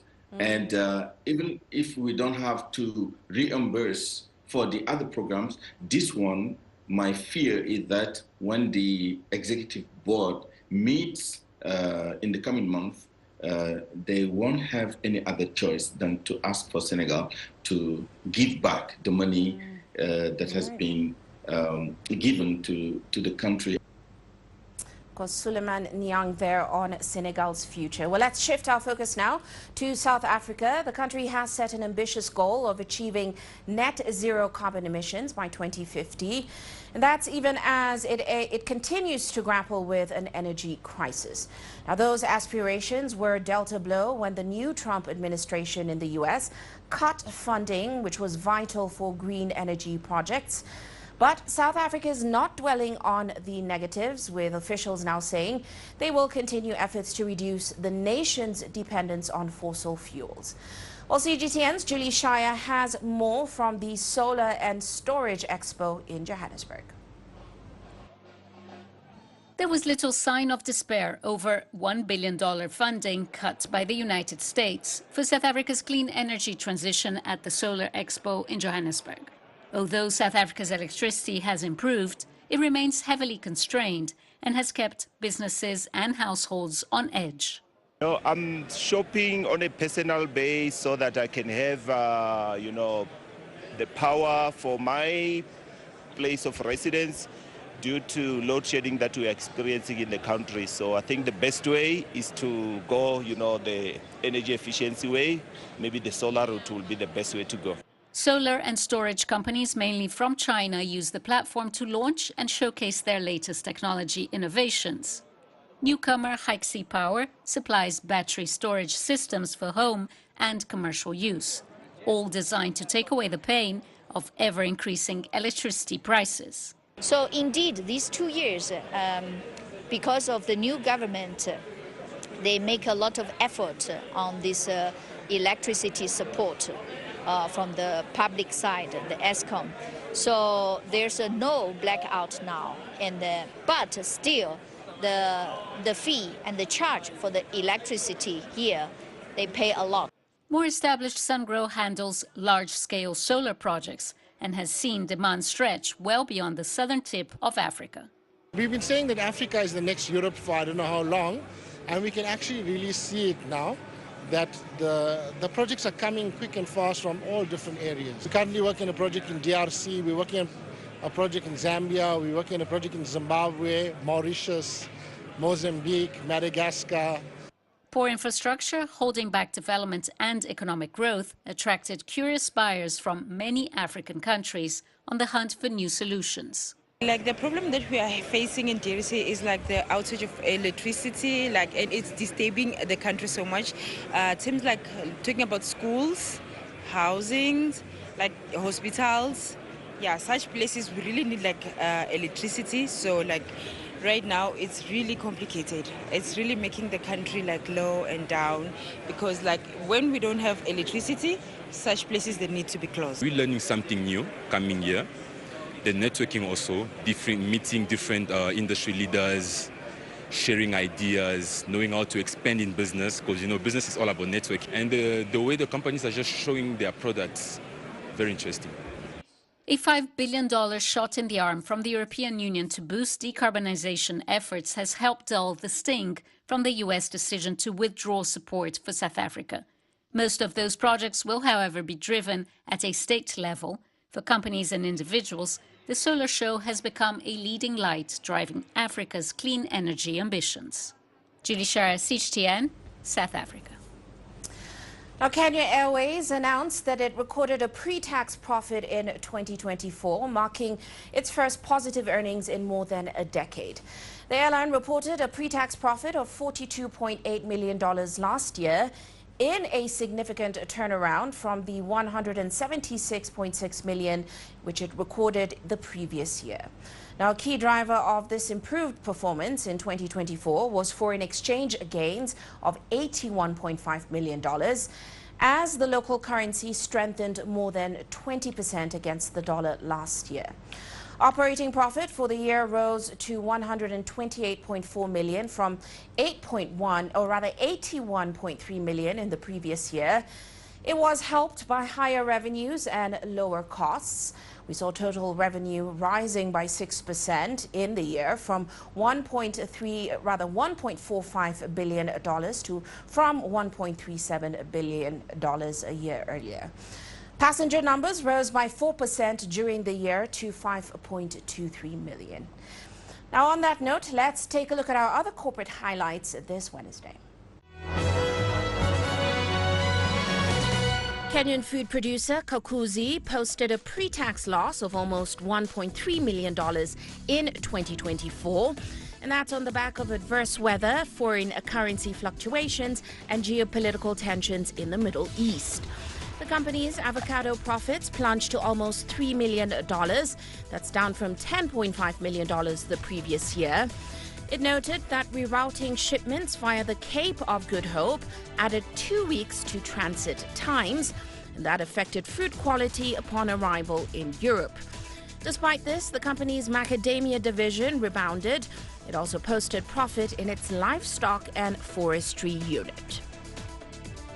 And MTN Group and Airtel Africa have struck a deal to share mobile phone network infrastructure in Uganda and Nigeria. A move they say will help them both to save on investments while still increasing service coverage. While mobile operators in Africa are seeing sustained demand for digital and financial services, building and maintaining networks are expensive, especially for fast 5G connections. The two operators say they are exploring various opportunities in other markets, including Congo, Brazzaville, Rwanda, and Zambia. Bloomberg is reporting that British mining firm Anglo American has begun initial talks with banks about listing its De Beers diamond unit, as the company looks to move ahead with the final and most difficult piece of its radical restructuring. In its effort to exit De Beers, it is trying to find a buyer for the struggling business, while also starting preparations for an initial public offering as a backup solution. Anglo promised its investors last year that it would get out of the diamond business as part of a sweeping overhaul, as it fends off a $49 billion approach from BHP Group. The company has since agreed to sell its coal and nickel mines, and it is on course to exit platinum later this year. And finally, a U.S. judge has set a June 23rd trial date in the Justice Department's criminal fraud case against Boeing regarding the plane maker's alleged misrepresentations to U.S. regulators about a key system on the 737 MAX. In July last year, Boeing agreed to plead guilty to a criminal fraud conspiracy charge after 2 fatal 737 MAX crashes, and to pay a fine of up to $487.2 million. Well, this week it was revealed that Boeing is seeking to withdraw the existing plea deal.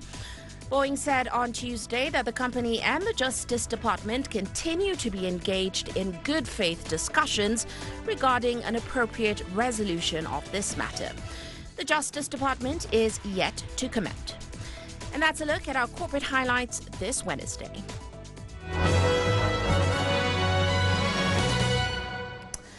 let's head into a short break now, but still to come on the show.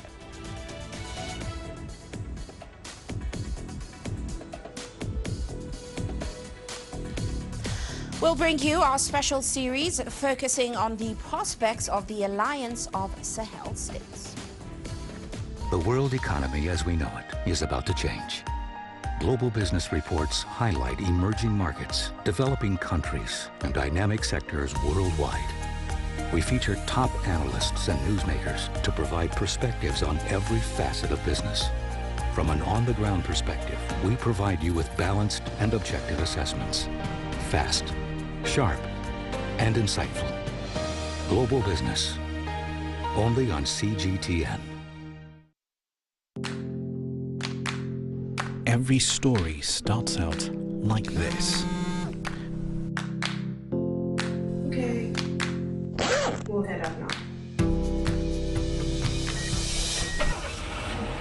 But beyond the rush of the numbers, there's always a more fundamental question. What happened? Who has been affected? When market-moving decisions are made, who's responsible and why? Let's get some reaction on ground. Joining us in Johannesburg is Sutra Naidu. Hello, Nairobi. This is how all stories begin. See how they end. Only on Global Business.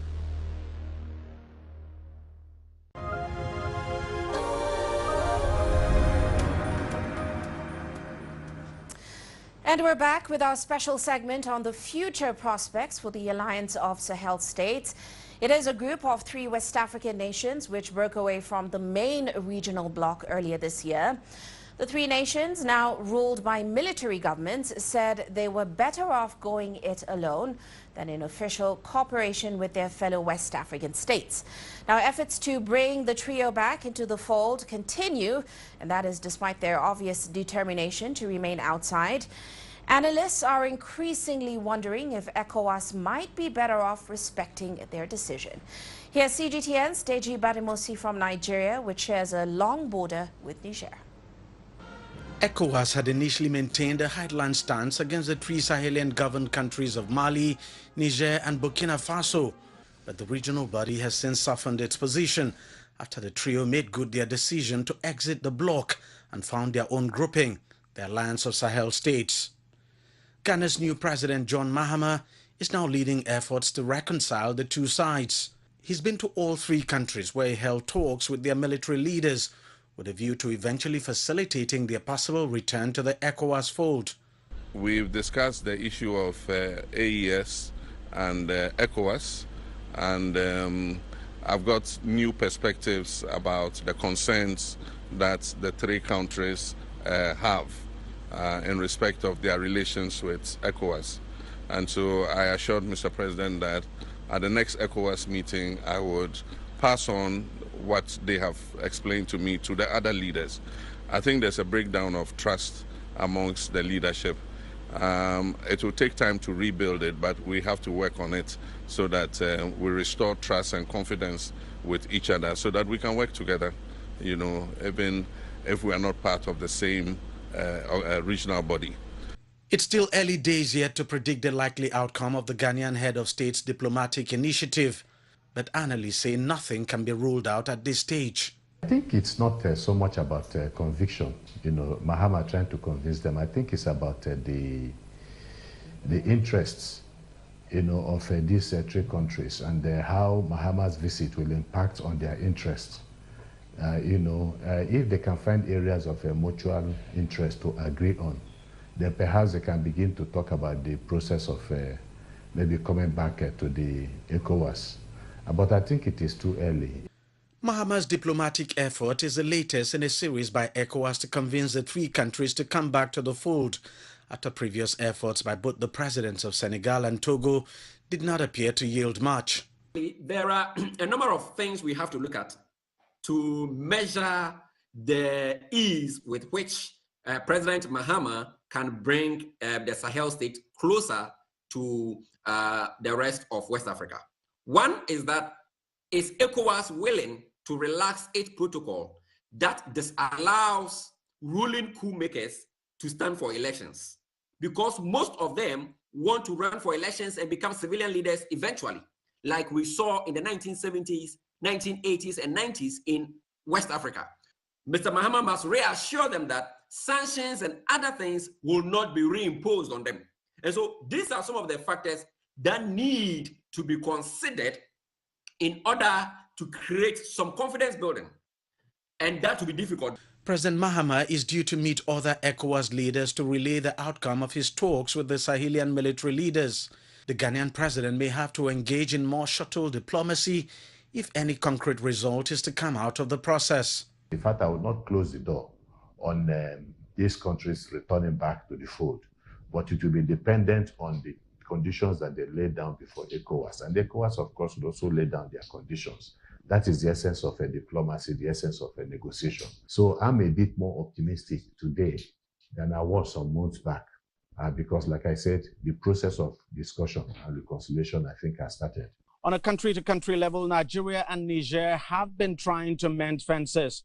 Recently, Nigeria sent a fleet of petrol-laden tankers to Niger to help ease the biting fuel scarcity in that country, which has crippled economic activities there. Now, analysts say such a gesture opens a door of opportunity to restore relations, not just between Nigeria and Niger, but also with ECOWAS. Deji Badimos, CGTN, Lagos, Nigeria. Now, the three alliance members are forging ahead with growing that partnership. Burkina Faso, Mali, and Niger just launched a bank with almost $833 million of capital. Known as the Confederal Bank of Investment and Development, officials say its role is to finance strategic projects in infrastructure, energy, agriculture, and industry. The Alliance of Sahel States' key priority project is to construct a joint airline and railway linking Burkina Faso, Mali, and Niger. The aim is to boost trade within the Sahel bloc and to reduce their dependence on external financing. So will the $833 billion suffice to kickstart the initiative? This amount is sufficient to start the project because, as you know, the capital could be increased later, but it could be used to start priority development work, especially in basic infrastructure, to remove regional barriers between these three countries.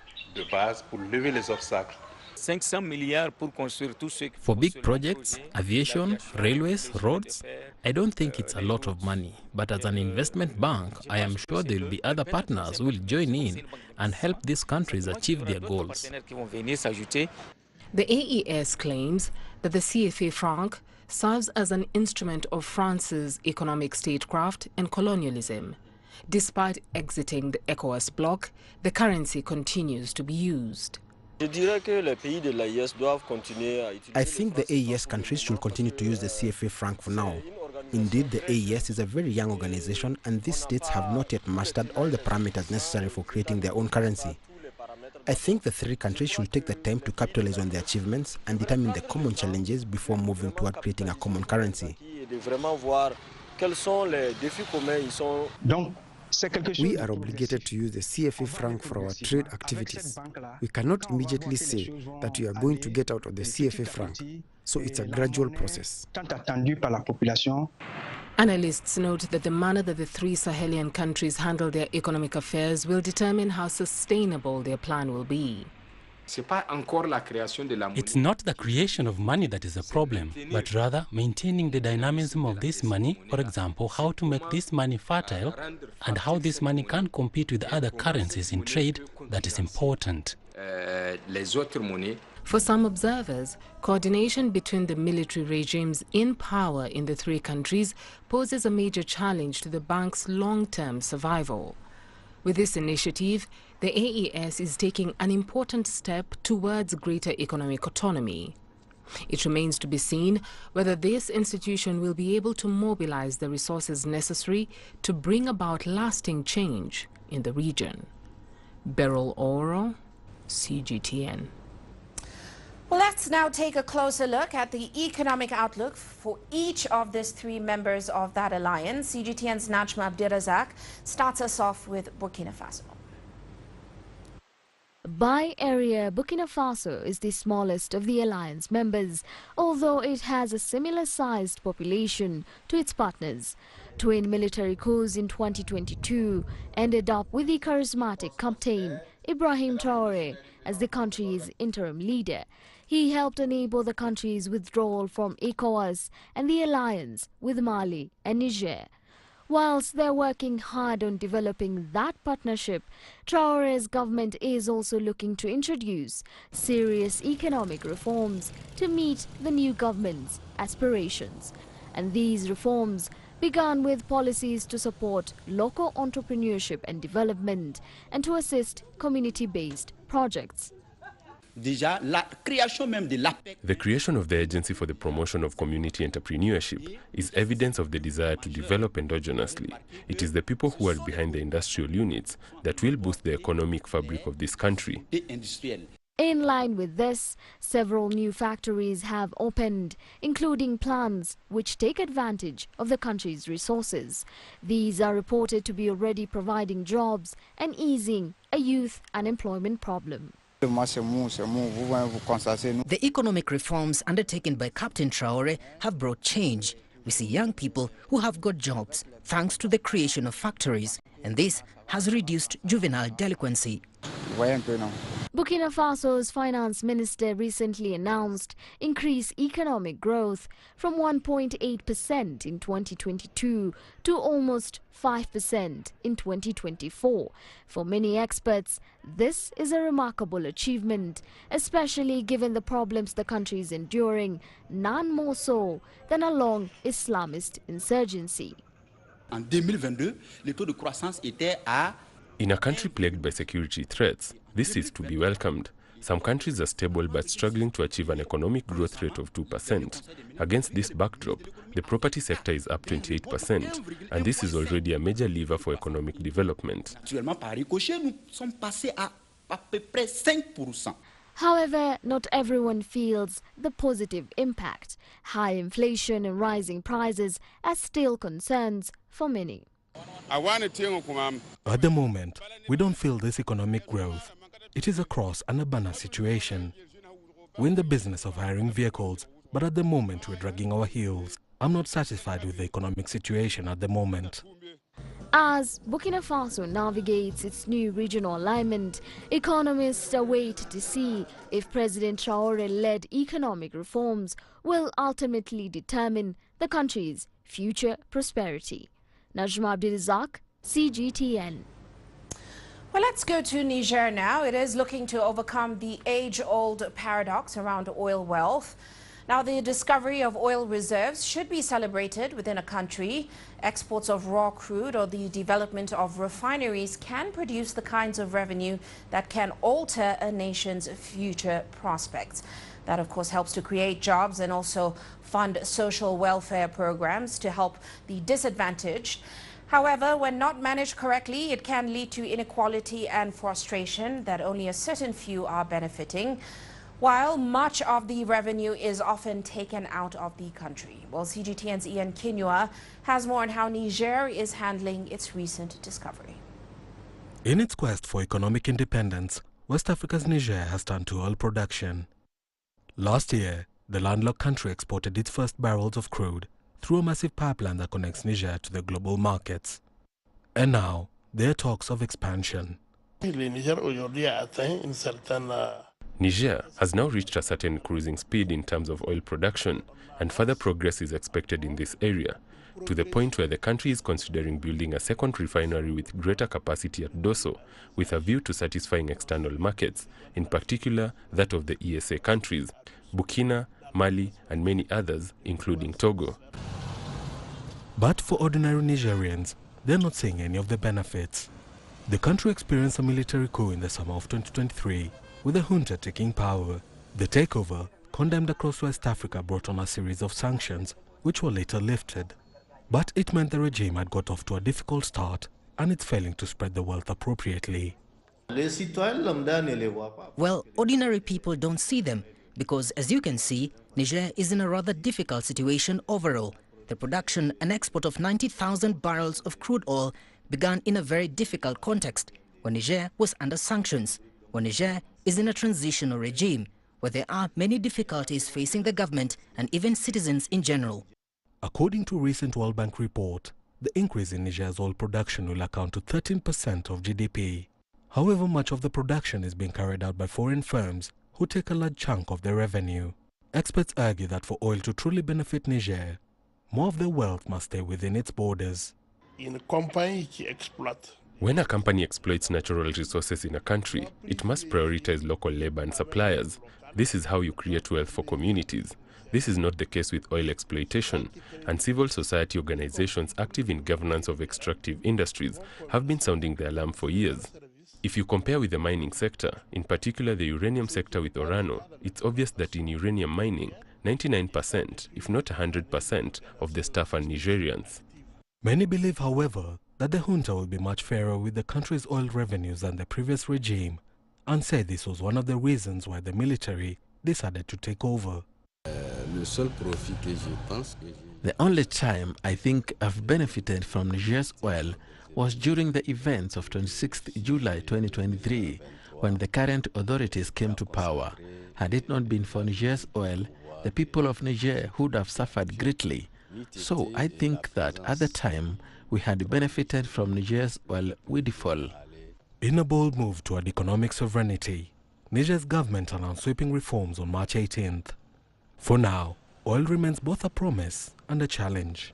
Whether it leaves the country or widens the inequalities will depend on how well these reforms take root. Ian Kenema, CGTN. Well, let's delve further into this alliance with Dr. Lassana Sissoko. He is an associate professor at the Sheikh Anta Diop University. Great to have you on the show with us, Doctor. Now, let's start off with the fact that right now, all that this alliance seemed to be prioritizing is, of course, breaking away from those long-standing colonial-era ties. What more does this alliance have to offer in terms of creating a long-term, self-sufficient regional entity? Thank you. First of all, in order to understand the priorities of the alliance, we must first understand the context under which it has been created. Remember, there was some instability due to insecurity in the region brought by some terrorist activities, and the failed management by the governments in those countries of those problems brought some coups, a series of coups in what some people call today the coup belt, which range from Niger to Guinea-Conakry, with Burkina Faso and Mali also being part of it. So the alliance was created in this context after ECOWAS was threatening Niger with military intervention. So in order to see the priorities of the alliance, this context needs first to be understood. So that being said, it becomes clear that the most valuable achievement that the alliance should have first is to bring stability within the region in terms of security and in terms of full control of the land by the countries. In that regard, the alliance has taken some steps, of course, because they have put in place some military and security integration in order to fight terrorism, which still is ongoing. But now, beside the security part, it is important also that the alliance must ensure the move of the members toward a better economic prosperity, better economic integration. And in order to achieve that challenge, there are some decisions that the alliance also must take.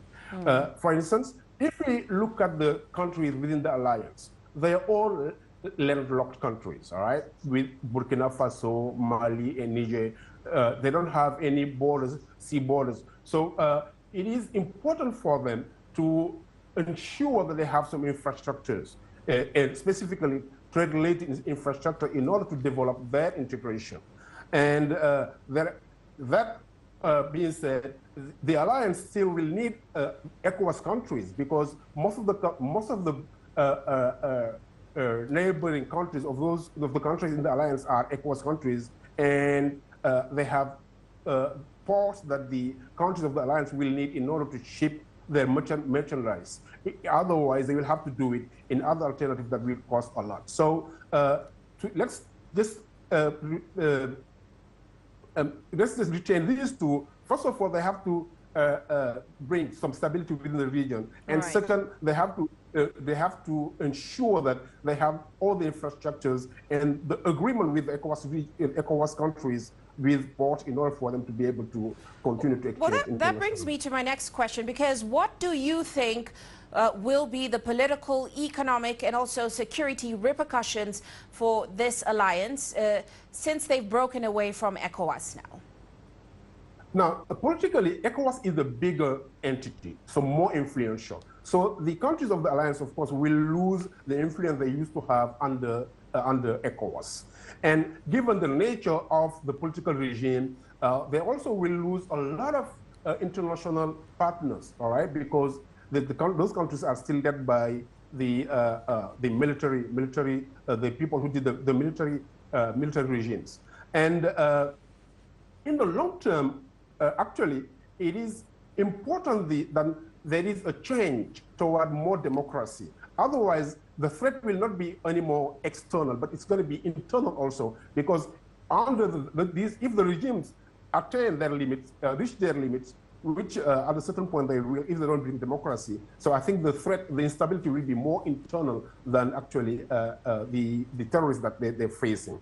Now, in economic terms, there's some negative effect that they have already. Even if we can't attribute all the shock that we see, all the negative impact on growth that we see to the ECOWAS exit, because let us not forget also that we have still the insecurity part, insecurity in the region, and much of the efforts of the governments are turned toward bringing stability, so which actually will hurt production a bit. If we take countries like Mali, GDP dropped from 22 to 2024. GDP dropped from 3.7 to 2.4. Even if we cannot attribute all of it to the exit, I think it is part of it. And we have an inflation also. Let us not forget also that we have an international environment that is characterized by high inflation. But at the same time, being locked from ECOWAS countries will bring some negative effect on the supply.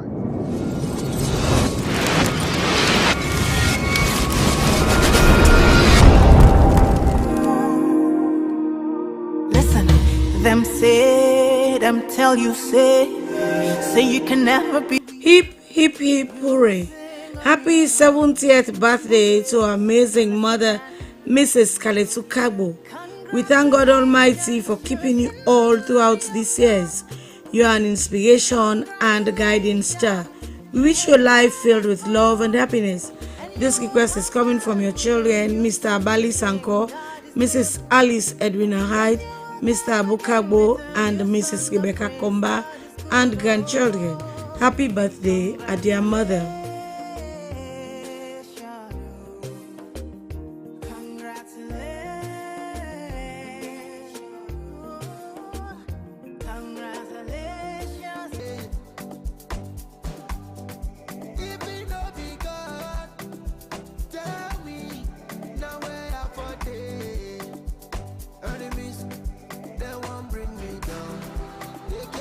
Happy birthday to you, Inspector Mohammed Conte of the Sierra Leone Police and of 470 Road, Ogbangba community. As you celebrate your birthday on the 26th of March, may you be blessed with happiness on your special day and throughout the year. May your life be filled with wonder and joy, love and laughter. May you find peace in the midst of stormy days, strength in the face of adversity. From your wife, Mrs. Khadija Aisha Conte, daughters Moel Bla, Aminata Bla, Hannah M. Conte and Fatima M. Conte, brothers Mr. Yunisa Conte, Nabiya Conte, Yusuf Abu Conte and Fode Ali Bagura, sisters Madam Hannah Conte, Hawanatu Conte and Masire Conte. Happy birthday.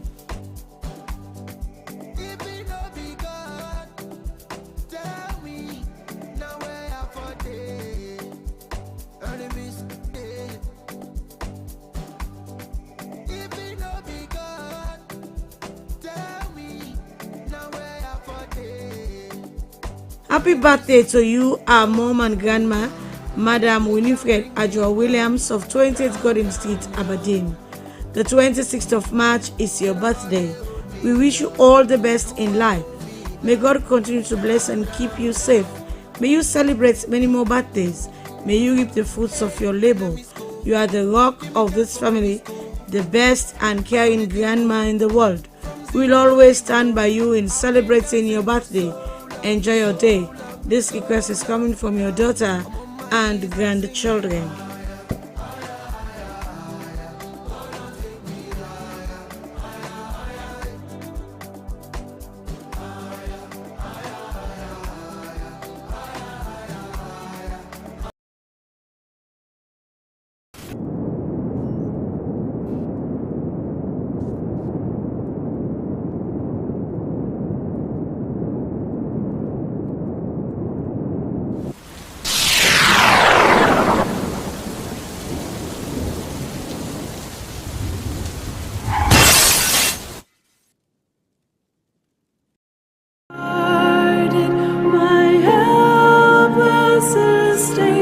The death is reported of Mr. Joseph Jenkins Stowe, commonly known as JJ, an employee of Partners in Health, which took place at the Freetown International Hospital on the 24th of March. Funeral arrangements will be announced later. Sympathizers may call at his residence, 3 Nas Keru Drive, Laka, 38 Barwick Street, or call on mobile number 076 684 938.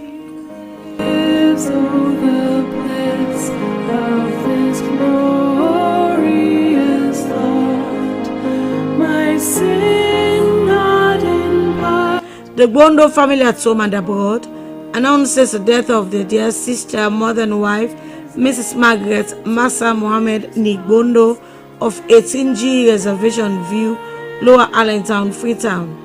She died on Friday the 7th of March, aged 53. She is survived by her husband, Mr. Said Mohammed, children Ali Said Mohammed and Mama Said Mohammed. Funeral arrangements will be announced later. Sympathizers may call on 088 412 985, 032 859 551, or 076 668 788. May her soul rest in perfect peace.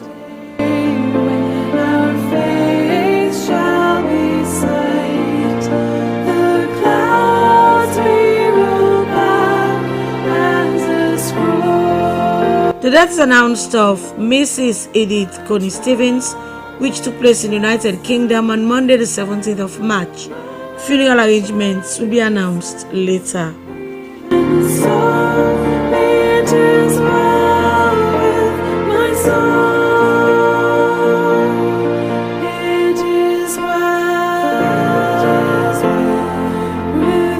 The death took place on Friday the 21st of March of Madam Margaret Sise, commonly known as Yeli Sise, formerly of 84 Old Railway Line, Poyoba Ukel, and of 79 Tikonko Road, Bo, age 79. She is survived by her daughter, Madam Sama Sise. Funeral arrangements will be announced later. Sympathizers may call at 84 Old Railway Line, Poyoba Ukel, or call on 076 691 059. 078 181 082 or 077 814 385. May her soul rest in perfect peace.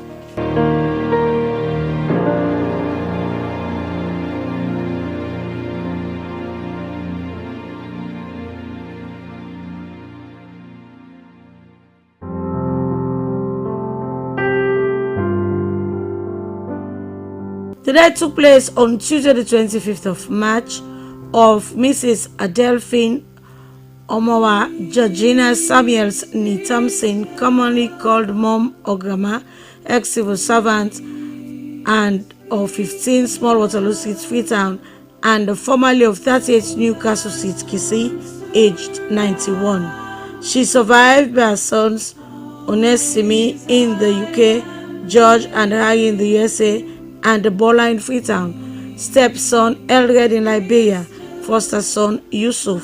Funeral arrangements will be announced later. Sympathizers may call at 15 Small Waterloo Street or call on mobile numbers 077-748-487, 030926-204, or 076-699-940. The storms surround you. Always I am with you. Peace be still, my child. A call to glory of Apostle Dr. Emmanuel Michael Success Johnson, the founder of King Emmanuel's Fire Ministry and End Time Ambassador Global Network, and of 2 Palace Drive at Donkia Porto. He died on Friday the 14th of March, aged 42. He is survived by his wife, Pastor Mrs. Ellen Johnson, children Esther, Ezekiel, and Ezra, spiritual parents, Reverend Dr. Adrian and Pastor Mrs. Victoria Bobo, Elder John and Pastor Mrs. Fasia Ansai Liberia, brother and sister Roland Metziga and Louisa Doty, several in-laws, uncles, aunts, cousins, nieces, nephews, relatives and friends at home and abroad include the Toure in Conakry, Bailey, Thompson, Johnson and Martin families. A vigil be held at his residence, 2 Palace Drive at Donkia Porto, on Saturday the 29th of March at 6 p.m. Laying out is at his residence on Sunday the 30th of March from 10:30 a.m. to 12 noon, and at the church from 12:30 p.m. to 1:50 p.m. Funeral services on Sunday the 30th of March at the First Pentecostal Assembly of God Church, Campbell Street at 2 p.m.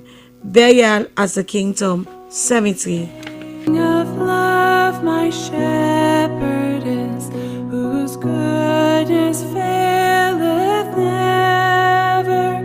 I nothing lack. Shall we gather at the river, where bright angels. Funeral service for Consort Teddy Kanu, who died on the 16th of March, will take place on Friday the 20th of March at the National Pentecostal Church, 4th Street at 2 p.m. Burial at the Ascension Town Cemetery. He survived by his wife, Mrs. Yeno Kanu, children Mohammed Kanu, Princess Abi Idrisa, Saleh Kele, Joseph and Esther, sister Adama Samua, several nephews, nieces, cousins, grandchildren, in-laws, other relatives and friends.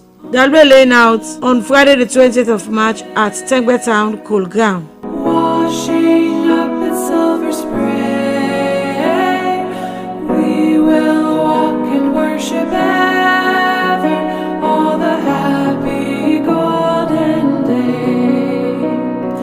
Yes, we'll gather at the river, the beautiful river. Funeral service for Mrs. Sia Madi Kamanda will take place on Friday the 28th of March at the God is a Light Church, Works Compound, Tower Hill, Freetown. Burial at the Rubis Cemetery, Calabar Town. Mrs. Sia Madi Kamanda died on the 19th of March. She survived by her 2 sons, Daniel Kamanda in Freetown and Stephen Kamanda in Switzerland. Brothers and sisters, Tamba Lebi, Kai Thomas Lebi, Safia Lebi and Finda Kaba, all of Penduma Village, Soa Chiefdom. Several uncles, aunts, cousins, sisters, nephews, close relatives and friends include the entire leadership and members of the United God is a Light Mission, Sierra Leone, Guinea and Liberia. Sympathizers may call at 315 by Bure Road by K-Step, Calabar Town, or call on mobile numbers 078-451-119 or 077-573-303. Yes, we'll gather at the river, the beautiful river.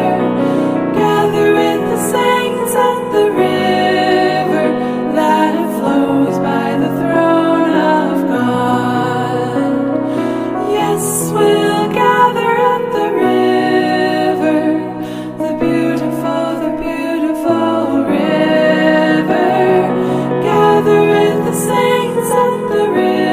The deaths announced of Mami Adama Feteta Koma of 114 by Bure Road of National Pentecostal Limba Church Kisi, which occurred on the 12th of March, aged 85. She survived by children, great and great-great-grandchildren, several brothers, sisters, cousins, nieces, nephews, in-laws, relatives, and friends include the Conte, Siseko, Oma, Sankot, Surejon, Bangura, Samura, and Kamara families of Magboso, Kasasi, Kamabai, Mabonkeni, and Kasel Farm Kisi community, members of the Women's Fellowship of the National Pentecostal Church Kisi branch, the bishop and clergy of the National Pentecostal Mission, very close friends Mami Sata Conte, Mami Boligba, and Mrs. Adama John.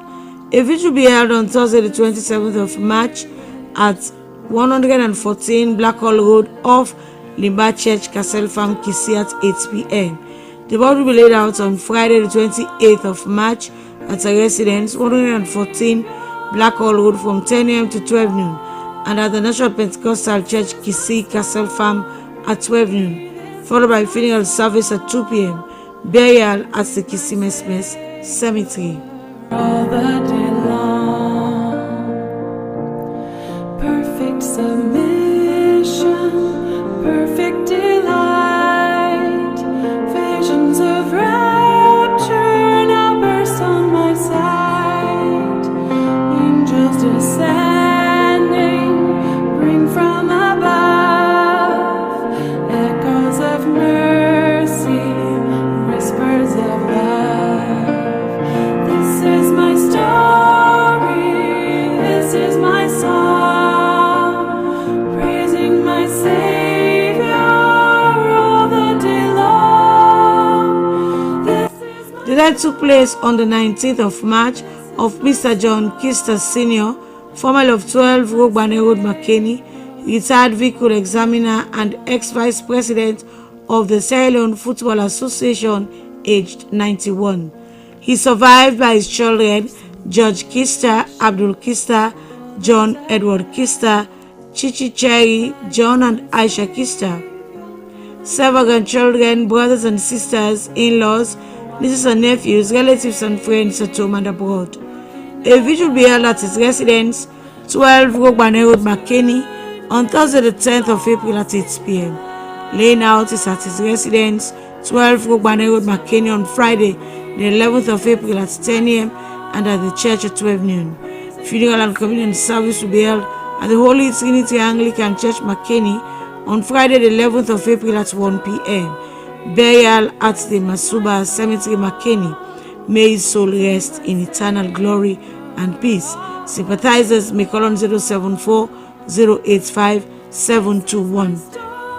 This is my song, praising my Savior all the day long. This is my story, this is my song, praising my Savior all the day long, praising my Savior all the day long, praising my Savior all the day. In loving and affectionate memory of their mother, Mrs. Abigail Hawakol, who passed away on the 24th of March 2017.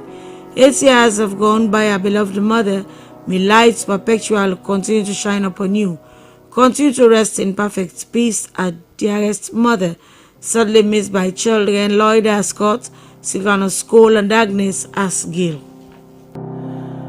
What wondrous love is this, oh my soul, oh my soul. What wondrous love is this, oh my soul. What wondrous love is this that caused the Lord of bliss to bear the dreadful curse for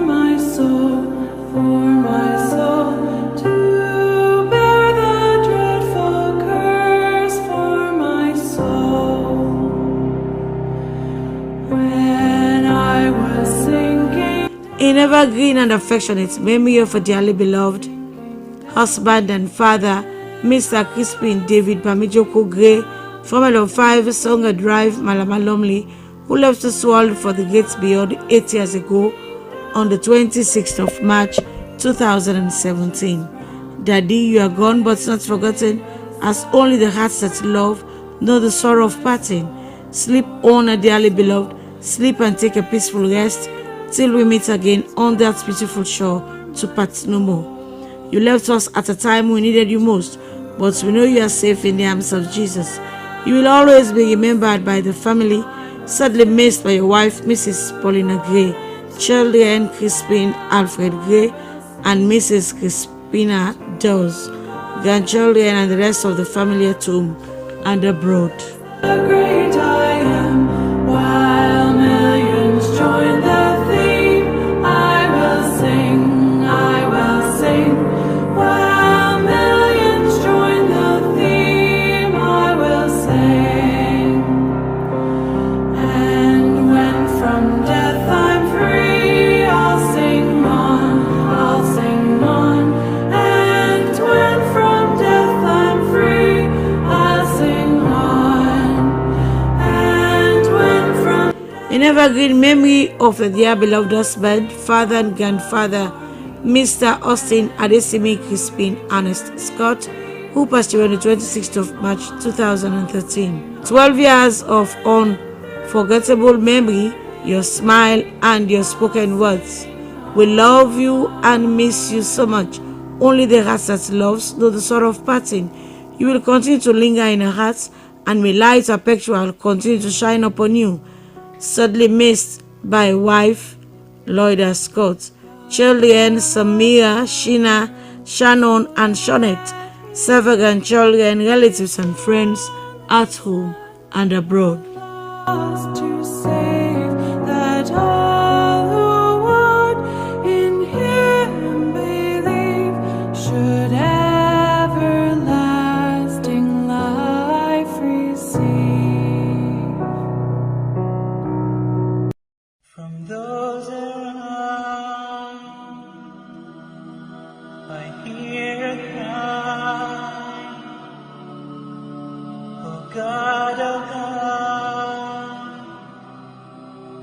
The Bangu and Dumbuya families of Sierra Leone Chiefdom, Kaine District, and Tonko Limba Chiefdom, Cambia District, announced the death of their beloved wife, aunt, sister, mother, grand and great-grandmother, Mrs. Yali Mami Dora Bangu of 12 Mission Road, Medina Town, Tonko Limba Chiefdom.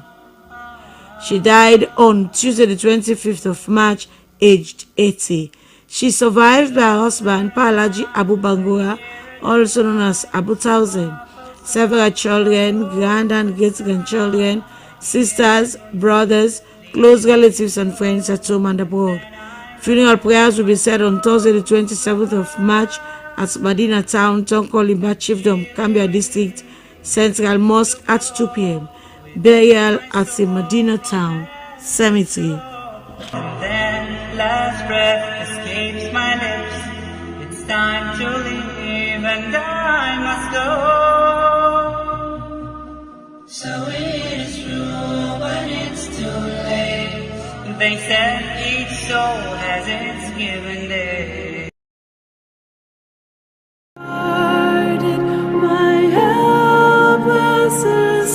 It is with deep sorrow that the family announces the passing away of Mrs. Maya Tukowa, who departed this life in Monrovia, Liberia, on Tuesday, the 18th of March, at the age of 35. She survived by her husband, Mr. Patrick Bernard Kowa, father, Mr. Abu Taronka, and several relatives and friends at home and abroad. Funeral arrangements will be announced later.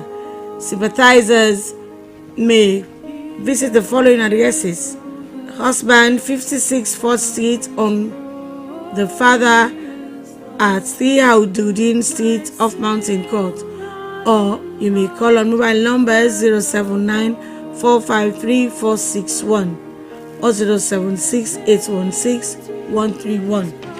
And I bear it no more. Praise the Lord, praise the Lord.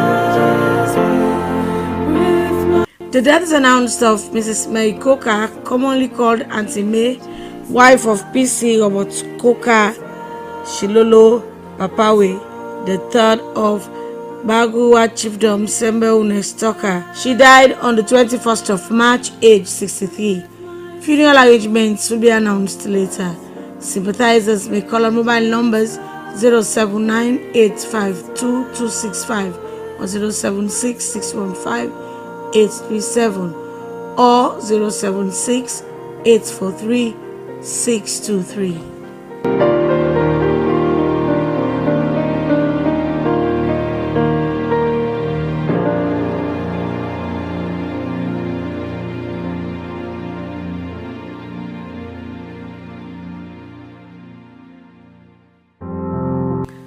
The death took place of Fatmata Elizabeth Kanu on the 21st of March, age 32. She survived by her brothers Brian Kanu and Peter Kanu, sisters Yabom Sise and Mommy, cousins Aja, Aisha, Yaya, Papani and I, grandfather Paboka Ikonte, several uncles and aunts. Relatives and friends at home and abroad include Cherno, Alusain, Sule, Sento, Bolma, and Balukano. The entire membership of Praise Evangelical Ministries, also known as Holy Ghost Praise Chapel, Water Street. Funeral service will take place at the Praise Evangelical Ministries, also known as Holy Ghost Praise Chapel, Water Street, on Thursday the 27th of March at 2 p.m. Burial at the Congo Town Cemetery.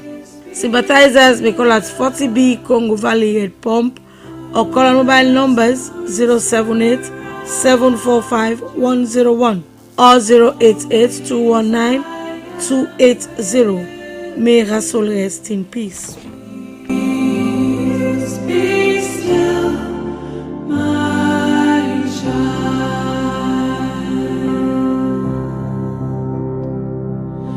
Peace be still. Peace be still. The death is reported of Paramount Chief Alimami Alpha Umaru Kamara III of Kamuke Chiefdom, which took place on Wednesday the 19th of March, aged 36. He is survived by his grandfather, Honorable Philipson Umaru Kamara, mother Satan Kamara, wife Taibu Kamara, and 4 children. Several brothers and sisters.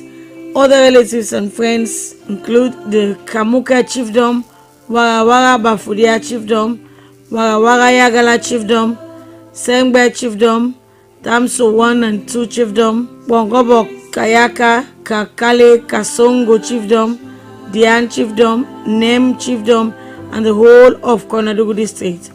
Funeral service will take place on Thursday the 27th of March in Kamuka Chiefdom. Sympathizers may call at 24A Savage Street, Brookfields, or call on mobile numbers 076-641-054, 078-160-244, and 076-472-535. King of love, my shepherd is, whose goodness faileth never.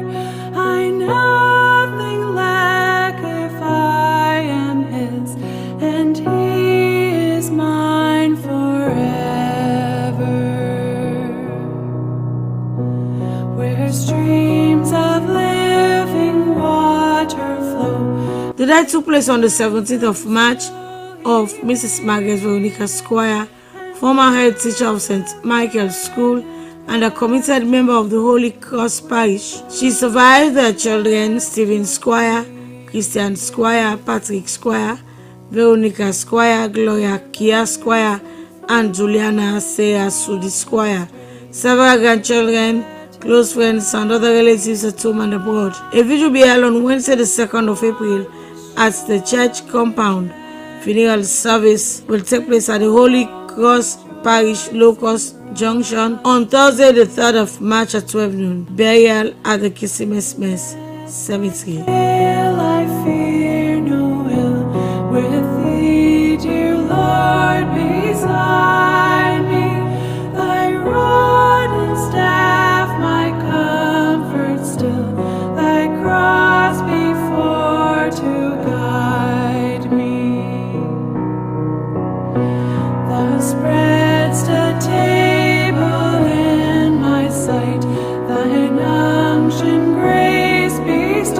The death is reported of Mr. Emerson Radcliffe Babington Georgetown Smith of 21G Berkeley Lane, Tegwetown, who died on Sunday the 9th of March, aged 75. He is survived by his wife, Mrs. Rebecca Smith, children, Mrs. Augusta Shadishaw, Leslie Manuel Smith, and Sylvanus Smith, stepdaughter Sylvia Admire Pierce, several grand and great grandchildren, brothers and sisters, in-laws, nephews and nieces, cousins, relatives and friends at home and abroad. They had been laying out at his residence, 21G Berkeley Lane, Tegwetown, on Friday the 4th of April from 10 a.m. to 12 noon, and at the Gibraltar Methodist Church Hall, Sani Abacha Street, from 12 noon to 1:30 p.m., followed by funeral service at 2 p.m., burial at the Race Course Cemetery. May his soul rest in peace.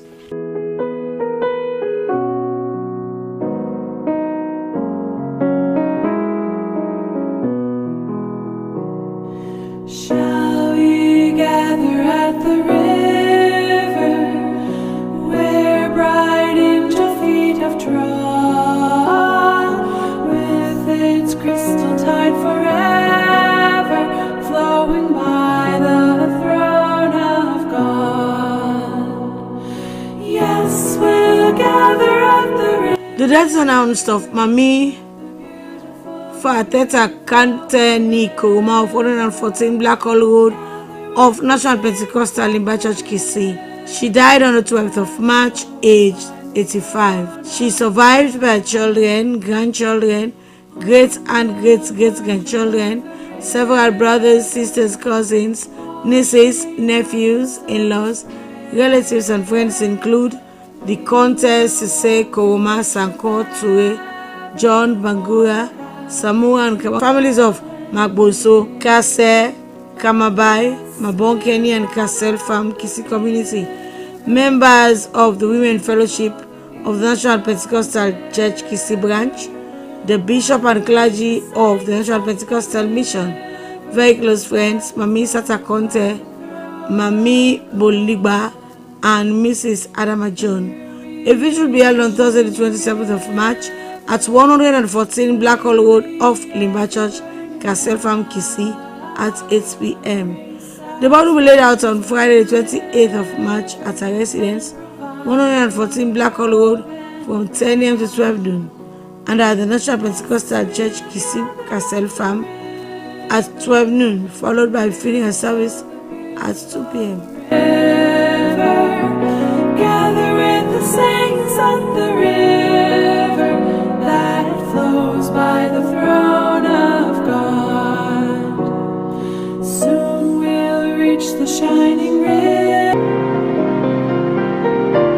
The death announced of Mr. Wilfred Macaulay, who died on the 19th of March, aged 73.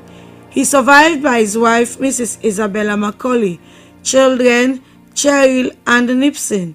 Funeral arrangements will be announced later.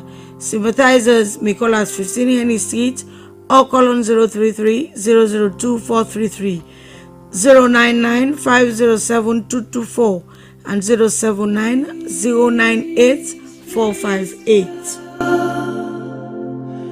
Peace be still, though the storms surround you, always I am. To the glory of God for a life well spent, the family at home and abroad announces the death of Mrs. Veronica Boy Perry, formerly of 47 I. Wilkinson Road and the 3A Perry Avenue, Ecobank, Candy Drive, Lumley. She had a home call in the United Kingdom on the 22nd of March. She survived by her children and the rest of the family at home and abroad. Funeral arrangements will be announced later. Sympathizers may call on mobile numbers 076 525 379, 034 024 465 or 076 737 166.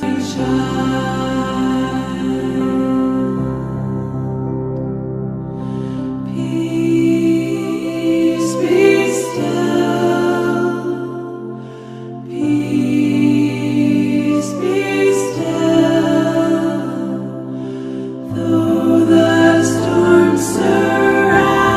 It's with heavy hearts that the family announces the death of their lovely mom, sister, and aunt, Mrs. Ebu Eliza George, who had a home call on Tuesday, the 11th of March, aged 80. Funeral arrangements will be announced later. Sympathizers may call at 7 Crocker Lane off Main Street. May her soul rest in peace.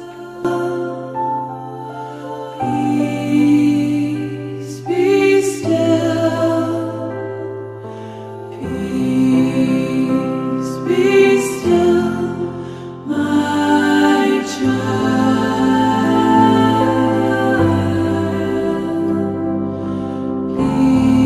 Peace be still, my. With gratitude to God for a life well spent, the Sise family at home and abroad announces the death of their dearly beloved wife, mother, grand and great-grandmother, sister, aunt, in-law and friend, Mrs. Matilda Victoria Sise Nishilon, who had a home call on Friday the 21st of March, aged 84.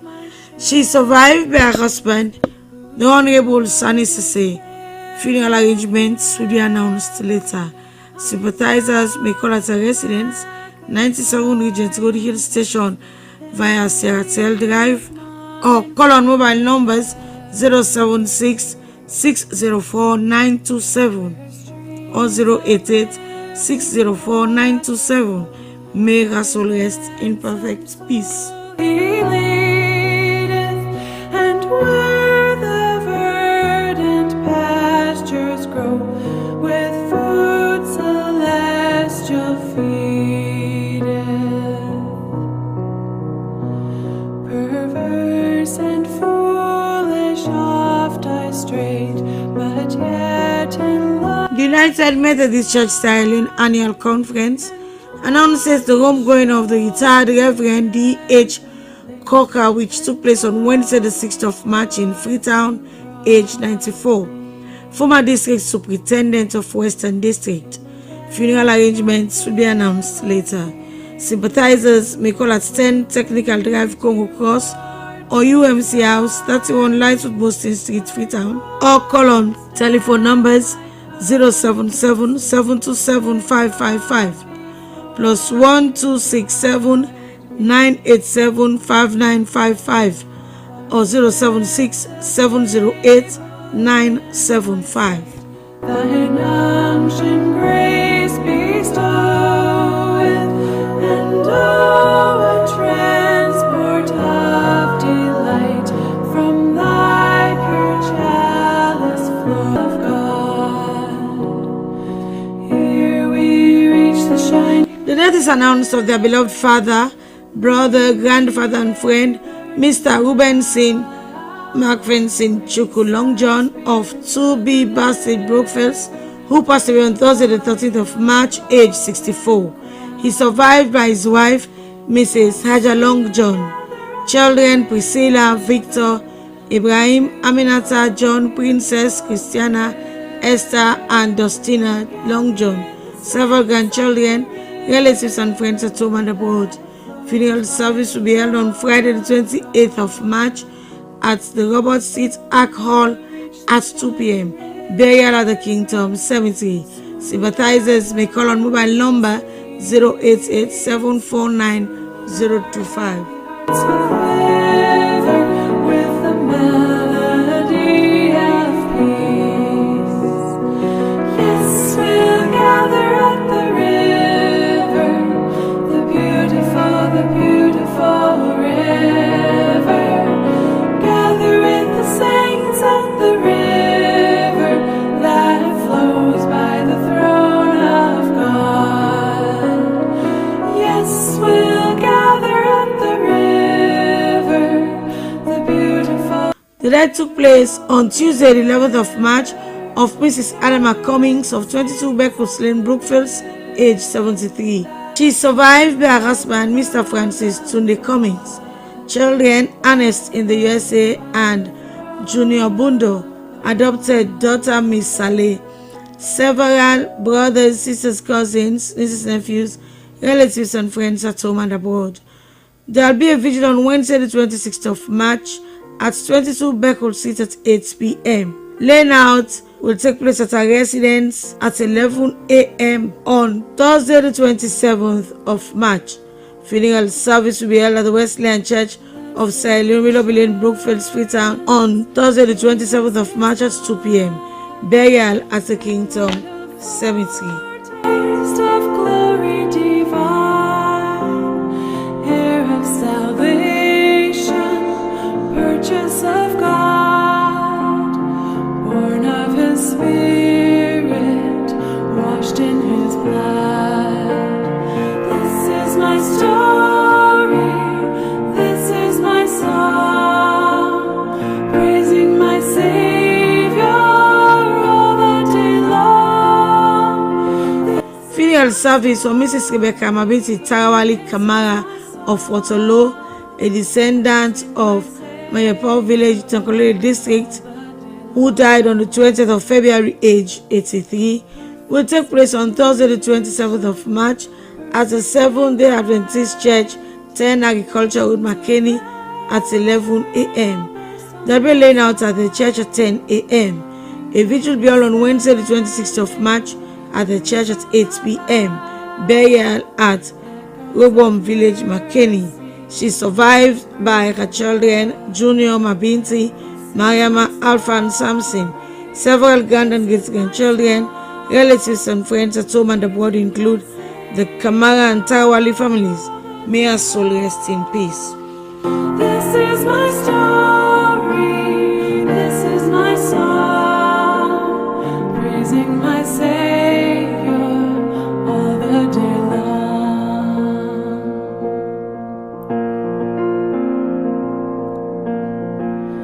Perfect submission, all is at rest.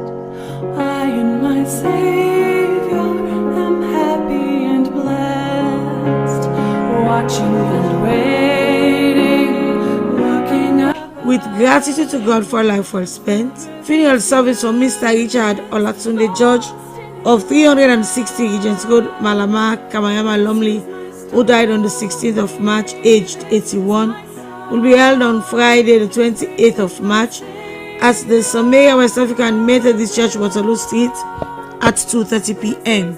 Burial at the Ascension Town Cemetery. There will be a laying out at the Somalia School Hall, Wellington Street from 12 noon to 2:15 p.m. A visit will be held on Thursday the 27th of March at the End Time Global Ministries, Regent Road, Kamayama, Lumley from 7 p.m. to 10 p.m. He is survived by his son, Mr. Richard George Jr., daughter-in-law Mrs. Naima George, stepdaughter Mrs. Awanatu Tarawali, granddaughter Nasia Joan George, and grandson Nathan Samuel George, brothers Mr. Melvin George and Mr. Marcus Johnson, sisters-in-law Mrs. Gloria Johnson and Mrs. Cecilia Green, cousins Mrs. Irene Savage, Mrs. Gloria Thomas, Dr. Sylvia Macaulay King, Mr. All Saints Ojukutu Macaulay, and Mr. Archibald Ojukutu Macaulay, aunts-in-law, cousins-in-law, several relatives and nephews, numerous relatives and friends at home and abroad. What wondrous love is this, oh my soul, what wondrous love is this, oh my soul, what wondrous love is this, that is well. The family announces the passing of Mr. Momo Kase Bangura, commonly called Momo by day, which took place on Thursday, the 20th of March, age 52.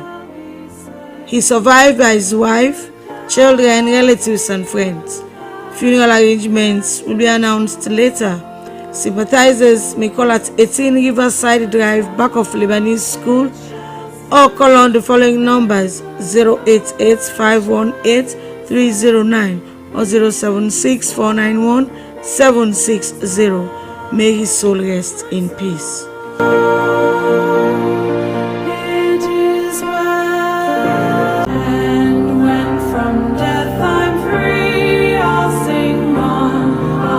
To the glory of God for a life well spent. Funeral and communion service for Madam Daphne Thompson Chloe, fondly called Auntie Daphne or Thompson, whose death took place on the 13th of March at her residence, 23 East Book Lane of Sani Abacha State, and former head teacher, FSSG Primary School, Kisi Primary, Frabe College Primary, and Meriwether Primary Schools, all in Freetown, aged 84, will be held on Sunday the 30th of March at the Gibraltar Methodist Church, Sani Abacha Street at 2 p.m. Burial at the Kisi Road Cemetery. There will be a laying out at a residence, 23 East Book Lane of Sani Abacha Street from 11 a.m. to 12 noon, and at the church from 12 noon to 2 p.m. A vigil will be held at the Gibraltar Methodist Church, Sani Abacha Street on Saturday the 29th of March at 7 p.m. She is survived by her son, Mr. Calvin Macaulay. Other children, Fatmata, Arun, Yusuf, Arun Rashid, Maylin, Oceana, Abubakar, and Adiatu. Daughters-in-law, Elizabeth Macaulay, Ernestine Kamara, and Esther Dundas. Nieces, Leo Thompson Chloe, Nanette Thomas, former Minister of Political and Public Affairs, numerous relatives and friends at home and abroad. Are built on this chief cornerstone.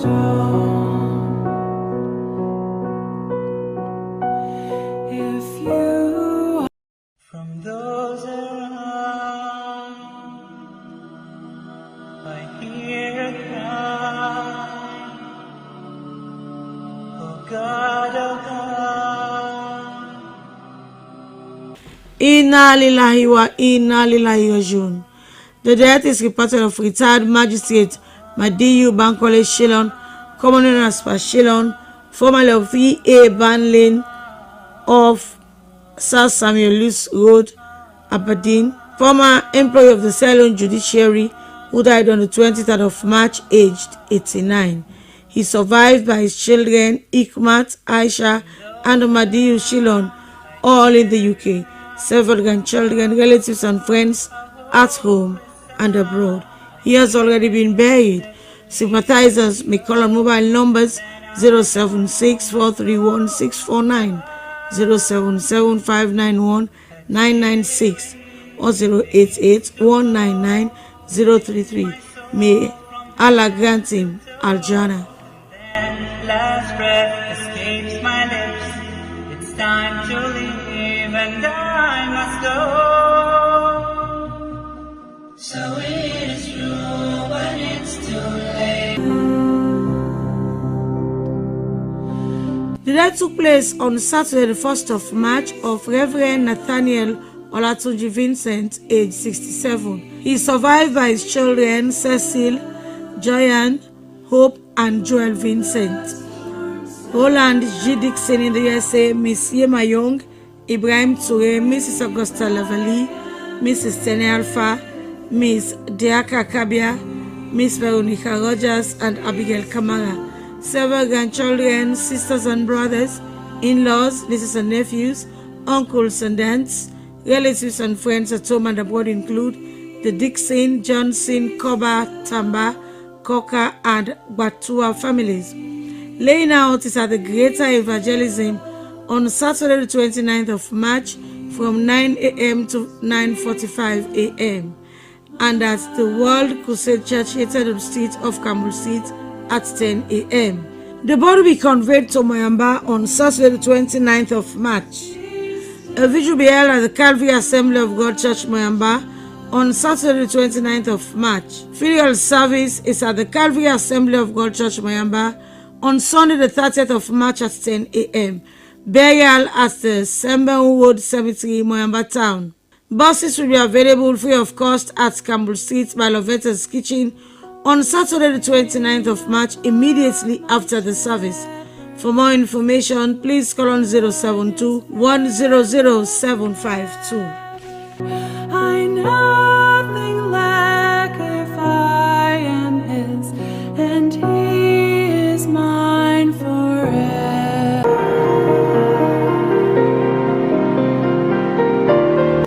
The funeral service for Fudia Toure will take place on Thursday, the 27th of March at the Christ Embassy, Aberdeen Beach, Old Road at 1 p.m. Burial at the Lumley Cemetery, Regent Road. Founder of Jesus is My Shield Ministry, John Obi.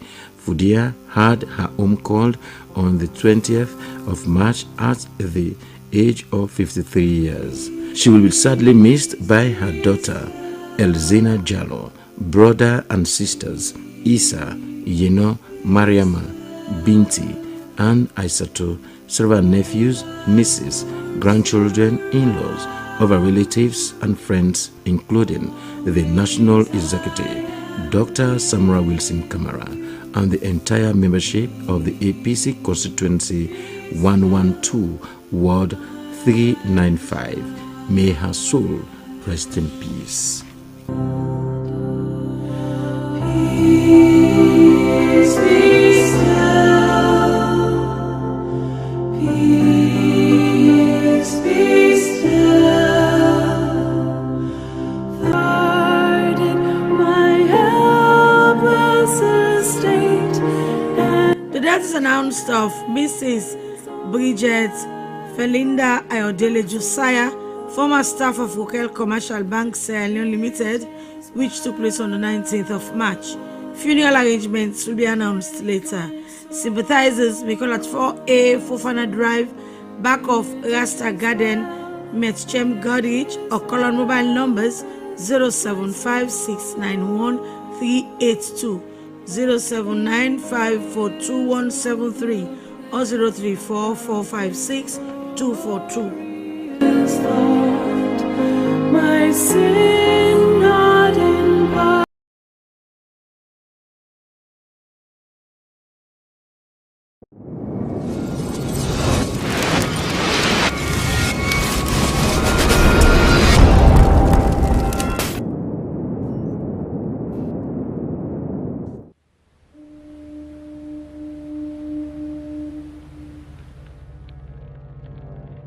A place cannot produce poems.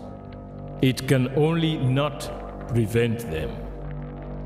And Freetown is good at that, for Freetown has its own sudden elegances.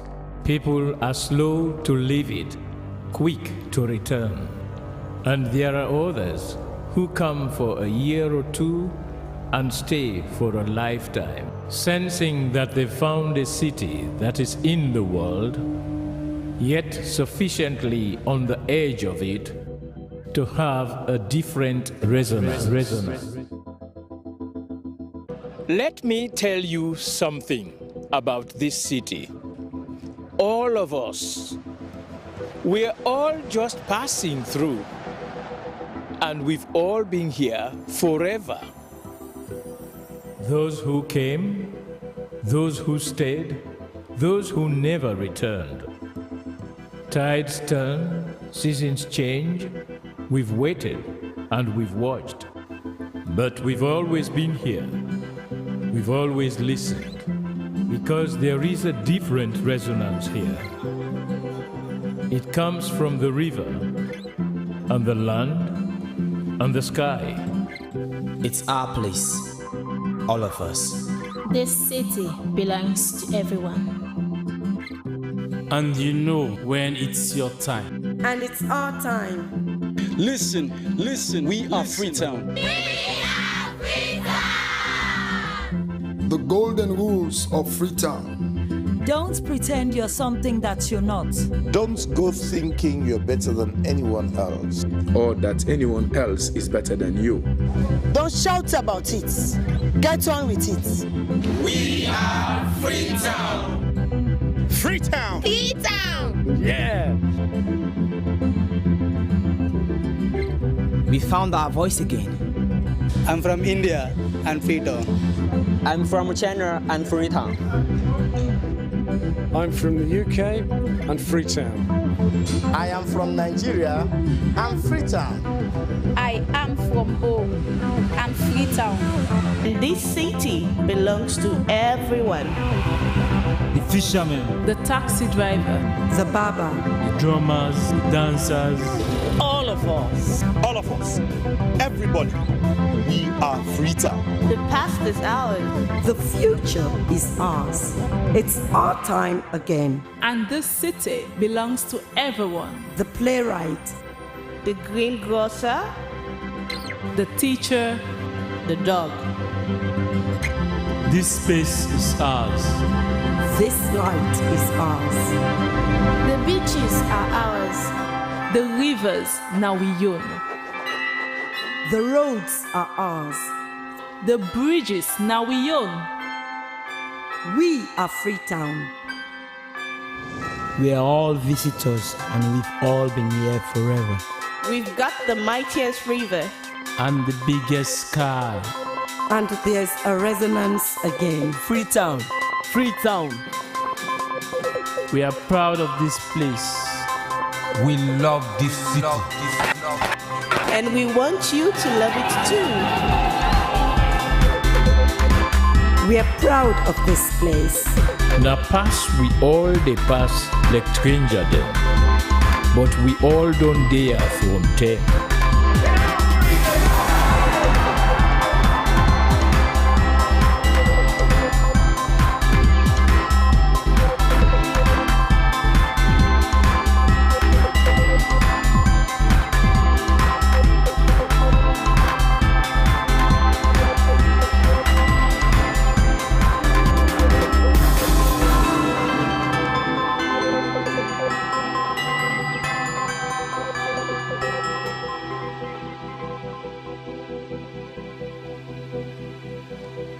Come here, and you'll feel it, that end of the line sense of freedom.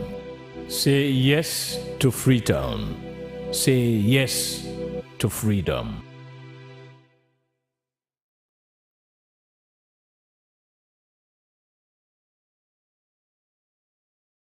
Is the best dua for the last 10 nights of Ramadan. Aisha radiallahu anha asked this very same question to Nabi sallallahu alayhi wa sallam. She said to him, Ya Rasulullah, if I was to capture Laylatul Qadr, if I was to witness Laylatul Qadr, what should I say? Nabi sallallahu alayhi wa sallam teaches her to say, Allahumma innaka afuun tuhibbul afwa fa'fu anni. Powerful, incredible dua. A dua is teaching us that during these last 10 nights, we need to live with the name of Allah, Al-Afu, the one who pardons and the one who forgives. So in this dua, we say, Allahumma innaka afu. Oh Allah, you are Al-Afu. Al-Afu is the one who forgives and the one who pardons. It is more than the name of Allah, Al-Ghafur, because Al-Afu means to wipe away the sin altogether. So the consequence of the sin is removed. You don't face any worldly consequences for the sin. Because every sin has a consequence. There are some sins in which the consequence of a person is humiliated in this worldly life.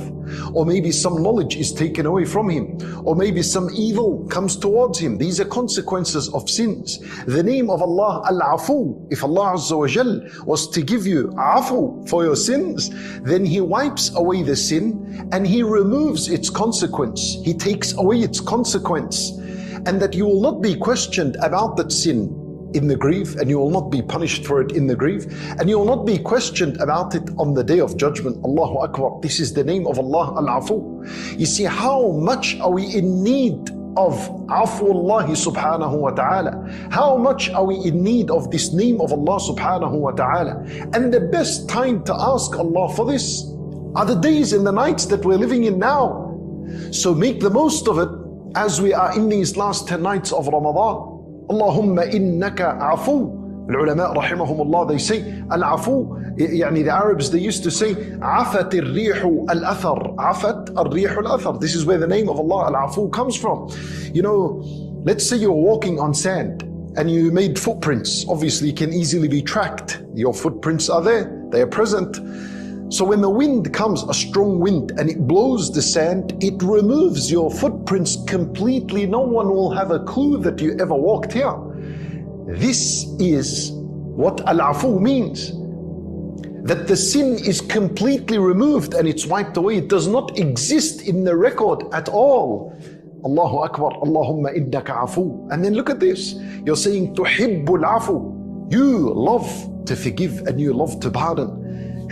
Who do you know on earth that loves to forgive? You know, if you wronged against someone once, twice, 3 times, that's it. They'll cut your relationship with them and they never want to see you or speak to you ever again. However, Allah Azza wa Jal, tuhibbu, He loves to pardon and loves to forgive. And He gives it to those that come running to it. Allah Azza wa Jal is prepared to forgive all the sins, all the transgression, all the years and years of rebellion and sins against Allah. He's prepared to forgive, but you need to come running to it. You need to rush to it.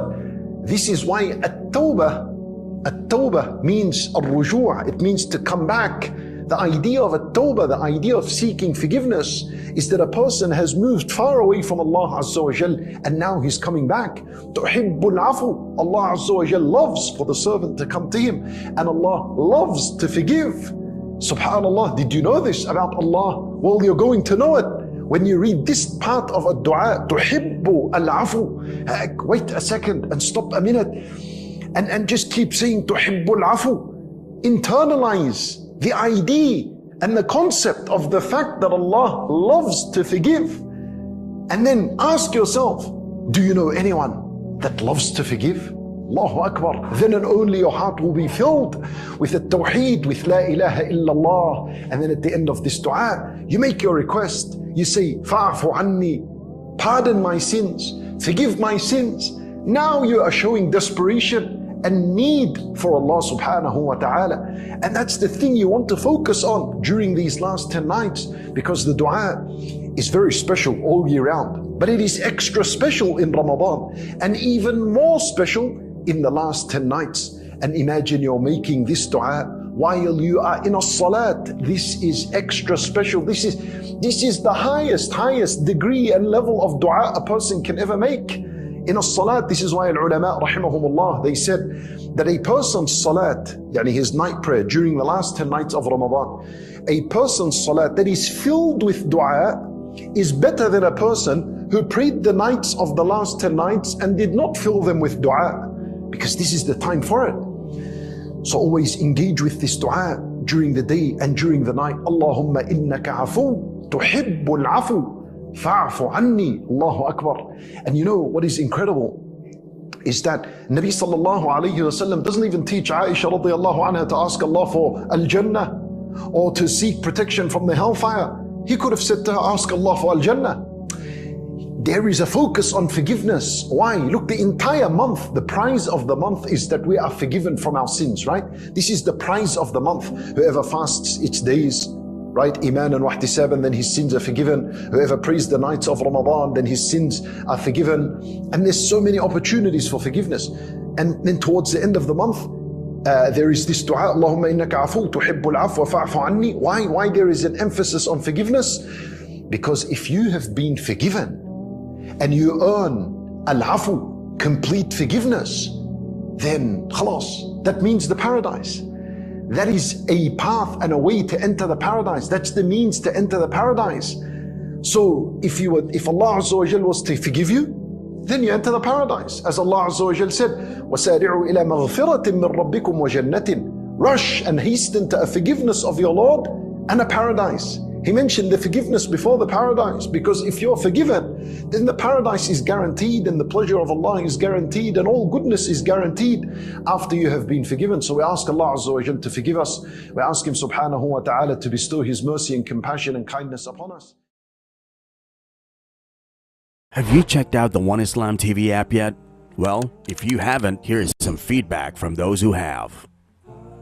Absolutely worth it, and an excellent service to provide with so many videos to choose from, and all ad-free. It's awesome that I can watch while working, listen to good lectures, and discuss with fellow Muslims all in one place. Without ads, I got tired of YouTube. This app has changed my life. This app is perfect. So many videos to choose from on all topics. May Allah reward those who made this app.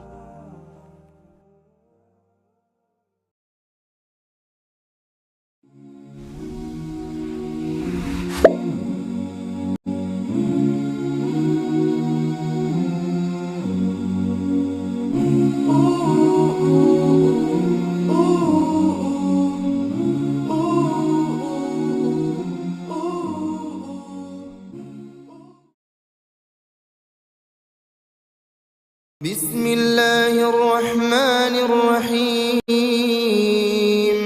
الله لا إله إلا هو الحي القيوم لا تأخذه سنة ولا نوم له ما في السماوات وما في الأرض من ذا الذي يشفع عنده إلا بإذنه يعلم ما بين أيديهم وما خلفهم ولا يحيطون بشيء من علمه إلا بما شاء وسع كرسيه السماوات والأرض ولا يؤوده حفظهما وهو العلي العظيم بسم الله الرحمن الرحيم الحمد لله رب العالمين الرحمن الرحيم مالك يوم الدين إياك نعبد وإياك نستعين اهدنا الصراط المستقيم صراط الذين أنعمت عليهم غير المغضوب عليهم ولا الضالين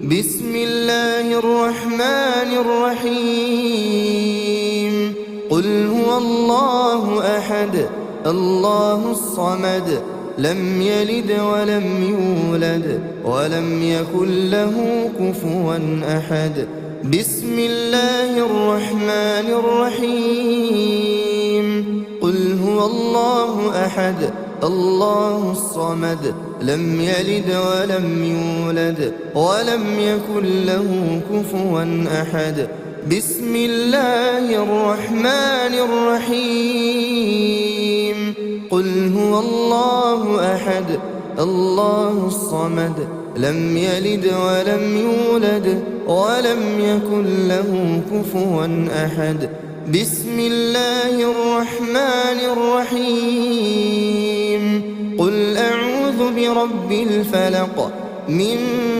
شر ما خلق ومن شر غاسق إذا وقب ومن شر النفاثات في العقد ومن شر حاسد إذا حسد بسم الله الرحمن الرحيم قل أعوذ برب الفلق من شر ما خلق ومن شر غاسق إذا وقب ومن شر النفاثات في العقد ومن شر حاسد إذا حسد بسم الله الرحمن الرحيم قل أعوذ برب الفلق من شر ما خلق ومن شر غاسق إذا وقب ومن شر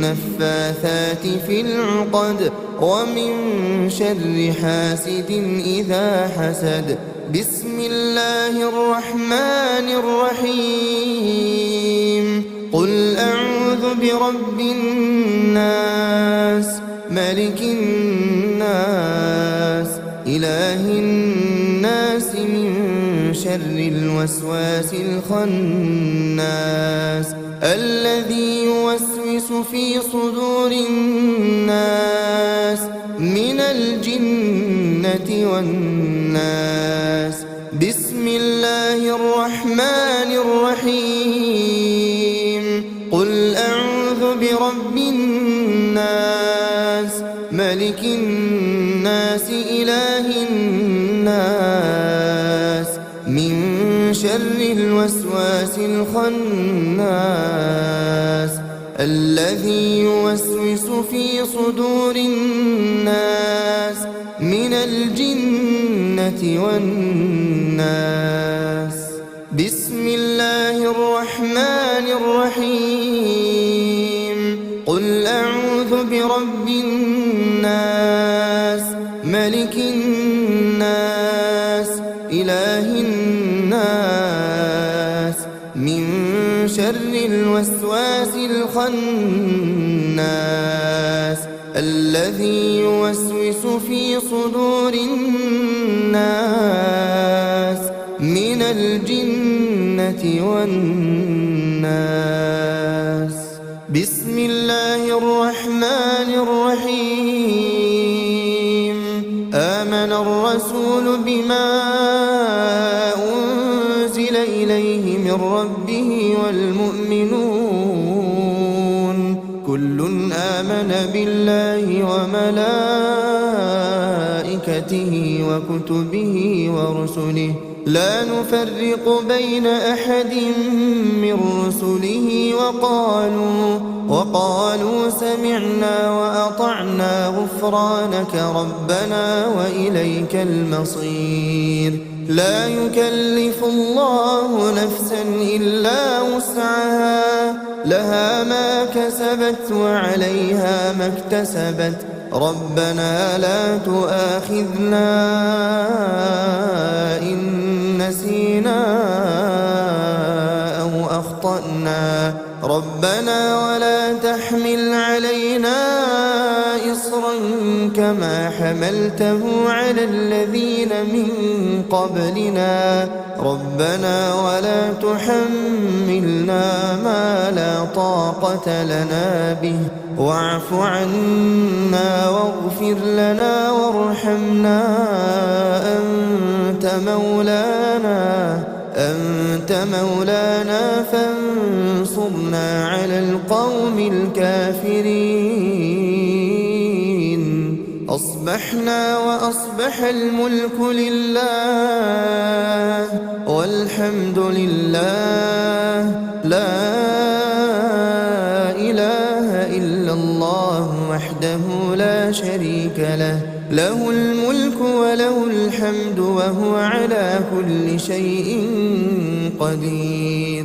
رب أسألك خير ما في هذا اليوم وخير ما بعده وأعوذ بك من شر ما في هذا اليوم وشر ما بعده.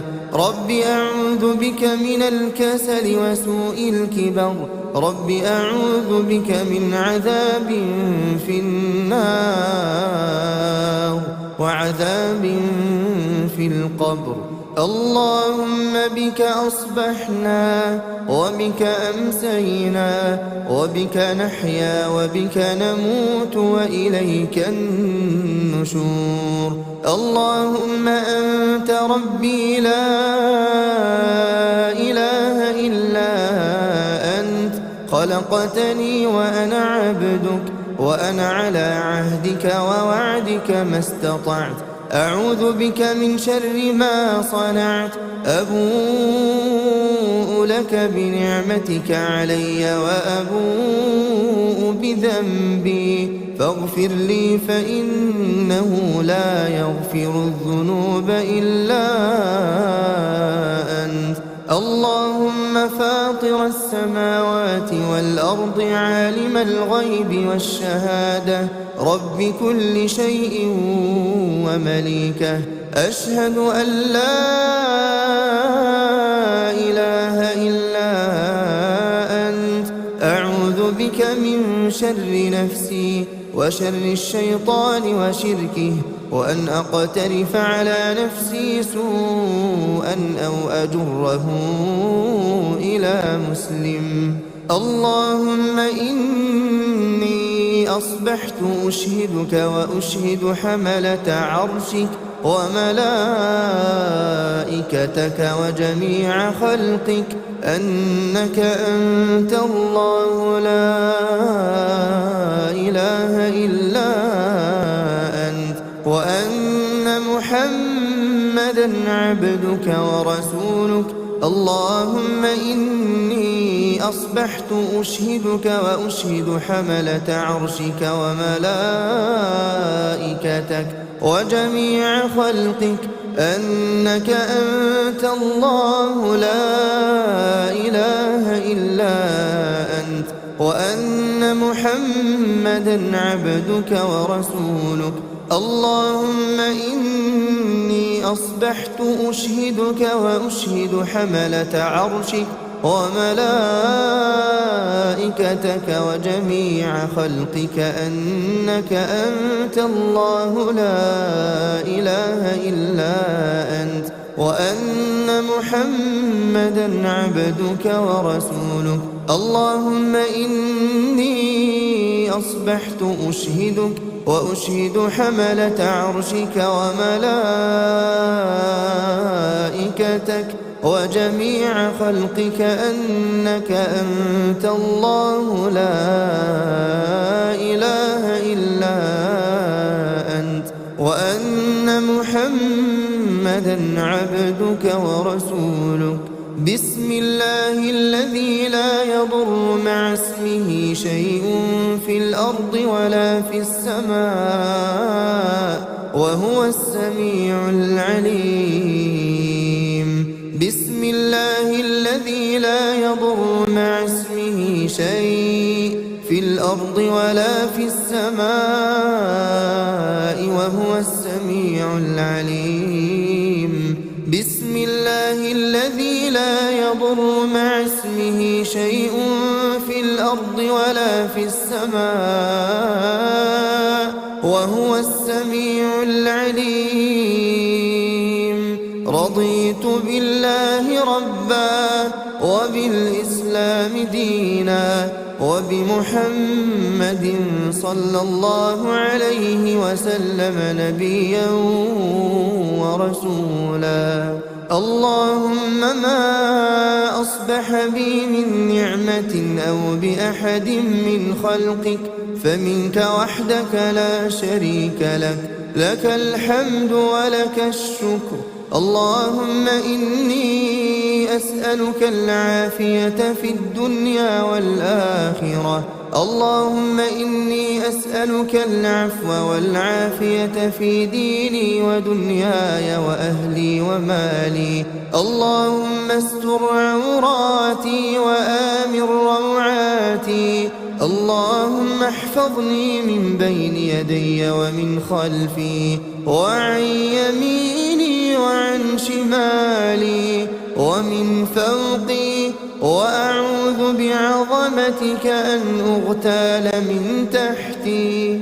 لا إله إلا الله وحده لا شريك له، له الملك وله الحمد وهو على كل شيء قدير. يا حي يا قيوم برحمتك أستغيث أصلح لي شأني كله ولا تكلني إلى نفسي طرفة عين أبدا.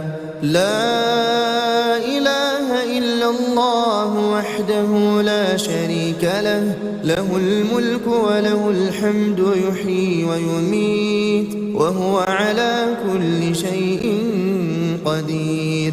لا إله إلا الله وحده لا شريك له، له الملك وله الحمد يحيي ويميت وهو على كل شيء قدير. لا إله إلا الله وحده لا شريك له، له الملك وله الحمد يحيي ويميت وهو على كل شيء قدير. لا إله إلا الله وحده لا شريك له، له الملك وله الحمد يحيي ويميت وهو على كل شيء قدير. لا إله إلا الله وحده لا شريك له، له الملك وله الحمد يحيي ويميت وهو على كل شيء قدير. لا إله إلا الله وحده لا شريك له، له الملك وله الحمد يحيي ويميت وهو على كل شيء قدير. لا إله إلا الله وحده لا شريك له، له الملك وله الحمد يحيي ويميت وهو على كل شيء قدير. لا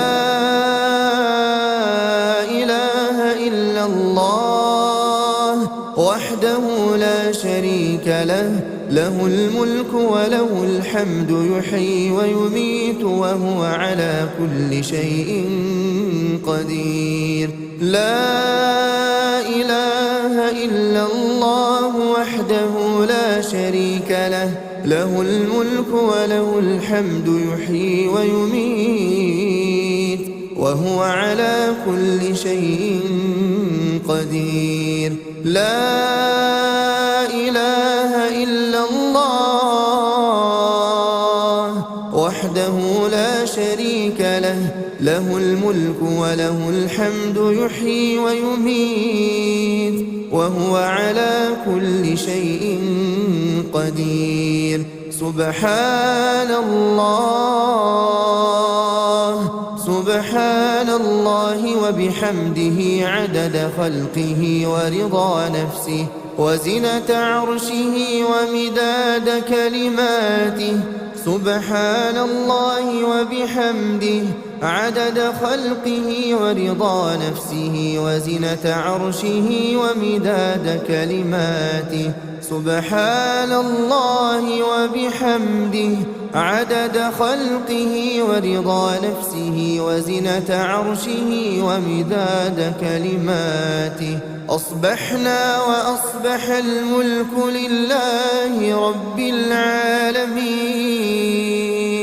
اللهم إني أسألك خير هذا اليوم فتحه ونصره ونوره وبركته وهداه.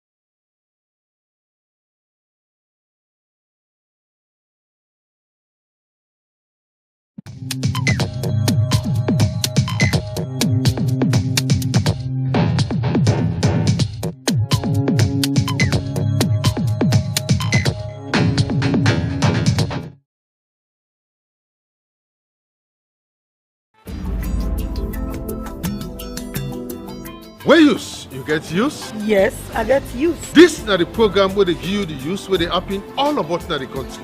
Inside where use, we go take you text, Facebook and WhatsApp message. You complain where you go send as letter to the producer. We dey announce but team them working loss and plenty more.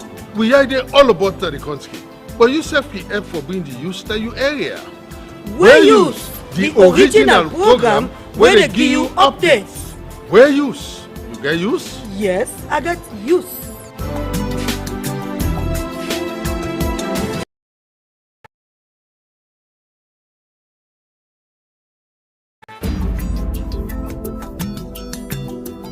Where use? You get use? Yes, I got use. This na the program where they give you the use where they happen all about na the country. Inside where use, we go take you text, Facebook and WhatsApp message. You complain where you go send as letter to the producer.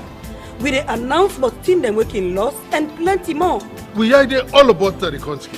But you self can help for bring the use to your area. Where use? The original program where they give you updates. Where use? You get use? Yes, I got use.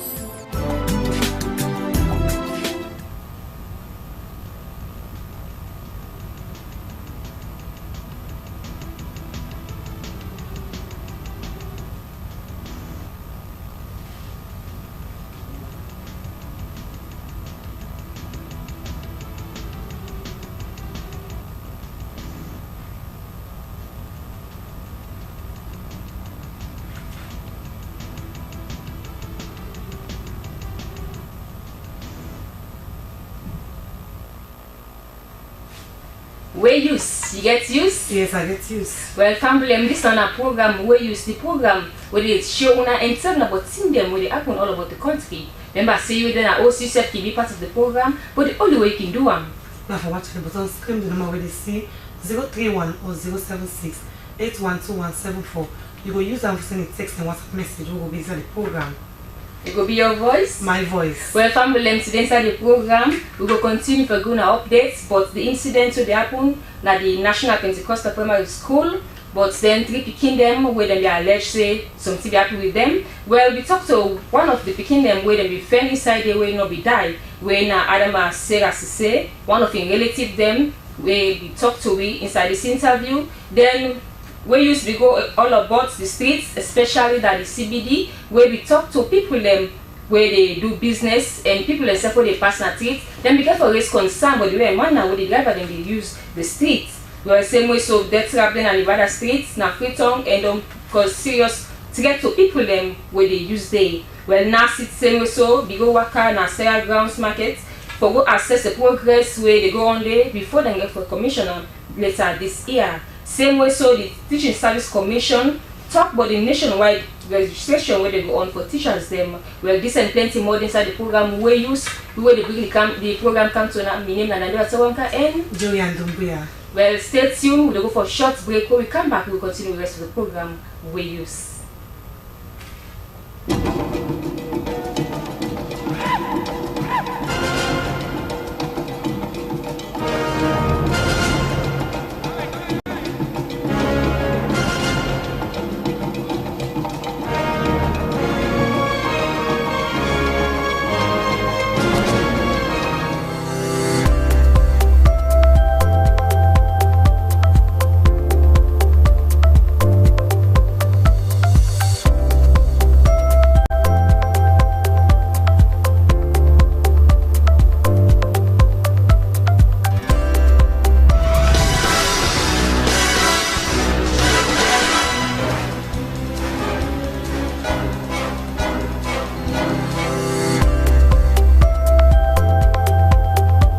Your bank along with you everywhere you go. No need to stress when you don't have cash on you. With Mion Slcb Visa debit card, you're able to access your money, pay for goods and services, shop and send money online via ATM and POS devices in Sierra Leone and worldwide. It is convenient, secure and easy. SLCB, delivering value.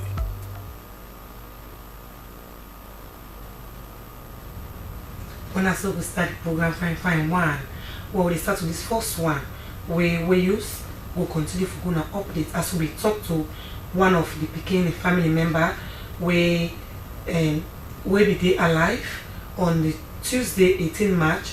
That incident will be upon a National Pentecostal Primary School Freetown where we reporter Esther Dene Bigich and now we are with TBC inside this interview. The mama for the Pikin survived by the National Pentecostal School incident, Adam Ajalo, don't confirm say nothing not do the Pikin and a day in good health. He said 2 medical reports them we cannot hospital and PCMH hospital people say the Pikin fine and we also say the results then show say nobody not be tamper with the Pikin. And say talk the way they go around social media say them be tamper with the Pikin, not lie. And be also say the Pikin not talk nothing but how them be go inside the jeep. Madam Jallo be end up for say us so the one day we be lost them Pikin there by the incident. And self be end up for say the Pikin not go na the school again. For we use Mina Esther Nene Kamara.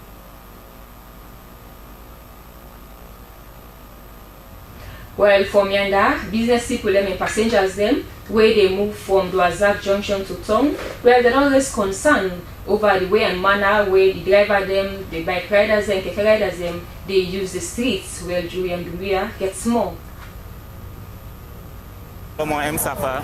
Well, we can somehow feel bad, and for the safety of the people, I don't know what kind of things where they will put in place for stop that, because more especially where school can off and people like can off from different places, can jump at, and like man they now, motor they now can somehow be difficult for me to just, and even the people themselves when they cross, they can difficult for let them get access for cross.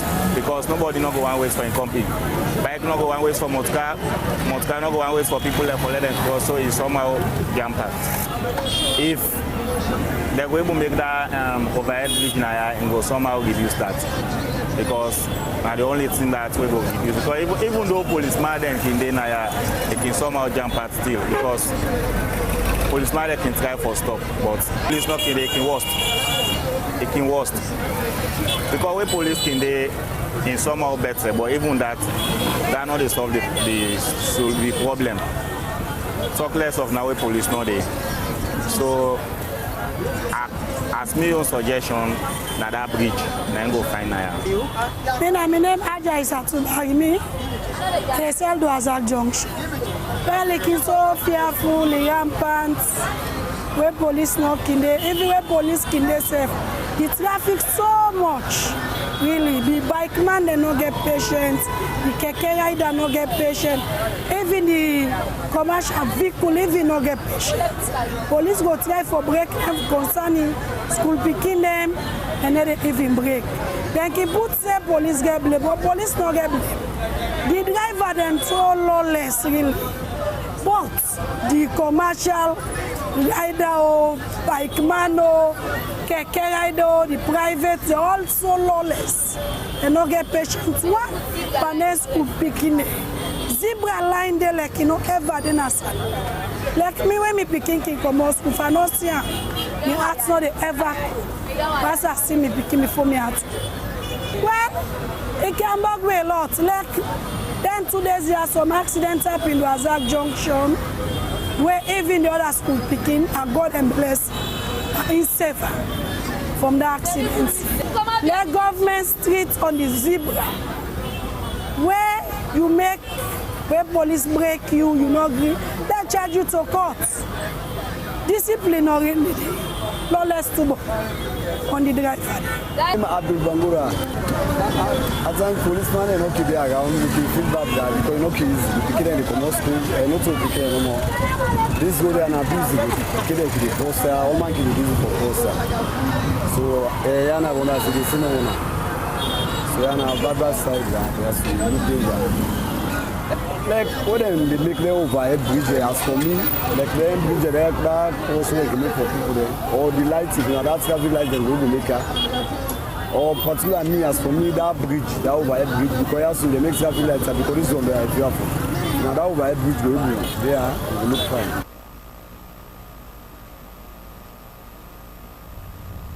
Nandoa, I feel say the one way concern for put more drink in that area there.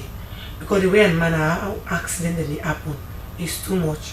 Where school come out, the place can so full up with speaking then just can cross and anything way police it is better. But look at right now, people do not get drivers them waiting, do not get respect for the zebra. Because you go to map that zebra. See, then they stop. Even police step for even someone they see the zebra, but you don't know waiting for the way see zebra. They go left there, go cross another side. Well, this is a message to authorities that will concern for pay attention on that side before tomorrow say if we be new. Where's Julian? Yeah, but for me and that right now in Manor State, we don't pose serious challenge to the people around, and then they call for the authorities that we concern say, may they send in another community because that all day they don't say where it is under. Well, more we join Abu Bakar as we go to the community and talk to people around it. Now we are waiting and see. I'm Alfred Ezekiel, and I stay in Nimana Street. Okay, and for the past previous years, we don't see this school and don't cause many problems. Like I understand, see, and during the rainy season, when the water they come with heavy falls and the water they get road or passage for pass through. So for that reason, the water overflow and it affect the entire street with the cardboard trash then at the street and the overflow and rain all day, and it's very dangerous because at the end of the day we get young kids them around and good for watch for society. So many times we don't see things like that because like me, I don't like 2 times one vehicle can hit inside the soul and even though not damage much, then I think one person baby don't fall into the pit also. So like 2 occasions I don't see incident or occur. I just feel like this is very important because at the end of the day we need for build this place for the safety of the young people in the way they come up. Maybe like when the ring will come, it's a big one you will escape, but that young kid you not get able. And if that happens, we will lose life and we don't want anything that happen. So like for me, I will try for raise a concern through the government and the one day we're responsible per se, meaning come in and get a solution for this place. Well, in a million more well, this only don't say we there. At least we don't complain for the school. And this only I can put this star self. Some of you are driver, we not going to know if only if you come out to the top and I'm going to travel they get accidents. So yeah. I don't get any accidents from where this only come. Yes, we don't get one accident, one mood count of 30 come up to. Cannot live in this school. So just can't work inside this school. As we managing around our community man there and can't have never for AC Mochuka. Alright, so una within the community, una don't ever try for come together for make sure say una do something about this or una don't inform the government about this. We don't come to have, we don't keep it. We don't go meet SLR, we don't call and we want to explain them about this school. We can't see about this school here. But it's don't make efforts. Or see, don't make nothing that with itself. Don't go meet them. We shall do so hard off. Well, we are big man, they big to SLR there or the government to go SLR. You are many for this school here, outside this school. Hard off, some of you not there for them. And some of you don't know say who did this, some of the next governor will not go know where they come out to stop and where they come, not going to know and now they cause serious accidents at once. So there, the big SLRC or government when it comes to one minute. Cover this school, now one slab self that we can cover the ground. And now, what do you want really to try to government? Well, for Mianda, Nasit been go work on a Sierra Grounds market for go assess the progress where they go on that side before they got for commissioner later this year. Jonathan Tona gets more. For there today, na Sierra Grounds market. His Excellency we want to address a major problem where this country don't face with the market. Women where the people that do markets they face and the impact on street trading. So I've been commissioned NASIT say look, whatever it takes, we want a modern market complex, integrated market complex. Yeah, we're all in there. So today, me and my company there, Ambassador Tambalamina, the Minister of Local Governments, Honorable Ibrahim Alpha Sise, Tex, Rex Bonafide there, and the whole NASIT management team. I mean, we're very impressed by what we don't see. The building, the 99.9% completion, the works, they all. So now we can return and Conan it to boss man, His Excellency say that work we've been giving people then it's done, it's ready for commissioning. Now follow agree this now. Follow can do this ground commissioning. So the people that work for can use there, I sure say, but then say for once, then go be very proud Sierra Leoneans, then go sit down at this comfort and convenient place as they trade and wares. Well, that is what Talk I'll Do is all about. Thank you, President Bill. Thank you, everybody. Thank you, Nasit. Thank you very much, Amen. Mohammed Poichalo, chairman of Road Street. We were in the businessman, then we need particular we were in the street. We need like them can open for we the market. That will go better for we.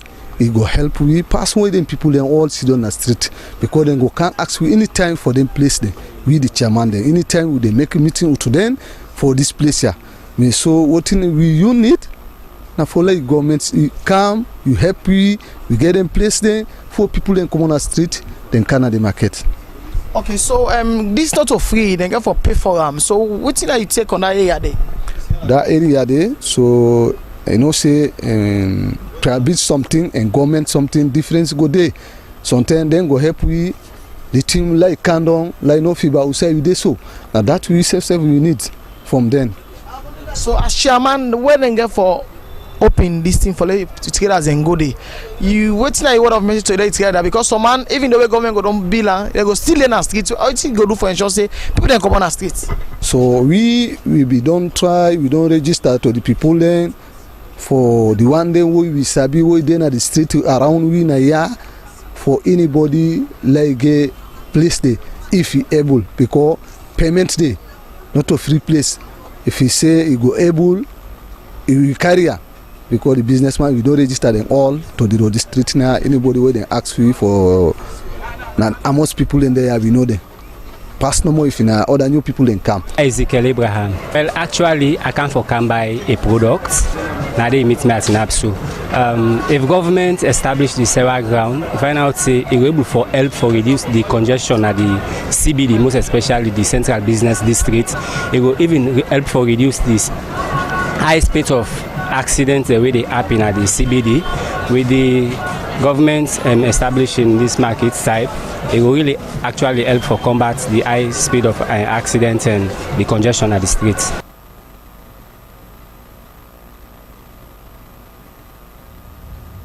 Plenty thank you to the government for that kind good work there.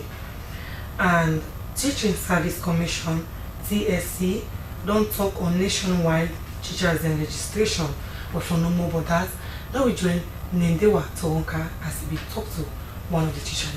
Now we are waiting to see inside this interview. Mina Jami Victory Sanko and Mina the Public Relations Manager for Teaching Service Commission, Nasalon. We come here so today for talk about one big compulsory registration exercise where the commission don't begin for teacher them all over the country. Inside this exercise, the commission they getting workman the way don't train, don't recruit from the communities and train, and then workman here so they go to schools around the country for make sure say we get information about everybody within every classroom inside the country, whether in a government school, whether in a private school, whether in a nursery school, primary school, secondary school, and even tech voc school there across the country. So this now for way for make we get a register for all the people them way they act as teacher them na the country, for help the commission, the ministry and other people them way they plan for land book business, for able for plan proper one, but especially the teacher them na the country, for let we know who say we teacher them they waiting then teacher also get for them at the classroom, waiting they not get, and now we go plan for make sure say the right type of teacher them they who side and suppose for they across the country. Well, this activity don't begin and it go continue so this March end. This March ending when our March 31st, and because we been get some delay where before we start the activity, we get for do a week extension inside the first week of April. So tentatively I want to let the public know say this activity will continue so the 6th of April. We go able for plan better how for improve on the teacher situation na the country, because it go help we for know who are the people that actually where they teach where not get qualification, and it go help we for know which support as a commission we go able give them if them for continue for staying at the classroom. Okay? This process go even help them, because if the ministry gets a register for everybody we call themselves teacher na the country and then profile, you get side where you go able go and watch. Maybe somebody come and tell you say me na teacher, I want for teach na you school. You get side where you go able go and watch for no more about this particular person here before you employ them as teacher na you school. So it go benefit everybody, it go even benefit them. So and also if in case this message not reach to them yet, I dey encourage them for talk to them constituent them, talk to them teacher them, and encourage them for be registered during this process.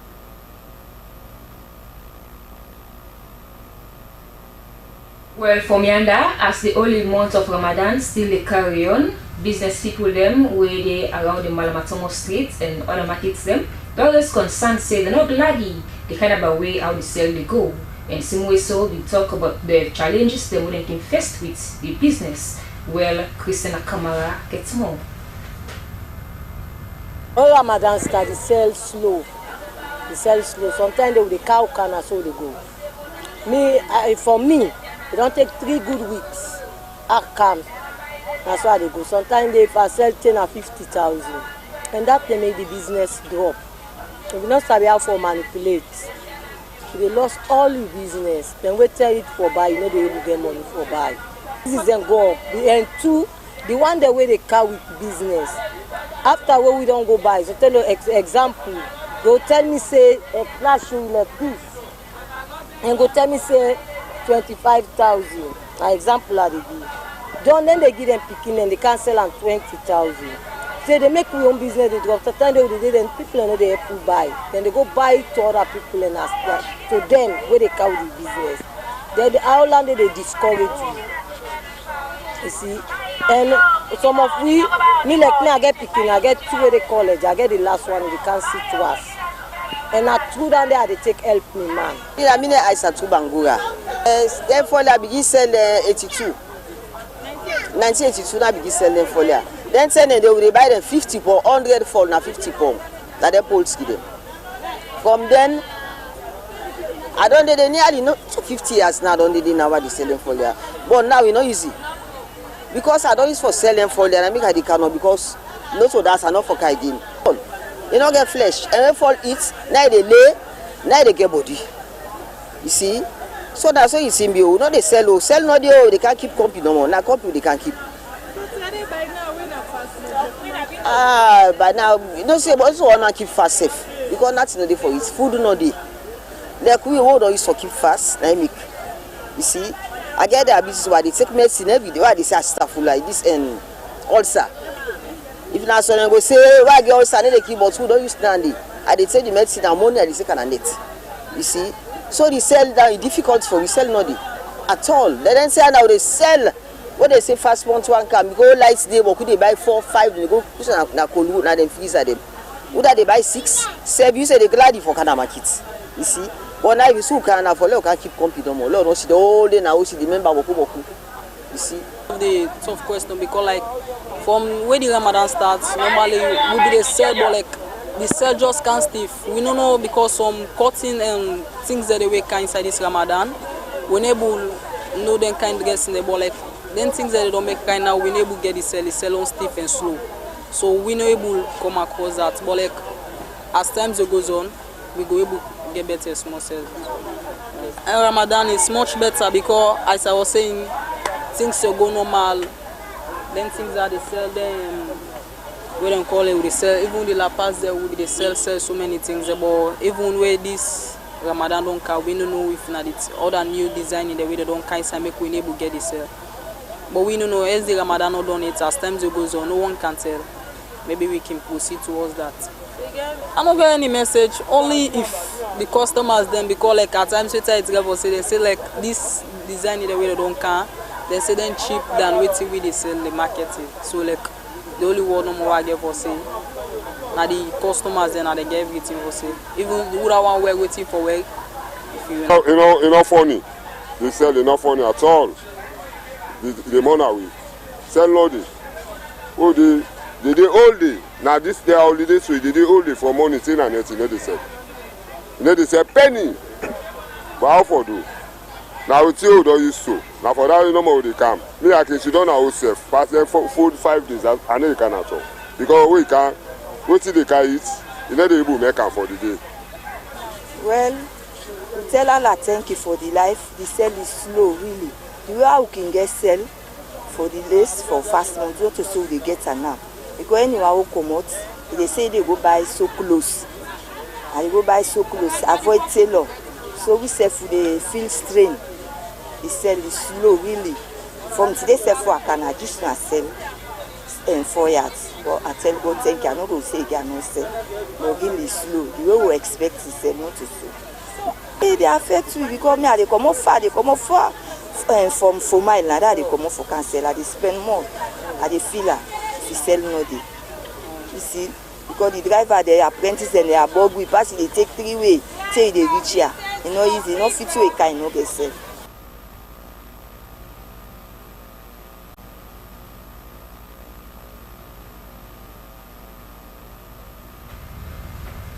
Well, for Mianda, the roadway link Camboton and Tembeton inside Waterloo, they in bad shape. Well, for Sekadas, we say they rush at the scene. Let me see how the water leak.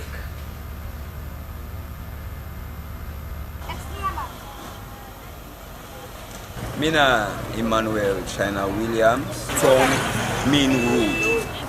This road here now come out from Basatong, and the old road is for coming inside this town here. But this road, we see gentlemen they make road them around. They don't make it Basatong, Tulatong, then inside. But this road people they suffer serious one. You know, look at this motor car they come, like how common in the thing, like how this motor car they come through now, past another one stop. They don't come to plenty time where some man one they can where they come where they pass the along and the front side. And with the water they come, my brother, now then side so water they enter inside. People and they fall down and then gutter them. The road done too bad so that you know even bike man themselves where they use this road so they gallop. If you not belly woman. It go gains, especially where we can get women the way they in labor, we they in labor. You see, you know, we get some at this side. We don't start for concrete from side them where you pass through candle. We the community use them. We they try forget that stone them where we they put and then gallop area them. But then you know they serve for long. You know they say they done. And this also we know the level we put the here. Pass you use some kind concrete heavy one. Then that kind of thing, engineer them will tell you more. They know more, you know. We're in season they come, my brother, and okay easy. Okay, this all the wash away. This road don't ever get a case where possibly go for go and born now because of the road. Like I be said before, you know we don't get a case here, so we are in a net. One woman in Bel Air, and he try for let get bike because total man gets into car. Now yeah, it can forget bike, but it not be easy. So the pain unless we try for call now government hospital again, only we will get ambulance. The ambulance said to go them to say fear no day, all in crisis then day. But only we tell God thank you, be able born to one mommy because I did the baby wash with them because the kind condition the man been there, we know they for let them put them on bike. Well, this really affects me badly because we feel a lot of the road. The way we don't ride even so we feel pain. So the whole bike man can carry Sierra? No, it's all bike man accept for Sierra because of the road in badness. So we decide to maybe go for Sierra. So my one Sierra capacity and book money for Sierra. Actually, the other team I got there who will be there. That's what I'm telling you. The other bike man in bike was I one table also. I was very flop very bad. Gallop. The man of this the cry for the open at the street. But this one now the road is very popular. This is the round 755. Well, from Waterloo, we go to Kenema District and Jen will suffer more for updates. The United States Ambassador to Sierra Leone, Brandy Hunt, and entourage don't pay a day walking visit to the city of Kenema with the aim for equip the U.S. library na the city for the benefit of all men of the country. The team will visit other side them including the Provincial Administration Office na the Eastern Region. The Professor Secretary Eastern Region, David Baiba Samusa Toure, welcomed the American ambassador and his team to Kenema. He said the visits show how the long-standing relationship between Sierra Leone and America still there on good footing. And he talks say Sierra Leone as a country don't they get beaucoup assistance from American government in beaucoup ways. A situation where Sierra Leone go ever continue to appreciate American government. The United States Ambassador Brandy Hunt say it not just only come for give support to the American library na the city for all man from continue the benefit, but for also know from the people themselves the economic and political situation of the country. He assure all of American continued support for the nation. For we use Mina Safabi Moriba na Kenema District.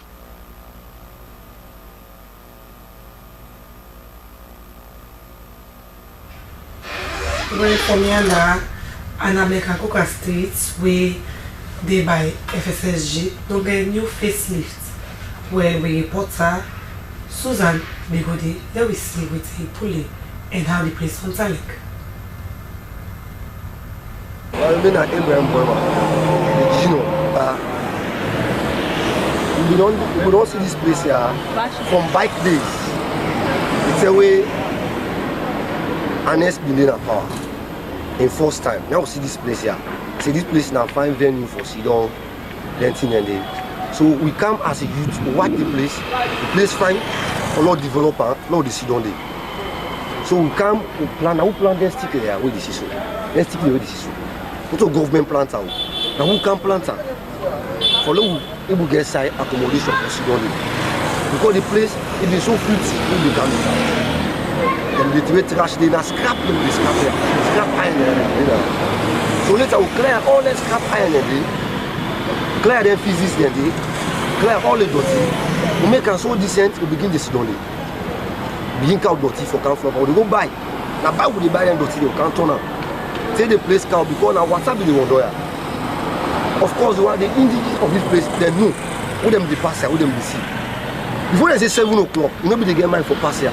Now we make people get mine now for the pass here any hour. Because we can't base here now, can't turn here base for bike days. But when Paulo concept will come for cow down operation, no bike riding at Central District. So we do not avoid the bike, we take keke, we can see where we develop there. Later, we run there now from years before 2018. How do you get tossed now? Say if you left there, you not consider again, anything again. At the end of the day, what you will end up with, they say they one can't develop there. Then come first, the school say they can't develop there. But when they come, what do them can put? Not to be development like this. Now only plan them can put. So people begin to do the same thing in the back.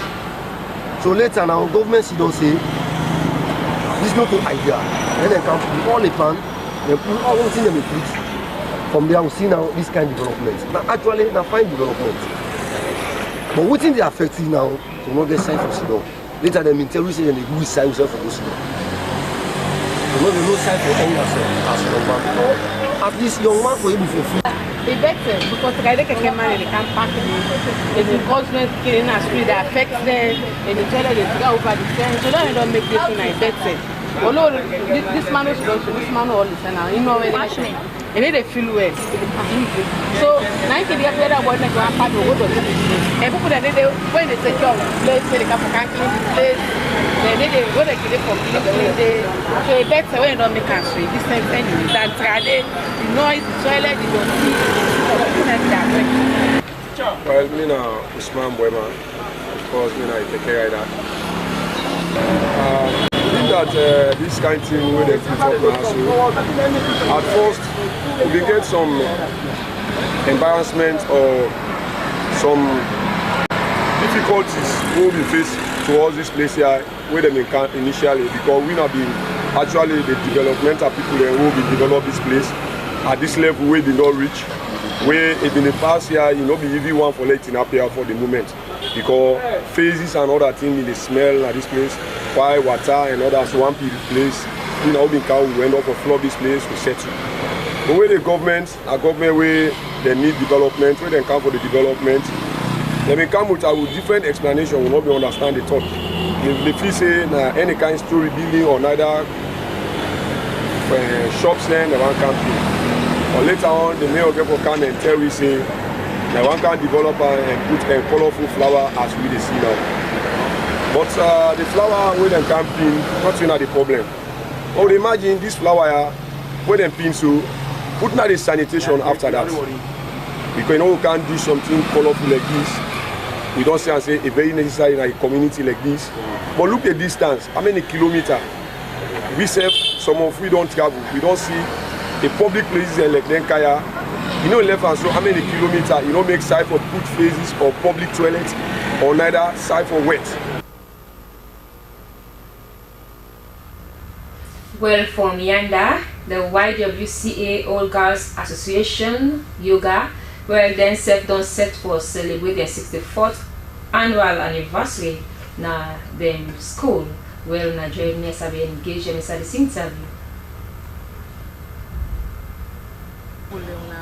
I'm Christina Jones, the president for the YWCA Old Girls Association in Sierra Leone. I'm Emati Jansise. I'm one of the old girls of the YWCA.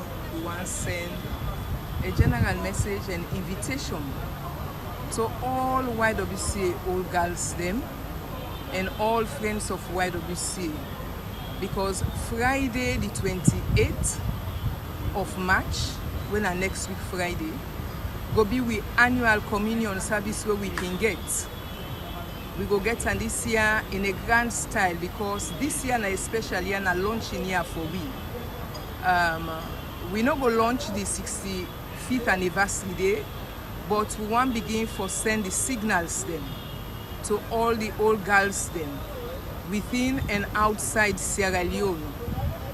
For make we get in mind say the 65th anniversary go be next year, but we for don't begin the momentum this year. So we want to see all the old girls them, YWCA old girls them, na the service on Friday, the communion service. And I just want to encourage we the young one them for participate in this communion service Friday the 28th as we president don't talk. Do ya make we self come on board and support the school. YWCA they make some of we that to be so they like today. So let we self come on board and support the school.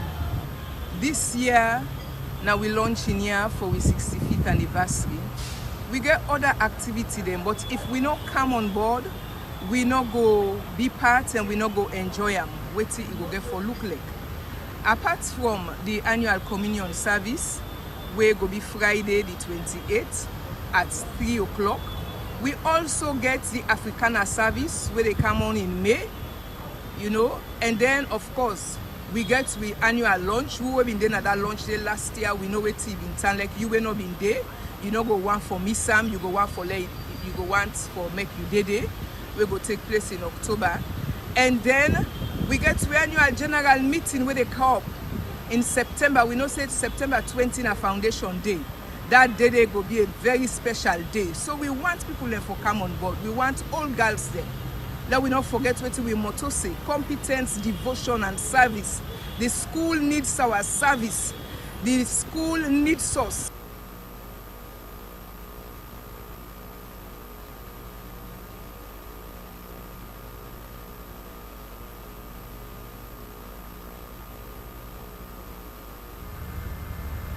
Well, now with that, we'll go for a short break. When we come back, we'll continue with the second part of the program. We use.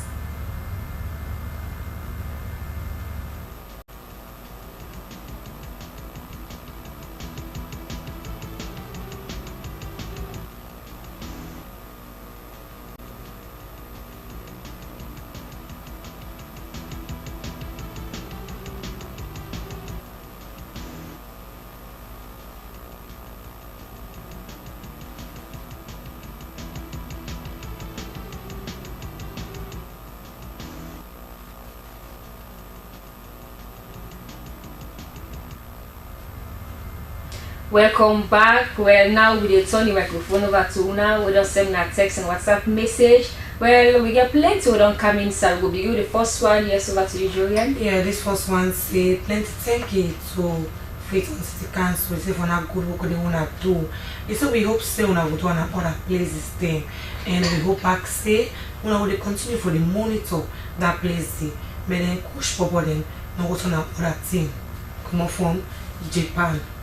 But you saw the one say, "Eh, Kumbra, is sorry, I dey feel una pain them." We say, "May the soul of the picking and they will die, rest in perfect peace." It dey come from concerned person. Now Waterloo.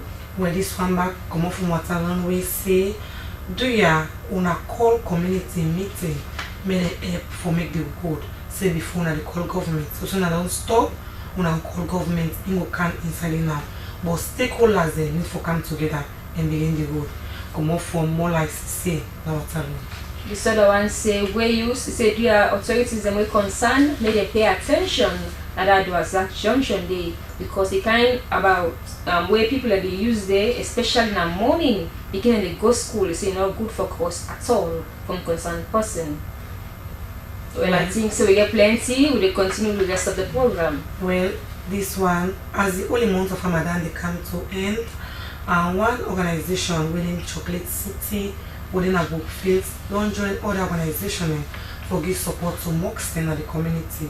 When Musa Kamara, the president of Chocolate City Social Club, he will explain more to Wales. That will be say. This na normal routine for we. Every year Ramadan, we make sure say we give out wetin we obligate to the mosques for ladies now the blessed month of Ramadan. They people will use them for cut fast and for the leather to carry where they come. So we get our budget for 10 mosques where they within the community. See, this now a 10 bag of cement, then 11 bag of rice, then we get 300 bundle water, then we get money inside envelope with 1,000 each for the mosques because we'll give people them, then we'll give them something for like fruits and the pot. So we get some mosques that way they don't start them upcoming projects. If we give them cement there also, now a big blessing to them because like they need to cement them more when they will complete some of them on done project them.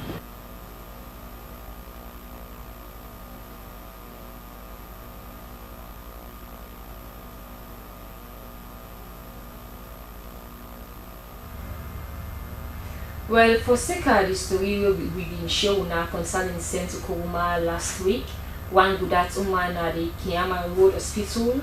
Well, it is celebrating birthday, but to say it wants for support this woman Yasu in picking them so they get to go celebrate with them. When I join we Yasu be with the woman. And the guidance here give you sum of 1,000. So at least if there's small things you get possibly close to them, like help out for them to do a family first. Mrs. Edwina Florence Conte. I'm the deputy matron at Kenema Road Misana and Charlotte Hospital and also the president for Sierra Leone Midwives Association. Well, on Friday I've been discussing with my colleague because my birthday not today, the 24th of March, and a big birthday from 55 years. So I've been tell my colleague say I want to give out something to the physically challenged. Say we not they direct me out for go, but fortunately for me that day, where I go, mommy, where you stay on. Now I just snap the number saved down because so not can do and rush. So now I've been called the person way been get that number there. I say well now maybe plan that day, but since I don't meet with this person on a television, so I will look for that help they go towards them. So now that they make her do that. So now you don't concern physically. What you want for me people know about them? When me say God they happy, so other people them they themselves come on board like I myself come on board. So because it's really not easy for you when they see safe. It's challenging. First, say somebody they know they see, they can't get picky back when they know they see. It's really difficult. So they order so you have people then come on board, maybe they assist and let them see how best they can change the situation.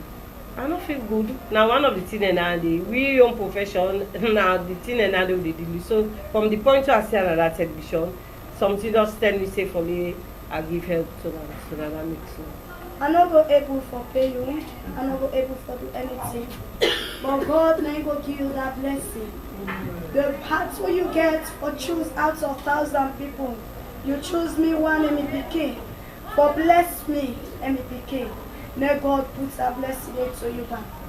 May God bless you family. May God bless you pikin. As you remember me, may God remember you. I dedicate it life by the name of the Father and the Son and the Holy Spirit. God pass at the sea. Now you don't go answer me prayer. But God, if you willing, I know the sea. God, only prayer I don't pray for this man. God, I know Sabian. But God, you Sabian. You know it's in a problem. You know what's in a situation. You know what they go through. You know what they ask you for. God, with in desire, with in faith. God, walk with in faith. Happy birthday, Elvina. Happy birthday to you. plenty thank you to that woman there for support that lady there. And Nandewa, I hope say I just feel no more this lady you need more support. Indeed. See this how you live. Me I feel you need more you need caregiver. Because with all the support we people in the don't begin to send for them, you know they see, you know that they in begin know they see. So I don't know how it could be able do for take care of himself for the using things in the accordingly, and you be I don't know the first see what they show me the host. Also back the host back they in bad shape. You know get the moat, you know get winter, even the roof don't well. And the rains they come start. We see them there where the rain come. You know, easy for in and picking them. So we call on Sierra organizations. No, to watch, please. Yeah, we support them. We support this woman. If you want to meet them, we come to service. We will go help and locate them. Yeah. Do ya please? It needs support in any kind of way. We help her. If I help will come up from different side we expect. Well, we will kind out and get updates. Let me see within the commodity. This year don make 16 years from where a begin give support to mocks them and Muslim man and woman them inside a chiefdom. As he been get for bring rice, oil, palmine, tomatoes, maggi and plenty other chop them for help them for push the fast go before inside in different community them inside Jawe chiefdom. It be same so go before for support the mocks and community them. Cooler and plenty other thing them make them able to continue for keep the fast sote then done the fast. Even what a more joy way it go before for talk say it always glady for way it they give this kind of a support every year to Muslim man and woman them and self mocks them inside a chiefdom. As a talk say, him be don't take this as a self project for say every year if for they give this support. As this now the 16 year from where it start for give this kind of support. If what a more joy same so talk say, him be don't take this as a self project from where it all come inside politics it. And a same so go before for talk say, politics no politics. It will continue for give in support where it don't give all this past year so to in people them inside Jawe chiefdom. So a same so say, plenty people inside in chiefdom been the feel say. For sake away and not get the SLPP party symbol inside 2023 for member of parliament's position, they say plenty be feel say it go stop for give in support. They say but that's not true at all. It go continue for give in support na in chiefdom. Evelyn Watamojo Esimuso talk say a Ramadan support where it give to a Muslim fambul them and self mocks them inside Jawe chiefdom. Not get nothing for do with politics, as Ebe don't start this, time where a no member it for come inside politics, and it go always continue for give in support. For where use Kaila on this street, Joseph Kene sending this report.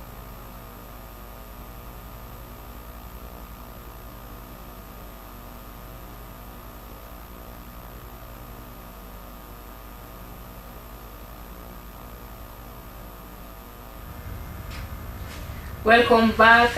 We will continue the rest of the messages. So don't kind of get plenty with the inside the program now. We'll continue. Yes, Julian. For this one, I'll say plenty thank you to we use for one always with the update. It's a one of them a salo. We they get update to we use. And thank you. Come on from Jibril Kamara from USC. This other one say we use. Say that wood we then show you so now what salo. They say no good for look. They say do you have millions guy go make them? They come out from Fanta na banana water. When they say that death trap na Nimbana Street, you say do you me the one we concern send your idea. They say because more na for beginning what they use our woody. Well, this other one say we use. They say I'm glad from a YWCA. They say we get for rich day on Friday. Do you wanna tell we the time again? When this come up from Maria to Sanko, and they send message to the government. They say, do you that building where they don't build for them, the Makituma, they say, do you make the government put the money small down so then it will fit and pocket where they will go to the building and begin to do their business. Well, this other one they talk say we use say teachers they need for they pay attention at school for make them go ensure say the picking them safety one come first. It come out from Muhammad na Lord Sarah. when they say we really need overhead bridge na Dwazak or make police them the Matanga one for the cost people in more especially picking them they come up from Suleiman Kabo na Dwazak community. This is what I say, where you see that market say if I know what then they make so. They say do you have salon people there make we can all and fine. After we then go on commissioner, they come out from Fanta again na banana water. Well, this is what I get from Matalone when Kadiatu is saying say do you with a bake when I can make a word for we will strain every day what would they use now would they where Kadiatu helps so about the community people will come together and really make the wood for us. This is what I say we use. It's a one update we about waiting the Gina McKinney and Kaila. Give now tell waiting they go on the other side in the country. And they come from concerned person. Okay. Well, I think say na yaso we go cut the good way they cutting down for today program. We now we use the program where they bring come to now seeing them where they happen all about the country. And not forget, as we say, Yusuf can be part of the program. The number where you see on television, when at 076 12174. So you continue. Text message, WhatsApp, and even Facebook. You say putting a house, you see something that happen around the area where you know okay. Just use your phone. Video and fine. Video and so. Or you call Yusuf. We dey reach day. So that's so we dey done the program today. One for say plenty thank you to all you want the way. Make sure say this program also reach you. One for say plenty thank you to the transmission supervisor. We na Fasuna More. We control room operator. We na Suleiman Samura. Same way so to we camera operators them. We na James Cocker and Tamba Bangura. Where we producer for this program here so reach you so today. Now William Wise and plenty thank you to all who that make sure say this program here so me suda. We will bring the program Cantona, my name is Nando Atawanka. Enjoy and Dumbuya. Tete, we meet back. Tata. Tata.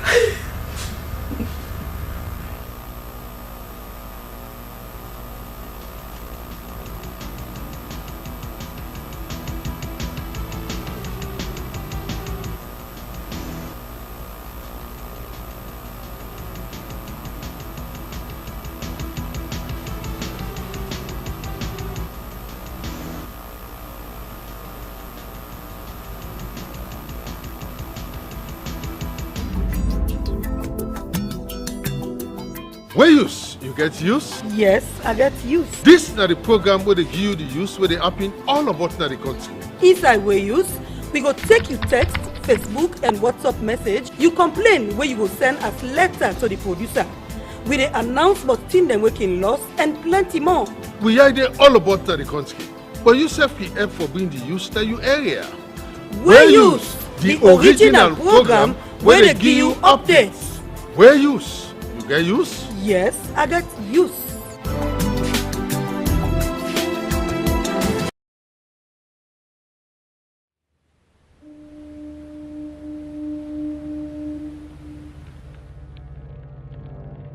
A place cannot produce poems. It can only not prevent them. And Freetown is good at that. For Freetown has its own sudden elegances. People are slow to leave it, quick to return. And there are others who come for a year or two and stay for a lifetime, sensing that they found a city that is in the world, yet sufficiently on the edge of it to have a different resonance. Let me tell you something about this city. All of us, we're all just passing through, and we've all been here forever. Those who came, those who stayed, those who never returned. Tides turn, seasons change, we've waited and we've watched. But we've always been here. We've always listened, because there is a different resonance here.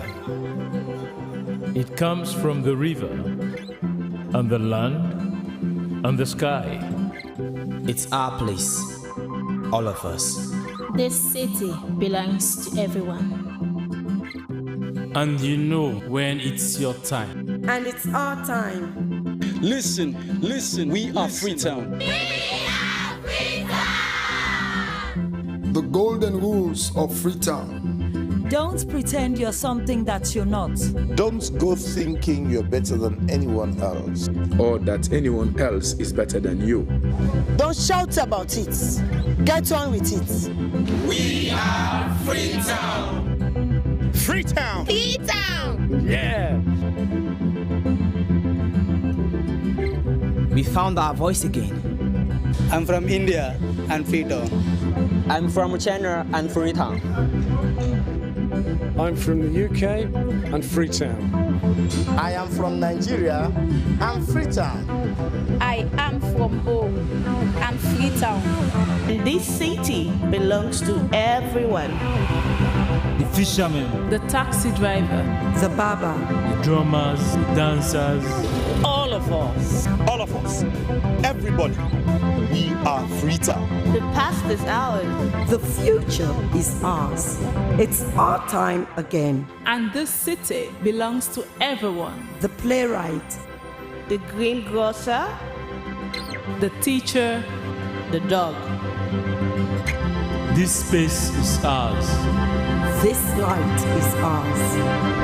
The beaches are ours. The rivers now we own. The roads are ours. The bridges now we own. We are Freetown.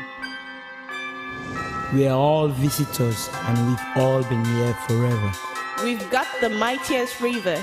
And the biggest sky. And there's a resonance again. Freetown. Freetown. We are proud of this place. We love this city. And we want you to love it too. We are proud of this place. Na pass we all dey pass like stranger dem. But we all don't dare from them.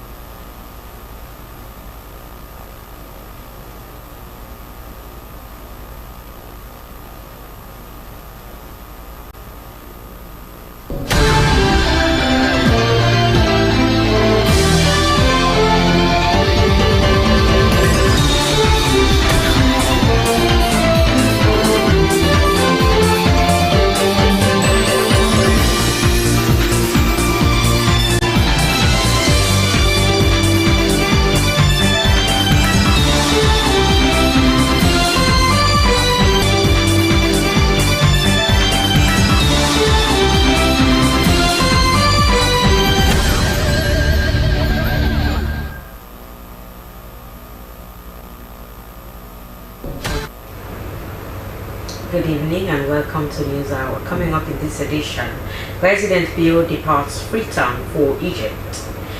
Report by Project Advocacy Network indicates over 4 billion loans tax exemptions increase in the industrial sector from 2018 to 2023. And EPA hosts its first inter-ministerial conference on climate change. Well, all these stories and more lined up in this edition of the news. Stay with us for the next hour. My name is Stephanie Zainab.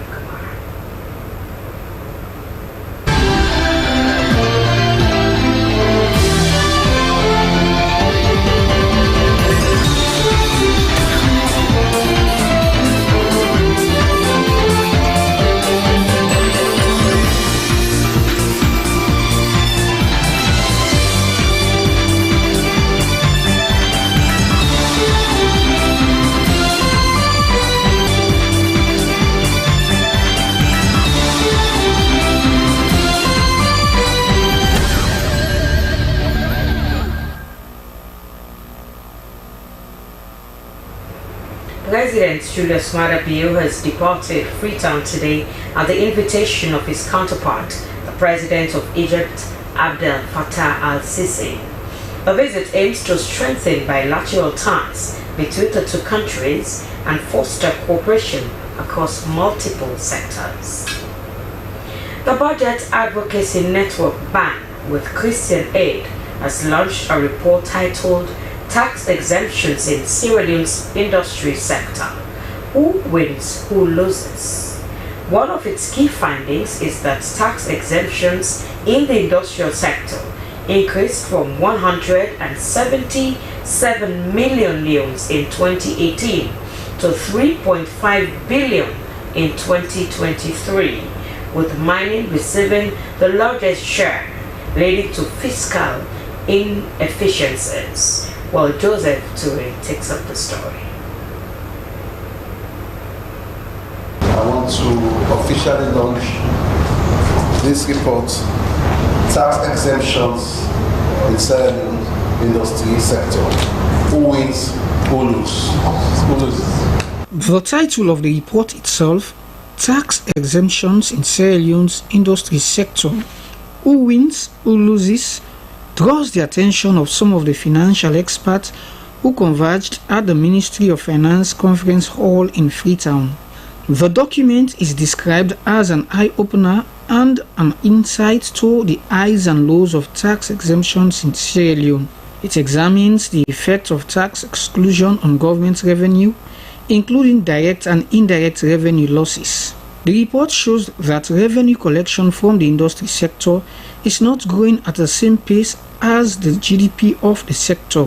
This implies that the increased activities or projects in the sector in recent years have either benefited from increased tax exclusions or have been less compliant in paying their due taxes. It also shows that the foregone revenue from tax exceptions in the industry sector alone rises from 39% of local revenue in 2018 to 60% in 2023, posing significant fiscal risk. More importantly, as I mentioned earlier, we've seen the exemptions really growing, I can say exponentially, from 177 million, which is today billion, to 3.5 million, which used to be 3.5 trillion.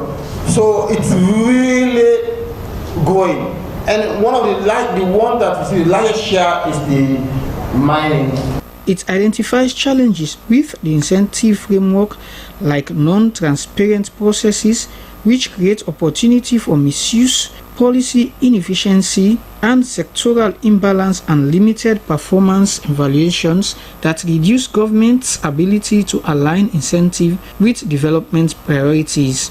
Government officials also see the report as a vital tool to review tax and duty waiver laws in the country.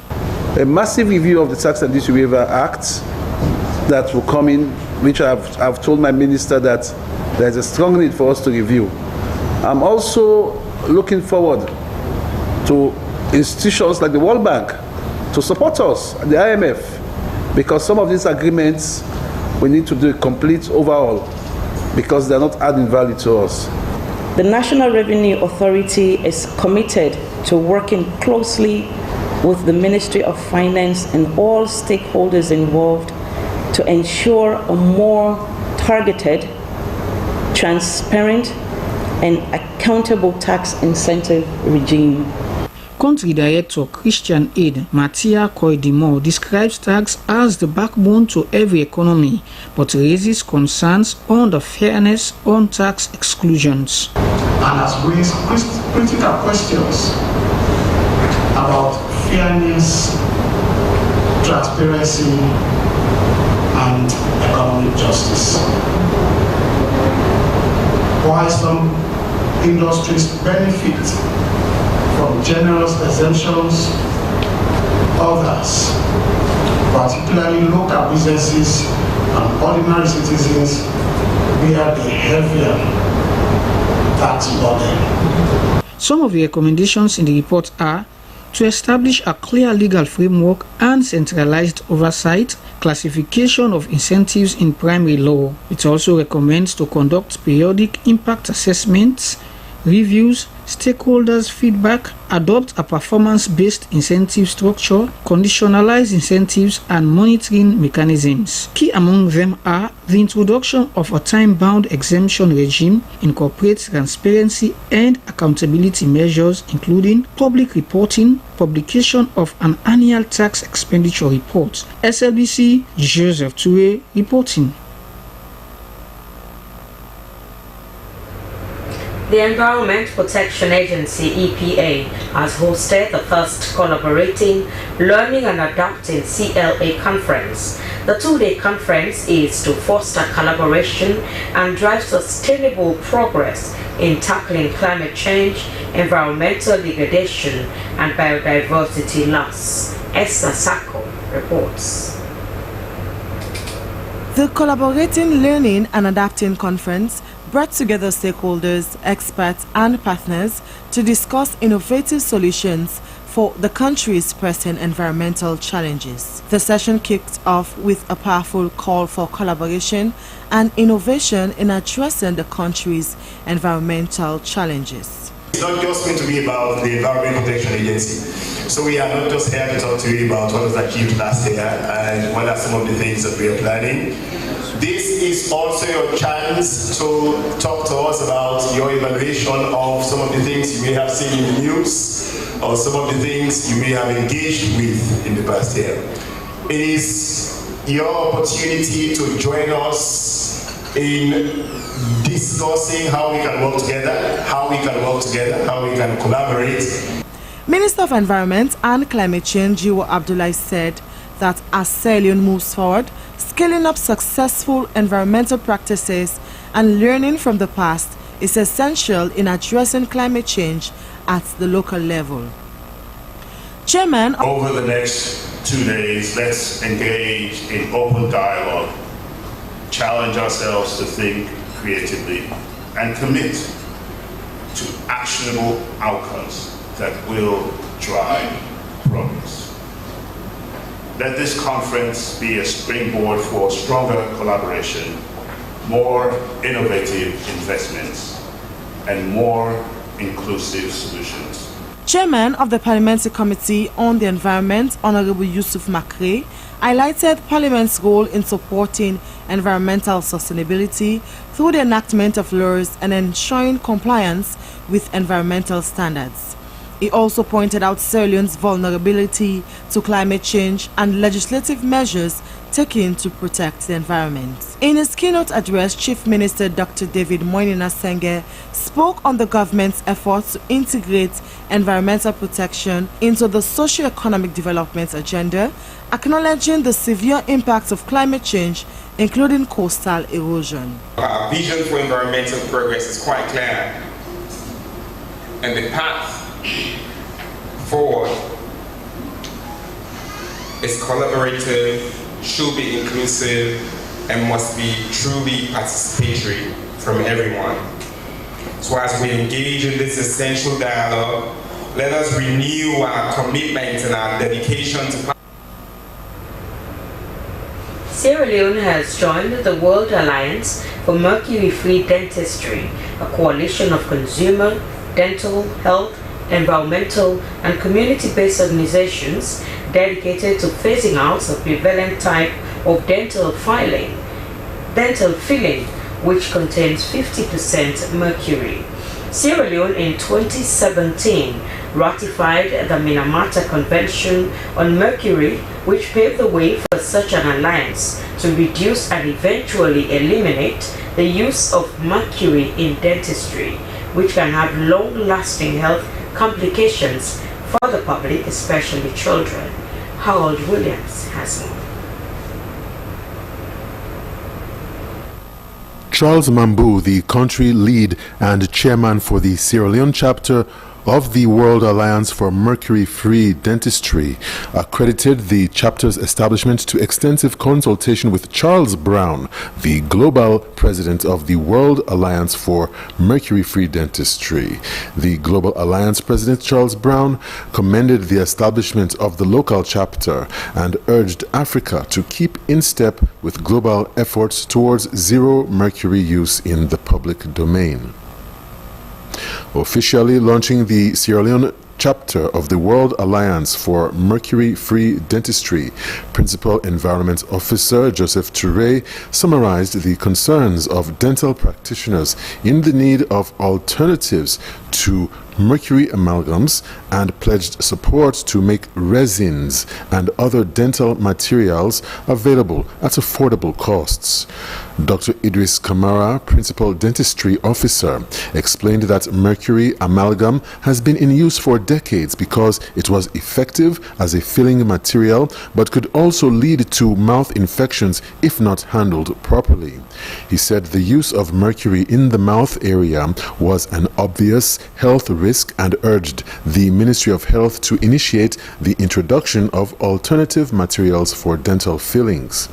Principal Officer for Chemicals Control and Management in the EPA Environmental Health and Safety Directorate, Mohamed Kamara, emphasized that Sierra Leone's ratification of the Minamata Convention on Mercury since 2017 has obliged this country to ban the importation and trade of mercury and eventually phase out its use not only in dentistry but in mining, electronics, calibration and medical equipment, and cosmetics such as skin creams.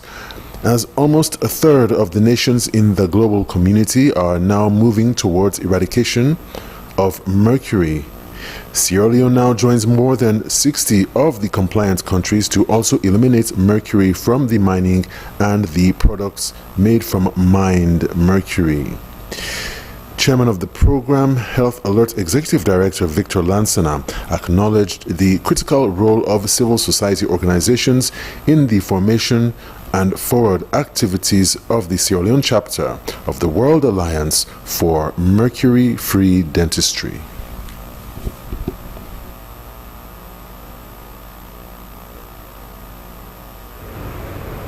The Ministry of Labour and Ministry of Employment, Labour and Social Security has met with companies and other businesses, including those involved in mining and agriculture, to discuss the transition from manual to electronic work permits and its proposed phase. Jonathan Turner reports.